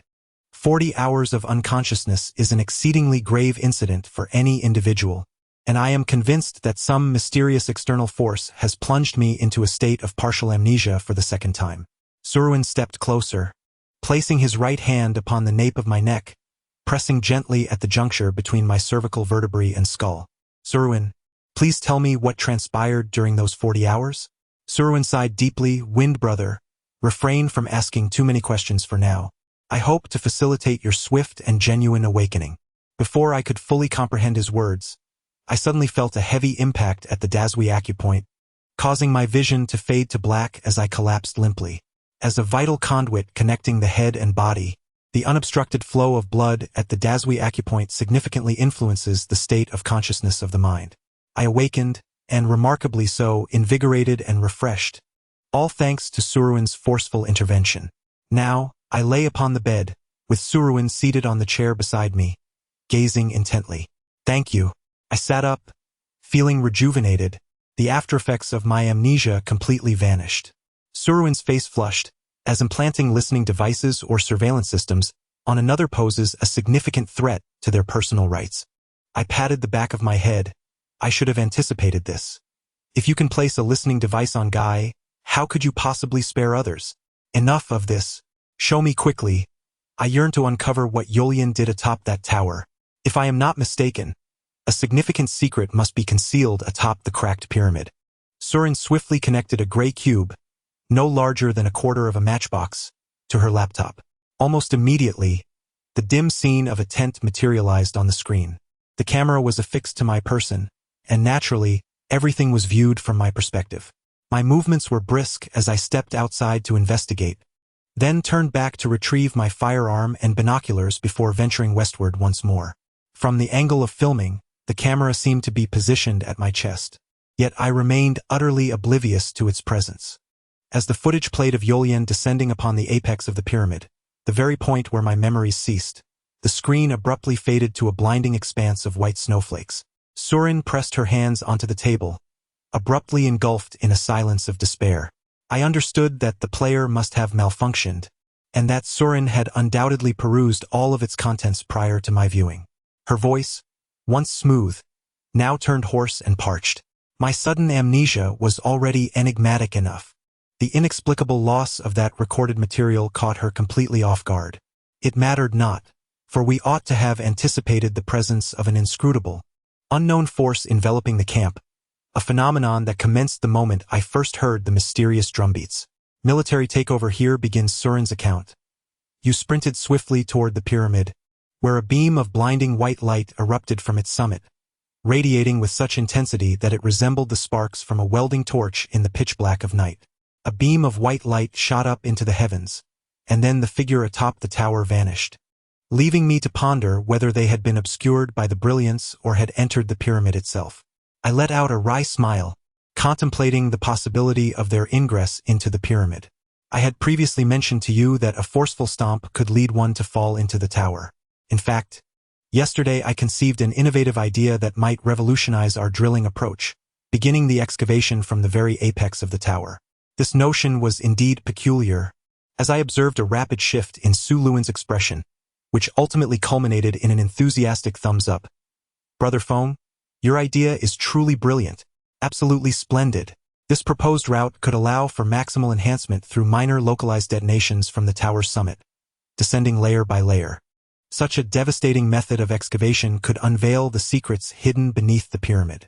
Historically, it seems no one has ever attempted such a feat, considering the destruction it would entail for the pyramid. For other pyramids that could be entered through conventional means, such an extreme approach would be unnecessary. This idea is solely directed at the soil-cracked pyramid. Upon reaching the base of the tower, I was taken aback by your remarkable agility, effortlessly ascending to the pinnacle without the aid of any ropes or similar devices. I surmised that it must be akin to the lightness of swallows skimming the water. I wished you could impart such skills to me someday. As I narrated this, I paused, sensing that Su Luan was diverting the conversation elsewhere. And then, I yearned to hear more about the white light, about the fate of Yolian. But there was nothing more to follow.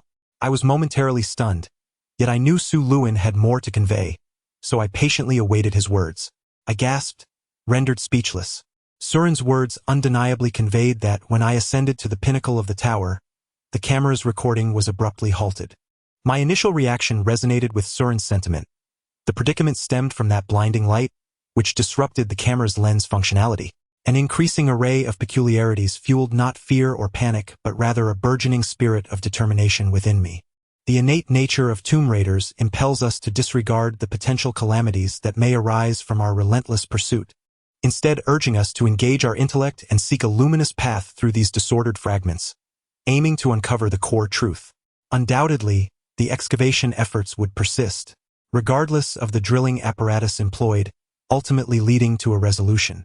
My current anxiety revolves around the notion that some unfathomable force lurks within the pyramid, capable of inflicting immeasurable harm upon those who dare to enter. As I stepped out of the tent alongside Surin, dusk was approaching. To my astonishment, I discovered that Tina led not 44 but rather over 300 rainbow warriors. They had erected a continuous array of tents around the camp, forming an impenetrable barrier that encircled the center. The lookout ladder within the camp had been dismantled, replaced by a 20-meter-tall military-grade observation tower, complete with a rudimentary elevator. My heavens, what is the purpose of this? A military exercise? My shock was not merely at the surgical precision of the mobilization, but at the realization that the Egyptian military had openly taken control of the camp, encompassing all excavation efforts as well. In the legislative framework of Egypt, there once existed a stipulation. Should a pyramid be discovered in a completely sealed state, untouched by tomb raiders, all possessions, artifacts, and even the sand and soil within, along with the ensuing profits, would belong to the Egyptian government. Conversely, if the tomb has been plundered, the discoverer may share the proceeds with the Egyptian authorities. According to this law, if the Tulikhan pyramid is opened and found to be intact, all earnings would rightfully belong to the Egyptian government, leaving individuals like Guyi with nothing. This likely elucidates the Egyptian military's fervent involvement in the endeavor. The observation tower is presumably equipped with 2 high-magnification, high-precision, military-grade telescopes, and Irona-S vision is astute. From the tower, one can indeed overlook the summit of the Tulikhan pyramid. Outside the encampment, at least 20 military supply trucks emblazoned with the Egyptian military's insignia are stationed, indicating not a mere exercise, but a definitive military oversight. Surin feels a sense of helplessness. Had she foreseen this outcome, she would have dissuaded the surgical team from inviting military intervention. The efficiency of Martin's company is remarkable. Even before dinner concludes, the fax has arrived, confirming that the drill will reach the camp in 2 hours. This news is undoubtedly the most invigorating, eliciting even a rare smile from the typically aloof Irona, who rises with a crystal glass filled with wine to toast to everyone. To the greatest excavation of the 21st century, cheers. Her posture is somewhat peculiar, reminiscent of a starting stance in mixed martial arts, one foot firmly planted while the other balances delicately on its toes. Even her elbows were uneven, one high and one low, as if poised to launch an attack or to block a blow at any moment. Wind brother, she seemed to embody the essence of the lightning kick from Jeet Kune Do. Su Luin, seated beside me, leaned in with a conspiratorial whisper, masked by the act of drinking. Indeed, Tina's stance was reminiscent of the once prevalent freestyle combat of Jeet Kune Do in America, lending her an air of both peculiarity and familiarity. Mr. Wind, as descendants of the 4 great ancient civilizations, shall we share this toast? Tina had approached my table, a glass of deep crimson wine in hand, her gaze laced with disdain. Reluctantly, I rose to raise my glass, only to stumble forward unexpectedly, sending the glass hurtling towards Tina. This time, I focused intently on her leg's movement. Sure enough, her left leg shot out like a bolt of lightning, striking the glass with precision in the fraction of a blink, shattering it with a sharp crack. The wine splattered across the table, yet not a single drop touched her. In truth, I could also send a glass flying, executing the most suitable kick in the shortest time. However, my martial skills fell short of shattering it mid-air. To obliterate it rather than merely displace it demanded not only strength at the tip of the foot, but also extraordinary speed. I began to applaud, conceding my admiration, for her prowess in leg techniques seemed to surpass that of Bruce Lee, the founder of Jeet Kune Do. Henceforth, all personnel in the camp would be required to surrender their weapons, which would be secured by the military. As for us, the most exceptional warriors of the Egyptian army, the Rainbow Warriors, we shall exert every effort to ensure the absolute safety of all lives involved. After speaking, she turned to gaze at me, her demeanor icy as she whispered a stern warning. I have perused your dossier. However, here, do not attempt any clever tricks. The Eastern martial arts you have studied are utterly inadequate to thwart my strike. I shrugged my shoulders, opened my palms, and shook my head in resignation, perplexed as to why Miss Tina had chosen to single me out without reason. This was our first encounter, and there were no conflicting interests at play. When Bruce Lee emerged onto the scene, his astonishing flying kick that shattered a wooden board in midair left the American martial arts community in awe. Tina's recent flying kick that shattered a wine glass was nothing short of sensational. Surin seemed somewhat dejected. After a brief phone call regarding a scalpel, she retreated into her sleeping bag. Tomorrow at dawn, precisely at 5 o'clock, the drilling operations would recommence as the sun began to rise. Wind brother, I think. Tina's reaction towards you is somewhat unusual. If I may be so bold, I wish to express that she harbors a certain fondness for you, Surin ventured, peeking out from her sleeping bag, her tone tinged with a hint of envy. I, engrossed in a roll of blueprints, did not lift my gaze as I retorted, fondness? What sort of fondness? Surin sighed deeply, drawing her chin into her sleeping bag. My thoughts were elsewhere, for I harbored a rather audacious idea. Surin, I wish to accompany you into the tunnel tomorrow, to follow the drilling and conduct a field survey. Merely observing the tunnel's conditions through the monitor may lead to a minuscule error that could result in a significant miscalculation. Surprisingly, Su Luin was taken aback. The scalpel had repeatedly cautioned us to keep our distance from the well's edge to avoid suffering harm. I approached Su Luin's bedside, gazing at her long hair. I had experienced 2 peculiar instances of amnesia, sufficient to demonstrate that this mysterious force, while capable of inducing forgetfulness, could inflict no greater damage. Perhaps this was the most significant difference between me and others, which led me to make this decision. Her figure appeared delicate and frail within the sleeping bag, entirely devoid of the fierce competence she exhibited during the day. A sigh escaped my lips inexplicably as I stepped outside the tent. From the slight bitterness in Su Luin's demeanor, I sensed that some strange emotions had begun to permeate the space between us. The atmosphere in the military-occupied camp had grown exceedingly tense. Astonishingly, for powerful searchlights had been installed atop the lookout tower, their glaring beams sweeping slowly across each tent. This place bore little resemblance to an archaeological excavation site. Rather, it resembled a military concentration camp armed to the teeth.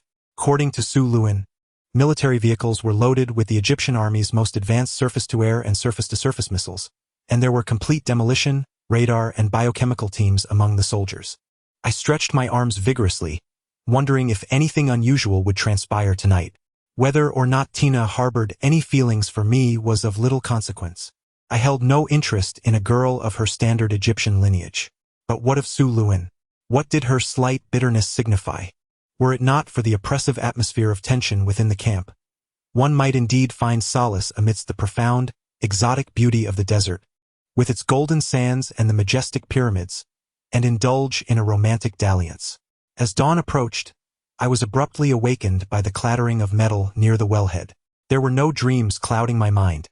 Instead, I felt an invigorating surge of vitality coursing through me.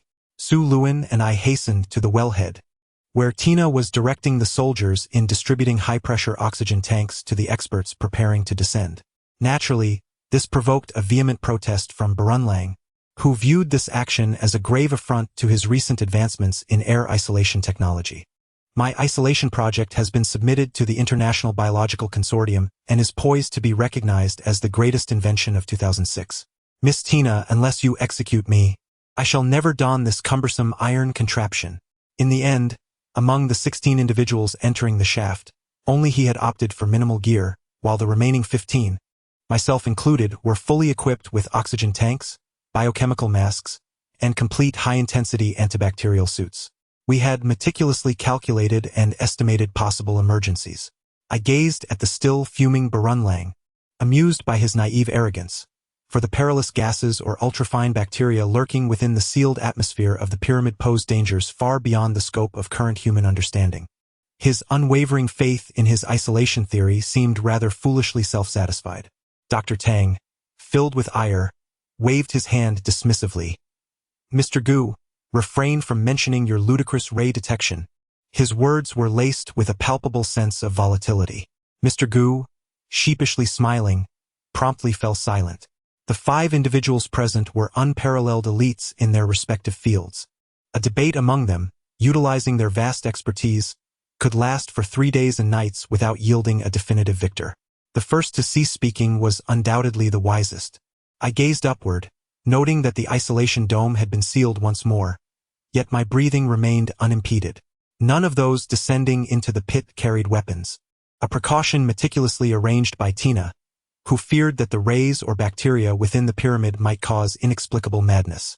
Armed individuals might inadvertently cause harm. As the elevator reached the bottom of the shaft, everyone began transporting the drilling rig into the tunnel. Dr. Tang led the charge atop the rig, resembling an eager warrior poised for battle, elevating the power of the traction mechanism to its zenith. The tunnel was eerily tranquil, devoid of murals, the peculiar light columns witnessed previously, and, of course, any monstrous creatures, elongated tongues, or stone tablets. It appeared simply to be an ordinary subterranean drilling expedition.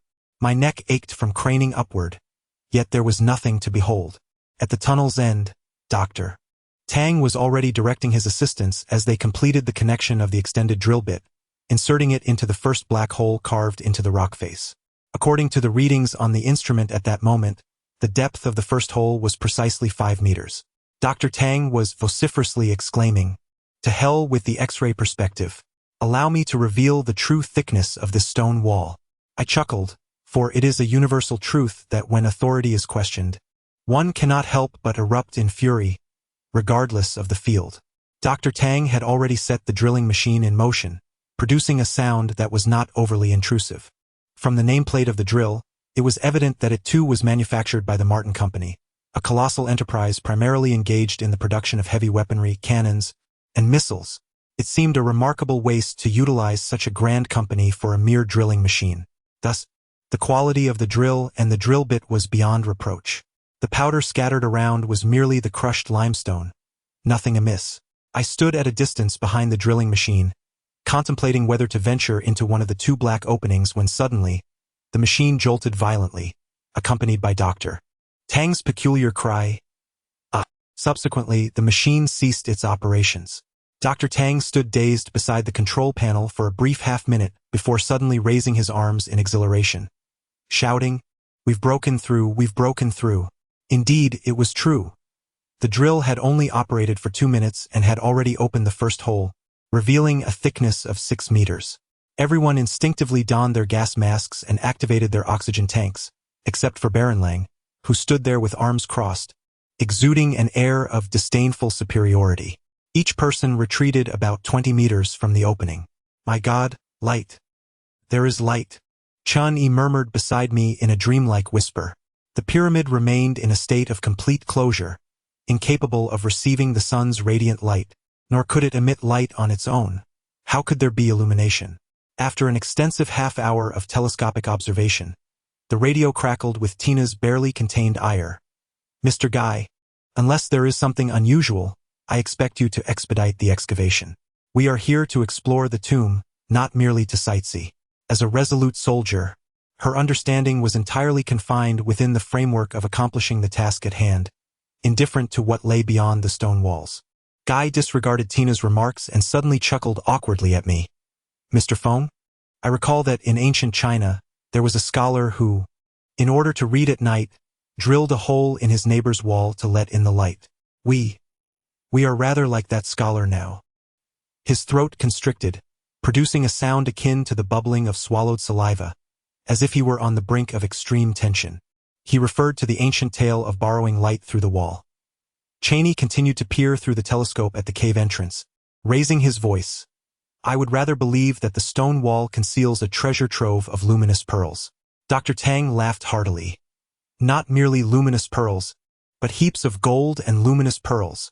Otherwise, How could it emit a radiance akin to that of gold? The allure of Indiana Jones's treasure-hunting escapades holds immense sway across the globe, and thus, everyone present concurred with Dr. Tang's conjecture. Through the telescope, all I beheld was a golden light, seemingly enveloped in an opaque, mist-like medium, distinct from the light I had encountered previously. The light completely obscured the entrance, rendering our vision utterly incapable of penetrating its depths. An overwhelming desire for gold invigorated the spirits of the workers, who swiftly reopened the remaining 2 black holes. They then employed a drill to repeatedly pierce through, carving an entrance that measured 1 meter in width and 1.5 meters in height into the stone wall. A golden radiance consistently emanated outward until we traversed the threshold, finding ourselves within a vast tomb chamber, at least 10 meters square. The chamber was suffused with the golden glow that poured forth from another entrance directly ahead, which was remarkably wide, approximately 3 meters across and 5 meters high. Naturally, such a grand entrance suggested that the chamber's height was similarly impressive, likely around 10 meters. This enormous portal extended far ahead in layered succession, its distance and the number of entrances unknown. In essence, we had arrived in a monumental structure awash with golden light. Baron Lang, seemingly unfazed, inhaled deeply and let out a mocking laugh. Good heavens! With those hideous and bizarre masks, you would frighten the mummies and aliens within the pyramid. I strained to lift my aching neck, gazing upwards at the splendidly adorned ceiling, where golden-hued hieroglyphs were depicted. At that moment, I had entirely forgotten about illusions and mysterious summons, wholly absorbed in profound curiosity. On the ceiling, at least dozens of those peculiar figures, neither horse nor cow, mingled among thousands of hieroglyphs, each significantly larger than the adjacent characters, exceeding their size by more than 5-fold. Apart from Lang, everyone was preoccupied with observing their surroundings, utterly disinclined to engage in conversation. Mr. Guy, I command you to move forward. Forward. Always forward. Tina's words seemed jarringly out of place in the tranquil environment, prompting Guy to impatiently switch off the intercom. Overall, this was a complete burial chamber, its walls and ceiling adorned with golden hieroglyphs. Except for the section of the wall we had violently dismantled, every inch was pristine and unblemished, devoid of any crevices or cracks. Chani muttered pensively, The architectural style here must surely differ from that of the Great Pyramid of Khufu. It is at least evident that it surpasses the construction standards of other pyramids by a considerable margin. My God, could it be that our previous estimations of the Egyptians' architectural prowess were utterly misguided? Historical texts indicate that the Egyptians had achieved remarkable advancements in architecture, mathematics, and hydraulic engineering. There is even evidence suggesting their proficiency in using concrete casting techniques. The absence of stone joints in this chamber implies that, aside from casting methods, no other techniques could have accomplished the ceiling's extensive area of 100 square meters. The floor, like the walls and ceiling, is richly inscribed with hieroglyphs, offering us an opportunity for meticulous examination. A sudden premonition washed over me. It felt as though we were ensconced within a meticulously crafted colossal cabinet, one belonging to a giant, the focal point of the 6 interwoven tomb chambers. Despite Dr. Tang's profound skepticism regarding the results of the ray detection and the unmistakable indication of deviation presented by the thickness of the stone walls, I still find solace in the data yielded by the ray experiments. As for the considerable discrepancy in the wall's thickness, only the heavens can fathom the reason. I gazed intently at the myriad overlapping portals and the pervasive golden light, attempting to advance through the tomb chamber towards the astonishingly grand entrance. Mr. Wind, halt! Halt! Guyi exclaimed in exasperation, rushing over to grasp my arm. I merely wished to take a cursory glance, believing he was merely concerned for my safety. To my surprise, the muscles of his face contorted in extreme distress as he erupted. No, no. The treasures of this entire tomb belong solely to me and the Egyptian government. Not a single fragment belongs to you. It would be wise to refrain from wandering heedlessly. Otherwise, I shall revoke your privilege to enter the tomb. His demeanor resembled that of a ferocious guard dog, baring its teeth, inciting a sense of aversion within me. I shrugged off his grip, suppressing my ire. Very well, I understand. Tian, wielding a magnifying glass, was crouched upon the ground, meticulously searching while incessantly muttering to himself. James, on the other hand, held a short-handled pointed hammer, persistently tapping along the damaged wall, producing a series of light, ringing sounds. I could not help but admire Burenlang's bravery. Within this ancient tomb, steeped in millennia of history, he inhaled freely, drawing in air that had lingered for thousands of years with the lungs of the 21st century. It appears that he possesses unwavering confidence in his theory of isolation layers. Gu Yi stands alone at the very center of the doorway. In stark contrast to the vastness of the space, he resembles a solitary nail beneath a towering skyscraper, utterly ridiculous. I heard the call, my friends, I heard the call. Treasure-laden chests, thousands upon thousands of them, lie just ahead, at the intersection of 19 crypts. Right there. He emphatically pointed forward, cupping one hand to his ear as if straining to listen intently. Everyone paused their tasks, turning in unison to gaze at him. At that moment, from the initial fervor of entering the tomb, the crowd began to regain their composure, bewildered by the source of the light. As they contemplated this question, they collectively embraced Dr. Tang's theory that the interplay of gold and luminous pearls produced this illumination. Coupled with Gu Ye's exceedingly persuasive words, the ordinary folk were left in a state of eager anticipation. Listen, the treasures are calling. They are summoning us. Gu Ye's voice, hoarse and resonant, filled the cavernous tomb. Suddenly, Dr. Tang's assistants let out a cry and rushed forward. Before the others could react, the 6 who had sprinted out had already circled around Gu Yi and dashed through the grand entrance. Stop! Dr. Tang shouted, but the front-runners were already screaming in terror, their cries echoing as if they were plummeting into an abyss. A surge of blood rushed to my head, my mind awash with terrifying visions of monsters and extraterrestrials. Beyond the grand door lies a realm of enigmatic beasts, capable of devouring these 6 individuals in an instant. I indeed heard the call. The call. Gu Ye's thoughts were a chaotic jumble. Even the boldest among us would likely hesitate to rush through that threshold at this moment, including the ambitious Balanlang, and I believe that doubt has begun to take root in everyone's hearts. Confronted with such an immense and desolate tomb chamber, our collective strength felt utterly insignificant. At that moment, the rhythmic sound of running footsteps echoed from the tunnel behind us, and Tina's discontented voice resonated. Listen up, esteemed experts. In the name of the President of Egypt, I hereby declare martial law over the entire excavation site. All excavation procedures must be conducted in an orderly manner under my supervision. Gu Yi exhaled sharply, as did everyone else, for with this band of rainbow warriors at our backs, our courage could swell a bit. Balanlang leapt up, protesting vocally. General Tina, you have compromised the containment shield, allowing the bacteria within the tomb to spread freely into the desert with consequences that. Tina burst through the gaping entrance, her dark submachine gun leveled at Balanlang, her voice icy and commanding. Silence. Dr. Balanlang, if you wish to avoid becoming a desiccated corpse in the desert, I suggest you refrain from further outbursts. Bullets are merciless, and even those of the highest status cannot shield themselves from the lethal force of a barrage.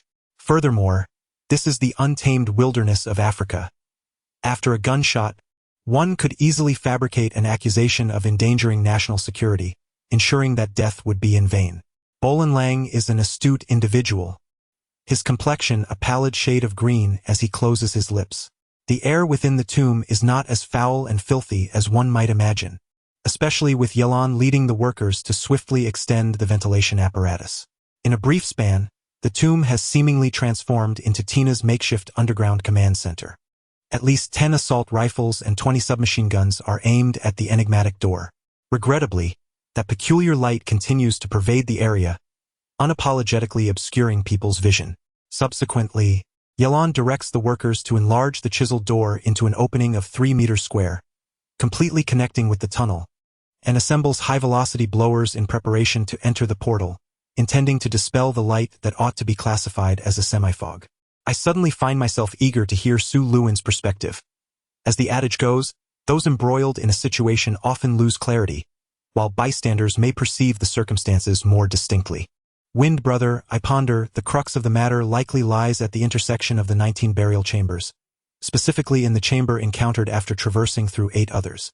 Do not inquire why. It is merely my sixth sense. The architects of the pyramids would undoubtedly not create so many identical structures on the same plane without a significant distinction.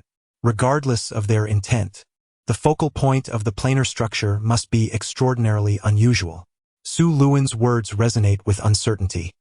Such an eccentric edifice would confound even the most brilliant architects, leaving them at a loss for understanding in a short time.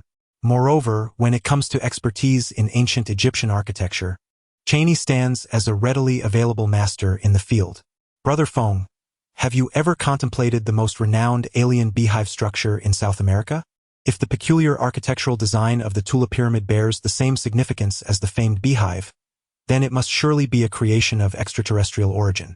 Present, the situation remains unclear, yet I urge you to take care of yourself. As you have stated, prioritizing personal safety is of utmost importance at all times. Her words were imbued with genuine concern, unmistakably sincere in their intent. The fierce winds dispersed the yellow light, revealing a gaping fissure on the ground, a meter wide, plunging straight down. The crack, too, was filled with the yellow glow, extending outward on either side. Those 6 individuals must have fallen into this abyss. It is well known that expansion joints are among the most common protective measures in concrete construction. The physical phenomena of thermal expansion and contraction can cause significant damage to concrete structures. Without the provision for expansion joints, the walls of the building are likely to suffer catastrophic destruction during these cycles. Cheney's explanation holds merit. Ultimately, those avaricious individuals merely faced a minor retribution for their covetousness. What initially appeared to be a mysterious phenomenon was swiftly alleviated by Cheney's scientific rationale.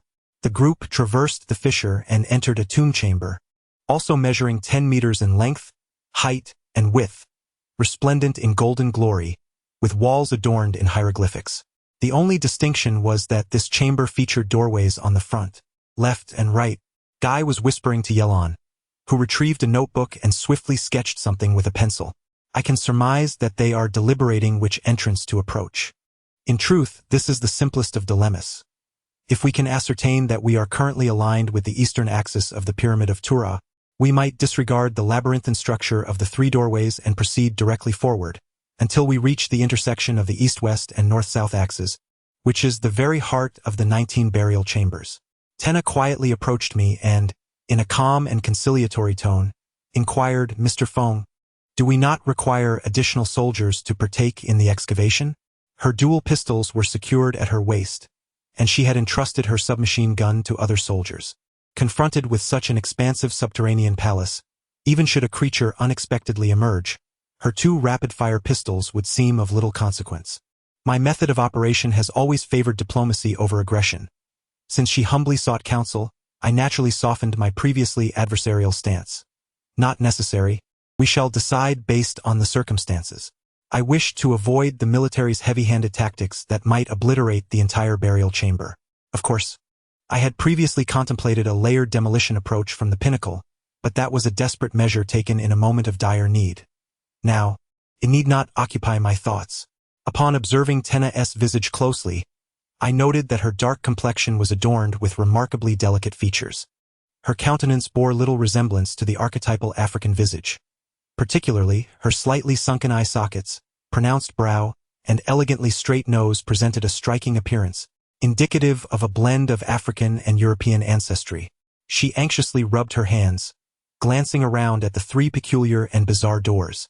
In fact, including the one we had entered, there should be a total of 4 doors on the walls of this tomb. Mr. Feng, in the ancient texts of the Egyptians, this pyramid has always been distinctly referred to as the sanctuary of the crocodile deity.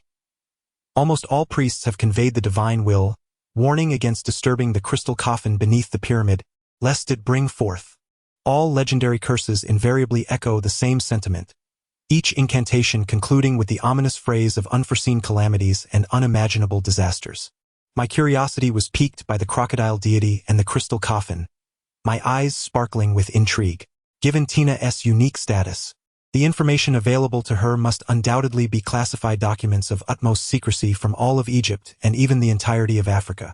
Tina, General Tina, I implore you to provide further details regarding the crocodile deity and the crystal coffin. Unconsciously, I stepped closer to her, inhaling a sweet scent of European perfume. It was easy to imagine that despite her origins in the wild deserts of Africa, her education must have been completed at a prestigious university in Europe or America, setting her apart from the traditional Egyptian girls, making the presence of such high-end perfume quite unsurprising. In my ears, I vaguely heard Surin's envious sigh. The camera lens undoubtedly captured my earlier movement towards Tina, triggering a subtle shift in her emotions. Tina retrieved an electronic notepad bearing the Sony insignia from the pocket of her military attire. With a casual press of several buttons, a monochrome scanned image materialized upon the vibrant screen. To be precise, it depicted a hybrid creature, an amalgamation of a crocodile and a human. Upon the imposing figure of a man, a crocodile's head was affixed, set against a backdrop of pyramidal structures that rose and fell in the distant desert. I could not suppress a chuckle. The murals and hieroglyphs left by the ancient Egyptians often featured similar anthropomorphic amalgamations, which most archaeologists merely regarded as totems of worship from bygone eras. Was this the crocodile deity?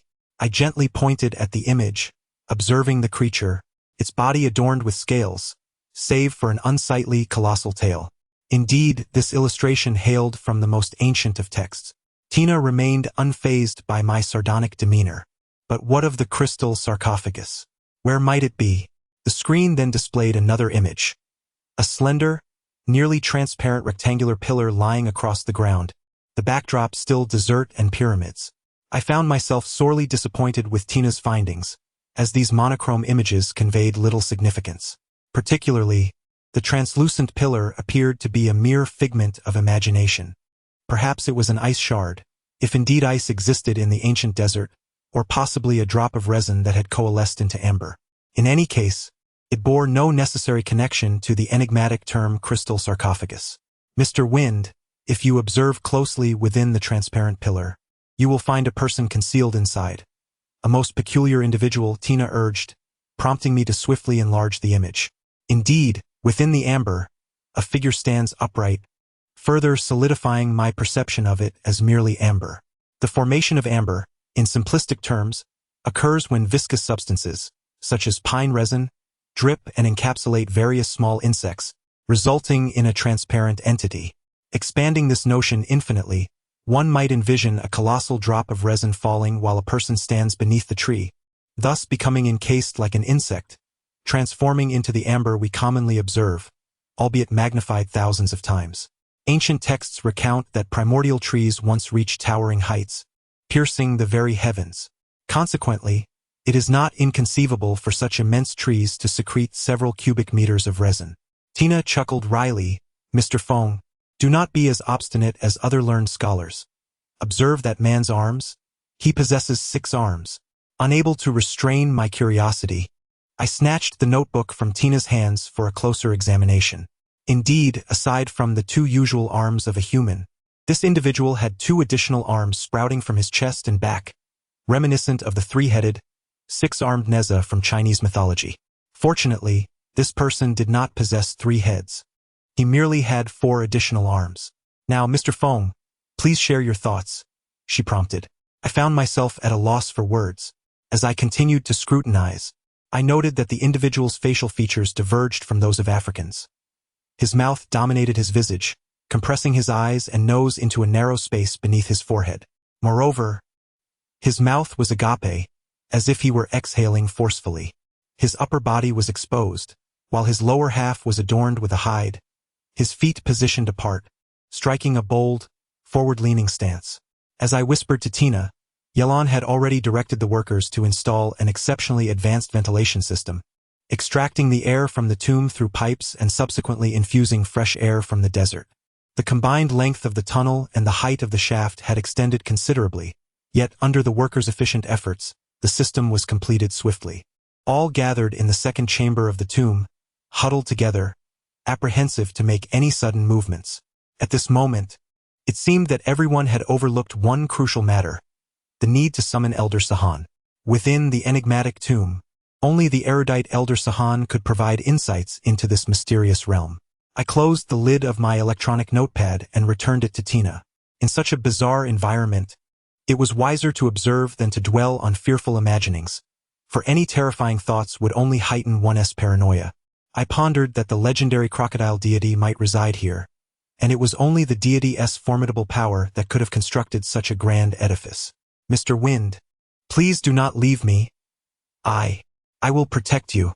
Tina's words lacked conviction, yet she resolutely framed her plea for my protection as a promise to safeguard me, which struck me as somewhat amusing. The nature of girls, regardless of how fierce or robust they may appear outwardly, often conceals a timid heart. The adage holds true. It is easier to change one's surroundings than to alter one's innate character, a vulnerability that all girls inevitably share. Yelan's efficiency was remarkable. In less than half an hour, a significant portion of the golden mist that had permeated the tomb was extracted. Gazing towards the entrance ahead, a golden light shone forth, dazzling to the point of inducing a slight dizziness. Gu Yi, holding a telescope, was the first to exclaim, "Gold! I see gold!" The others swiftly echoed his excitement, exclaiming in unison, "A golden sarcophagus! That must be the pharaoh's golden coffin! Hurry! Let us advance!" According to previous excavation records of the pyramids, the pharaoh's mummy would be placed within a grand golden sarcophagus, adorned with a robe and mask of pure gold. Thus, prior to the excavation of the Tulikan pyramid, the discovery of a golden coffin had already been anticipated. Unlike Gu Yi, I did not share such fervor, for my thirst for wealth and riches was not excessive. The 5 experts led the way, crossing several 1-meter-wide expansion joints, hastening towards the source of the golden light. A strange sensation washed over me. Given Gu Ye's illustrious past achievements, his current behavior seemed rather superficial and impulsive. Could it be that the mysterious forces within the Tulikan pyramid had transformed him entirely? I called out to Su Luin via the intercom. "Please investigate Gu Ye's historical records thoroughly, leaving no stone unturned. I sense something amiss." Given Gu Ye's esteemed reputation in the realms of international archaeology and tomb raiding, he ought to maintain his composure at all times. Even if he could not remain as steady as a surgeon's scalpel, he should at least exhibit a demeanor befitting his stature. Tenna waved her hand, instructing the soldiers to follow the 5 experts deeper into the tomb while she remained steadfastly by my side. As the yellow mist dissipated, the dimly lit entrances on either side revealed an eerie atmosphere steeped in lifelessness. If one were to perceive the tomb as a go-board, we would currently find ourselves aligned along the east-west axis of the central point, with 9 burial chambers flanking us on either side. But what of the vertical dimensions? How many layers of crypts might ascend to the pinnacle above us, and what secrets lie buried beneath our feet? This expansive structure, unlike a conventional pyramid, resembles a modern skyscraper with its sharp angles. With the addition of elevators, corridors, and windows, it could easily be deemed a subterranean super-office building. Tina was indeed correct. We would require an elite force of more than tenfold to undertake this mission, ideally saturating each vacant crypt to ensure that the so-called deities of cattle, horses, and crocodiles could find no refuge. Deep within the tomb, a sudden cacophony erupted, the sounds of laughter, shouts, and rhythmic pounding converging into a bizarre symphony, startling the workers who were busy establishing connections. Amidst this clamor, I discerned the familiar strains of Gu Ye's Cherry Blossom Song, a tune he would exuberantly belt out only in moments of sheer exhilaration, almost like a rendition of the Japanese national anthem. Tina scowled in disdain. "What is happening? Have they all gone mad?" Simultaneously, we raised our binoculars to peer in that direction, and a colossal golden platform abruptly came into view. No, it appeared to be an immense slab of pure gold, with throngs of people surrounding it, leaping and shouting in a frenzy, teetering on the brink of madness. "Oh God! Oh God!" Tenna fervently traced a cross over her chest, evidently having not only embraced Western education, but also fully adopted their religious beliefs. We hastened forward, for in the midst of such fervor, the potential for collective hysteria loomed, inevitably leading to riots and chaos. Indeed, as we arrived at the 5th tomb chamber, the staccato roar of submachine gun fire echoed ahead. Tenna swiftly drew her dual pistols and sprinted forward, vociferously commanding, "All soldiers, stand down and form ranks. Take your positions." Her movement was akin to that of a nimble antelope, leaving me momentarily behind. The atmosphere in that chamber was chaotic. 5 experts stood atop a golden platform, while armed soldiers stomped rhythmically, belting out an ancient Egyptian folk song. I recognized it as the Song of the Golden Camel, a tale of an Egyptian merchant who lost his camel and was subsequently granted 10 identical golden camels by the desert deity. Everyone was enraptured, swaying as if under the influence of ecstasy, while sporadic gunfire aimed at the ceiling resonated with the clatter of shell casings falling to the ground. Tenna leaped onto the platform, firing in swift succession. With 2 precise shots, she eliminated the 2 soldiers closest to her. Just as those soldiers raised their submachine guns skyward, bullets pierced their foreheads, leaving gaping wounds as they collapsed backward. The sound of gunfire and the sight of the deceased did little to quell the frenzied atmosphere at the scene. In a moment of impulsivity, several soldiers turned their weapons towards Tina on the platform, threatening to ignite a massacre. I could no longer remain a passive observer. Seizing the submachine gun from a nearby soldier's chest, I barely took aim before firing a precise shot at the first insurrectionist who had raised his weapon. 3 bullets mercilessly pierced his back, causing blood to spatter immediately. Seizing this opportunity, Tina sprang into the air, her toes lightly tapping the shoulder of one rebel. With remarkable precision, she unleashed a deadly barrage, eliminating 4 insurgents who brandished their submachine guns. Subsequently, she ensnared the neck of the soldier beneath her feet with her legs, executing a swift rotation that resulted in a bone-crushing twist of his vertebrae. The tomb fell silent, save for the gurgling sound of blood oozing from the wounds of the fallen rebels. Who dared to conspire chaos would be met with ruthless retribution, their entire lineage obliterated. Everyone, lower your weapons and form an orderly line. I was taken aback to discover that the notion of annihilating entire families and punishing 9 generations was equally applicable in the lexicon of the Egyptians. At this moment, I began to grasp the necessity of Tina disarming all the special forces prior to our descent into the depths. The allure of ancient tombs and treasures could drive one to madness. Centralized weapon management was undoubtedly the wisest course of action. The soldiers, intimidated by Tina's presence, placed their submachine guns in an orderly fashion on the ground and retreated obediently, stepping 5 paces away from the platform. Scattered across the ground were the contorted bodies of 8 insurgents, the scent of blood gradually permeating the air. The golden platform, measuring 4 meters square and standing approximately 1.5 meters tall, radiated an irresistible brilliance. 5 experts had already leapt onto the platform, murmuring in awe as they explored its surface. James once again produced his small hammer and meticulously tapped around the base of the platform, arriving at an unequivocal conclusion. Ladies and gentlemen, it is with great honor that I announce this to be a solid ingot of pure gold. It is almost beyond belief that such a substantial gold brick lies concealed at the heart of the pyramid of the cracked earth. If one were to calculate its weight using volume multiplied by density, the resulting figure would be an astonishingly immense number, enough to drive anyone to madness. Tina wore a delightful smile, for according to Egyptian law, this massive treasure rightfully belongs to the state. The ingot was adorned with intricate swirling floral patterns, evoking the imagery of a lush, vine-like plant that seemed to embrace the gold with its tendrils. This burial chamber bore no distinction from others, with the hieroglyphs on the walls and ceiling being identical. This inevitably raises the question: if every chamber is etched with the same designs, were precise measuring tools employed during construction? Otherwise, how could such accuracy be achieved? Regardless, the discovery of the substantial gold has rendered this expedition worthwhile. Surin hesitantly conveyed through the intercom, "Brother Wind, why not attempt to move that gold? Additionally, take a moment to investigate. How could the gold emit light on its own? I suspect there is another source of illumination." She was indeed correct. Gold is not a luminous pearl and does not possess inherent glow. The reality on site was that the platform itself radiated a brilliant light, resembling a colossal square bulb, its brilliance cascading generously into the doorway on the west wall. If there were another source of light, the secret must lie beneath the platform. However, to move such a colossal ingot would likely require the power of a bulldozer. Tenna divided the soldiers into 3 teams to search in the other 3 directions of the tomb chamber, looking for any doors or staircases nearby. Guyi was instructing Yalan and the workers to connect as many power sources as possible to illuminate every chamber. It was only at this moment that I realized Lujiakin had not followed Tenna down, presumably overseeing matters at the camp. My admiration for Tenna's command ability grew. Even amidst the tumult of extreme emotions, She remained composed and discerning, truly a remarkable woman. The search revealed a total of 361 chambers. Apart from the one housing the ingot, the rest were empty, yielding nothing of value. The next task was to extract the ingot from the ground.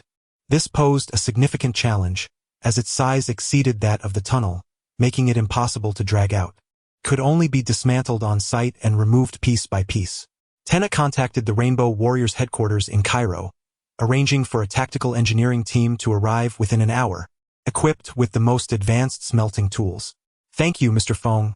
The situation was indeed perilous, and I am grateful for your assistance. She smiled at me, her demeanor thawing from its previous frostiness. In the vernacular of African nations, there is a saying that accompanying a ruler is akin to being with a tiger, and leading troops resembles herding wolves. When soldiers mutiny, the officer in charge is often the first to suffer the consequences.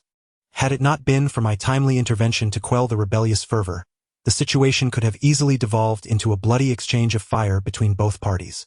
I chuckled softly and shook my head. There is no need for that.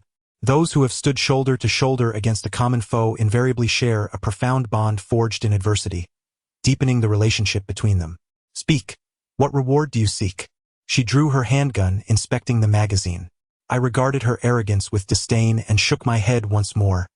Why should a gentleman speak of profit? My assistance is intended solely to ensure the smooth progression of our excavation efforts. I seek nothing in return. Tina gently blew on the muzzle of her pistol and offered it to me.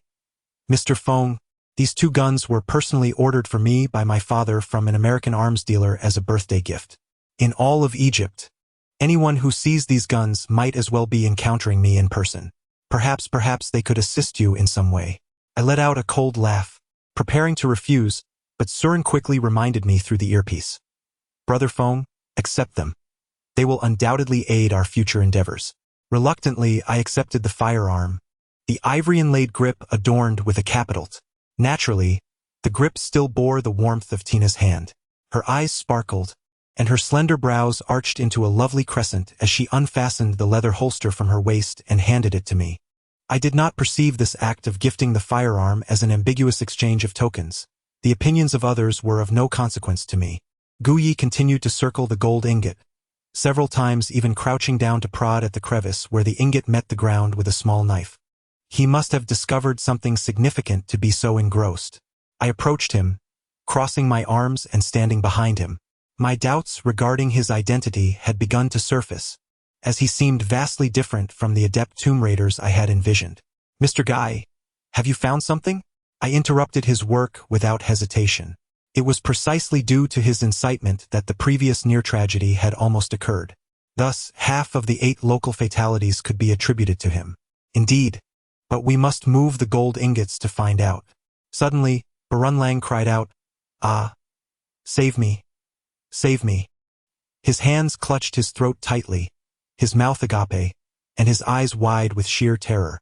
From my vantage point, it appeared he was attempting to escape the wall before him, his feet inching towards us, yet his body remained firmly anchored to the stone wall, as if someone were grasping his throat from behind. Behind him was merely a wall adorned with hieroglyphs, utterly unremarkable. Guy leaped up, mouth agape, looking utterly helpless. "Help me! Help!"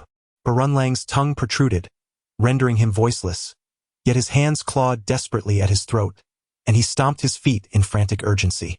Several soldiers rushed over, grasping his hands and feet, one even positioning himself behind him.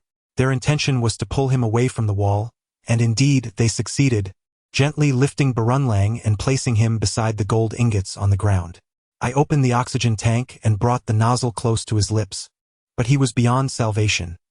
White foam lingered at the corners of his mouth, and his eyes were slowly turning white. In merely 10 seconds, Barunlang breathed his last. I withdrew his hands, laying them flat at his sides, and noticed a small purple at the center of his Adam's apple, as if it had been pierced by the thinnest of needles. Guy gasped behind me, as if engulfed in sheer terror. Tang, James, and Cheney gathered around, their expressions relatively calm. In truth, each individual present had witnessed countless deaths. While the causes varied, the conclusion for the deceased remained invariably the same: the cessation of breath and the ascension of the soul to the heavens. If only there were a properly equipped autopsy room, I would yearn to ascertain the cause of Barunlang's demise. I could even assert that his death stemmed from an over-reliance on his isolation theory, leading to his lungs inhaling the contaminated air from the grave. Guy donned the gas mask for a second time, hastily securing the oxygen nozzle in his mouth. The flurry of movements was fraught with tension, and everyone could hear his teeth chattering. Tina placed her hand gently beneath Babylon's neck, confirming his death before gesturing for 2 soldiers to lift him and carry him to the surface. Perhaps he was stung by an insect, or perhaps it was merely an accident. Cheney concluded succinctly. Such precedents had been repeated countless times during the excavation of the pyramid. We were all scientific professionals of high technology and would not hastily attribute the cause of death to a curse of the pharaoh. As the last wisps of smoke dissipated, the tomb chamber was illuminated solely by the dazzling radiance of gold. I had once peered through a telescope into the so-called expansion joints, finding them unervingly deep, as if even the beam of a powerful flashlight were devoured by the abyss. The most industrious among us was Yelan, who was orchestrating the workers in extending the lighting apparatus to every chamber.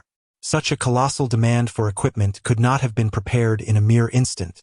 It was evident that prior to Guy's takeover of the camp, meticulous preparations had been undertaken with surgical precision. Brother Wind, do you not find certain aspects of this peculiar? Surely there should be a door or an opening leading to the summit of the tower. The chambers between each level cannot possibly be sealed off, as such a construction would render no meaningful purpose. I abruptly interrupted Su Luan's discourse over the intercom.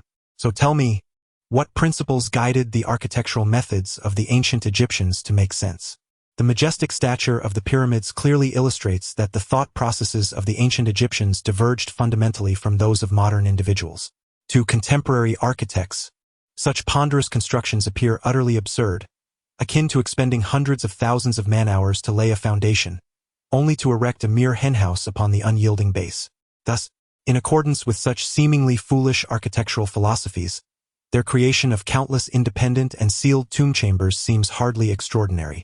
Just as depicted in the murals, where they would affix the heads of crocodiles, bulls, horses, and dogs to human bodies, what significance does that hold?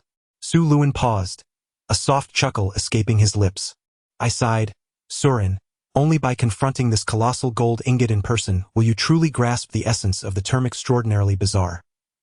Surin remained speechless, much like Guy and his team during their initial foray into the tunnel. The experiences of those on the surface vastly differ from those laboring below. Guy continued to circle the gold ingot, seemingly indifferent to its intrinsic value, instead captivated by the secrets it concealed beneath its surface. My brother is set to arrive at the camp. He has reassembled his team for support. Moreover, do you know? 3 hours ago, the Egyptian military transformed a 100-kilometer radius around the Khufu pyramid into a military exclusion zone, implementing radio interference and disrupting satellite communications. I let out a hollow laugh. Predictably, what began as a mundane tomb raiding operation has escalated into a joint military endeavor. With the interference of satellite scans, any satellite in orbit will be utterly powerless over this blind zone of 100 kilometers. Thus, we are merely crafting garments for others, as all excavation outcomes will become spoils easily acquired by the military without any cost to them. We can only await developments, my brother stated, as the high priest, who wields authority on behalf of the Egyptian president, is on his way. The entire excavation operation will be jointly presided over by my brother and the high priest. The scalpel has finally been wielded. Significant figures often emerge to tidy the battlefield only after the foot soldiers have been thoroughly exhausted. Gazing at the 8 innocent corpses, I felt a pang of sorrow for the fallen. Crouched within this resplendent tomb, an inexplicable sensation envelopes me, for its interior structure starkly contrasts with that of other pyramids, including the scent. My sense of smell has always been remarkably acute. Even a slight intensity in fragrance can render me breathless. This was precisely the reason I felt lightheaded upon first encountering Miss Fengjia, overwhelmed by the intoxicating aroma of her floral perfume. Now, with my nose a mere 50 centimeters from the ground, I inexplicably detect that same fragrance once more. Surin, I have uncovered a revelation that sends my nerves into a heightened state of tension. For, as per our previous conjectures, Miss Fengjia must have entered the pyramid through some arcane force. According to the location of the chain mentioned by Long, it should be nestled within a crevice beneath the tunnel plane. Swiftly, I dropped to the ground, akin to a diligent hound, inhaling deeply in hopes of tracing the elusive scent back to its origin. Surin repeatedly inquires, What have you discovered? I had initially presumed the aroma emanated from the unfathomable expansion joints, as my thoughts were dominated by notions of descending, but upon grasping the edge of the crevice and extending my head downward, the fragrance eludes me. Suran, sensa. It seems I have caught a whiff of Miss Fengjia's scent. Surin lets out a long sigh, his expression tinged with envy. Upon hearing my words, Guy leaps up, exclaiming, What about Miss Fengjia? Wind, what are you saying? I gradually rose, striving to master the tumult of my emotions and endeavoring to maintain my composure. Miss Fengjia had vanished prior to the excavation of the tomb, and the fragrance she bore could not have manifested here without reason. Unless I took a significant step forward, seizing Guy's collar, and swiftly inhaled from the top of his head down to his feet. The onlookers were caught between laughter and astonishment, with a look of both surprise and concern adorning Tina's face. There was an absence of scent on Guy, which posed a perplexing dilemma, for I had witnessed him countless times clutching a cigarette, the smoke hanging from his lips, and as a confirmed addict, he ought to have exuded at least the distinct aroma of heroin. Instead, he resembled a porcelain figure freshly polished, devoid of any fragrance whatsoever. I stared at his face for a full minute before feigning levity by shrugging my shoulders. Do not fret, I am merely jesting with you. Everyone is too tense. Please, relax as much as possible. Tina shook her head with a sigh. Mr. Feng, your humor is hardly amusing. I pretended to be nonchalant as I quietly inquired, Mr. Guy, do you happen to have any local spices in your belongings? The day before yesterday, Miss Suluin requested me to ask you for some 1,000 flower birds. Might I have the chance to charm a beautiful lady? I brushed off the imaginary dust on my hands, though there was none to speak of, for the interior of the pyramid was impeccably clean, as if it had just been attended to by the most efficient vacuum cleaner. Guy shook his head in surprise. I'm sorry, but I do not possess such items. The bird of 1,000 flowers, reserved exclusively for the royal lineage, is exceedingly scarce. Its value in the black market is nearly tenfold that of Chanel products from France. Moreover, even if it were available, I could not possibly bring it to Africa, as it is, after all, a luxury intended solely for women. I took 2 steps back, donning an expression of profound regret. Striding through the immense entrance, I advanced toward the tunnel ahead. Golden light streamed from behind me, reminiscent of the dazzling visual effects found in cinematic spectacles. Surin sighed softly. Brother Feng, do you wish to smell the scent of a woman? After a brief pause, she resumed a more formal tone, methodically advising, there are too many tomb chambers. If you truly hope to discern anything by that fragrance, what you need most is a top-tier military tracking dog. Indeed, having a tracking dog would render the task considerably easier. However, under Yelan's efficient supervision, coupled with the powerful operation of the exhaust fans, the scent could be obliterated at any moment. For precautionary reasons, I decided to hasten my efforts and employ manual methods to complete this endeavor.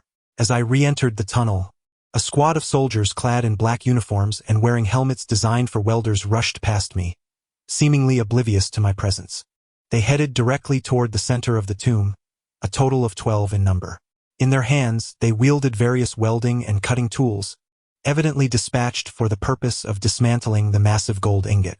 I calmed my mind, took a series of deep breaths, and then began to sniff the air slowly. Upon crossing the junction between the tunnel and the tomb, I found no discernible leads. The cumbersome apparatus, such as oxygen masks, had long been discarded. For the sake of convenience in my endeavors, I had already cast aside the enigmatic death of Barunlang. Upon entering the first burial chamber, I endeavored to lower my posture as much as possible, yet I remained utterly oblivious to any discoveries. As I neared the ground, amidst extensive hieroglyphs, I stumbled upon several intriguing symbols. All of these symbols were rectangular, occupying an area roughly equivalent to a standard computer keyboard, approximately 40 centimeters in length and 20 centimeters in width. The characters resembled a canoe, one end absurdly elevated, akin to the tip of a clown's boot. Standing upon the vessel was a simplistic figure of a person, rigidly upright, with their head held high. I called out to Surin, inquiring about the meaning of this glyph. My face flushed with embarrassment, as I chastised myself for my own foolishness. In a state of excessive mental strain, I found myself unable to recall even the most fundamental knowledge of ancient Egypt, which was utterly inexcusable. Apologies, it seems my mind. I jestingly struck my forehead. Perhaps the ancient wisdom of the wise appearing foolish mirrors my current state? Yet, foolishness it certainly is, though wisdom may not be entirely absent. Wind brother, the crux of the matter must lie beneath the gold ingot. Let us refrain from futile efforts. Furthermore, our conjectures may not necessarily be accurate. Can you fathom how a living being could instantaneously traverse over 100 meters of mud? This query remains unanswered. How could one possibly pass through that mud, not to mention the exterior of the pyramid? Cannot merely be a matter of desire. There exist numerous enigmas in the world that defy the explanations of geophysics. Upon discovering that chain, my initial reaction was a wormhole. Feng Jia entered the suddenly manifested and opened wormhole, transcending space and time, and found herself within the pyramid.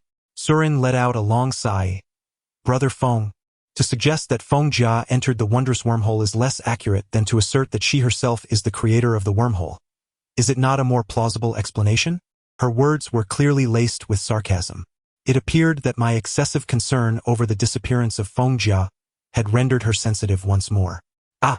Countless gasps arose from the center of the tomb. The golden light before my eyes abruptly vanished, and in an instant, it felt as though I had plunged from the resplendent sunlight into the dim, shadowy depths of a valley, my entire being jolted. In truth, a third of the tomb had already been illuminated by artificial lights. However, the artificial glow paled in comparison to the natural radiance of the massive gold ingots, necessitating a considerable period for my eyes to adjust. The catalyst for this change was that the gold ingot had been severed in two. The moment the cutting line was completed, the golden light dissipated. The engineering team of the Rainbow Warriors was not merely boasting. They accomplished their preliminary task in a mere 30 minutes. Surin suddenly spoke in haste. Brother Feng, I have a sensation that the gold ingot resembles a light bulb. What do you think? To envision the rectangular gold ingot as a light bulb required an extraordinary stretch of imagination. A light bulb? I echoed, hastening towards the central chamber of the tomb. Brother Feng, could you enlighten me on the definition of a lamp? Broadly speaking, any luminous object, such as fluorescent tubes, neon light fixtures, or spherical lamps, can be termed a lamp.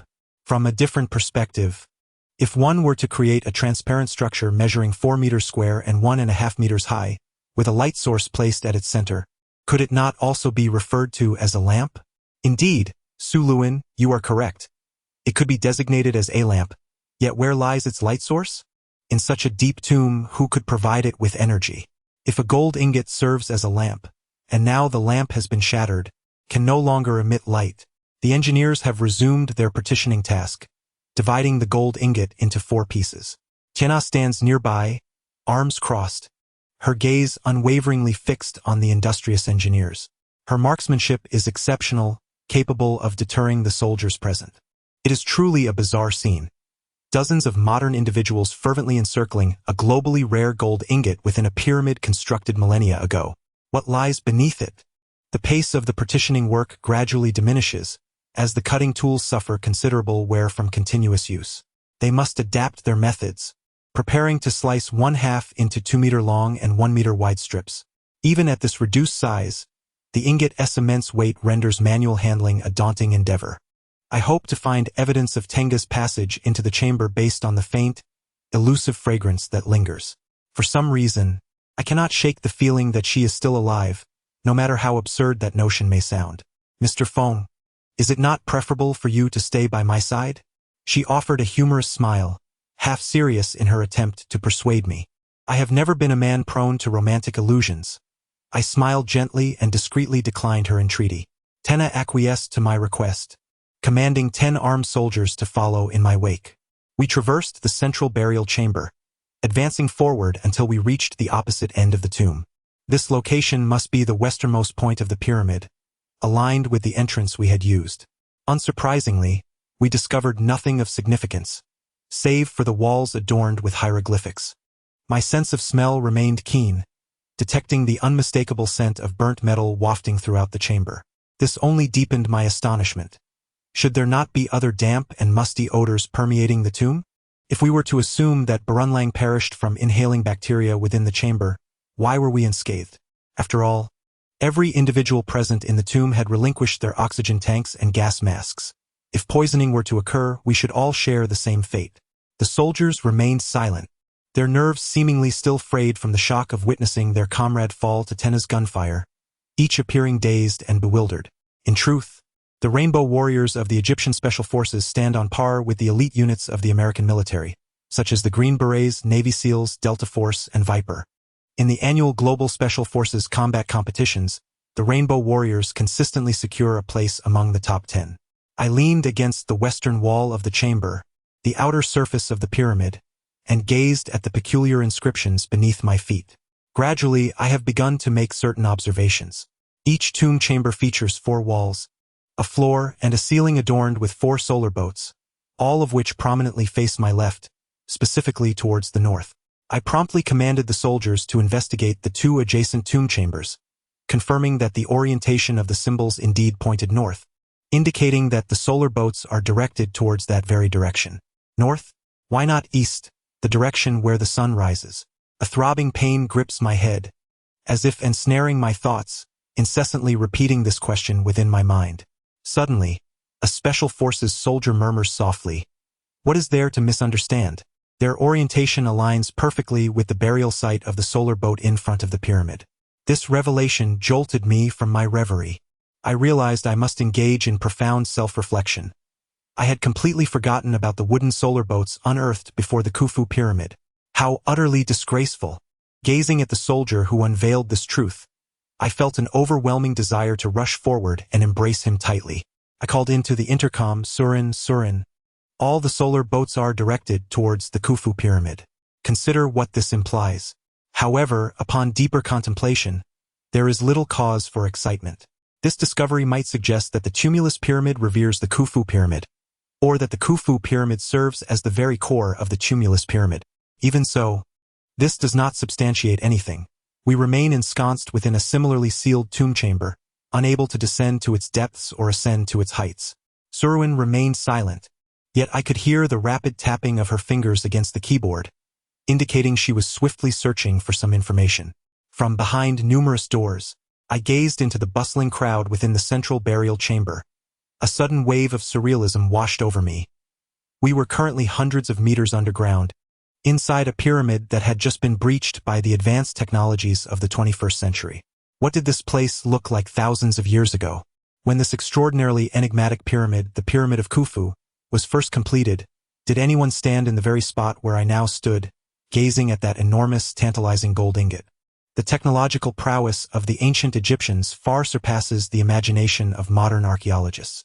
For instance, the intricacy of the handcrafted golden masks discovered prior is simply astonishing. How could they have possibly melted gold into such large ingots without precise operational protocols? Furthermore, was that gold ingot initially placed in the center of the tomb before the ceiling was sealed and cast over it? At last, I heard Surin's voice again. She sounded utterly fatigued. "Where is the secret? Do you mean the passageways and mechanisms?" "Yes, that should be it," she replied uncertainly. The reason the ancient Egyptians meticulously calculated every stone used in the construction of the pyramids was primarily for the convenience of setting up these mechanisms. Some even refer to the mechanisms within the pyramid as an irregular Rubik's cube. Being a Rubik's cube, it can naturally rotate and transform at any angle without any hindrance or stagnation. On the foundation of such stringent control, they could effortlessly displace any one of the colossal stones with just a few dozen kilograms of force or traction. I gazed despondently at the ceiling, hoping to uncover traces of mechanisms hidden within the myriad of strange hieroglyphs. The 10 soldiers accompanying me were enjoying their leisure, seated on the ground with their rifles, engaging in casual conversation about the meanings of the hieroglyphs, creating a harmonious atmosphere akin to that of a symposium. Could it truly be, as Irina suggested, that hundreds or even thousands of soldiers were required to enter the tomb and excavate 3 feet into the earth for a thorough search? I couldn't help but sigh deeply. Such an endeavor would only result in the squandering of resources and immense destruction. In truth, a more straightforward method existed. If Dr. Tang's drilling apparatus were to bore holes in the ceiling and floor of each tomb chamber, the secrets of the tombs would be effortlessly revealed. Suruin feigned nonchalance.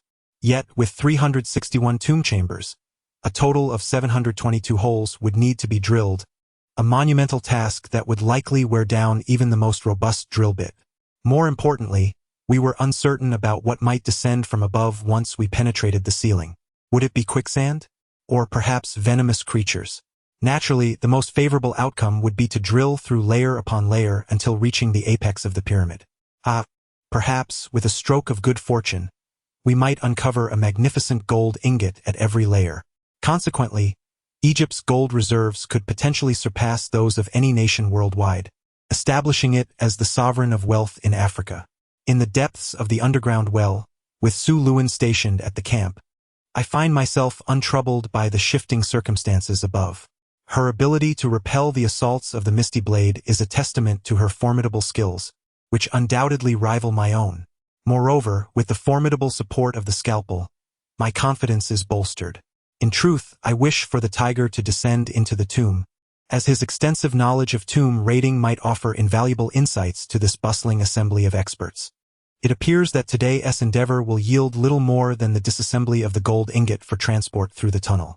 Bored, I turned to observe the stone wall, when suddenly an idea sparked in my mind. Should I explore the north-south axis of the tomb, particularly the outer wall to the north, which is in close proximity to the Great Pyramid of Khufu? She sighed. Great minds think alike. I too harbor this intention. Brother Wind, what do you hope to discover? Su Luin inquired. I hesitated, unsure of how to articulate my desires. Perhaps, deep down, I yearned to uncover a subterranean passage leading to the Great Pyramid of Khufu. If all the solar boats point in that direction, it stands to reason that the builders of the Pyramid of Khufu must have envisioned some connection during the construction of the Pyramid of Djoser. The solar boats have long been identified by archaeologists as the vessels through which the pharaohs aspired to journey towards the sun in the afterlife.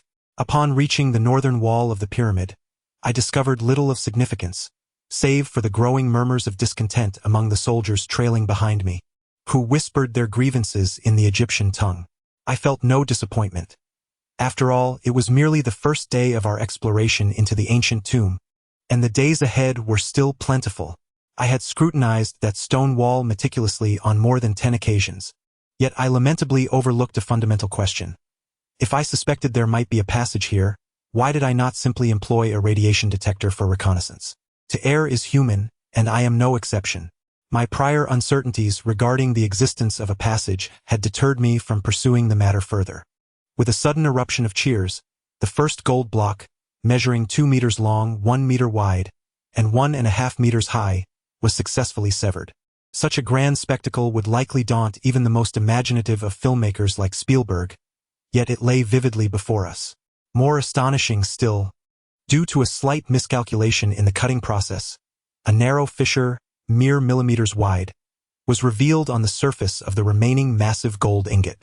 The first to emerge from the frenzy was Guyi, who hastily dropped to the ground, raising his magnifying glass. After 5 seconds of observation, he emitted a peculiar sound that was akin to either a howl or a groan. A hole! My heavens! There's a hole here. I remained crouched in the corner, arms crossed, fearful of being struck by the errant excitement of the crowd. If indeed a hole lay beneath the gold ingot, it would not be surprising, akin to a manhole cover concealing a deep well. Among the numerous records of tomb raiding in mainland China, it is often noted that within ancient graves, there exists a deep well. This well is remarkably profound, frequently leading directly to an underground aquifer, thereby forming a genuine water source, albeit with the well opening situated several dozen or even hundreds of meters below the surface. Even under unique geological conditions, where water cannot be reached, the well may be filled with mercury, creating a false well. According to the texts of practitioners of Yin-Yang Feng Shui, water is the sovereign of all things, the mother of myriad shadows. It can ascend as clouds, descend as rain, solidify into ice, and transform into snow. For the deceased to continue exerting influence in the underworld, the presence of water is essential. Thus, I surmise that beneath the gold ingot lies a well. Among the four great ancient civilizations, it is not surprising that the ancient Egyptians and the ancient Chinese share inexplicable commonalities, beyond the realm of physics. A rough estimation suggests that if the center of the gold ingot coincides with the center of the well, the opening below should measure approximately 2 meters square.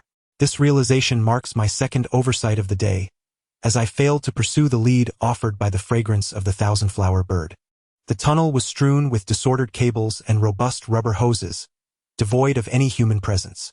All the workers had entered the burial chamber, with one individual undertaking the work of 3 or 4.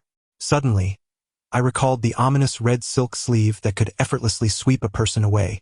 If it were to appear at this moment, it would undoubtedly feast heartily. There is no need for convoluted measures. Simply sealing the opening of the tomb would suffice. When the oxygen is depleted, this group of individuals would. The mere thought of such a cruel fate sends a chill through my entire being, prompting me to sprint forward. Upon reaching the mouth of the shaft, I still felt an unrelenting coldness enveloping me, trembling incessantly as I forced myself into the elevator, my teeth chattering violently. In stark contrast, the surface basked in brilliant sunlight, a quintessentially splendid day in the desert. I struggled to burrow into my sleeping bag, yet below my neck felt as though immersed in a frigid mixture of ice water, an unbearable chill coursing through me. I seemed to be succumbing to a cold, a fever, intermittent shivers of malaria. Waves of cold and heat assailed me alternately, my teeth clacking together and my legs involuntarily twitching. With my robust constitution, it seemed implausible that even the most severe acute illness could incapacitate me so swiftly. My mind drifted into a semi-conscious state, visions of Barunlang's tragic demise haunting my thoughts. Am I to perish? Have I too fallen victim to the pharaoh's curse? In this moment, I felt not only fear but a peculiar sense of amusement. Throughout all my studies and research, I had always dismissed the pharaoh's curse with disdain. Calm down, wind brother. I shall procure medication. Su Luan's words echoed distantly, akin to the feeble sound of a malfunctioning intercom system. Naturally, both the camp and the supply truck of the Rainbow Warriors would be stocked with effective remedies for malaria. I succumbed to unconsciousness, my final sensations reduced to the relentless twitching of my limbs. The curse of the pharaoh has been a contentious issue, debated by both science and superstition for centuries, with each side unwavering in its beliefs, unable to persuade the other. Indeed, there have been instances where individuals who ventured into the pyramids and interacted with certain artifacts met with mysterious deaths. Yet, a greater number have continued to thrive, living healthily until the natural end of their lives. To date, I find the most plausible explanation to be the theory of bacteria. When those imperceptible ancient bacteria infiltrate the human body, those with robust constitutions, who are less susceptible to such microbes, may thrive without harm, while those sensitive to bacteria may unknowingly undergo bodily changes, distinct from any known ailments on Earth, resulting in what appears to be an inexplicable demise. As for myself, I am uncertain what the results of an autopsy would reveal after my death. Of course, I am not dead.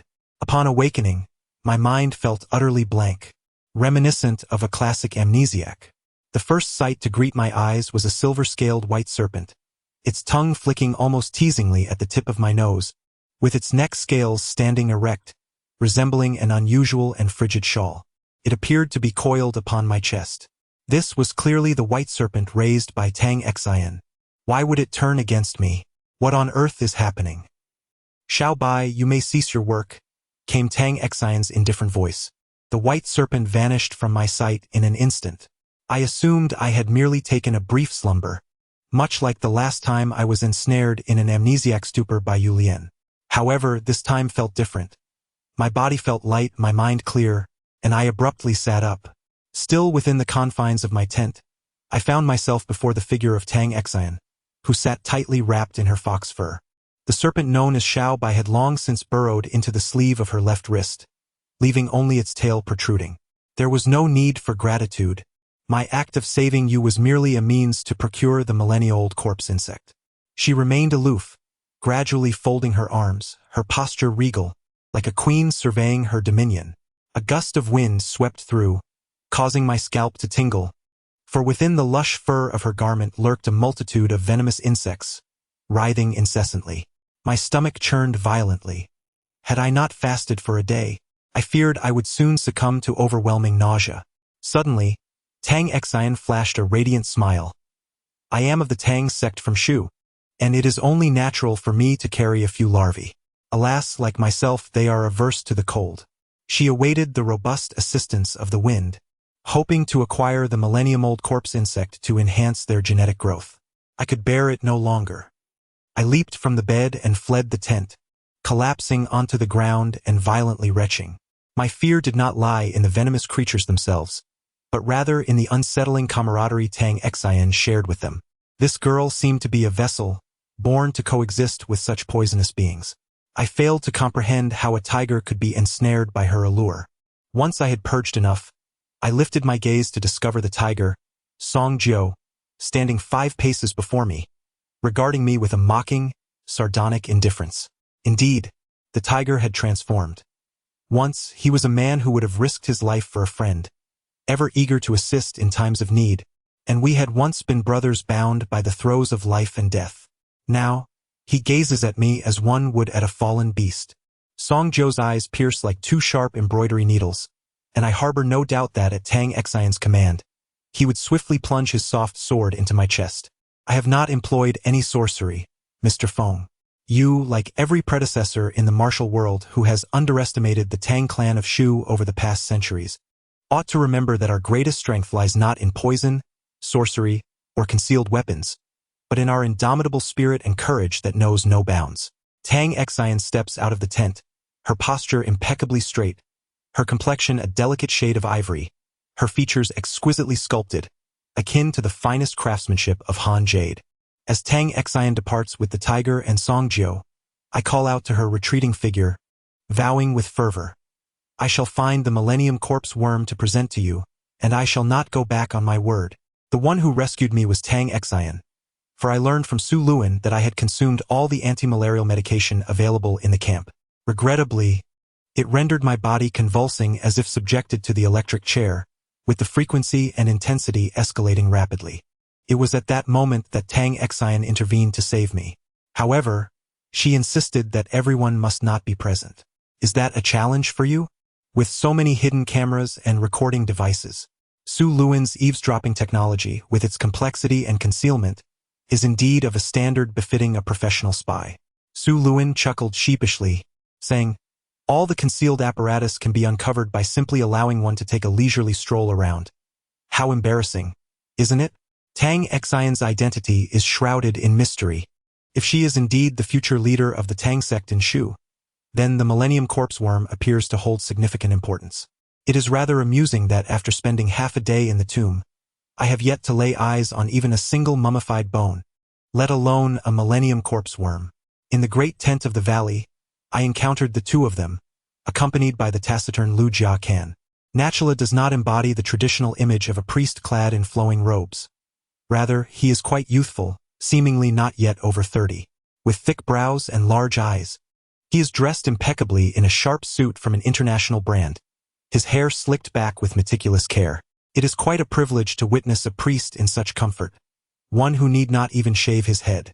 On his right thumb, he sports an enormous emerald ring, the dark green stone impressively large, unmistakably crafted by a renowned European artisan.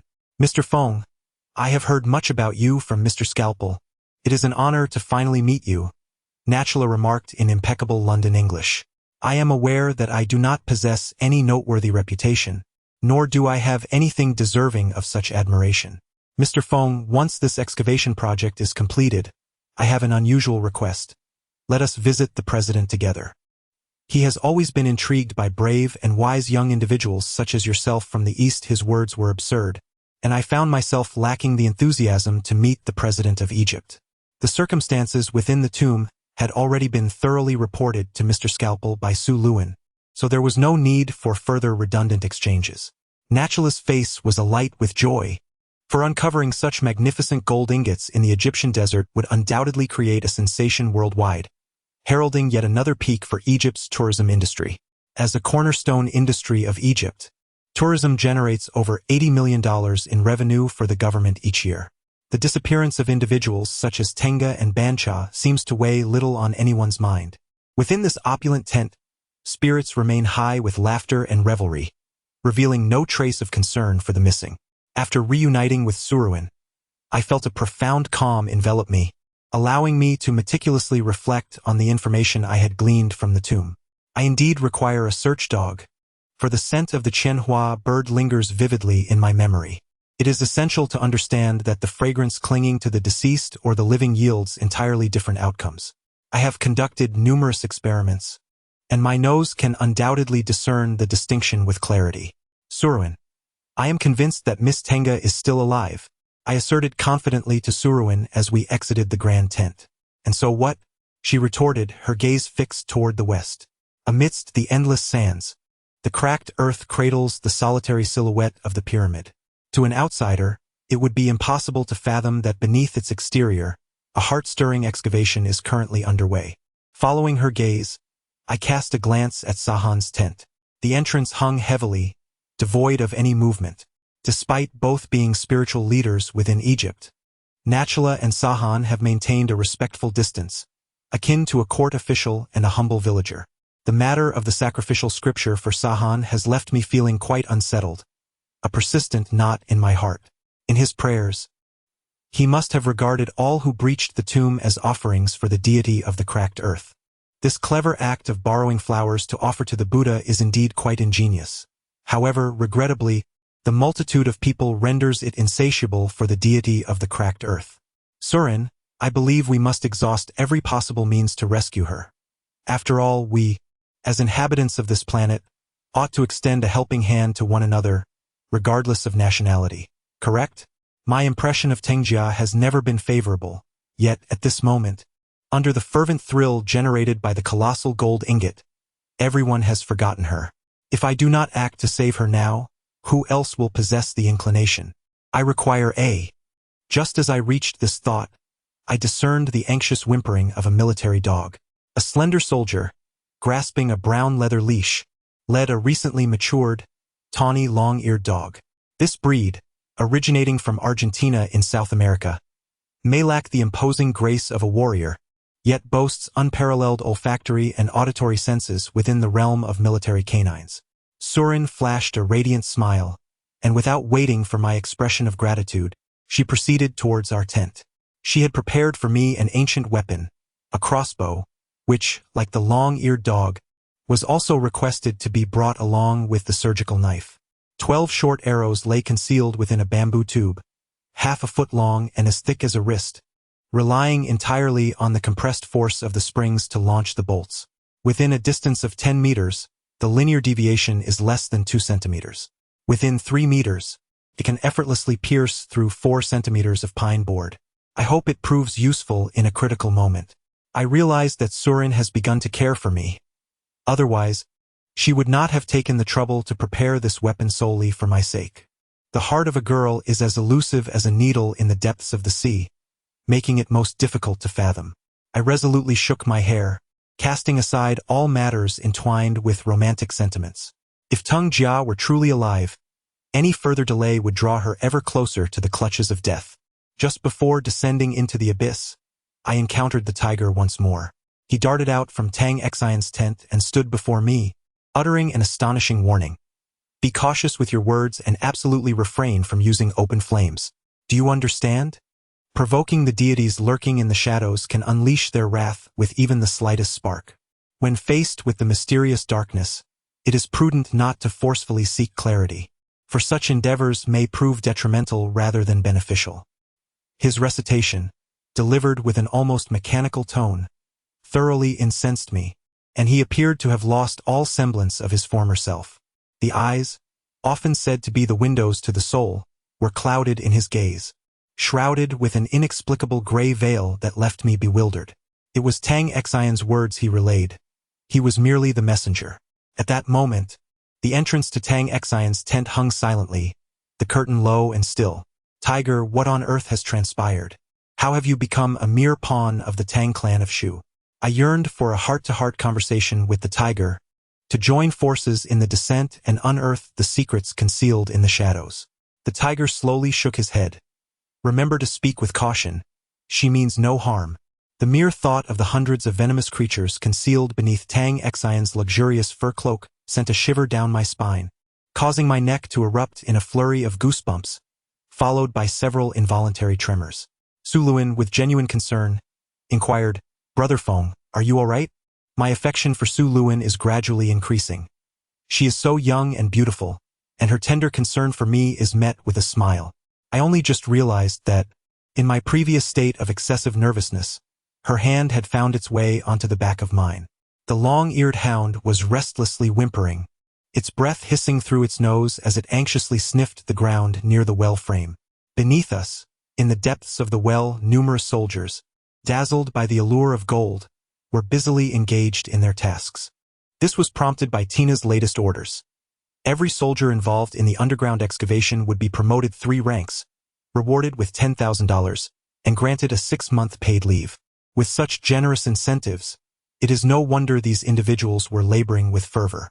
The tiger turned, seemingly intent on leaving in silence. I seized his shoulder with a grip that was as unyielding as a steel claw, my fingers digging in with force. If he did not resist, I would surely fracture his scapula. Yet he remained still, merely muttering, "Take care." "Tiger, what do those words signify? Tell me, what do you owe the Tang clan of Shu? Confide in me. Even if Tang Xian explicitly states that no curse has been placed upon you, should I believe such a claim? In situations like this, anyone with even a modicum of experience in the martial world would inevitably draw connections to curses and hexes.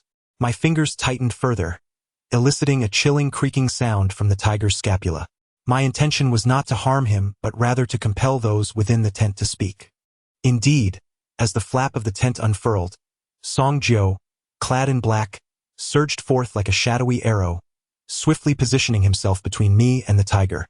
With a swift motion, the soft sword in his grasp coiled around my pulse point with a menacing hiss. Release. The intensity in Song Jiu's gaze was akin to that of an enraged viper. The sword was undoubtedly of superior quality, forged from the finest iron along the Sino-Burmese border, and I surmised that with a mere tug, it could sever the hand that gripped the tiger. It was evident that Song Jiu harbored no compassion for me. He merely refrained from striking, perhaps due to the absence of a command. Almost simultaneously with Song Jiu's draw, Su Luin had his firearm aimed at Song Jiu's temple. Preemptive strike. Both Su Luin and Song Jiu were exceptionally skilled, and in such circumstances, it was clear that Su Luin's bullet would reach its target far quicker than Song Jiu's soft sword. "Do you dare to test me with a shot to your head?" Su Luin sneered, dismissing the murderous aura emanating from Song Jiu with disdain. I could only respond with a cold chuckle. "Tiger, are we still brothers?" I pondered the words of Tang Xian as I gazed at the tiger's silhouette. Aside from sorcery, what other power could Tang Xian wield to control the tiger? Could it be the heart-capturing techniques or soul-binding arts from the Miao region? The tiger halted, momentarily taken aback, before abruptly quickening his pace towards Tang Xian's tent. "That was a warning," Su Luin stated, his expression grave. "A warning?" I patted the long-eared dog, urging it to settle down. Earlier, within the confines of Guyue's tent, I allowed it to inhale the scent of the coat left behind by Miss Tengjia, confident that in the subterranean crypt, it would provide me with a satisfactory response. The prohibition against open flames? Lighters, torches, and matches all constitute open flames, and I possess none of these items. As Tongxin articulated these thoughts, could it be that she possesses some knowledge regarding the crypt's circumstances? If one is overly cautious, perhaps it would be wiser to abstain from action altogether and simply remain hidden at home. I led the long-eared dog into the elevator and pressed the downward button. Just before my gaze descended below the horizon, I distinctly felt Su Luin's concerned eyes lingering on me, reluctant to part. The long-eared dog whimpered anxiously, seemingly ill at ease with the prospect of entering such a profoundly mysterious underground structure. "Ulu, Ulu, from this moment forth, I require you to memorize Miss Tengjia's scent. The task rests entirely upon your capable shoulders." The long-eared dog, named Ulu, once ranked among the top 10 in the Rainbow Warriors canine team. At this moment, it lay nervously at my feet, its long ears occasionally twitching, embodying an air of readiness. The encounter with the scalpel offered no assistance in unraveling the secrets of the crypt, particularly in the presence of the high priest. as we scarcely had time to engage in detailed discussion. Upon exiting the elevator and entering the transverse tunnel, Ulu suddenly became animated, dashing forward in an attempt to break free from the leash in my hand. I released it, and the little creature lowered its head, sprinting ahead as if it had made a discovery. Naturally, it was entirely normal for Miss Tengjia to have traversed this tunnel countless times, leaving behind traces of her essence. I overlooked a crucial detail. Ulu possesses an extraordinarily keen sense of smell, and what it may have detected could very well be remnants left by the previous Tenga, rather than the elusive fragrance of the thousand-flower bird that I seek. There is no alternative. I must proceed one step at a time. I followed closely behind, maintaining a distance of 10 meters from Ulu. Suddenly, it came to a halt, emitting a couple of anxious whimpers, crouching down and gazing upwards. The cave's ceiling revealed nothing amiss. Apart from the stainless steel protective casing, there were merely the cables and ventilation ducts suspended in the upper right corner. What has Ulu discovered? I crouched down, hoping to gain insight from its perspective for a more thorough observation. Regrettably, the ceiling bore no peculiarities, just the smooth protective casing. Surin called out to me over the intercom, "Brother Feng, is there a problem?" I smacked my forehead in realization. Why on earth didn't I call the dog trainer down as well? At the very least, he could understand what Ulu has uncovered. Surin, please ask him, and if that's not feasible, instruct him to come down directly via the elevator. Ulu, resembling a pensive philosopher, remained crouched, looking up for 4 or 5 minutes before bowing its head, ears drooping, and humming as if grappling with a perplexing conundrum. The dog trainer's voice crackled through the intercom. "Mr. Feng, Ulu is quite sentient. If I accompany it, it might become agitated, believing that everyone doubts its abilities. Therefore, please communicate with it. I trust it will provide you with its utmost assistance." The trainer's clumsy English reminded me of the ignorant farmers in rural Egypt. Communicating with a dog? Is it too late for a last-minute effort? Prior to this, I had never owned any animals. Aside from observing my classmates' pet dogs in university, my only experience with animals was limited to those caged at the National Zoo. It is fair to say that I possessed no prior experience in interacting with dogs. Calm down, Fenggu. It is best to focus your attention. This should be approximately where you last discovered the luminous pillar hole. Surin attempted to remind me. I certainly recalled the incident regarding the luminous pillar hole and the peculiar creature depicted in the painting, but that had occurred several dozen meters ahead. I straightened my posture and gazed upward toward the top of the hole, hoping to unveil another enigmatic aperture. Regarding the disappearance of Tenga, aside from being explicable through the theory of wormholes transcending space, no other discussion could be entertained. Suddenly, Ulu leaped up, landing on my arm before springing upward, arching its back as if it were a remarkable triple-jump athlete. With a swift motion, it perched upon my shoulder and then leaped once more, settling atop my head. It then maintained a squatting position, seemingly regarding me as a mere ladder.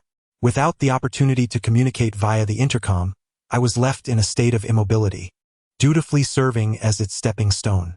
2 workers emerged from the depths of the tunnel, bending over as they inspected the various pipes positioned along the edges. Upon unexpectedly spotting Ulu and me standing in the center of the tunnel, they could not help but gasp in astonishment, quickly stifling their mouths as they erupted into a fit of muffled laughter.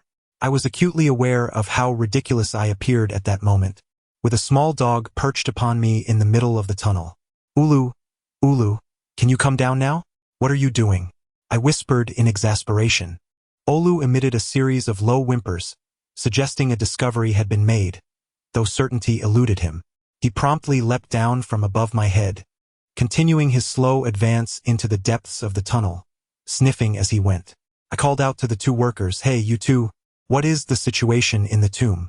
They were subordinates of Yalan, individuals I had previously encountered at the camp. I was acutely aware that when the gold had just been divided into 1/8 shares, I had already surmised the circumstances below. And now, what were the experts doing? The 2 workers shook their heads in unison. We don't know. That hole is so dark." The captain attempted to lower a lighting device, but even after extending the line to 70 meters, it still did not reach the bottom. It is undoubtedly the lair of some creature. Thus, those within the cavern are deliberating whether to permanently seal it with stones and concrete. I scoffed. How much stone would be required to fill such a vast, deep chasm? After my laughter subsided, I suddenly became aware of the cold sweat enveloping me. From my knowledge of ancient tombs, I understood that certain ancient wells within them could extend all the way to the CSI, a task that would require not just years but decades of labor. In ancient China, nobles often began constructing their burial sites from the zenith of their careers, with projects frequently spanning 10 to 20 years. Take, for instance, a not overly extreme example, the tomb of a certain prime minister from the Northern Song dynasty, where a single red elm coffin had been coated with 150 layers of both glossy and matte lacquer. According to the temperature requirements for painting, completing these 300 layers of paint will undoubtedly take at least 4 years. Thus, the monumental project of the tomb well leading to the sea is not merely a fanciful notion or a product of idle speculation. It is indeed a substantial reality. So, where might the wells within the pyramid lead? Beneath the desert, there must surely be water, perhaps in the form of aquifers or even layers of oil and gas. I now find myself questioning, what sort of ancient well might the artisans who constructed the pyramid have created using excavation tools that remain largely mysterious to us? Olu suddenly exclaimed, having reached the very spot where we previously discovered the beam of light. In that moment I, along with Tengjia and Guy, had lingered there for quite some time. It stands to reason that Olu should be able to detect her scent, yet as he gazed upwards with wide eyes, what exactly could he see? The posture in which Olu crouched was reminiscent of a monk in deep meditation. Our ancestors passed down a saying, "Dogs understand human nature. Dogs will forever be man's companions."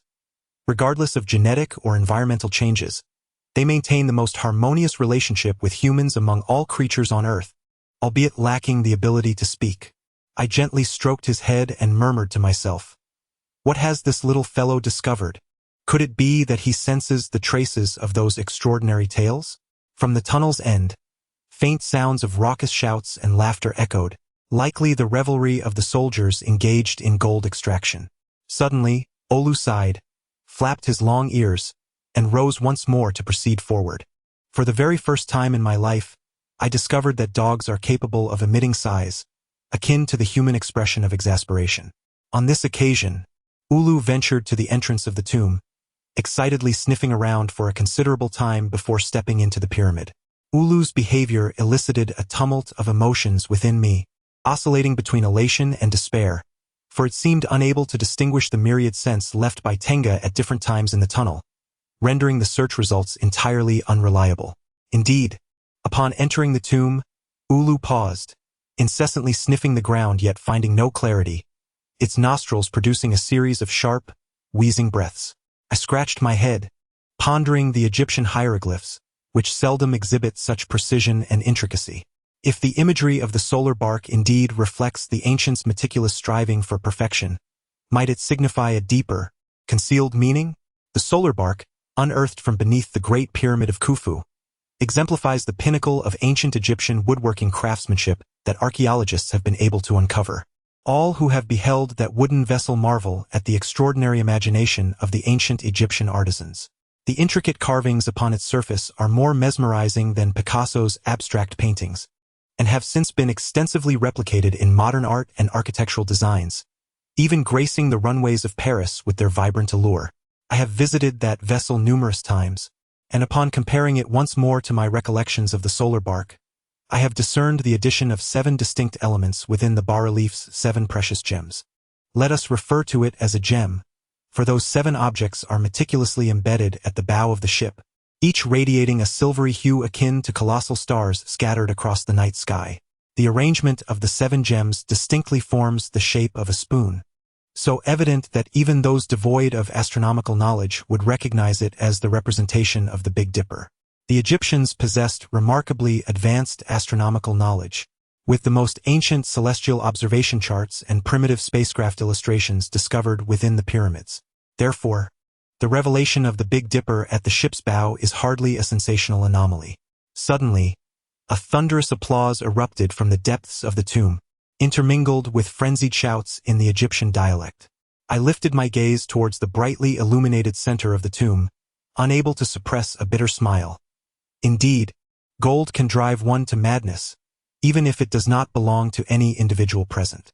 The true master of the gold can only be Egypt itself, while the likes of Guy and others can only watch in anxious anticipation. I recall having asked Su Luin to investigate Guy's information, yet she has not mentioned it. Perhaps there is still no news. It seems as if some unspoken connection is at play, for just as my thoughts settled upon Su Luin, her voice crackled through the intercom. "Brother Feng, have you made any discoveries?" I silently chuckled in despair. "None. Ulu appears to be at a loss regarding the whereabouts of Tengjia and is currently probing for clues. However, I suspect this endeavor may yield no results. Have you uncovered any information regarding Guy?" With a furrowed brow, Suruin smiled anxiously, declaring, "No, but my good friend has infiltrated the Pentagon's intelligence database and is currently investigating. I believe we shall have results soon. In fact, there is another individual whose information warrants scrutiny. I'm concerned." In a moment of epiphany, I interjected, "Another person? Are you referring to my brother, the Scalpel?"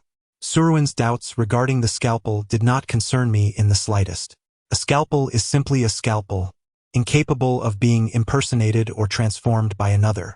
Though he has yet to reach an invulnerable state, akin to being impervious to harm or unrivaled in prowess, it would not be an easy feat for anyone to conspire against him. Moreover, in my eyes, the Scalpel appeared unchanged. After articulating my thoughts, Suruin seemed to realize her abruptness and grew suddenly bashful.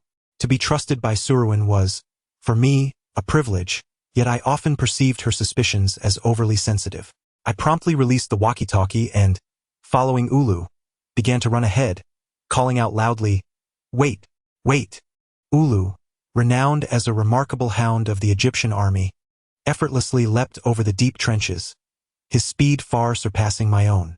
Within 5 seconds, I arrived at the central tomb. No wonder the soldiers had cheered moments ago. The final block of gold had been unearthed, revealing 8 colossal gold bricks, each 2 meters long, 1 meter wide, and 1.5 meters high, lying flat on the ground and radiating an enchanting golden glow under the fluorescent lights. Tina appeared in my line of sight, her gallant face bearing a hint of fatigue as she directed the engineering team to continue dividing the golden bricks.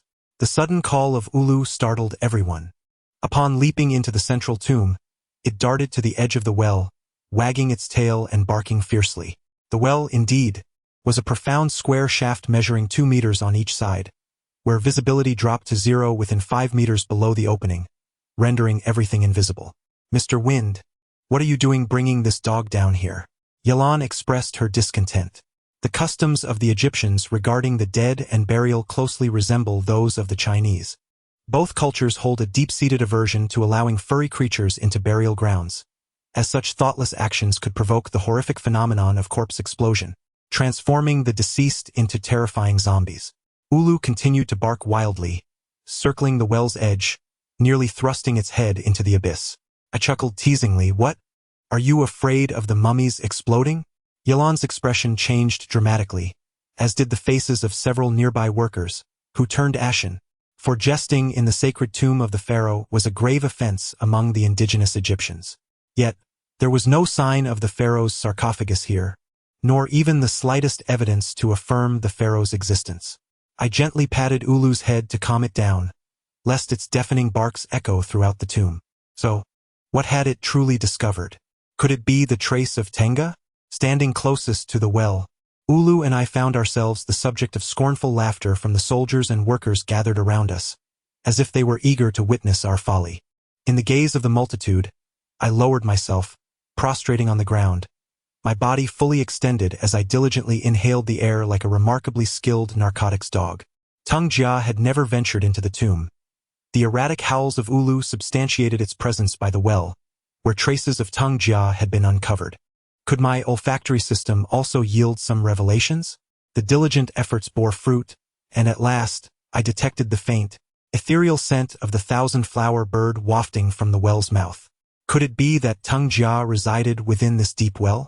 My brows knitted tightly together. Beside the well, a considerable pile of cables lay stacked, presumably the very wires the workers had mentioned would be cast into the depths for illumination. Ulu fell silent, rolling its eyes between me and the abyss, surveying the depths, then returning its gaze to me. In such an environment, its capabilities could only extend thus far. Guyi approached, rubbing his hands together, his face aglow with a hue of gold reflected from the bricks. Mr. Feng, what are you up to? I had warned you previously about all the treasures. I sprang up, interrupting him without hesitation. Who cares about your treasures? To speak plainly, Miss Tang Jia is at the bottom of the well. You should be pondering how to rescue her. Upon hearing this, the crowd surrounding us fell into an abrupt silence. Even the hissing of the welding guns ceased. Instantly, an uproar of laughter erupted, with nearly everyone pointing a finger at me. What? There is someone down there? Ha ha ha. Ulu, weary, lay beside the well, the high intensity and frequency of its sniffing having seemingly exhausted its spirit and body. The well was profound, dark, and silent. Tang waved his hand, presiding over the soldiers as they continued their cutting work, disregarding my fresh perspective. What could possibly lie within that well? Venomous serpents? Fierce beasts? Prehistoric monsters? Or even a time tunnel capable of traversing the fabric of time? My thoughts whirled like a clockwork mechanism, racing with fervent contemplation. However, since it was established that Tangjia was below, or had once been, I felt compelled to uncover the truth. My fondness for Tangjia was scant. My impetus to rescue her stemmed solely from a desire to unravel the mysteries lurking behind a series of enigmatic occurrences. I approached the tangle of cables and gave them a firm kick. Yelan, perceptive as ever, sauntered over. Mr. Feng, are you also intrigued by this deep well? Suddenly, I recalled the ambitions Yelan had shared during our conversations, and a sardonic smile crept upon my lips. Indeed, I am intrigued. What about you? My innate aversion to the insatiably greedy surged forth. It was evident that Yelan's fanciful notion of excavating the Great Pyramid of Khufu was nothing short of self-sabotage. I patted him firmly on the shoulder. My friend, do not be overly greedy. Such avarice can easily lead to one's demise. He was a drilling expert, utterly unversed in archaeology and tomb raiding, and thus his covetousness for the treasures within the tomb was decidedly unwise. The ultimate outcome would surely be fatal. My mind remained exceptionally clear as I meticulously examined the walls surrounding the central tomb chamber, hoping to discern any clues regarding the ancient well. According to the contemporary practices of modern architecture, alongside any complex building unit, one would typically find concise instructions or operational diagrams. Thus, I believe the ancient Egyptians, with their remarkable ingenuity, must have left behind guiding illustrations for descending into wells. Wormholes? Spatial transfers? Time-space tunnels. All conceivable answers appear to be entangled with these enigmatic terms. Unverifiable responses yield results indistinguishable from those without answers. Ulu, weary, let out a couple of plaintive whines, and as I opened my arms and bent down, it obediently leapt into my embrace, burying its head against my chest. Suddenly, I heard Su Luan's laughter crackling over the intercom. Brother Feng, I never expected you to be such a kind-hearted person. In such adversity, perhaps the only remedy for dispelling the shadows of thought is a hearty laugh? I smiled silently. Su Luan, I wish to descend into the well. The desire to explore the depths came upon me unexpectedly, startling not only those around me but even myself. In truth, I was a stranger to Tangjia. Her fate was of no concern to me, and there was no need to jeopardize myself on her behalf. The ancient well was engulfed in darkness, and I felt a chilling aura rising ominously from the depths. It was eerily silent below. Perhaps within that stillness lay boundless peril. Su Luan, if only you possessed the ears of the wind and the eyes of 1,000 miles, one could see through any ancient well with clarity. I endeavored to maintain an air of nonchalance. Through the intercom, Su Luan sighed heavily. Brother Feng, is this truly necessary? Tina interjected. Mr. Feng, I have arranged for someone to retrieve the infrared camera from the camp. That device is sufficiently capable of uncovering the secrets beneath the well, rendering any risk unnecessary. Her concern was palpable, and she did not shy away from revealing her affection for me in front of her subordinates. The stone walls were smooth and frigid, and upon closely examining the hues displayed on the ground, I was astonished to discover that even beneath the immense gold ingots, the coloration of the ground near the well's mouth remained unchanged compared to other areas within the tomb. This was indeed peculiar. According to earthly logic, any form of light would inevitably inflict varying degrees of radiative damage on objects, leading to discoloration and deterioration. Surely, there should be some distinct difference at the juncture between the covered and exposed areas? The strange occurrences within the tomb were overwhelming, almost numbing. Ulu's spirit seemed to ease somewhat, as it emitted low, mournful whines towards the inky depths of the well, akin to a resigned lament. The infrared camera is undoubtedly the finest tool for exploration in the absence of light. However, Tina overlooked the fact that light can be deceived. In such an enigmatic environment, our own sensory perceptions of sight and sound could easily be misled, let alone a soulless artificial instrument. Rather than placing my trust in the camera, I preferred to rely on Ulu, my faithful dog. Maintaining a stoic expression, I shook my head at Tina. The camera is merely an auxiliary tool. I hope you can promptly prepare the descent equipment and provide me with 2 highly capable operatives. Tina, feeling slighted, displayed a hint of displeasure on her face. Yet she nonetheless gestured for her team to make the necessary preparations. At this moment, I fervently wished that Oru could articulate its discoveries to me. I instructed through the intercom. Surin, summon that dog trainer. I require his assistance. Immediately, I heard the trainer's vehement protests, naturally grounded in his ludicrous theories of canine training. I chuckled, fully aware that Surin would adeptly persuade him to descend, employing either coercion or enticement. From the very first glance at the soldier named Ba Wan, I discerned that he was a man easily swayed by incentives. Reflecting on the inexplicable loss of the dragoness soul, an unsettling premonition washed over me. Tung Jia was bound somewhere, perhaps even to the most dire of fates, her essence already. The mention of binding involuntarily conjured images of the photographs presented by Gu Yi, depicting the scalpel. That individual, who could potentially be the elder brother Yang Tian, appeared to be ensnared by some unseen force. Had Tung Jia also fallen prey to such a monster? In truth, I ought to extend an olive branch to Gu Yi. If given the chance to peruse the ancient texts of the Bai Luo Huang Quanjing, my intellect would undoubtedly unveil some hidden truths. The ears of the long-eared dog reached nearly 30 centimeters in length. Yet when it focused intently ahead, those elongated ears stood erect like the pointed ears of a wolf dog. Before me lay a stone wall, merely 5 strides away, adorned with the now familiar hieroglyphs, their surfaces seemingly unremarkable. Gratitude is due to Yelan for his meticulousness. While connecting each burial chamber with illumination, he also instructed that each chamber be named using the most precise geographical coordinate system. On this wall, the symbols 0 and 9 are inscribed in white chalk, naturally signifying that the horizontal axis is 0 and the vertical axis is 9. This denotes the chamber at the pinnacle of the north-south axis of the tomb, precisely at the northernmost position of the Tura pyramid. Imagine, if a window of infinite height were to be opened in this stone wall, one would be able to gaze directly upon the magnificent Khufu pyramid through it. So, what has Ulu discovered? I shouted into the intercom, where the hell is that dog trainer? If he keeps babbling, just take him out. I surmised that the reason the fellow hesitated to enter the tomb was not due to fearing the pharaoh's curse, but rather an apprehension regarding its potential impact on Ulu's judgment. Ulu was gasping in my arms, his tongue lolling out, appearing utterly exhausted. His recent movements reminded me of a master from ancient times, intensely vigilant in a standoff, not striking but having already depleted all his energy. Regrettably, I am neither a disciple of Confucius like Gongye Chang, capable of understanding the language of beasts, nor a master of telepathy who can perceive mysteries through 6 meters of thick stone. Suddenly, a question flashed in the depths of my mind. I sensed that throughout the drilling and breaking through the stone wall process, something seemed amiss. Surely, a critical issue had been overlooked. What could it be? What could it be? I placed my hand on the stone wall, specifically on one of the solar boats, caressing the 7 gemstones embedded within it.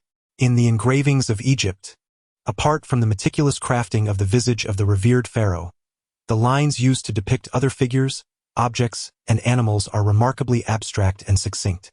It is clear that the artist aimed to emphasize the respect accorded to the pharaoh. However, the intricacy of the portrayal of these 7 gemstones surpasses that of the mountains, rivers, houses, and trees depicted nearby. The technique employed is entirely different, and from certain angles one can perceive a 3-dimensional effect. The gemstones are all perfectly circular, eluding any discernible size, After all, the scale in ancient Egyptian art is notoriously chaotic, with some elements exaggerated while others are minimized. If I were to speculate, the diameter of the gemstones might be comparable to an adult's thumb, resembling silver buttons, or rather, no, they resemble buttons. I could hardly contain my excitement at this marvelous notion. If these gemstones were embedded in the surface of the vessel, they could only serve as embellishments. Yet, if I allowed my imagination to run wild, they might indeed be 7 silver buttons. Goodness, if there are buttons, this must entail kinetic energy, electrical power, propulsion, and a myriad of other complex considerations. This is not merely the solar barque. It is a high-tech mode of transportation, potentially a vehicle on land, a speedboat on water, or even an aircraft, spacecraft, or space vehicle in the skies. In an instant, my mind buzzed with a cacophony of thoughts, swirling into a chaotic melange. Long ago, when the solar boat was first unearthed, archaeologists were perplexed by its peculiar design. Unlike the dugouts, 3-masted pirate ships, or the grand vessels crewed by 120 oarsmen previously discovered in the Nile Valley, the solar boat possessed an unmistakably strange structure. Its configuration did not provide any seating for rowers. In fact, the vessel's sides were remarkably flat, lacking even the slightest protrusion for or placement. Consequently, the prevailing conclusion among archaeologists was that the solar boat served merely as an ornamental artifact for the pharaoh, devoid of any practical purpose. However, I now believe I can refute this assertion. The solar boat does not require wooden oars for propulsion. It inherently possesses an internal structure akin to modern or even ultramodern power sources. Much like the automobiles racing through the streets of the 21st century, the colossal ocean liners traversing the 7 seas, the aircraft soaring through the azure skies, and the spacecraft orbiting synchronously with the Earth, this vessel is unequivocally not a product of ancient Egypt. My revelation is bound to astonish the elite of global history and archaeology museums. I am so taken aback by my audacious thoughts that I find myself staggering backward, nearly losing my balance. Countless archaeologists and aerospace researchers have associated the ancient Egyptian pyramids with extraterrestrial beings, proposing myriad pieces of potential evidence, such as the correlation between the dimensions of the pyramids and astronomical calendars, as well as the mathematical prowess, irrigation techniques, and architectural artistry of the Egyptians. To my knowledge, the enigmatic Area 51 in the United States harbors a repository containing records of all extraterrestrial landings on Earth over the past 50 years, with more than half of these incidents linked to Egypt or Africa. Such a fervent notion, once ignited, seems to reach into the depths of infinity. Regardless of the ancient Egyptians' intelligence, it is implausible that they could have conceived and depicted modern modes of transportation, much like the 7 wonders of the world, which from any perspective appear beyond the capabilities of ancient humanity. As I searched aimlessly in my pocket, yearning for a cigarette to calm my frayed nerves, I found none. "Is there a cigarette?" I shouted desperately, my voice hoarse from fervor. There were no cigarettes in Bawan, only chewing gum, yet even that could soothe one's agitated spirit. He embraced Ulu, meticulously inspecting it for any signs of harm, then leaned in to let Ulu's tongue lick his ear. "Did you encounter enemies just now?"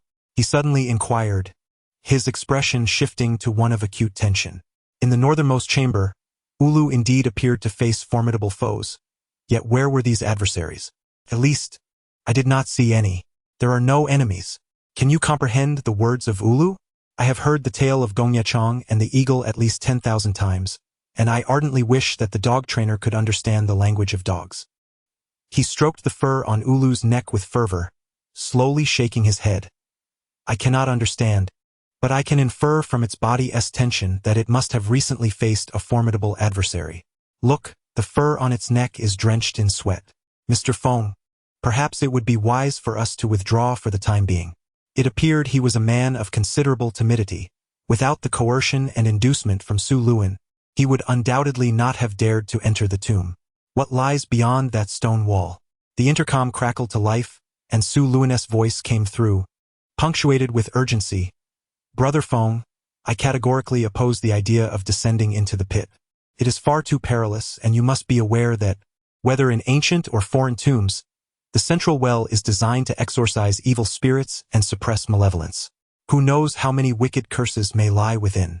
Everyone is against it, myself included."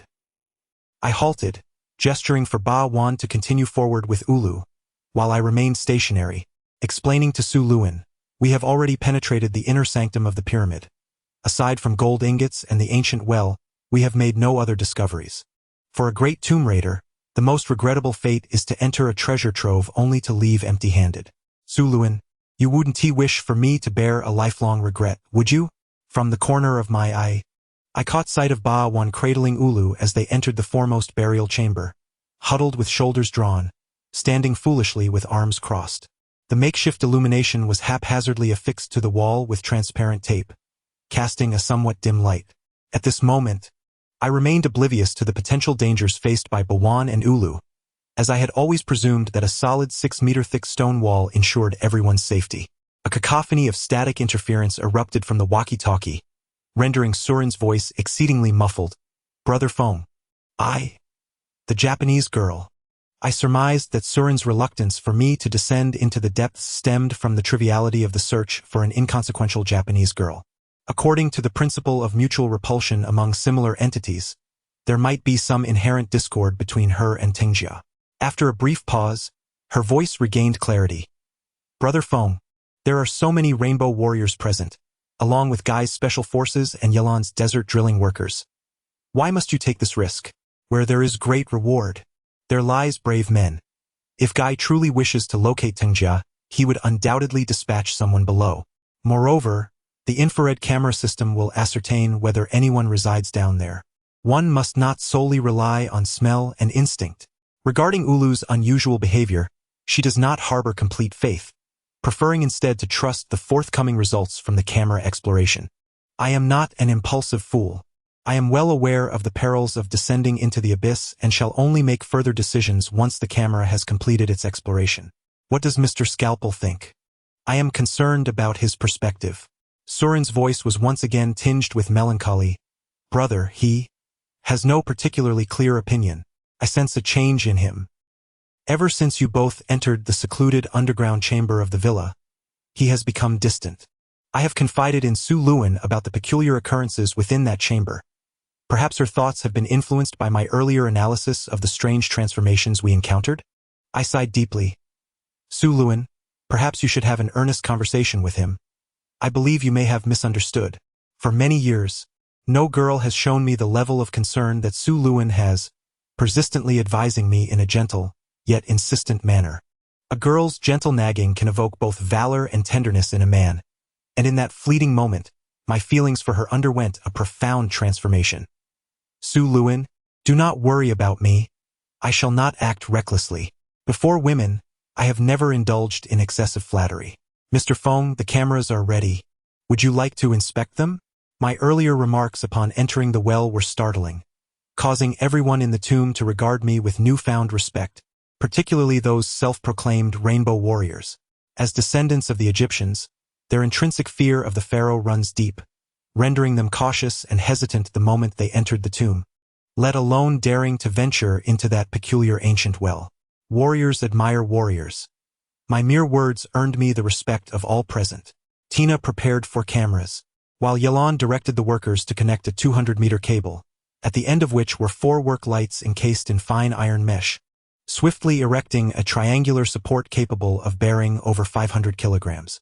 The sole regret lies in my request for Tina to provide 2 astute and capable operatives, who ultimately were not selected. These invincible warriors, under the pharaoh's intimidation, retreated one after another with remarkable swiftness. "Mr. Wind, may we commence this task?" Yelan inquired, evidently disregarding Guy and the 3 senior experts. I found myself compelled to revisit my suspicions regarding Guy, for at this moment, he was closely huddled with Tang, his eyes wide as he stared at me, Tina, and Yelan with no intention of approaching us. I could almost ascertain that the individual before me, who bore a striking resemblance to Guy, was not the renowned figure in the tomb-raiding realm that had recently emerged in the underworld. As the ancient adage goes, in narrow paths the brave prevail. In such a treacherous and eerie environment, the courageous naturally serve as the backbone for all. I nodded, observing the workers as they positioned a makeshift iron box, affixed with a camera, into the well's mouth. This box, measuring 1 meter in length, width, and height, was constructed from 5 mm thick galvanized steel plates, with an additional 40 kg weight welded beneath to ensure its stability during descent. Each of the 4 sides of the box was equipped with a camera and a light, a configuration apt for capturing the minute details at the well's bottom. 2 meters away from the well's opening, a workstation had been established, adorned with 4 high-precision monitors.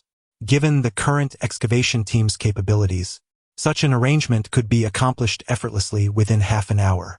With a formidable figure like Tina present, decisions could be made and communicated swiftly, as she wielded authority on behalf of the Egyptian president. "Mr. Feng, why are you scrutinizing me so intently? I have no roses adorning my face." In the midst of her anxious busyness, Tina did not forget to tease me, casting a flirtatious glance in my direction. I averted my gaze from her suggestive look, stepping back a few paces to stand before the workbench, where a shrewd soldier promptly placed a folding steel chair behind me. Upon sitting down, I suddenly became aware of a subtle ache in my legs.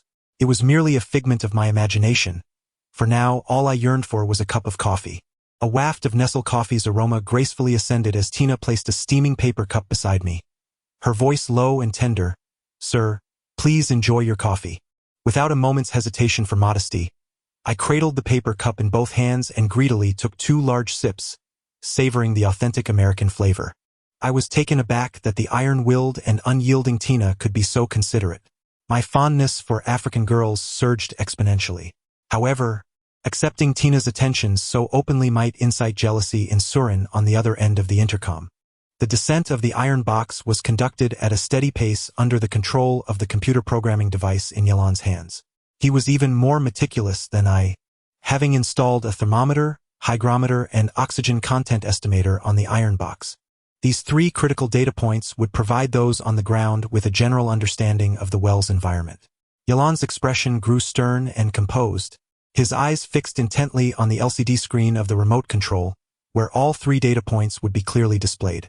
He was an astute individual, which is precisely why he harbored an insatiable desire for the treasures of the Khufu pyramid. Cunning often leads to one's own demise. The astute may find themselves meeting a premature end more frequently than the less perceptive. Our esteemed ancestor, Zhuangzi, once remarked, "The skillful toil, while the wise fret." Those endowed with intelligence tend to expend more effort and engage in deeper contemplation, ultimately succumbing to the perils of overexertion and anxiety. I do not mean to exaggerate, but should Yalan's ambitious scheme come to fruition, excavating a vertical shaft between the Tura limestone and the Great Pyramid of Khufu, he might employ his cleverness to unearth the hidden treasures beneath the pyramid. However, the fate that awaits him would undoubtedly echo the adage that greed leads to ruin, as both man perishes for wealth and birds for sustenance. Globally, numerous criminal overlords, organized syndicates, and even the militaries of violent, diminutive nations cast their covetous eyes upon Africa, this so-called land of golden opportunity. Individuals like Yalan stand no chance of extracting even a grain of gold from under the watchful gaze of these formidable powers. As the iron box descended to a depth of 12 meters, the surveillance monitor slowly revealed a chilling spectacle. The stone walls were adorned not only with ochre-hued hieroglyphs and ancient Egyptian murals, but also with lines of red incantations inscribed in an exaggerated, almost frenzied manner. These inscriptions could only be interpreted as spells, for none of the characters could be easily discerned. The symbols appeared as though hundreds of red ribbons floated in midair, vibrant and fervent, imbued with an enchanting power that captivated the soul. The first line of characters I beheld stood nearly half a meter tall, rising vertically like a colossal Arabic numeral 1. Yet, the extremities of these characters were intertwined with 2 sinuous, undulating lines, rendering their meaning entirely elusive. An incantation, a curse of the pharaoh. The soldiers huddled together, whispering excitedly, akin to a swarm of famished silkworms devouring mulberry leaves. Yalan's countenance shifted, prompting him to manipulate the lever on the remote control, hastening the descent of the iron box. Enigmatic incantations surrounded us, with a significant portion of the characters extending long enough to nearly encircle the ancient well. Their vibrant crimson hue, more brilliant than fire and more resplendent than blood, pierced the eyes with an agonizing intensity. Eventually, the displays of all 4 monitors became saturated with these scarlet characters, presenting an uncanny spectacle. I rose, gently stretching my limbs, as the oppressive nature of that red nearly rendered me breathless. After finishing my coffee, I approached Yalan and lamented softly, what a pity it would have been to place a camera beneath the iron box, allowing us to gaze directly into the depths of the well. Not a single soldier dared approach the well's mouth, as if an Egyptian guardian beast could leap forth at any moment, poised to devour intruders. A peculiar scent wafted through the air, reminiscent of something small being scorched, mingling with the faint aroma of the thousand-flower bird left by Tenga. The intricate and complex fragrance is so striking that one whiff is enough to etch it into memory for a lifetime. Perhaps this was the original intent of the master who crafted it. Tian, perplexed, inhaled sharply and shook her head in confusion. No. Could it be the scent left behind by a welding torch? All the soldiers and workers ceased their tasks, holding their breath as they peered anxiously at the monitor's display. The occupants of the crypt seemed to have nearly forgotten the passage of time. Glancing at the clock revealed the hour hand pointing to 7 in the evening. As I checked the time, I noticed my pulse suddenly racing, its rhythm doubling in intensity, while a dull ache throbbed at my temples. Tian hurried over, her eyes wide with concern as she observed my pallor. Feng, you look dreadful. What's the matter? It felt as though 2 high-speed drill bits were relentlessly burrowing into my temples, digging deeper into my skull. I sensed my eyeballs threatening to bulge under the severity of the headache. In such a dismal state, how could my complexion possibly appear anything but ghastly? Sedatives. I need sedatives. Before my sanity completely unravels, I laboriously turned my head to look at Guyi. He had narcotics, and in this moment, I truly required their salvation. Come on. Come on. I'm waiting for you. Waiting for you. To help me. Help me. A mysterious and obscure voice resonated in my ear, seemingly just within reach. I shook my head violently to locate the source of the sound. The abrupt motion caused a jarring twist in my cervical spine, resulting in a horrifying crack. The sound emanated from the wellhead. I was certain I had not misheard. It was indeed from the well or the depths below. This was the very call I first encountered upon my arrival at the camp. Based on my assessment, the voice belonged to a man approximately in his 40s, articulating in standard American English. A chilling, hollow laugh escaped my lips. Who could possibly believe that, hundreds of meters beneath the Earth's surface, at the base of a pyramid, a 40-year-old American man would issue such a terrifying summons? Undoubtedly, Tina could not perceive this sound. However, she engaged in a more significant act. Tina swiftly grasped my right hand, and I was astonished to notice a red syringe in her other hand, its sharp needle glistening with a dazzling white light. The 1-centimeter-thick syringe was filled with over 4 centimeters of blood-red liquid. In a state of extreme agitation, my arms became completely numb, rendering me incapable of resisting her. Calm down. After this injection of atypical immunoglobulin, you will feel better. Her injection technique was calm and adept, skillfully piercing my forearm vein and gradually pushing the liquid into my bloodstream. A wave of intense coolness surged from my forearm to my brain, leaving me feeling as though I were an emptied pocket, gasping for breath against the table. I was certain that this was not immunoglobulin at all, but rather a potent suppressant strikingly akin to a narcotic. The radio crackled incessantly with static, and I had grown too weak to communicate with Surin. Mr. Wind, are you feeling better? Tina's concern only deepened my sense of shame.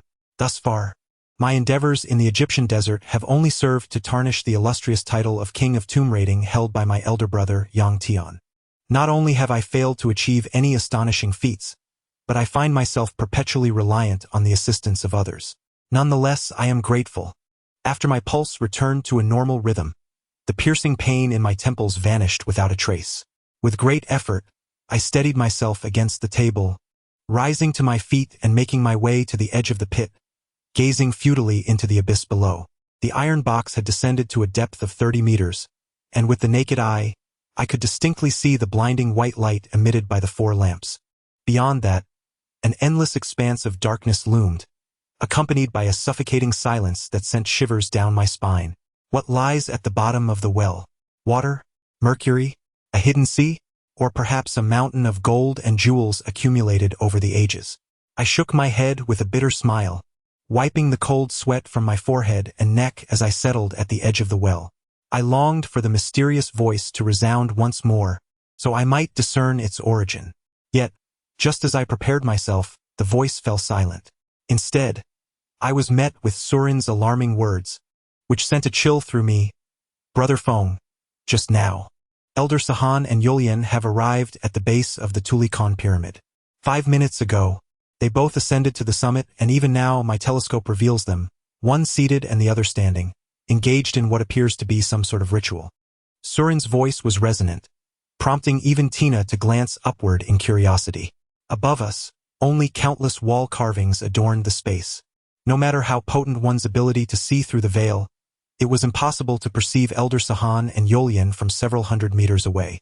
And now, I murmured my questions softly. They remain there, just above your head. However, this time Yulian does not hold the black ceramic bowl. Their faces are turned towards the north, in the direction of the Khufu Pyramid. I cannot ascertain whether the summoning voice is connected to Elder Sahan, especially if it is a sound only I can hear, indicating that the source of the sound, be it a person or some unknown mystical force, wishes to communicate with me alone. So far, I have no mummified acquaintances, making it impossible to encounter any familiar faces within the ancient tombs of Egypt. Surin is murmuring in confusion over the intercom. What on earth are they trying to accomplish? So many riddles, none of which can be unraveled, entangled like a ball of yarn, causing a throbbing headache.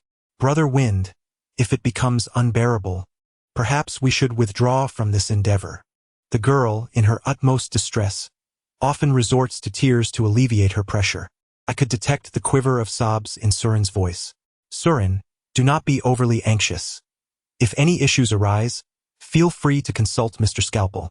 I trust he will offer you assistance. A long sigh from Surin interrupted my attempt to continue speaking. As the iron box descended to 70 meters, Yelan pressed the stop button. The monitor's display showed little change, still filled with intertwining red symbols, inscrutable as the heavenly scriptures. Mr. Wind, during our previous descent, the illumination I sent into the cave paused at this depth. Should we continue our search downward? His demeanor was somewhat hesitant. Gazing downward, the distant lights appeared faint and elusive, reminiscent of a diver observing a colossal luminous pearl through endless undulating waves. After a few moments, one would feel dizzy and disoriented.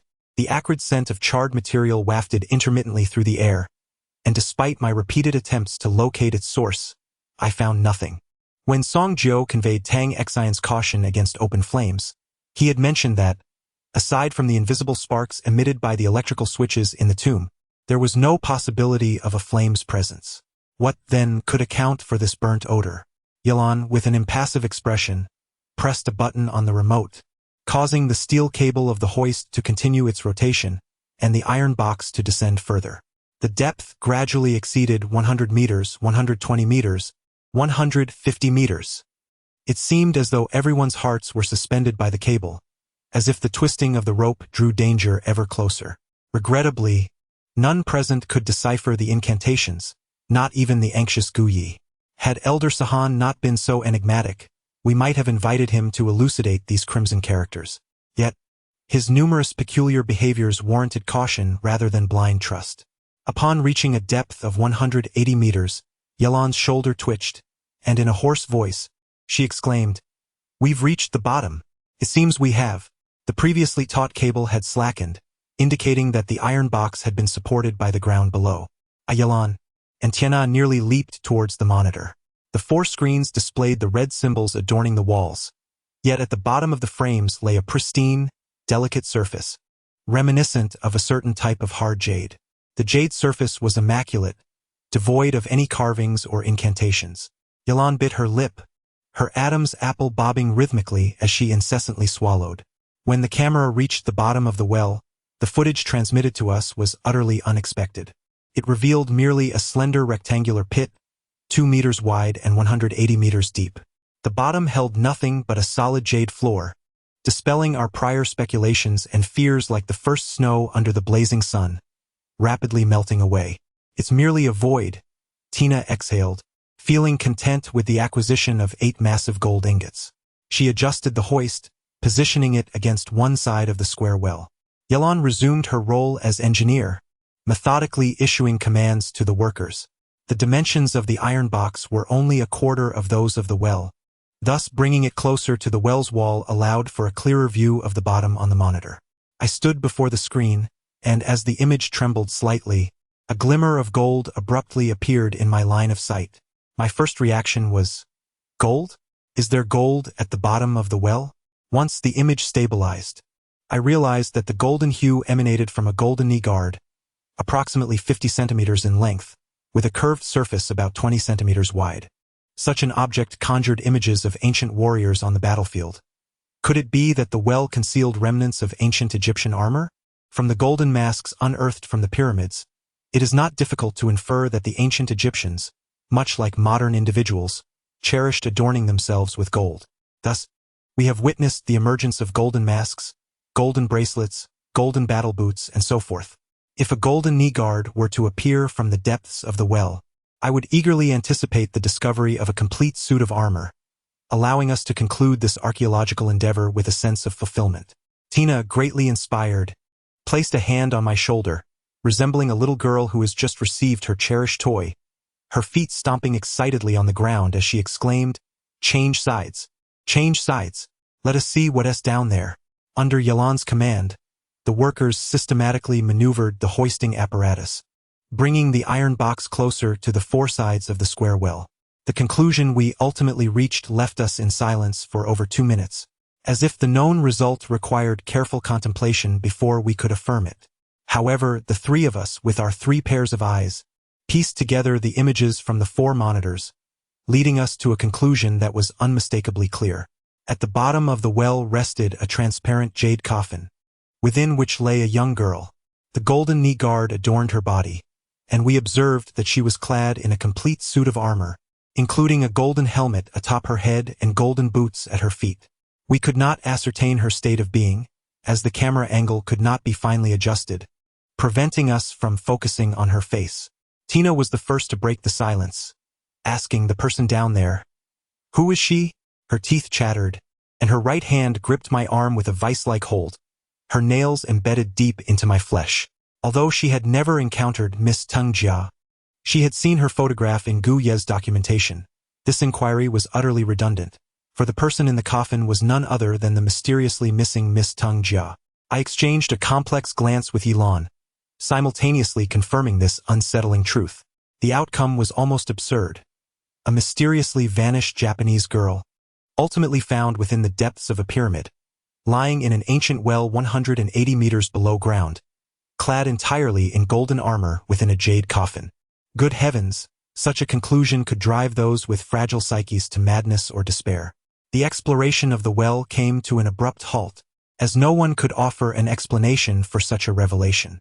Dr. Tang, with his grandiose beard, held his noble head high, pretentiously studying a mural nearby.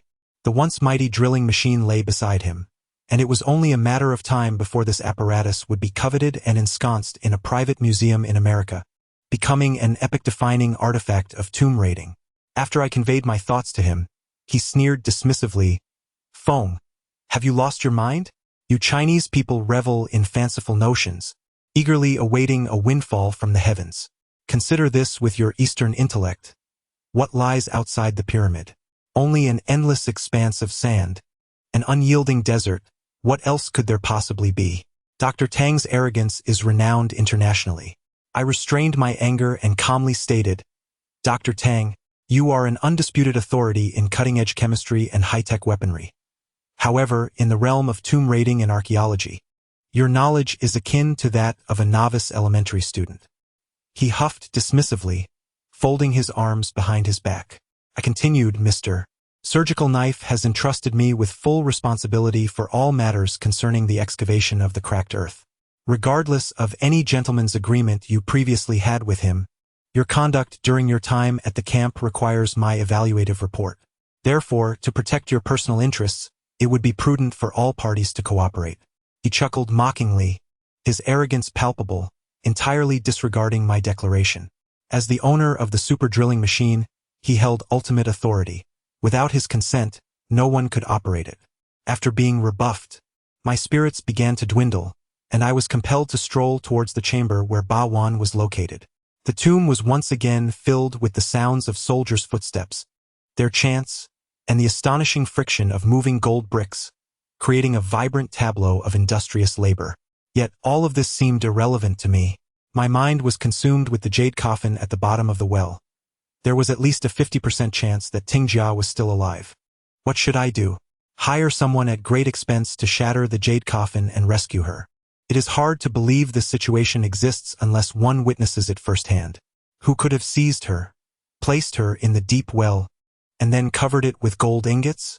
Within the central burial chamber and indeed throughout all the sepulchres, there is utterly no trace of any large-scale lifting machinery, rendering the enigmatic forces within the pyramid even more unfathomable. Who, I wonder, possesses the divine ability to effortlessly shift a gold ingot while remaining utterly concealed? Could it be the work of an illusionary sorcerer? The mere thought of Elder Sahan's solemn recounting of the illusionary sorcerer countless times evokes a wry smile of self-deprecation upon my face. Were Elder Sahan present, he would surely expound upon his theory of the omnipresence of the illusionary sorcerer once again. He does make a valid point. If the illusionary sorcerer can conjure tornadoes, whirlpools, and monstrous waves upon the sea, alongside the formidable magnetic fields of the Bermuda Triangle, then moving this gold ingot is but a trivial task, akin to the size of a fingernail. Yet, the question remains, are those mysterious phenomena, tropical cyclones, and super tornadoes truly the handiwork of the illusionary sorcerer? With a global cadre of meteorological experts numbering over 20,000, should they not convene to consider Elder Sahan's theory? Particularly his assertion that the illusionary sorcerer can manipulate the winds. Upon hearing this, the experts would likely respond in one of two ways, either bursting into uncontrollable laughter or dismissing it as sheer madness. The acrid scent of burning began to intensify, and I called out in dissatisfaction, "Bawan, what on earth are you doing?" He, a non-smoker, had no reason to ignite anything. Upon reaching the summit of this burial chamber, my nostrils were assaulted by the pungent odor of charred material, undoubtedly a result of his actions. Bawan stood vacantly, facing the stone wall of the pyramid, a distance of about 5 paces away, seemingly oblivious to my calls. Had he not heard the mournful sound of Oru? Was he perhaps asleep? I took a significant step forward, suppressing the impulse to pat him on the shoulder, for I sensed an unusual and eerie tension in the air. I beheld the countenance of Bawan, rendered a dull gray, flat and vacant. His sparse brows framed small eyes, and his nose bore a slight concavity. His mouth hung ajar, revealing yellowed teeth. His features were indeed unremarkable, detracting from the overall image of the Rainbow Warrior. Perhaps precisely for this reason he had been assigned to accompany the military dogs. I called out to Bawan once more, observing his gaze fixed ahead, his eyes devoid of blink, emanating a dim, lifeless glow. Ulu appeared somewhat terrifying, its mouth stretched to the limit, exposing 2 rows of blunt teeth, as if poised to engage in battle. Its temperament was exceptionally gentle, never born for combat, thus rarely revealing such a ferocious demeanor. Maintaining its gaping maw must have been exhausting, yet it seemed to have held this pose for an extended duration, frozen like a statue. Rather than calling out a third time, I reached out to touch Ulu's long ear. As my fingertips brushed the fur upon its ear, with a sudden rustle, its entire right ear fell away, cascading to the ground and disintegrating into a cloud of dust mid-fall. Still reeling from the shock of the abyssal coffin, I was startled once more by Ulu, causing me to leap back, my back colliding with the unyielding stone wall with a thud, my scapula nearly fracturing instantly, pain piercing deep within. Ulu was dead. It had crumbled to dust. How could it have transformed so drastically within half an hour? Ultimately, it is not only Ulu who has perished. Observing Bawan, he resembles a weathered zombie, as if long deceased. What kind of force could yield such devastating consequences? The mere thought of them perpetually confronting this stone wall sends a shiver down my spine, compelling me to spring back in fear that some malevolent essence might erupt from the wall and reduce me to dust. Fortunately, the wall remains ominously silent, devoid of any unusual transformations. It is now nearly certain that this is a terrifying stone barrier, demanding urgent investigation to unveil its secrets. I am acutely aware of how absurd my description sounds, to the extent that Dr. Tang gaped at me in astonishment for half a minute before erupting into a fit of maniacal laughter, incoherent curses spilling forth amidst his mirth. The Chinese. Utterly useless. He doubled over, tears of laughter streaming from the corners of his eyes. Dr. Tang, please refrain from mocking me just yet. The peculiar incident transpired at the tomb chamber at the end of the axis. Let us proceed there at once. I sensed Irina's peculiar gaze, scanning me intently. Her composure and resolve are commendable. She gritted her teeth and held her ground, betraying not the slightest hint of fear. She embodies the spirit of this band of soldiers, whose nerves are already frayed deep within the subterranean tomb. Any slight disturbance could incite chaos of unfathomable proportions. Dr. Tang shook his head vehemently, dismissing my words entirely. In a sudden motion, I seized his wrist, urging him to follow me. It may seem as though I merely reached out, yet I had already grasped his right arm's pulse point, rendering half of his body numb, compelling him to follow me obediently. Even in his utmost fury, he found himself powerless to resist. Upon arriving at the tomb chamber at the end of the axis, he finally seized the opportunity to break free from my hold, angrily bellowing, "What are you doing? This is abduction. Shameless abduction. I shall accuse you like the surgeon." I silently gestured towards Barwan, while Dr. Tang, unfazed, strode forward with purpose. His movement stirred a gust of wind, and as it subsided, the camouflage jacket worn by Barwan fell apart, drifting gently to the ground. The wind, what is this? Dr. Tang restrained his earlier arrogance, but even with his voice diminished to a fraction of its former volume, the breath he expelled swept away one of Ulu's forepaws. "Doctor, I believe the issue originates from this stone wall before us. Just moments before I departed the tomb, they were all alive, whether human or canine. In less than half an hour, they simultaneously disintegrated, as if reduced to charred paper. Therefore, it is imperative we penetrate this stone wall to investigate further. Would you not agree?" The burnt odor I had detected earlier undoubtedly stemmed from the mysterious force that caused Barwan and Ulu to decay. On the surface, the stone wall appeared unremarkable, yet I knew that among the myriad of rays known to humankind, there exist no fewer than 10 that can effortlessly and insidiously lead one to demise. The peculiar bodily transformation exhibited by Barwan under the influence of certain radiations is, indeed, a trivial matter. Could it be the rays? The intense radiation. Dr. Tang gazed at the stone wall for a moment, shaking his head in dismissal of this notion.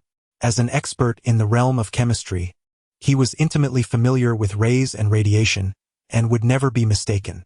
Wind, there are no traces of radiation here. If there were, even a mere tenth of a safe equivalent would be readily detectable to my sensitive perception.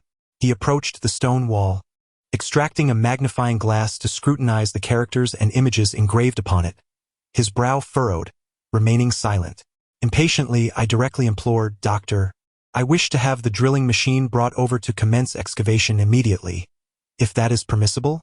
Primarily, there is a waiting rescue for Tenga in that well, and we cannot afford any further delays." Analyzing Tenga's identity leads to the conclusion that if she indeed is a princess of the imperial family, Gu Yi would undoubtedly risk his life to save her. The pressing question remains, is she truly a princess? Is the Gu Yi before us really the renowned Japanese tomb raider? As I turned to walk towards the central tomb chamber, I committed a grave error by leaving Dr. Tang alone in this peculiar place. No matter how astute one may be, possessing the gift of foresight akin to a divine eye is beyond mortal capability. I have never considered myself exceptionally clever.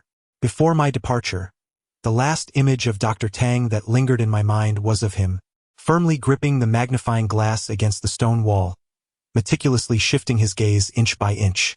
The golden bricks are exceedingly heavy, requiring the combined efforts of 8 soldiers to laboriously lift just one.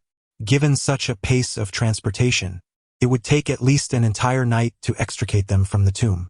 Reporting to the camp scalpel and Natula is merely a matter of a few words, yet the grave offense of misreporting military intelligence could tarnish our reputations for a lifetime. When the iron box reached the bottom of the well, the 3 of us had deliberately shielded the monitor's view with our bodies to obscure the soldier's awareness. Yelon leaned closer and whispered, "Mr. Feng, when can we report back to the camp?" His forehead was furrowed, his expression tense, and the corners of his mouth had developed two blister-like swellings. I surmised that this excavation of the cracked pyramid had become one of the most arduous undertakings of his life. "Do not fret, Yelon. In half an hour, we shall reposition the cameras and conduct another scan," I reassured him, striving to smile.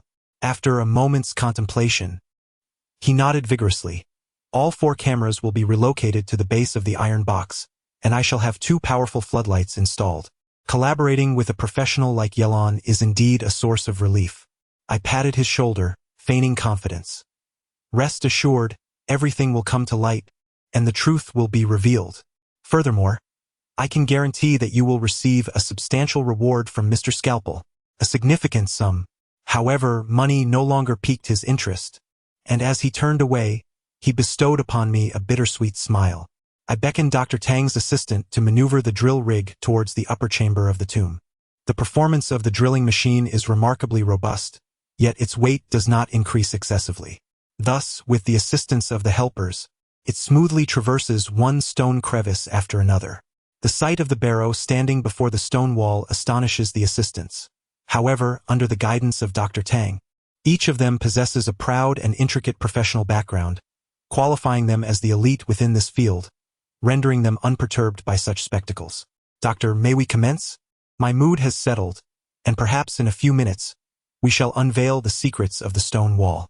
The air is thick with the sound of the assistants' rapid inhalations, a peculiar phenomenon they have undoubtedly never encountered before. "Aqua Regia," one audacious individual ventures to suggest, only to have several others promptly retreat a dozen paces, distancing themselves from the chamber.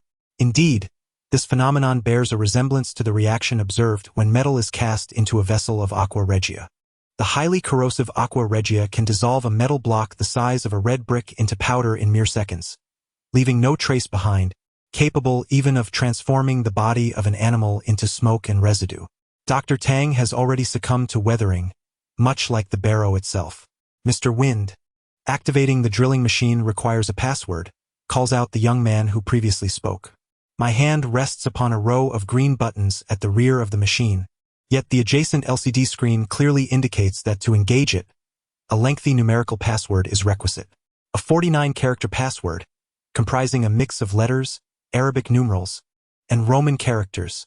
The password is known only to the late Dr. Tang. The assistant shook his head vigorously, his gaze incessantly darting towards the back of Dr. Tang. Alas, Dr. Tang is deceased, and it is impossible for him to utter the lengthy password again. If, as the assistant claims, the password is a complex combination of 49 characters, even the world's fastest supercomputers like Deep Blue would take an astronomical amount of time to brute force it. Clinging to a glimmer of hope, I approached the stone wall, observing Dr. Tang's face from the side. Strangely, his once ashen visage bore an exuberant smile, his brows raised high, eyes wide open, and mouth half agape as if about to burst into laughter. I stroked my chin, pondering his expression. The smile appeared somewhat absurd, as it is rare to witness such an exaggerated grin on a lifeless countenance. "Doctor, if there is any spirit within you, please reveal to me the password to activate the drill. I seek vengeance for you." Subconsciously, I had begun to perceive the hidden entity behind the stone wall as a sentient killer. Having completed this contemplation, I finally called out to Sullen.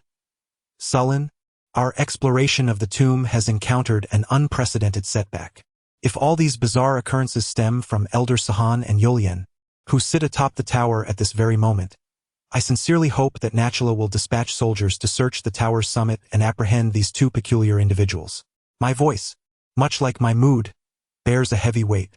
If the demise of Berlang could be deemed an accident, then the erosion of Dr. Tang, Barwan, and Ulu can only be regarded as a curse from the pharaoh himself. I pressed my right hand firmly against the stone wall, disregarding the horrified and peculiar gazes of the assistants.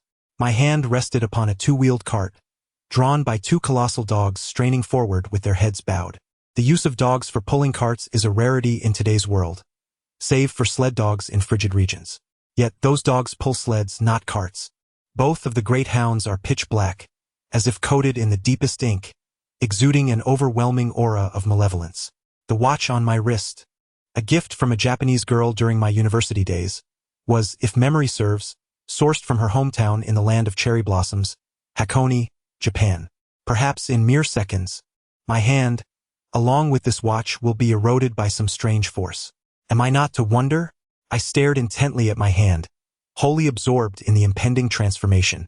Will it hurt to be eroded? Or is it not the effect of rays, but rather a form of bacteria endowed with rapid corrosive capabilities? Brother Wind, I sense that something must have transpired within the tomb. It would be wise to retreat. The military is mobilizing the most advanced chemical decontamination units, expected to arrive at the camp in half an hour. Nachala has ordered an increase in the number of personnel to transport the gold bricks, and once the gold is moved, a comprehensive disinfection of the tomb will promptly ensue. To me, this does not seem like favorable news, for Tungjia remains trapped in the depths of the well, oblivious to his fate. Brother Feng, what are you doing? I am quite worried. Su Luan's voice quivered slightly. During Nachala's public briefing about the scalpel, I repeatedly heard his astonished exclamations. Although he occupies the position of high priest, he remains a mere mortal granted certain privileges by the President of Egypt, and it is only natural for him to exhibit surprise at such bewildering accounts. Throughout the briefing, the silence regarding the scalpel was palpable, leading me to lament. Indeed, true masters are unparalleled. Mr. Feng, do you think it is feasible to transport Dr. Tang's remains intact to the camp? If we can accomplish this, our Cairo museum will. Nachala undoubtedly proves to be the right hand of the Egyptian president. Even in such a peculiar environment, he remains focused on national interests. Weary, I managed to smile at Tina, handing her the walkie-talkie, allowing her to elucidate this intricate issue. Su Luan has proposed the intriguing idea of transporting either a cow or a horse into that peculiar tomb to observe whether they would succumb to the elements. This is a fascinating hypothesis, but it must await the thorough disinfection of the tomb before implementation. The designated meeting point with Su Luan is atop the lookout tower in the center of the camp. Before her stood a tripod, upon which was mounted a colossal military telescope with a magnification of 200 times, its lens directed squarely at the cracked summit of the pyramid to the west. I peered into the lens a few times, and indeed, as she had previously described, Elder Sahan sat cross-legged, head held high, gazing towards the Great Pyramid of Khufu to the north. Yu Lian, on the other hand, hunched her shoulders and stood with her hands hanging at her sides, positioned behind Sahan. I could only glimpse their profiles, akin to observing a static painting. Their stillness proved nothing. The notion that some mysterious erosive force emanated from them made me chuckle suddenly, for excessive speculation merely muddles the mind and consumes precious mental faculties, serving no purpose. I murmured to myself, let it be, no more thoughts, no more questions, just let them be. Beside the telescope stood a black canvas folding chair. I crossed over and sat down, my entire body feeling weak and weary, waves of fatigue washing over me, my eyelids beginning to flutter. The immunoglobulin that Tina had injected into me surely contained some potent sedative. Yet fortunately, my robust constitution had allowed me to endure until the conclusion of one bizarre event after another. Brother Wind, shall I assist you to rest? Su Luan offered, supporting my arm as we descended via a makeshift elevator. As the blinding beam of the spotlight swept across Tang Xian's tent, I suddenly noticed that Tang Xian and her companions had not slept at all. They stood upright at the entrance of the tent. I struggled to push Su Luan aside, rallying my spirits. Su Luan, I need to speak with Tang Xian, and I need to do so now, since Tang Xian is convinced that the pyramid of the cracked earth conceals the millennia-old corpse worm. From where did she acquire this information? At the very least, she ought to be aware of both the location and the method to obtain the ancient worm. Even the slightest fragment of useful external information could aid in unraveling these intricate enigmas. As I approached within 10 paces of the trio, Tang Xian flashed a toothy smile. The beam of the spotlight swept by, and in the darkness, her teeth gleamed white, sending a shiver through me. I understood that you had many questions to pose, yet you must recognize that not every question in this world bears an answer. Correct? This is precisely why humanity has conjured notions of heavens, immortals, deities, demons, and even the existence of extraterrestrial beings. Mr. Feng, I genuinely wish to assist you in alleviating your inner turmoil, but alas, I lack the capability. Before I could voice my inquiry, Tang Xian had already sealed her lips. The night breeze was biting. It reminded me of the time I had suffered from acute malaria, and I suddenly spoke. I know your secret, Miss Tang, while directing my gaze towards her left sleeve, where the silver serpent, Little White, was concealed. Oh, a secret? She remained unfazed. Tiger and Songjiu stood resolutely like clay figures in a temple, their eyes fixed ahead, entirely disregarding my presence. What have you implanted within me? A venomous insect or a malevolent charm? I was merely feigning suspicion. Previously, when she treated my wounds, she forbade Su Luan from installing any surveillance devices, leading me to believe she was intent on executing some clandestine action. Ha ha ha. She erupted into a long, hearty laugh. Under the desert night, with the stars cold and lofty, I too lifted my gaze skyward in synchrony with her movement. Unexpectedly, I recalled the stone chamber in the underground laboratory of the Scalpel Villa, where I had observed the ceiling adorned with a celestial arrangement of stars, meticulously placed according to the orientation of the heavens. Were these celestial decorations present before Elder Sahan's arrival, or were they added at his behest afterward? This inquiry is straightforward. A simple question to the scalpel would yield the answer. Before her, I possessed no offensive weaponry to rely upon and could only adopt a strategy of retreat to advance. Miss Tang, my cultivation is rooted in the northern school of Taoist internal practices. I am fully aware of everything you have done. Now, we may discuss the matter of the Millennium Corpse worm, for I had intentionally paused at a crucial moment, observing her response with subtlety. To my surprise, her smile radiated even more brightly. Mr. Feng, I find you increasingly humorous. Before the heavens shake, the earth trembles, or the well runs dry, the Millennium Corpse worm will not manifest. Since our conversation lacks synergy, it would be best to continue another day. However, should you require my assistance, feel free to seek me at any time. Indeed, there was a moment when I might have resorted to matches or a lighter, specifically when I asked Ba Wan for a cigarette. Fortunately, he does not smoke at all. What if I had ignited a flame? I pressed further. Tang Xian halted, raised her hand to gently touch her temple, and uttered 4 words. Both jade and stone shall perish. You know something, Tang? Before I could call her again, she had already lifted the tent curtain and entered the tent. Both jade and stone shall perish? This commonplace Chinese idiom now resonated with an enigmatic undertone of warning. At the bottom of the 180-meter well, Tung Jia was ensconced within a jade coffin. Could the phrase jade and stone burn together refer to this coffin? What secrets does Tang Xian truly harbor? Behind the curtain, a surge of impulse compelled me to rush inside and seek answers. However, Hu and Songjiu stood side by side at the entrance of the tent. Should I force my way in, a confrontation would be inevitable. Compared to Songjiu's soft sword, I harbored a greater apprehension towards Hu, who had once mastered the formidable techniques of the Great Stone Opener and the Tangle of Jade. In past battles, he had been my most reliable shield, yet should our alliance turn to animosity, he would become my gravest concern. In my state of overwhelming fatigue, I doubted my ability to withstand their combined prowess. I called out to the tent, Miss Tang, what do you truly know about the Pyramid of Earth-cracking Gold? Please share. We might become allies. It felt presumptuous to consider her a friend. Who would willingly befriend a girl so steeped in venom, poison, and danger? It was wiser to remain strategic allies, parting ways after our collaboration, with no desire to ever cross paths again. Suddenly, the lights within the tent extinguished, an unmistakable signal for me to depart. Yet Tang Xian's voice softly emerged. If you wish to uncover the secrets of the tower, why not explore the scripture of the Azure and Yellow Springs? Many widely circulated tales diverge significantly from the truth and are unworthy of belief. After her words, silence enveloped the tent, and no further sounds emerged. The scriptures of the 21 Bailu Huangquan indeed offer me substantial assistance, yet the mere thought of Gu Ye's arrogant demeanor fills me with revulsion. Since he holds these scriptures in high esteem, it is unlikely he would lend them to anyone casually. If I were to beseech him, I might lose face without securing the texts. It is perhaps best to forego that pursuit for now.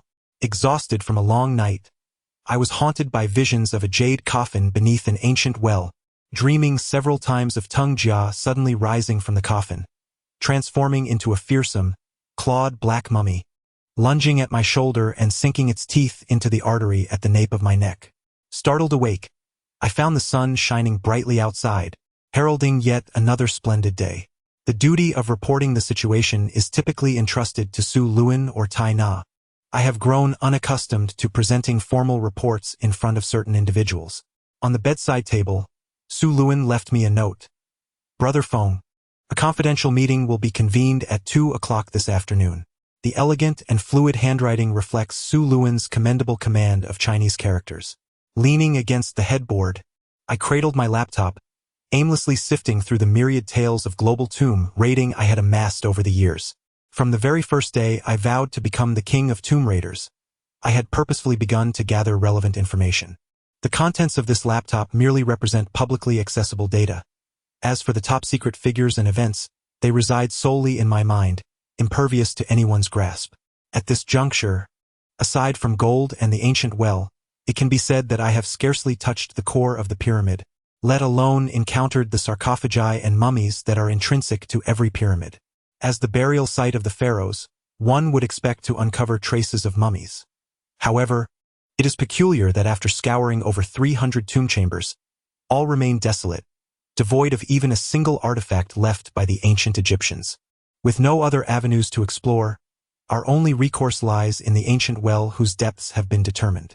Should further discoveries elude us, we must meticulously probe the dark, sprawling fissures in the earth, though the sheer number of these crevices suggests an arduous and time-consuming endeavor. At present, an unusual tranquility envelopes the camp, a state to which I am unaccustomed, as if an ominous event looms just beyond the horizon, reminiscent of the unsettling calm before a great battle. I unzipped my sleeping bag and stepped out of the tent. The sky was a brilliant blue, unmarred by clouds, and a refreshing breeze from the northwest swept over me, cooling my mind and allowing for clearer contemplation. It was at this moment that Yulian, draped in a flowing gray robe, glided past me, cradling a black ceramic bowl at her chest, her expression one of utter detachment as she proceeded westward. I am aware that many matters pertain to you. I know you harbor secrets. Whatever your intentions, I shall unmask you. I shouted at her in jest, fully aware that she, being both deaf and mute, could not hear me. In the distance, Lao Hu emerged from the tent, his brow furrowed as he approached me with purposeful strides. Yulian halted, turning to face me in a daze, as sunlight cast deep shadows across her impassive visage. This was my first instance of gazing into her eyes from such proximity, and I was startled to discover that within the depths of her gaze flickered two vibrant flames, reminiscent of the most intensely green silk dancing at a high frequency. I was momentarily taken aback. Green? Was it an innate hue or merely a reflection cast by external light? The shimmering green light flickered for an exceedingly brief moment. I was stunned for merely half a second before it vanished entirely. Yulian slowly tilted her head towards the azure sky, exposing the skin beneath her neck, which struck me as rather amusing. That skin appeared remarkably fair and delicate, a rarity for someone of her ilk. Judging by Yulian's facial structure and features, it was evident that she belonged to the quintessential Egyptian lineage. Logically speaking, her entire being, from the strands of her hair to the tips of her toes, save for her pearly teeth, should have been enveloped in shades of black or brown, much like her sun-kissed visage. I could hardly suppress my amusement, which was unmistakably reflected on my face. Yulian grasped a small handful of sand from the ceramic bowl, raising it to the height of her forehead before slowly releasing her grip, allowing the grains to disperse with the wind. I could assure you that it was the most ordinary sand imaginable, both in color and granule size, the most ubiquitous in the desert. I extended my hands, forming a gesture akin to "shall we converse?" A few years prior, during my 6-month stay at a social institution in Italy, I had learned a semblance of sign language and could proficiently articulate over 20 simple gestures. Yulian gazed at me in silence, her expression so rigid that one could scarcely discern whether she was still breathing. "Shall we talk? I can assist you. With your ailment. Hearing aid." I gestured rapidly, hoping to touch her heart. Yet she remained motionless, akin to a statue, for half a minute before resuming her slow, heavy steps, her long robe trailing behind her as she walked westward. In frustration, I kicked the ground with force, sending sand soaring into the air. The tiger approached, his face adorned with a radiant smile that seemed to signal a return to his former glory. Suddenly, a glimmer of hope ignited within me, for the camp required a skilled individual like him. Once liberated from Tang Xian's enigmatic control, he would undoubtedly become a formidable ally. Wind, lift your spirits. Do not bring shame upon the Chinese. This was the tiger's classic opening line. Like me, he had always taken pride in his Chinese heritage. I was certain he had regained his normalcy, for his slightly tanned, square face was illuminated by a vibrant smile, and his eyes sparkled with vitality. When he smiled, he revealed 2 rows of healthy, well-aligned teeth. This was the tiger, the premier hero reigning north of the Yangtze River in mainland China. I extended my hand to shake his, feeling the calloused warmth of his rough palm, and a wave of emotion washed over me. Was I ever truly lost? The tiger chuckled, raising a hand to touch his straight and prominent nose, then playfully arched his strikingly dark eyebrows that once captivated countless young women. I tilted my head, scrutinizing his face, genuinely doubting that the subservient demeanor I had witnessed before Tang Xian was anything but a nightmare. Wind, I know you harbor many confusions, such as your feelings towards Xiao Xian, or why I followed others like a mere guard dog. His metaphor of a guard dog was indeed quite vivid.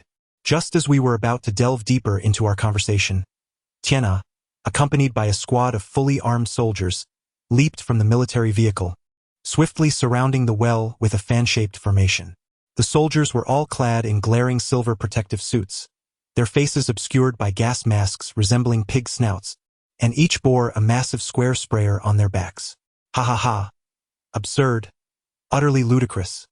The tiger chuckled, stroking its nose. This was undoubtedly the chemical disinfection unit arranged by Natula, yet I saw nothing humorous in it. Given the existence of bacteria on Earth, sterilization efforts are imperative.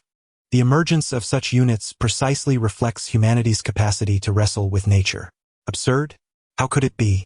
You surely know that Barunlang is deceased. Having succumbed to, the tiger interrupted me, its face a mask of disdain for the Rainbow Warriors. What did Barunlang die of? A lethal infection or acute emphysema? Wind. Consider this, among the current conventional disinfectants, which one is specifically targeted at the viruses within ancient tombs? Anyone with a modicum of intellect would grasp the principle of treating the symptom. We remain utterly clueless about the deadly forces within the tomb, and blindly spraying chemicals will only backfire, providing no safety whatsoever. Understand? I shrugged helplessly. This is a truth universally acknowledged, yet in such circumstances, who possesses a more viable method than chemical disinfection? Words are easy, actions challenging. This is an undeniable reality. Ideally, one would first collect the primordial air from the tomb and promptly transport it to the London Medical Research Institute for the most comprehensive sample analysis, thereby elucidating the original molecular structure of the bacteria. Then, gathering global experts in bacteriology, they convened for a consultation to devise targeted sterilizing agents. I comprehend these procedures, yet regrettably, time is a luxury I cannot afford. The workers have established a red warning line within a 30-meter radius around the wellhead, while a battalion of soldiers, expertly trained, stands in formation beyond the boundary, awaiting orders. The brilliant sunlight glistens upon their protective suits, reflecting beams akin to highly polished mirrors. The tiger scoffs derisively, remarking that it merely wastes time and accomplishes nothing of substance. At this moment, I cannot help but admire Tina's courage. Devoid of any protective measures, she boldly leads the descent into the well, blending amidst a cohort of silvery-clad soldiers, her camouflage attire strikingly conspicuous. I exhaled softly, recognizing that her valor surpasses that of most men.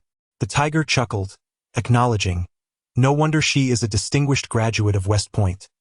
One day, she may become a formidable contender for the presidency. His tone betrayed a clear sense of admiration.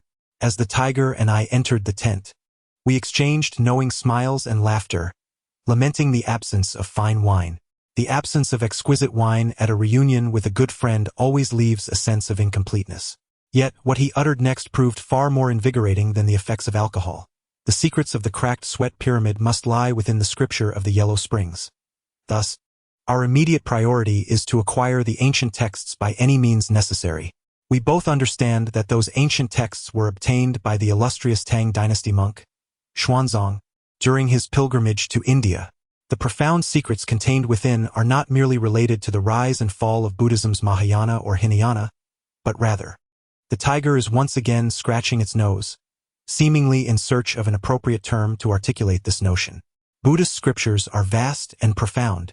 No one has ever truly explored the boundless depths of their meanings.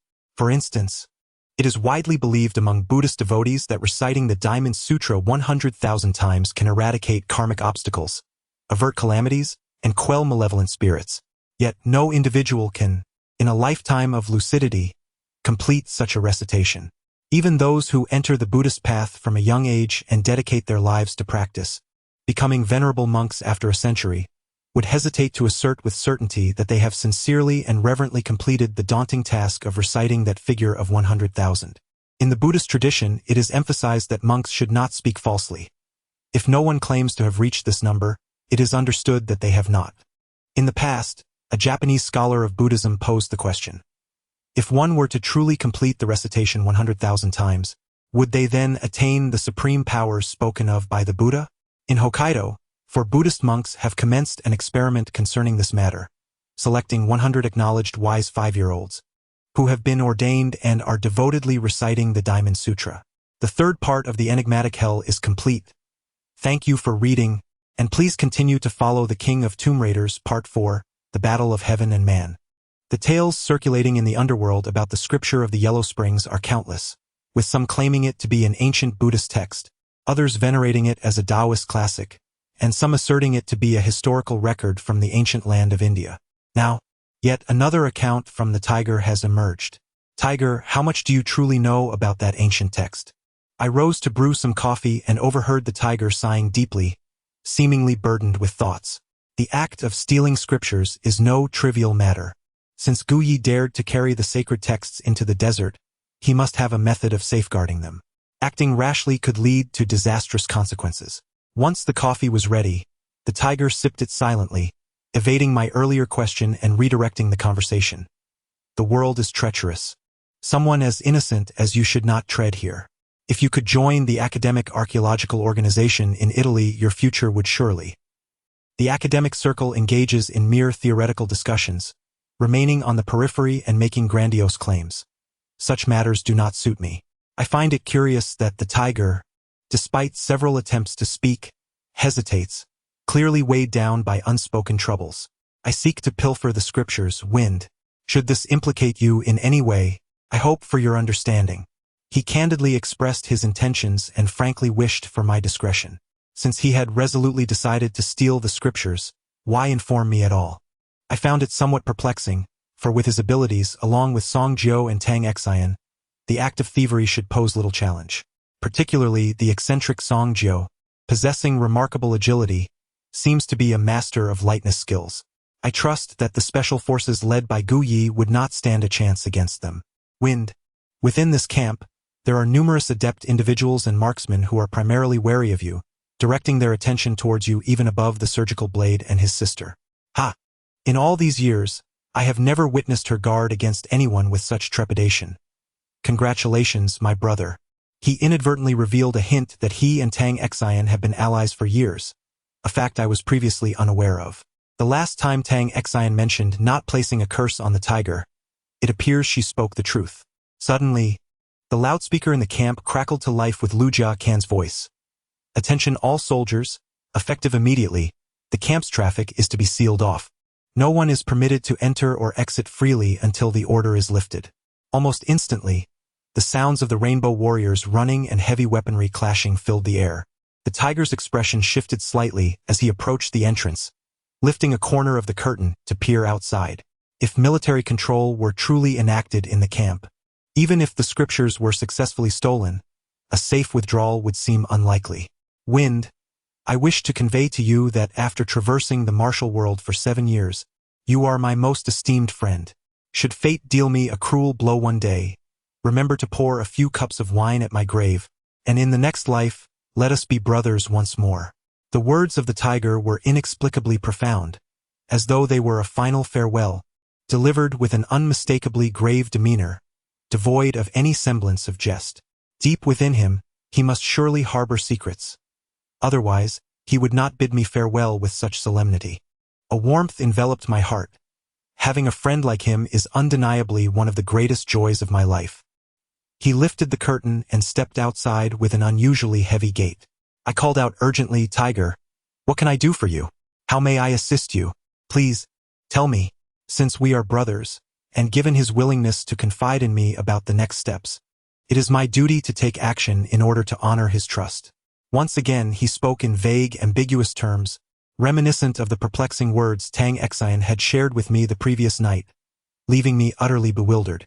Momentarily taken aback, I hurried after him, only to see his silhouette vanish into Tang Xian's tent, causing me to furrow my brow and release a deep sigh.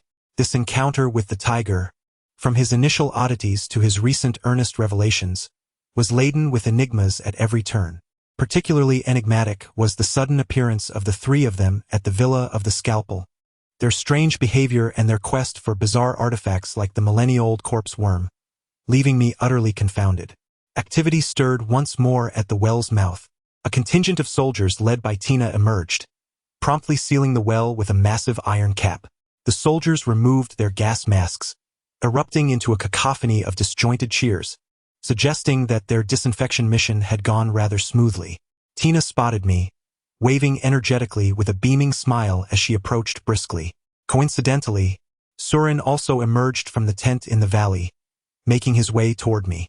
Unexpectedly, the three of us found ourselves standing together at the entrance of the tent. The sun had ascended to its zenith, radiating warmth. The stark temperature fluctuations in the desert, akin to traversing between the Arctic and the equator every 12 hours, left one with a throbbing headache. "Mr. Wind, what are your thoughts on this afternoon's special meeting?" Tenna's laughter was enchanting, devoid of any pretense, yet I could sense the palpable hostility between the two girls. If this animosity stemmed from me, it was certainly not my intention. Surin also smiled at me, her lips curving slightly. In her left hand, she held a stylish black combat jacket, while her right grasped a large bag of rations. Her demeanor exuded an effortless charm, and the items she carried unmistakably signified our intimate connection. More importantly, since the series of bizarre events began, we had been sharing the same tent, which, in the eyes of outsiders, suggested an unusually close relationship. I was eager to hear the opinions of Mr. Scalpel and High Priest Nachula, but Tenna, your sanitation team hasn't tampered with the ancient well, has it? I managed a wry smile, secretly worrying for Tenga. If one were to survive the mysterious ordeal of entering the pyramid only to perish at the hands of an Egyptian disinfectant, that would indeed be a monumental farce. Tenna's laughter grew more raucous, her slender waist swaying like a willow in the spring breeze. "Mr. Wind, it seems, you are particularly concerned about Miss Tenga's safety, more so than anyone else. Could it be that she holds a special place in your heart? It is widely acknowledged internationally that Chinese men are sincere and affectionate, possessing a remarkable ability to be considerate towards women. However, what I perceive from you is merely the tip of the iceberg. Regrettably, Miss Tengjia is unable to hear your expressions of concern for her." She casts a sly glance at Su Luin, accompanied by a teasing laugh. "As for Miss Tengjia, I have not harbored any sentiments. Moreover, my deep-rooted national consciousness forbids me from developing feelings for a Japanese girl. I can only respond to Tina's provocations with a bittersweet smile." Once Tina's laughter subsided, and noticing Su Luin's unwavering silence and smile, she ceased her relentless probing and succinctly concluded, "Near the ancient well, I have specifically instructed the soldiers to spray the potion several times. For the moment, we must set aside other matters. Ensuring the security of our camp is of paramount importance." I stamped my foot twice in frustration, venting my dissatisfaction. Alas, my physical strength from yesterday had already been exhausted to the limit. Otherwise, I would have stubbornly insisted on descending into the well to search. Su Luin took the conversation forward. "Brother Feng, the matter of going down the well requires careful consideration and must receive the affirmation and support of everyone before it can be executed. Otherwise, no one will agree to your reckless endeavor." Though her voice was soft, her words bore an increasing gravity. "This is not recklessness. Rather, of course, I believe the Rainbow Warriors could achieve the same feat. Yet the mysterious call that I alone can hear compels me to see it for myself. I would rather stubbornly adhere to my convictions. This enigmatic summons has firmly captured my curiosity, and if I cannot descend into the well personally, I shall forever live with regret. At the center of the camp stood a watchtower, armed with 4 rapid-fire machine guns and 6 snipers who, from their elevated positions, monitored the surroundings with meticulous precision. Notably, the latest heavy sniper rifles from a European arms manufacturer could effortlessly eliminate a rabbit sprinting 1,000 meters away. Thus, upon Luca's command, escape from this vast desert became a mere impossibility. It is easy to imagine the peril one would face if the tiger were to contemplate fleeing with the stolen scriptures. Under the glaring sunlight, the scopes of the sniper rifles occasionally glinted with blinding reflections. This was Tina's domain, and she had every reason to exude an air of superiority. Well, since Mr. Wind insists on exploring the well, I shall ensure that my formidable Egyptian rainbow warriors thoroughly clear the site before escorting you down. How does that sound? Ha ha ha. Shuren silently gazed at the watchtower for a moment before lowering his head, repeatedly blinking his eyes as he silently recited something. My mind had not yet fully recovered, rendering me indifferent to the undertakings of Tina and Shuren. With the scalpel and Natula having arrived at the camp, the authority and responsibilities of the two had significantly diminished. Everyone experiences pressure, albeit in varying degrees. For instance, at this moment, my thoughts were consumed with concern for the tiger. I truly wished for my soul friend not to be struck down by the devastating rounds of a sniper rifle. Brother Feng, my heart feels quite tumultuous. Do you understand? I suspect that my brother's mind has become unhinged, or perhaps it has been invaded by some mysterious force. He is now a different person, a stranger. Surin's words astonished me, her expression of sorrow and despair resembling ominous storm clouds gathering before a tempest. I had only heard those words once, yet they were indelibly etched in my memory, though their meaning eluded me. Don't understand? Surin offered a bitter smile, opening a food bag to retrieve a small packet of compressed biscuits. She tore it open and grasped a piece tightly in her palm. Confounded, I went to pour her some water, attempting to alleviate my overwhelming shock through the act of pacing. Indeed, this situation was quite perplexing. Brother Wind, if you do not comprehend, consider it merely a jest. However, prior to arriving at the camp, I secured certain documents in the largest bank vault in Cairo. The serial number is 218, and the password is "The waters of the Nile cannot wash away my love for you." I placed the paper cup in her hand, feigning nonchalance as I smiled. Why tell me this? She tilted her head back, tears glistening in her eyes. Do not worry, we will be all right. Soon, we shall conclude our excavation and depart from the desert. I reassured her, fully aware that my words held little substance. Brother Wind, could you hold me? Her complexion was ashen, devoid of youthful shyness. I was taken aback, then opened my arms, bending down to embrace her shoulders, feeling her body tremble profoundly. As my face pressed against her left cheek, an astonishing chill enveloped me. I felt an overwhelming cold and fear. She set down her paper cup and wrapped her arms tightly around my waist, holding me firmly. This embrace lasted a full 5 minutes, with Su Luin burying her head in my chest, her voice profoundly somber. Brother Feng, I am aware that my words may only serve to further complicate the situation within the camp. However, one must never place complete trust in others, especially regarding matters related to the tomb. Even the most trivial detail could lead to irrevocable mistakes. She implored me to promise her. I endeavored to laugh heartily to dispel the oppressive atmosphere within the tent. Yet all I managed was a feeble grin that yielded no laughter. If the orchestrator of this entire affair faltered, how could the excavation proceed? Time slipped away unnoticed, and as we finally separated from our embrace, the sun had already begun its descent, drawing near to the hour of the clandestine meeting.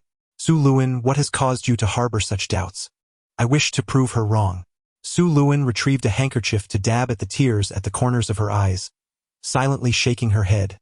Brother Feng, remember the code I left behind. Perhaps. The series of strange occurrences within the camp had yet to conclude. Su Luin's sudden introduction of such an odd topic left my mind in a whirl, struggling to comprehend. By the time the meeting commenced, Su Luin had regained her composure. There were 9 participants in total. Myself, Su Luin, the orchestrator, Nachala, Tian, Luca Can, James, Cheney, and the indifferent elder Sahan. The central topic of the meeting revolves around the procedures for searching the subterranean secrets post-disinfection. Nachala, perched in his elevated position, exudes an air of superiority that starkly contrasts with the silent and subdued presence of Sahan. Particularly, the self-satisfied and aloof smile adorning Nachala's face intensifies the inexplicable sense of oppression felt by those present. Sahan, do enlighten us about the incantations inscribed upon the well's walls. You are the most sagacious sage of the Egyptian desert, and I trust you can offer profound insights, cannot you? Nachala, holding a cup of freshly brewed Nestle coffee prepared by the guards, gazes down at Sahan with an authoritative tone akin to that of a commander addressing nameless subordinates.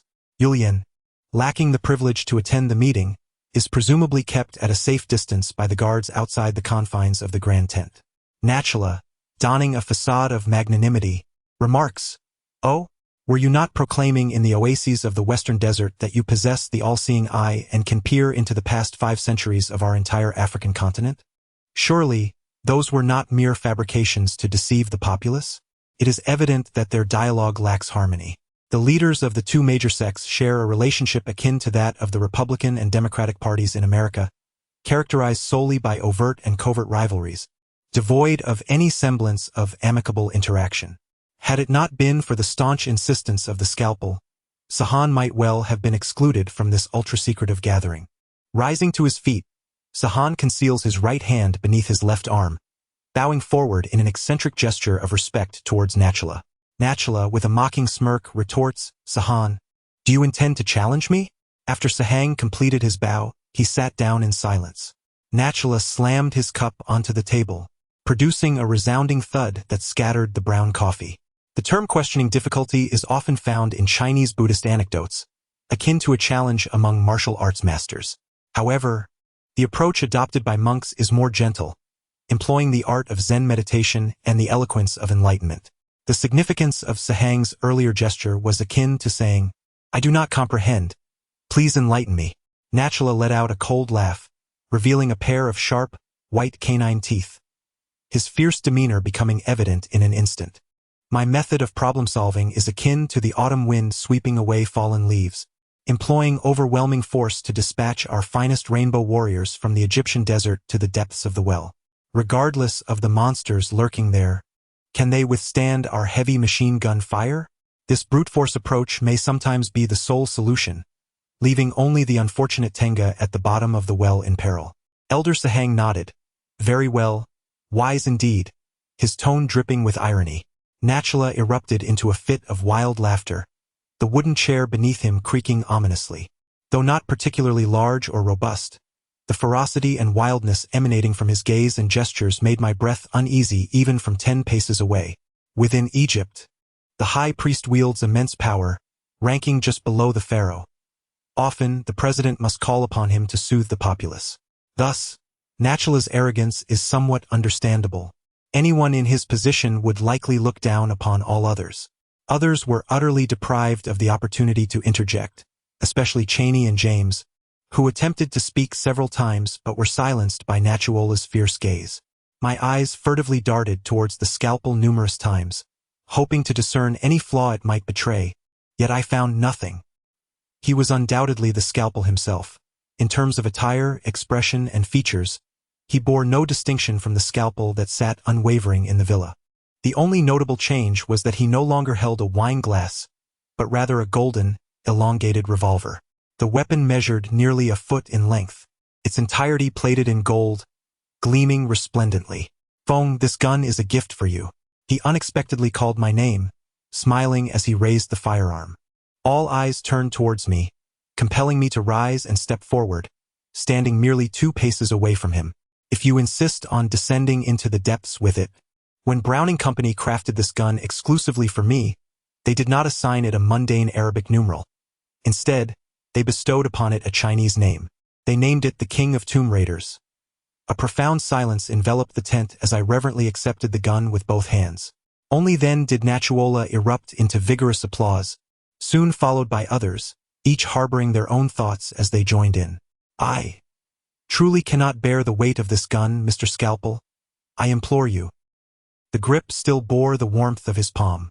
Feng, you are indeed worthy of it, without a doubt. From the moment you expressed your intention to descend into the tomb, I sensed the emergence of a new luminary in the realm of tomb raiding. Your audacity surpasses even my own in my youth, and the future of the tomb raiding community will undoubtedly take pride in you. He has never bestowed such high praise upon me, and in the presence of the other 8 elite members within the tent, I could not help but feel a surge of elation. Hey, young man, this is for you, Nat Hula remarked, as he lowered his head and removed a black leather cord from around his neck, upon which hung a wolf's head the size of a pigeon's egg, weighing several hundred grams. Descend into the depths, you shall be a paragon of the Rainbow Warriors. Upon your triumphant return, we shall honor you with the utmost ceremonies of flowers, beauty, and red carpets. He had donned a benevolent smile and stood to personally drape the wolf's head around my neck. The two of us, in a harmonious exchange, subtly placed the task of descending into the tomb upon my shoulders. In truth, my intent was indeed to venture down and search for valuable clues, rather than relying on those soldiers who only knew how to shoot to uncover anything of worth. Such a notion was indeed fanciful. I was acutely aware that, as the Scalpel and Nat Hula engaged in these actions, Su Luan's anxiety must have reached its zenith. Therefore, I turned towards her and, with an air of nonchalance, signaled her to remain composed. If anyone were to sacrifice themselves for the rescue of Miss Tengjia, I would prefer it to be me. After all, that was the only opportunity to draw near to that peculiar summoning sound. Operation Tiger.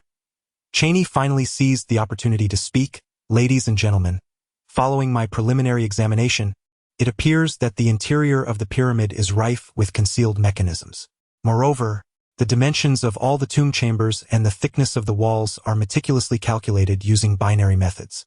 The advantage of this approach lies in its ability to strictly control minute construction errors. If I were permitted to lead a large architectural survey team for a duration of 150 days to conduct a thorough investigation of these 361 tomb chambers, I am confident that I could arrive at conclusions that would astonish the world. He waved a notebook in his hand, his tone growing increasingly fervent.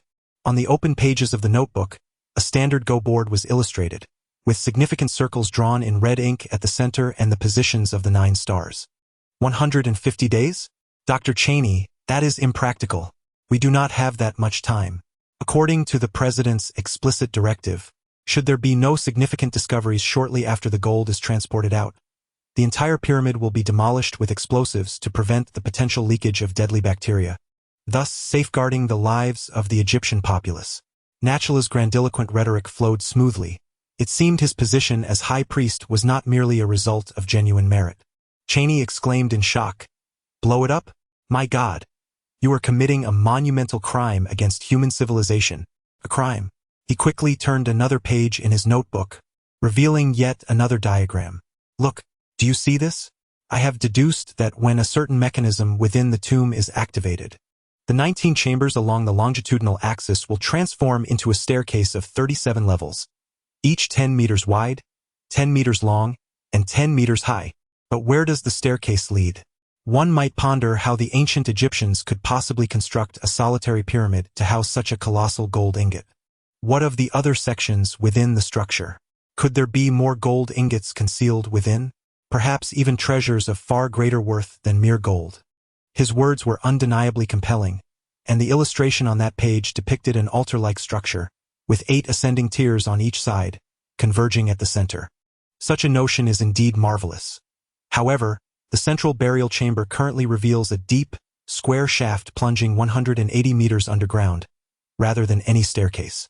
According to Cheney's diagram, with each ascent occurring every 10 meters, the total height of the steps would reach 90 meters upon activation of the mechanism.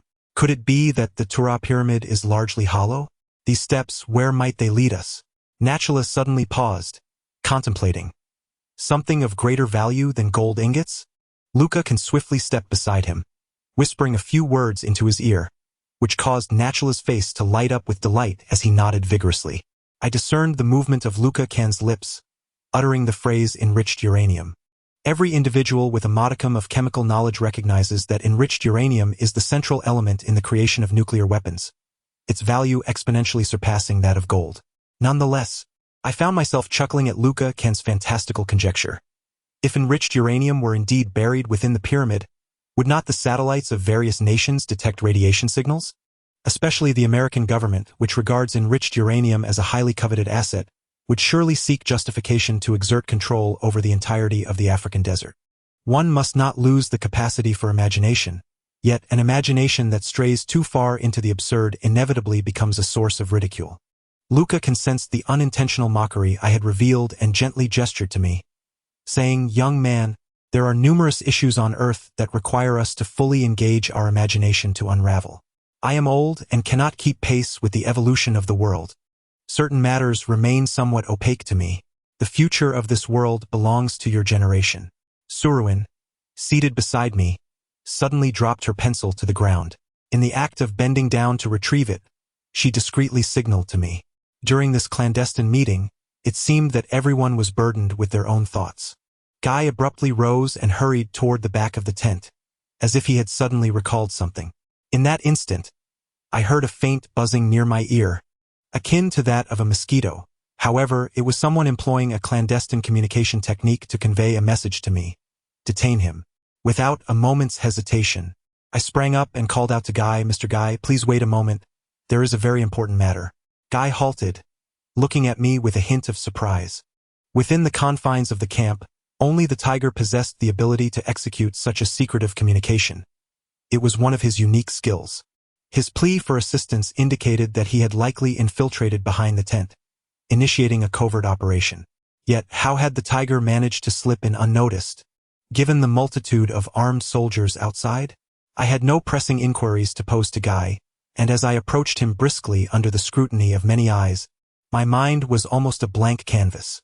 The area behind the tent was eerily silent, devoid of any suspicious sounds. Guy shrugged and inquired, "What is it? Please do tell." Given the gravity of the situation, everyone, including Surin, was wide-eyed and attentive. I gritted my teeth and posed a question that had long been buried in my heart. "If it is not too much trouble, could you enlighten me regarding the identity of Miss Tengjia? I need to understand the nature of the person we are to rescue beneath the ancient well tomorrow." Earlier, Guy had inadvertently revealed Tengjia's royal lineage, and although it was not subsequently mentioned, it had already indicated her extraordinary status. The heavy curtain provided both shade and concealment, rendering any gaze unable to penetrate through. Of course, should you be reluctant to disclose her identity, I would contemplate declining to descend into the well. After all, there are plenty of rainbow warriors in the camp. You may well request General Tina to send someone down. In terms of prowess, there are many soldiers who are nearly my equal. Tina quickly interjected, "Not a problem. Our Egyptian warriors are never lacking in courage and skill." It was evident she preferred I not venture personally into the perilous depths, hence her eager suggestion to send her subordinates in my stead. However, her words were abruptly interrupted by Sahan's derisive laughter. "Egyptian warriors? Humph! They have long been terrified by the pharaoh's curse. What do you expect them to accomplish? Do you realize what those red incantations signify? That was an inscription upon the pharaoh's dining table, akin to..." He gestured disdainfully towards Chun-Yi and James, continuing with a tone of derision, "Akin to the prayers of gratitude that devout believers offer before each meal." Sahan's presence commanded far more authority than Tina's. Upon uttering those words, the entire tent was filled with astonishment. If those crimson talismans were indeed prayers of thanksgiving, then those descending into the abyss would be nothing more than morsels served upon the pharaoh's plate. "Sahan, what nonsense are you spouting? First, clarify the terrifying rites you conducted atop the tower. I am aware that many of the peculiarities within the tomb are of your doing." "Seize Sahan at once," Nachala exclaimed in a fit of rage, immediately followed by the entrance of two imposing soldiers who grasped Sahan by both arms. This turn of events caught me completely off guard. Even Guya's attention was diverted by the tense atmosphere, causing him to abandon his intention to enter the tent. No one stepped forward to intervene, including the scalpel, who merely watched with cold indifference. When it comes to the sectarian disputes within Egypt, outsiders are indeed rendered voiceless. Particularly, Every time Sahan and Yulian engaged in their enigmatic machinations, they were invariably accompanied by strange occurrences, leading me to suspect their ulterior motives for coming to the camp. If they were to be temporarily detained, it would not be unwarranted. Nachula waved his hand, and the two soldiers escorted Sahan out. The tent fell into a sudden silence. Nachula's abrupt fury served as an implicit signal to all that he was the true authority of the camp, dictating all matters therein. The efficacy of the disinfectant will persist until 9 o'clock tomorrow morning. Consequently, the confidential meeting concluded hastily after determining the general course of action for the following day. Just before exiting the main tent, I surreptitiously cast a few glances behind it, anxious about the tiger's safety. However, given his skills, having delayed for nearly 10 minutes, he was undoubtedly capable of handling any situation. Brother Feng, I believe we should pay another visit to the summit of the Talihian Tower. What do you think? Standing before our tent, Surin proposed this with a heavy heart. The soldiers surrounding the camp were on high alert, particularly those stationed at the watchtower, where machine gunners and snipers had entered a state of emergency readiness, their dark barrels ominously aimed at the desolate surroundings. What began as a covert excavation operation had now transformed into an overt military endeavor. Since it was within Egyptian territory, the desert troops, authorized by the president, had long since grown accustomed to their unrestrained manner of operation. As long as foreign journalists did not pry into their affairs, they could act as they pleased. The pyramids stood silently amidst the desert, enduring for hundreds or even thousands of years, unchanged save for the occasional erosion, seemingly destined to endure for centuries until they succumbed to the fate of the earth itself. My emotions were in disarray, partly for the tiger and partly for the impending mission to rescue the trapped individual. Surin, was my decision right or wrong? I murmured softly. What? Surin responded, momentarily taken aback, as her focus had also wavered. I understood that the heaviest burden on her mind was the identity of the scalpel. I forcefully wiped my face and slowly conjured a smile, hoping to uplift her spirits. Yet, she let out a deep sigh and turned her gaze towards the majestic and towering Great Pyramid of Khufu in the north.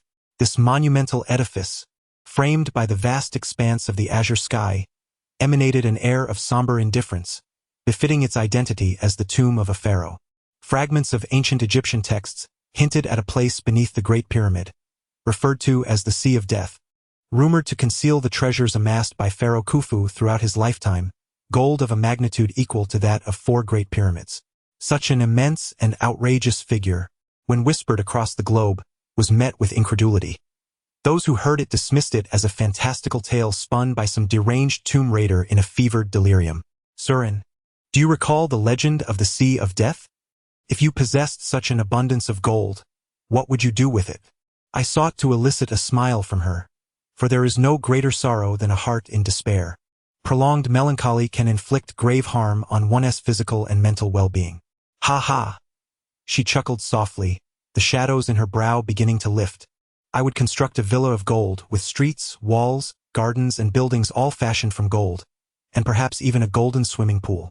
What about you, dear wind? She tilted her face upward, her melancholic expression gradually softening. Me? I found myself momentarily at a loss for words. If I possessed such an abundance of gold, I would forge a resplendent, unparalleled golden abode, a sanctuary like no other in the world, and then I would marry a girl whom I cherish beyond life itself, allowing her to revel in the unparalleled joy that this earth has to offer. Could that girl be Surin? The memory of our embrace, that moment filled with enchantment, instantly warms my heart.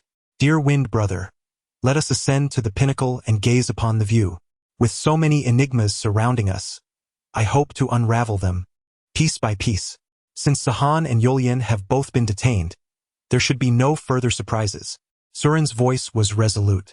We had just ignited Surin's vehicle when 3 soldiers rushed over, unceremoniously aiming their submachine guns at my chest. During the period of military control, without the directives of the High Priest and General Tina, no one is permitted to use the vehicles within the camp. Their faces bore no trace of a smile. This was no jest. Surin slammed her hand on the steering wheel, causing the horn to emit a sharp blare. I am the sister of Mr. Scalpel, and this is his envoy sent to oversee the excavation work we require. The leading soldier coldly shook his head, Without orders, no exceptions can be made. As he spoke, he clicked off the safety on his submachine gun. The soldier in the watchtower swiftly turned his weapon, aiming down at Surin and me. These soldiers were seasoned veterans from the African battlefield, ruthless and merciless, adhering strictly to superior orders. Surin's complexion paled as she despondently twisted the steering wheel, futilely pressing the gas pedal, while the Hummer emitted a fierce, wailing roar. I am confident that as soon as the wheels of the Jeep begin to turn, these soldiers will not hesitate to open fire. In such critical moments, a minor concession can lead to greater chaos. It is truly unnecessary to oppose the Rainbow Warriors, as there is no advantage to be gained. In the vast expanse of the desert, the destructive power of two individuals pales in comparison to an entire squad of special forces. Reluctantly, Surin exited the vehicle, and Tina's voice drifted over with the wind. "Where are you two headed? Would you like a ride?" She had just emerged from the large tent of Guy, clutching a hefty roll of blueprints, exuding an air of ambition. Surin took a step forward, linking his arm with mine, feigning a display of camaraderie to counter Tina's arrogance. Tina waved her hand, signaling the three soldiers to step back, brandishing her blueprints. "I was thinking of visiting the summit of the Tulakan Pyramid. I wonder if you two might be interested?" Surin swallowed hard, gently pinching my forearm. We shared a silent understanding and immediately exchanged cheerful smiles. Of course. Since we have the rare luxury of an afternoon free, a little excursion would be delightful." In the face of Tina, Surin and I were undoubtedly united, moving together in harmony. Furthermore, should Surin's doubts about the scalpel materialize, it would indeed be prudent for us to stand together for our own protection. Tina's vehicle was a long, heavy Mitsubishi Jeep, which she drove herself, while Surin and I sat in the back, arms entwined, leisurely gazing out the window at the desert landscape. Dust swirled in the air, enveloping the surroundings in a disconcerting hue of ochre, devoid of any hint of verdant life. In such an environment, should a tiger seize a sacred text in its grasp and attempt to flee, the challenge would be akin to escaping from a desolate island with nothing but bare hands. Nonetheless, I felt an innate desire to assist him, as my intuition suggested that his intentions were undoubtedly righteous. The side of the driver's seat cradled a thunderous shotgun, with two neatly arranged boxes of the latest ammunition beside it. This weapon possessed the formidable power to fell an adult black bear with a single shot from a distance of 3 meters, making it one of the most fearsome shotguns available. This underscores the Egyptian military's arsenal, rivaling the latest equipment of the American armed forces, affirming its status as the most formidable on the African continent. "Mr. Wind, what are you pondering?" Tina queried through the rearview mirror. My hand rested idly on the door handle, and I inadvertently discovered 2 MP5 submachine guns nestled within a concealed gun compartment beneath it. Similarly, on the side where Surin sat, the gun compartment housed 2 silver Desert Eagles, accompanied by a dozen American-style mini-melon grenades. Glancing back, I noticed that the rear seat's backrest concealed a lightweight shoulder-fired rocket launcher. Should explosives be needed, I could also provide 2 powerful TNT packages. Tina's voice brimmed with pride. It appeared she had transformed her off-road vehicle into a mobile combat unit. A mere glance revealed that all the glass was of the highest ballistic grade, capable of withstanding a barrage from an AK-47 assault rifle. I silently leaned back, evading her gaze in the rearview mirror. Tina, a formidable woman, commands my admiration yet eludes my desire for closeness. I find myself instinctively disinterested in girls who exhibit such fierce strength and capability. The 3 of us together share no common ground, rendering the atmosphere within the vehicle exceedingly oppressive. Tina switched on the gramophone, and the strains of a classic Broadway opera filled the air. It was evident that her upbringing in Western education had cultivated tastes and interests distinctly different from those of individuals from Africa. As the clock struck 5 in the afternoon, the sun hung low in the western sky, casting a delicate golden hue upon the apex of the Great Pyramid of Giza. Tina suddenly sighed. "Mr. Wind, how splendid it would be if this pyramid were entirely crafted from pure gold." Her insatiable greed surpassed my imagination. Having obtained that substantial gold ingot was not enough, as she yearned for further conquests. While it would indeed be marvelous if the pyramid were transformed entirely into gold, the wars ignited over such wealth would likely reduce all of Egypt to a haunting wasteland. What significance does it hold, General Tina? If you were to master the Chinese sage's golden touch, would that not resolve everything? Imagine not just the pyramid, but even Mount Everest or Kilimanjaro could be transmuted into the purest gold. What do you think? Soren quipped with an odd tone. Ha! The golden touch? Such an exceedingly trivial legend is not solely a Chinese invention. Did you know that in European folklore, virtually every nation has its own tale of alchemy? She abruptly turned her gaze towards the right window, where the most prominent structure in view was the majestic Khufu pyramid. I can surmise what Tina is contemplating. It must be the words of Soren that stirred her thoughts regarding the legends of the Dead Sea. Indeed, Tina spoke again.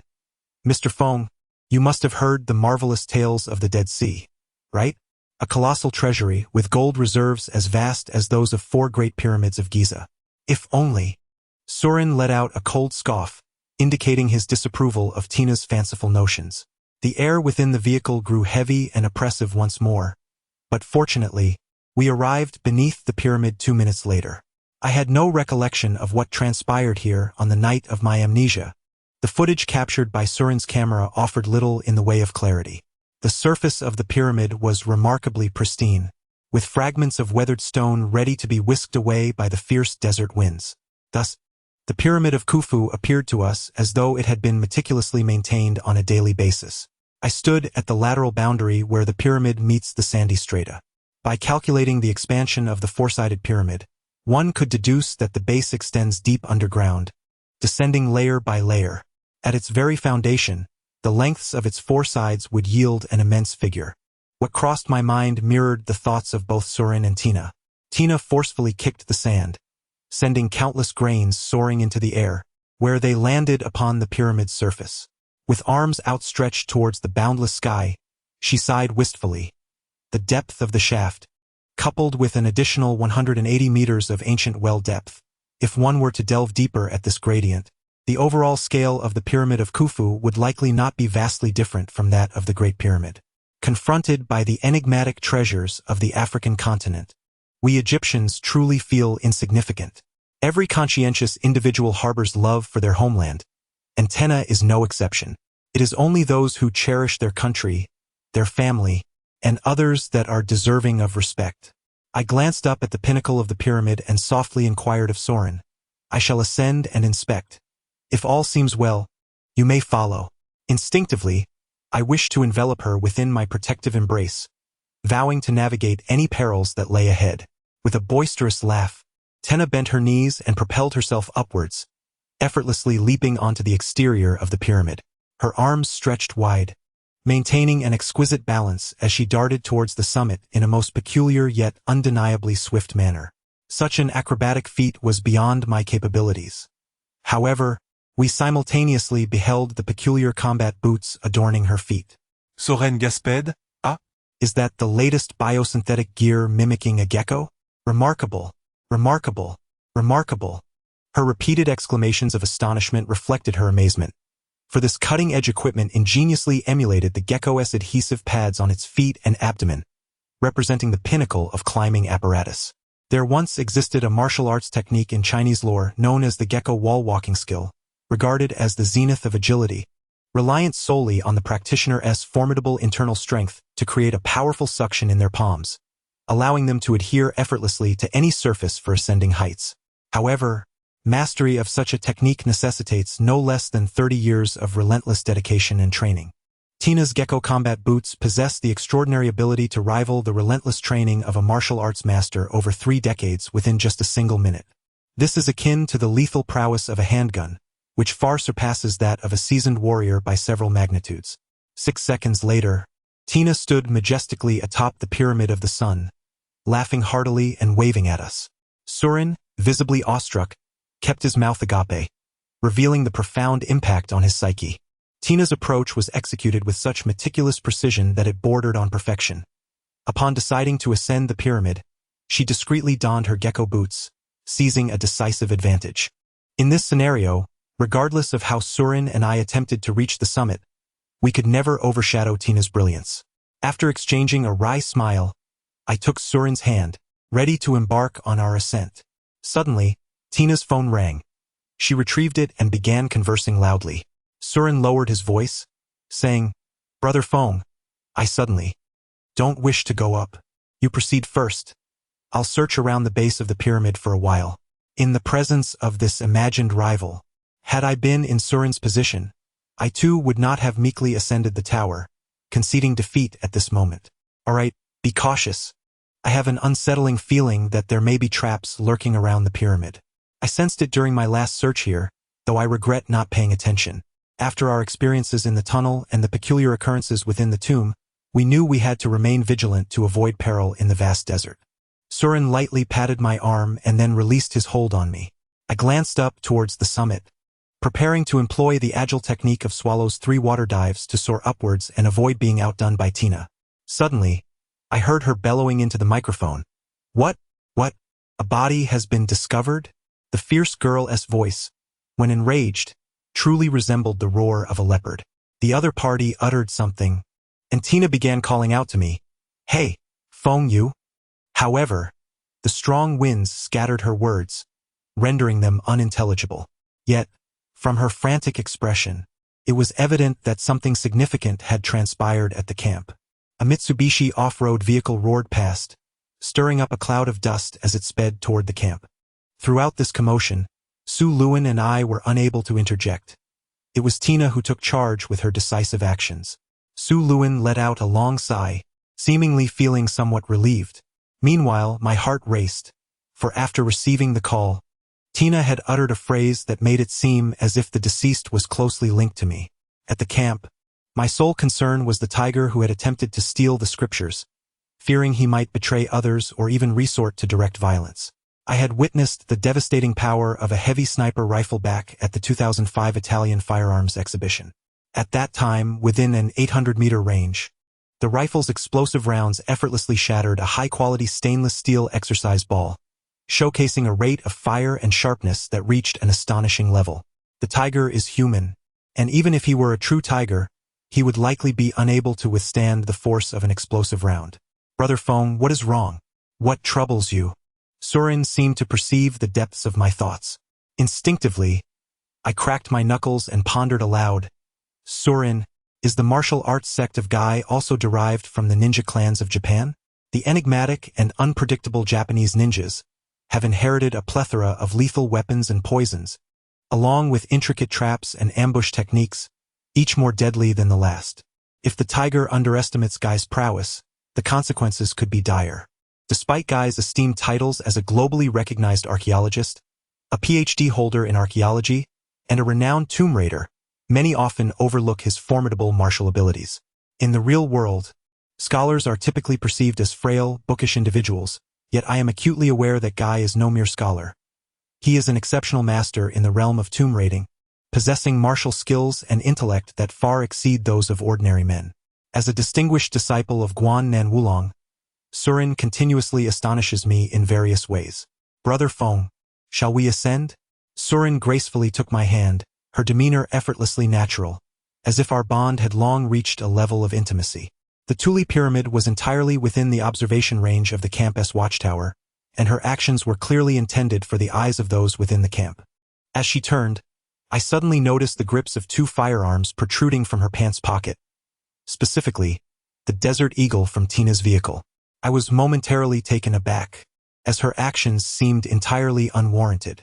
Even if one were to forget their own handgun in the Hummer, it would be rather uncharacteristic for Su Luan to casually appropriate Tina's weapon. She offered an embarrassed smile, stating, I merely believe in being prepared for unforeseen circumstances. Additionally, I shall conduct a ballistic examination on these 2 firearms. Tina is a pivotal figure in the camp, and she deserves extra care. Although Su Luan occasionally reveals a vulnerable side in my presence, she is by no means a fragile woman. For instance, during our ascent to the tower summit, she deliberately concealed her agility, consistently trailing a few steps behind me. However, I have come to trust her implicitly. Among all those I have encountered, aside from the ambiguous and morally questionable surgeon, she is the one I trust the most. We stood on that modest platform at the pinnacle of the tower, where the ground, eroded by the relentless winds and sands, laid bare the earthy yellow sandstone. Stripped of adornment, it was utterly commonplace. The force of the wind and sand is immensely powerful, imperceptibly conquering these ancient structures of Earth over the passage of time. Perhaps, in several millennia, all the exposed pyramids in the desert will indeed succumb to the winds and sands, becoming a mere part of the golden grains that blanket the ground. Here, I found no revelations. Even as I crouched down, attempting to scrutinize every crevice and the intricate patterns on the stones, they remained unremarkable. Stone is merely stone, and sand is simply sand, devoid of distinction. Yet what of that enigmatic white light that guided me while following you Lien that night? From whence did it originate? And to where did it vanish? I extended my right hand, gently pressing it against the center of the pyramid's apex. For quite some time, I have harbored a peculiar illusion, as if this posture might facilitate a seamless communion with the enigmatic energies stored within the pyramid. Throughout history, archaeologists have posited theories regarding the energies of the pyramid, suggesting that within its mystical confines, an invisible and nameless force pervades at every moment, entirely distinct from the myriad energies currently known to humankind.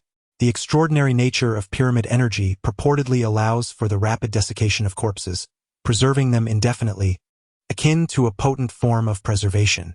This theory once gained considerable traction within the global pyramid research community, but as excavations of the Great Pyramid of Khufu encountered obstacles, discussions of this energy faded into obscurity. Brother Feng, do you suspect that the apex where we stand might serve as the entrance to a wormhole? Suruin crouched beside me, the fierce winds at the summit tousling her hair and garments. If only this were the entrance to a wormhole, in an instant, my palm could transcend the constraints of gravity and time, propelling me into an unknown realm, while my body would remain atop the sun-baked summit of the pyramid, alongside Suruin. I concentrated all my attention on my palm. Under the waning rays of the setting sun, the dark hairs on the back of my hand were vividly discernible. Each time I focused my mind and calmed my spirit, a profound clarity enveloped my consciousness, as if I had entered a state of transcendental meditation, lost in a realm beyond self and other. Suddenly, a thought flashed through my mind, a revelation that had illuminated my consciousness deep within the tomb. Suruin, there is a significant issue, a substantial problem. I lifted my head only to be met by the ominous sound of bullets being chambered.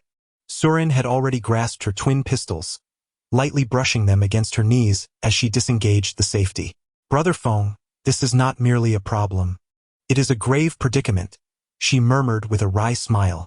In my line of sight stood 6 masked figures clad in drab gray attire, ominously dragging long blades, their stance exuding a palpable ferocity as they positioned themselves steadily on the northern slope of the pyramid. These 6 individuals revealed nothing but their piercing eyes, which gleamed with intent, concealed from head to toe in a hue that nearly matched the eroded sandstone.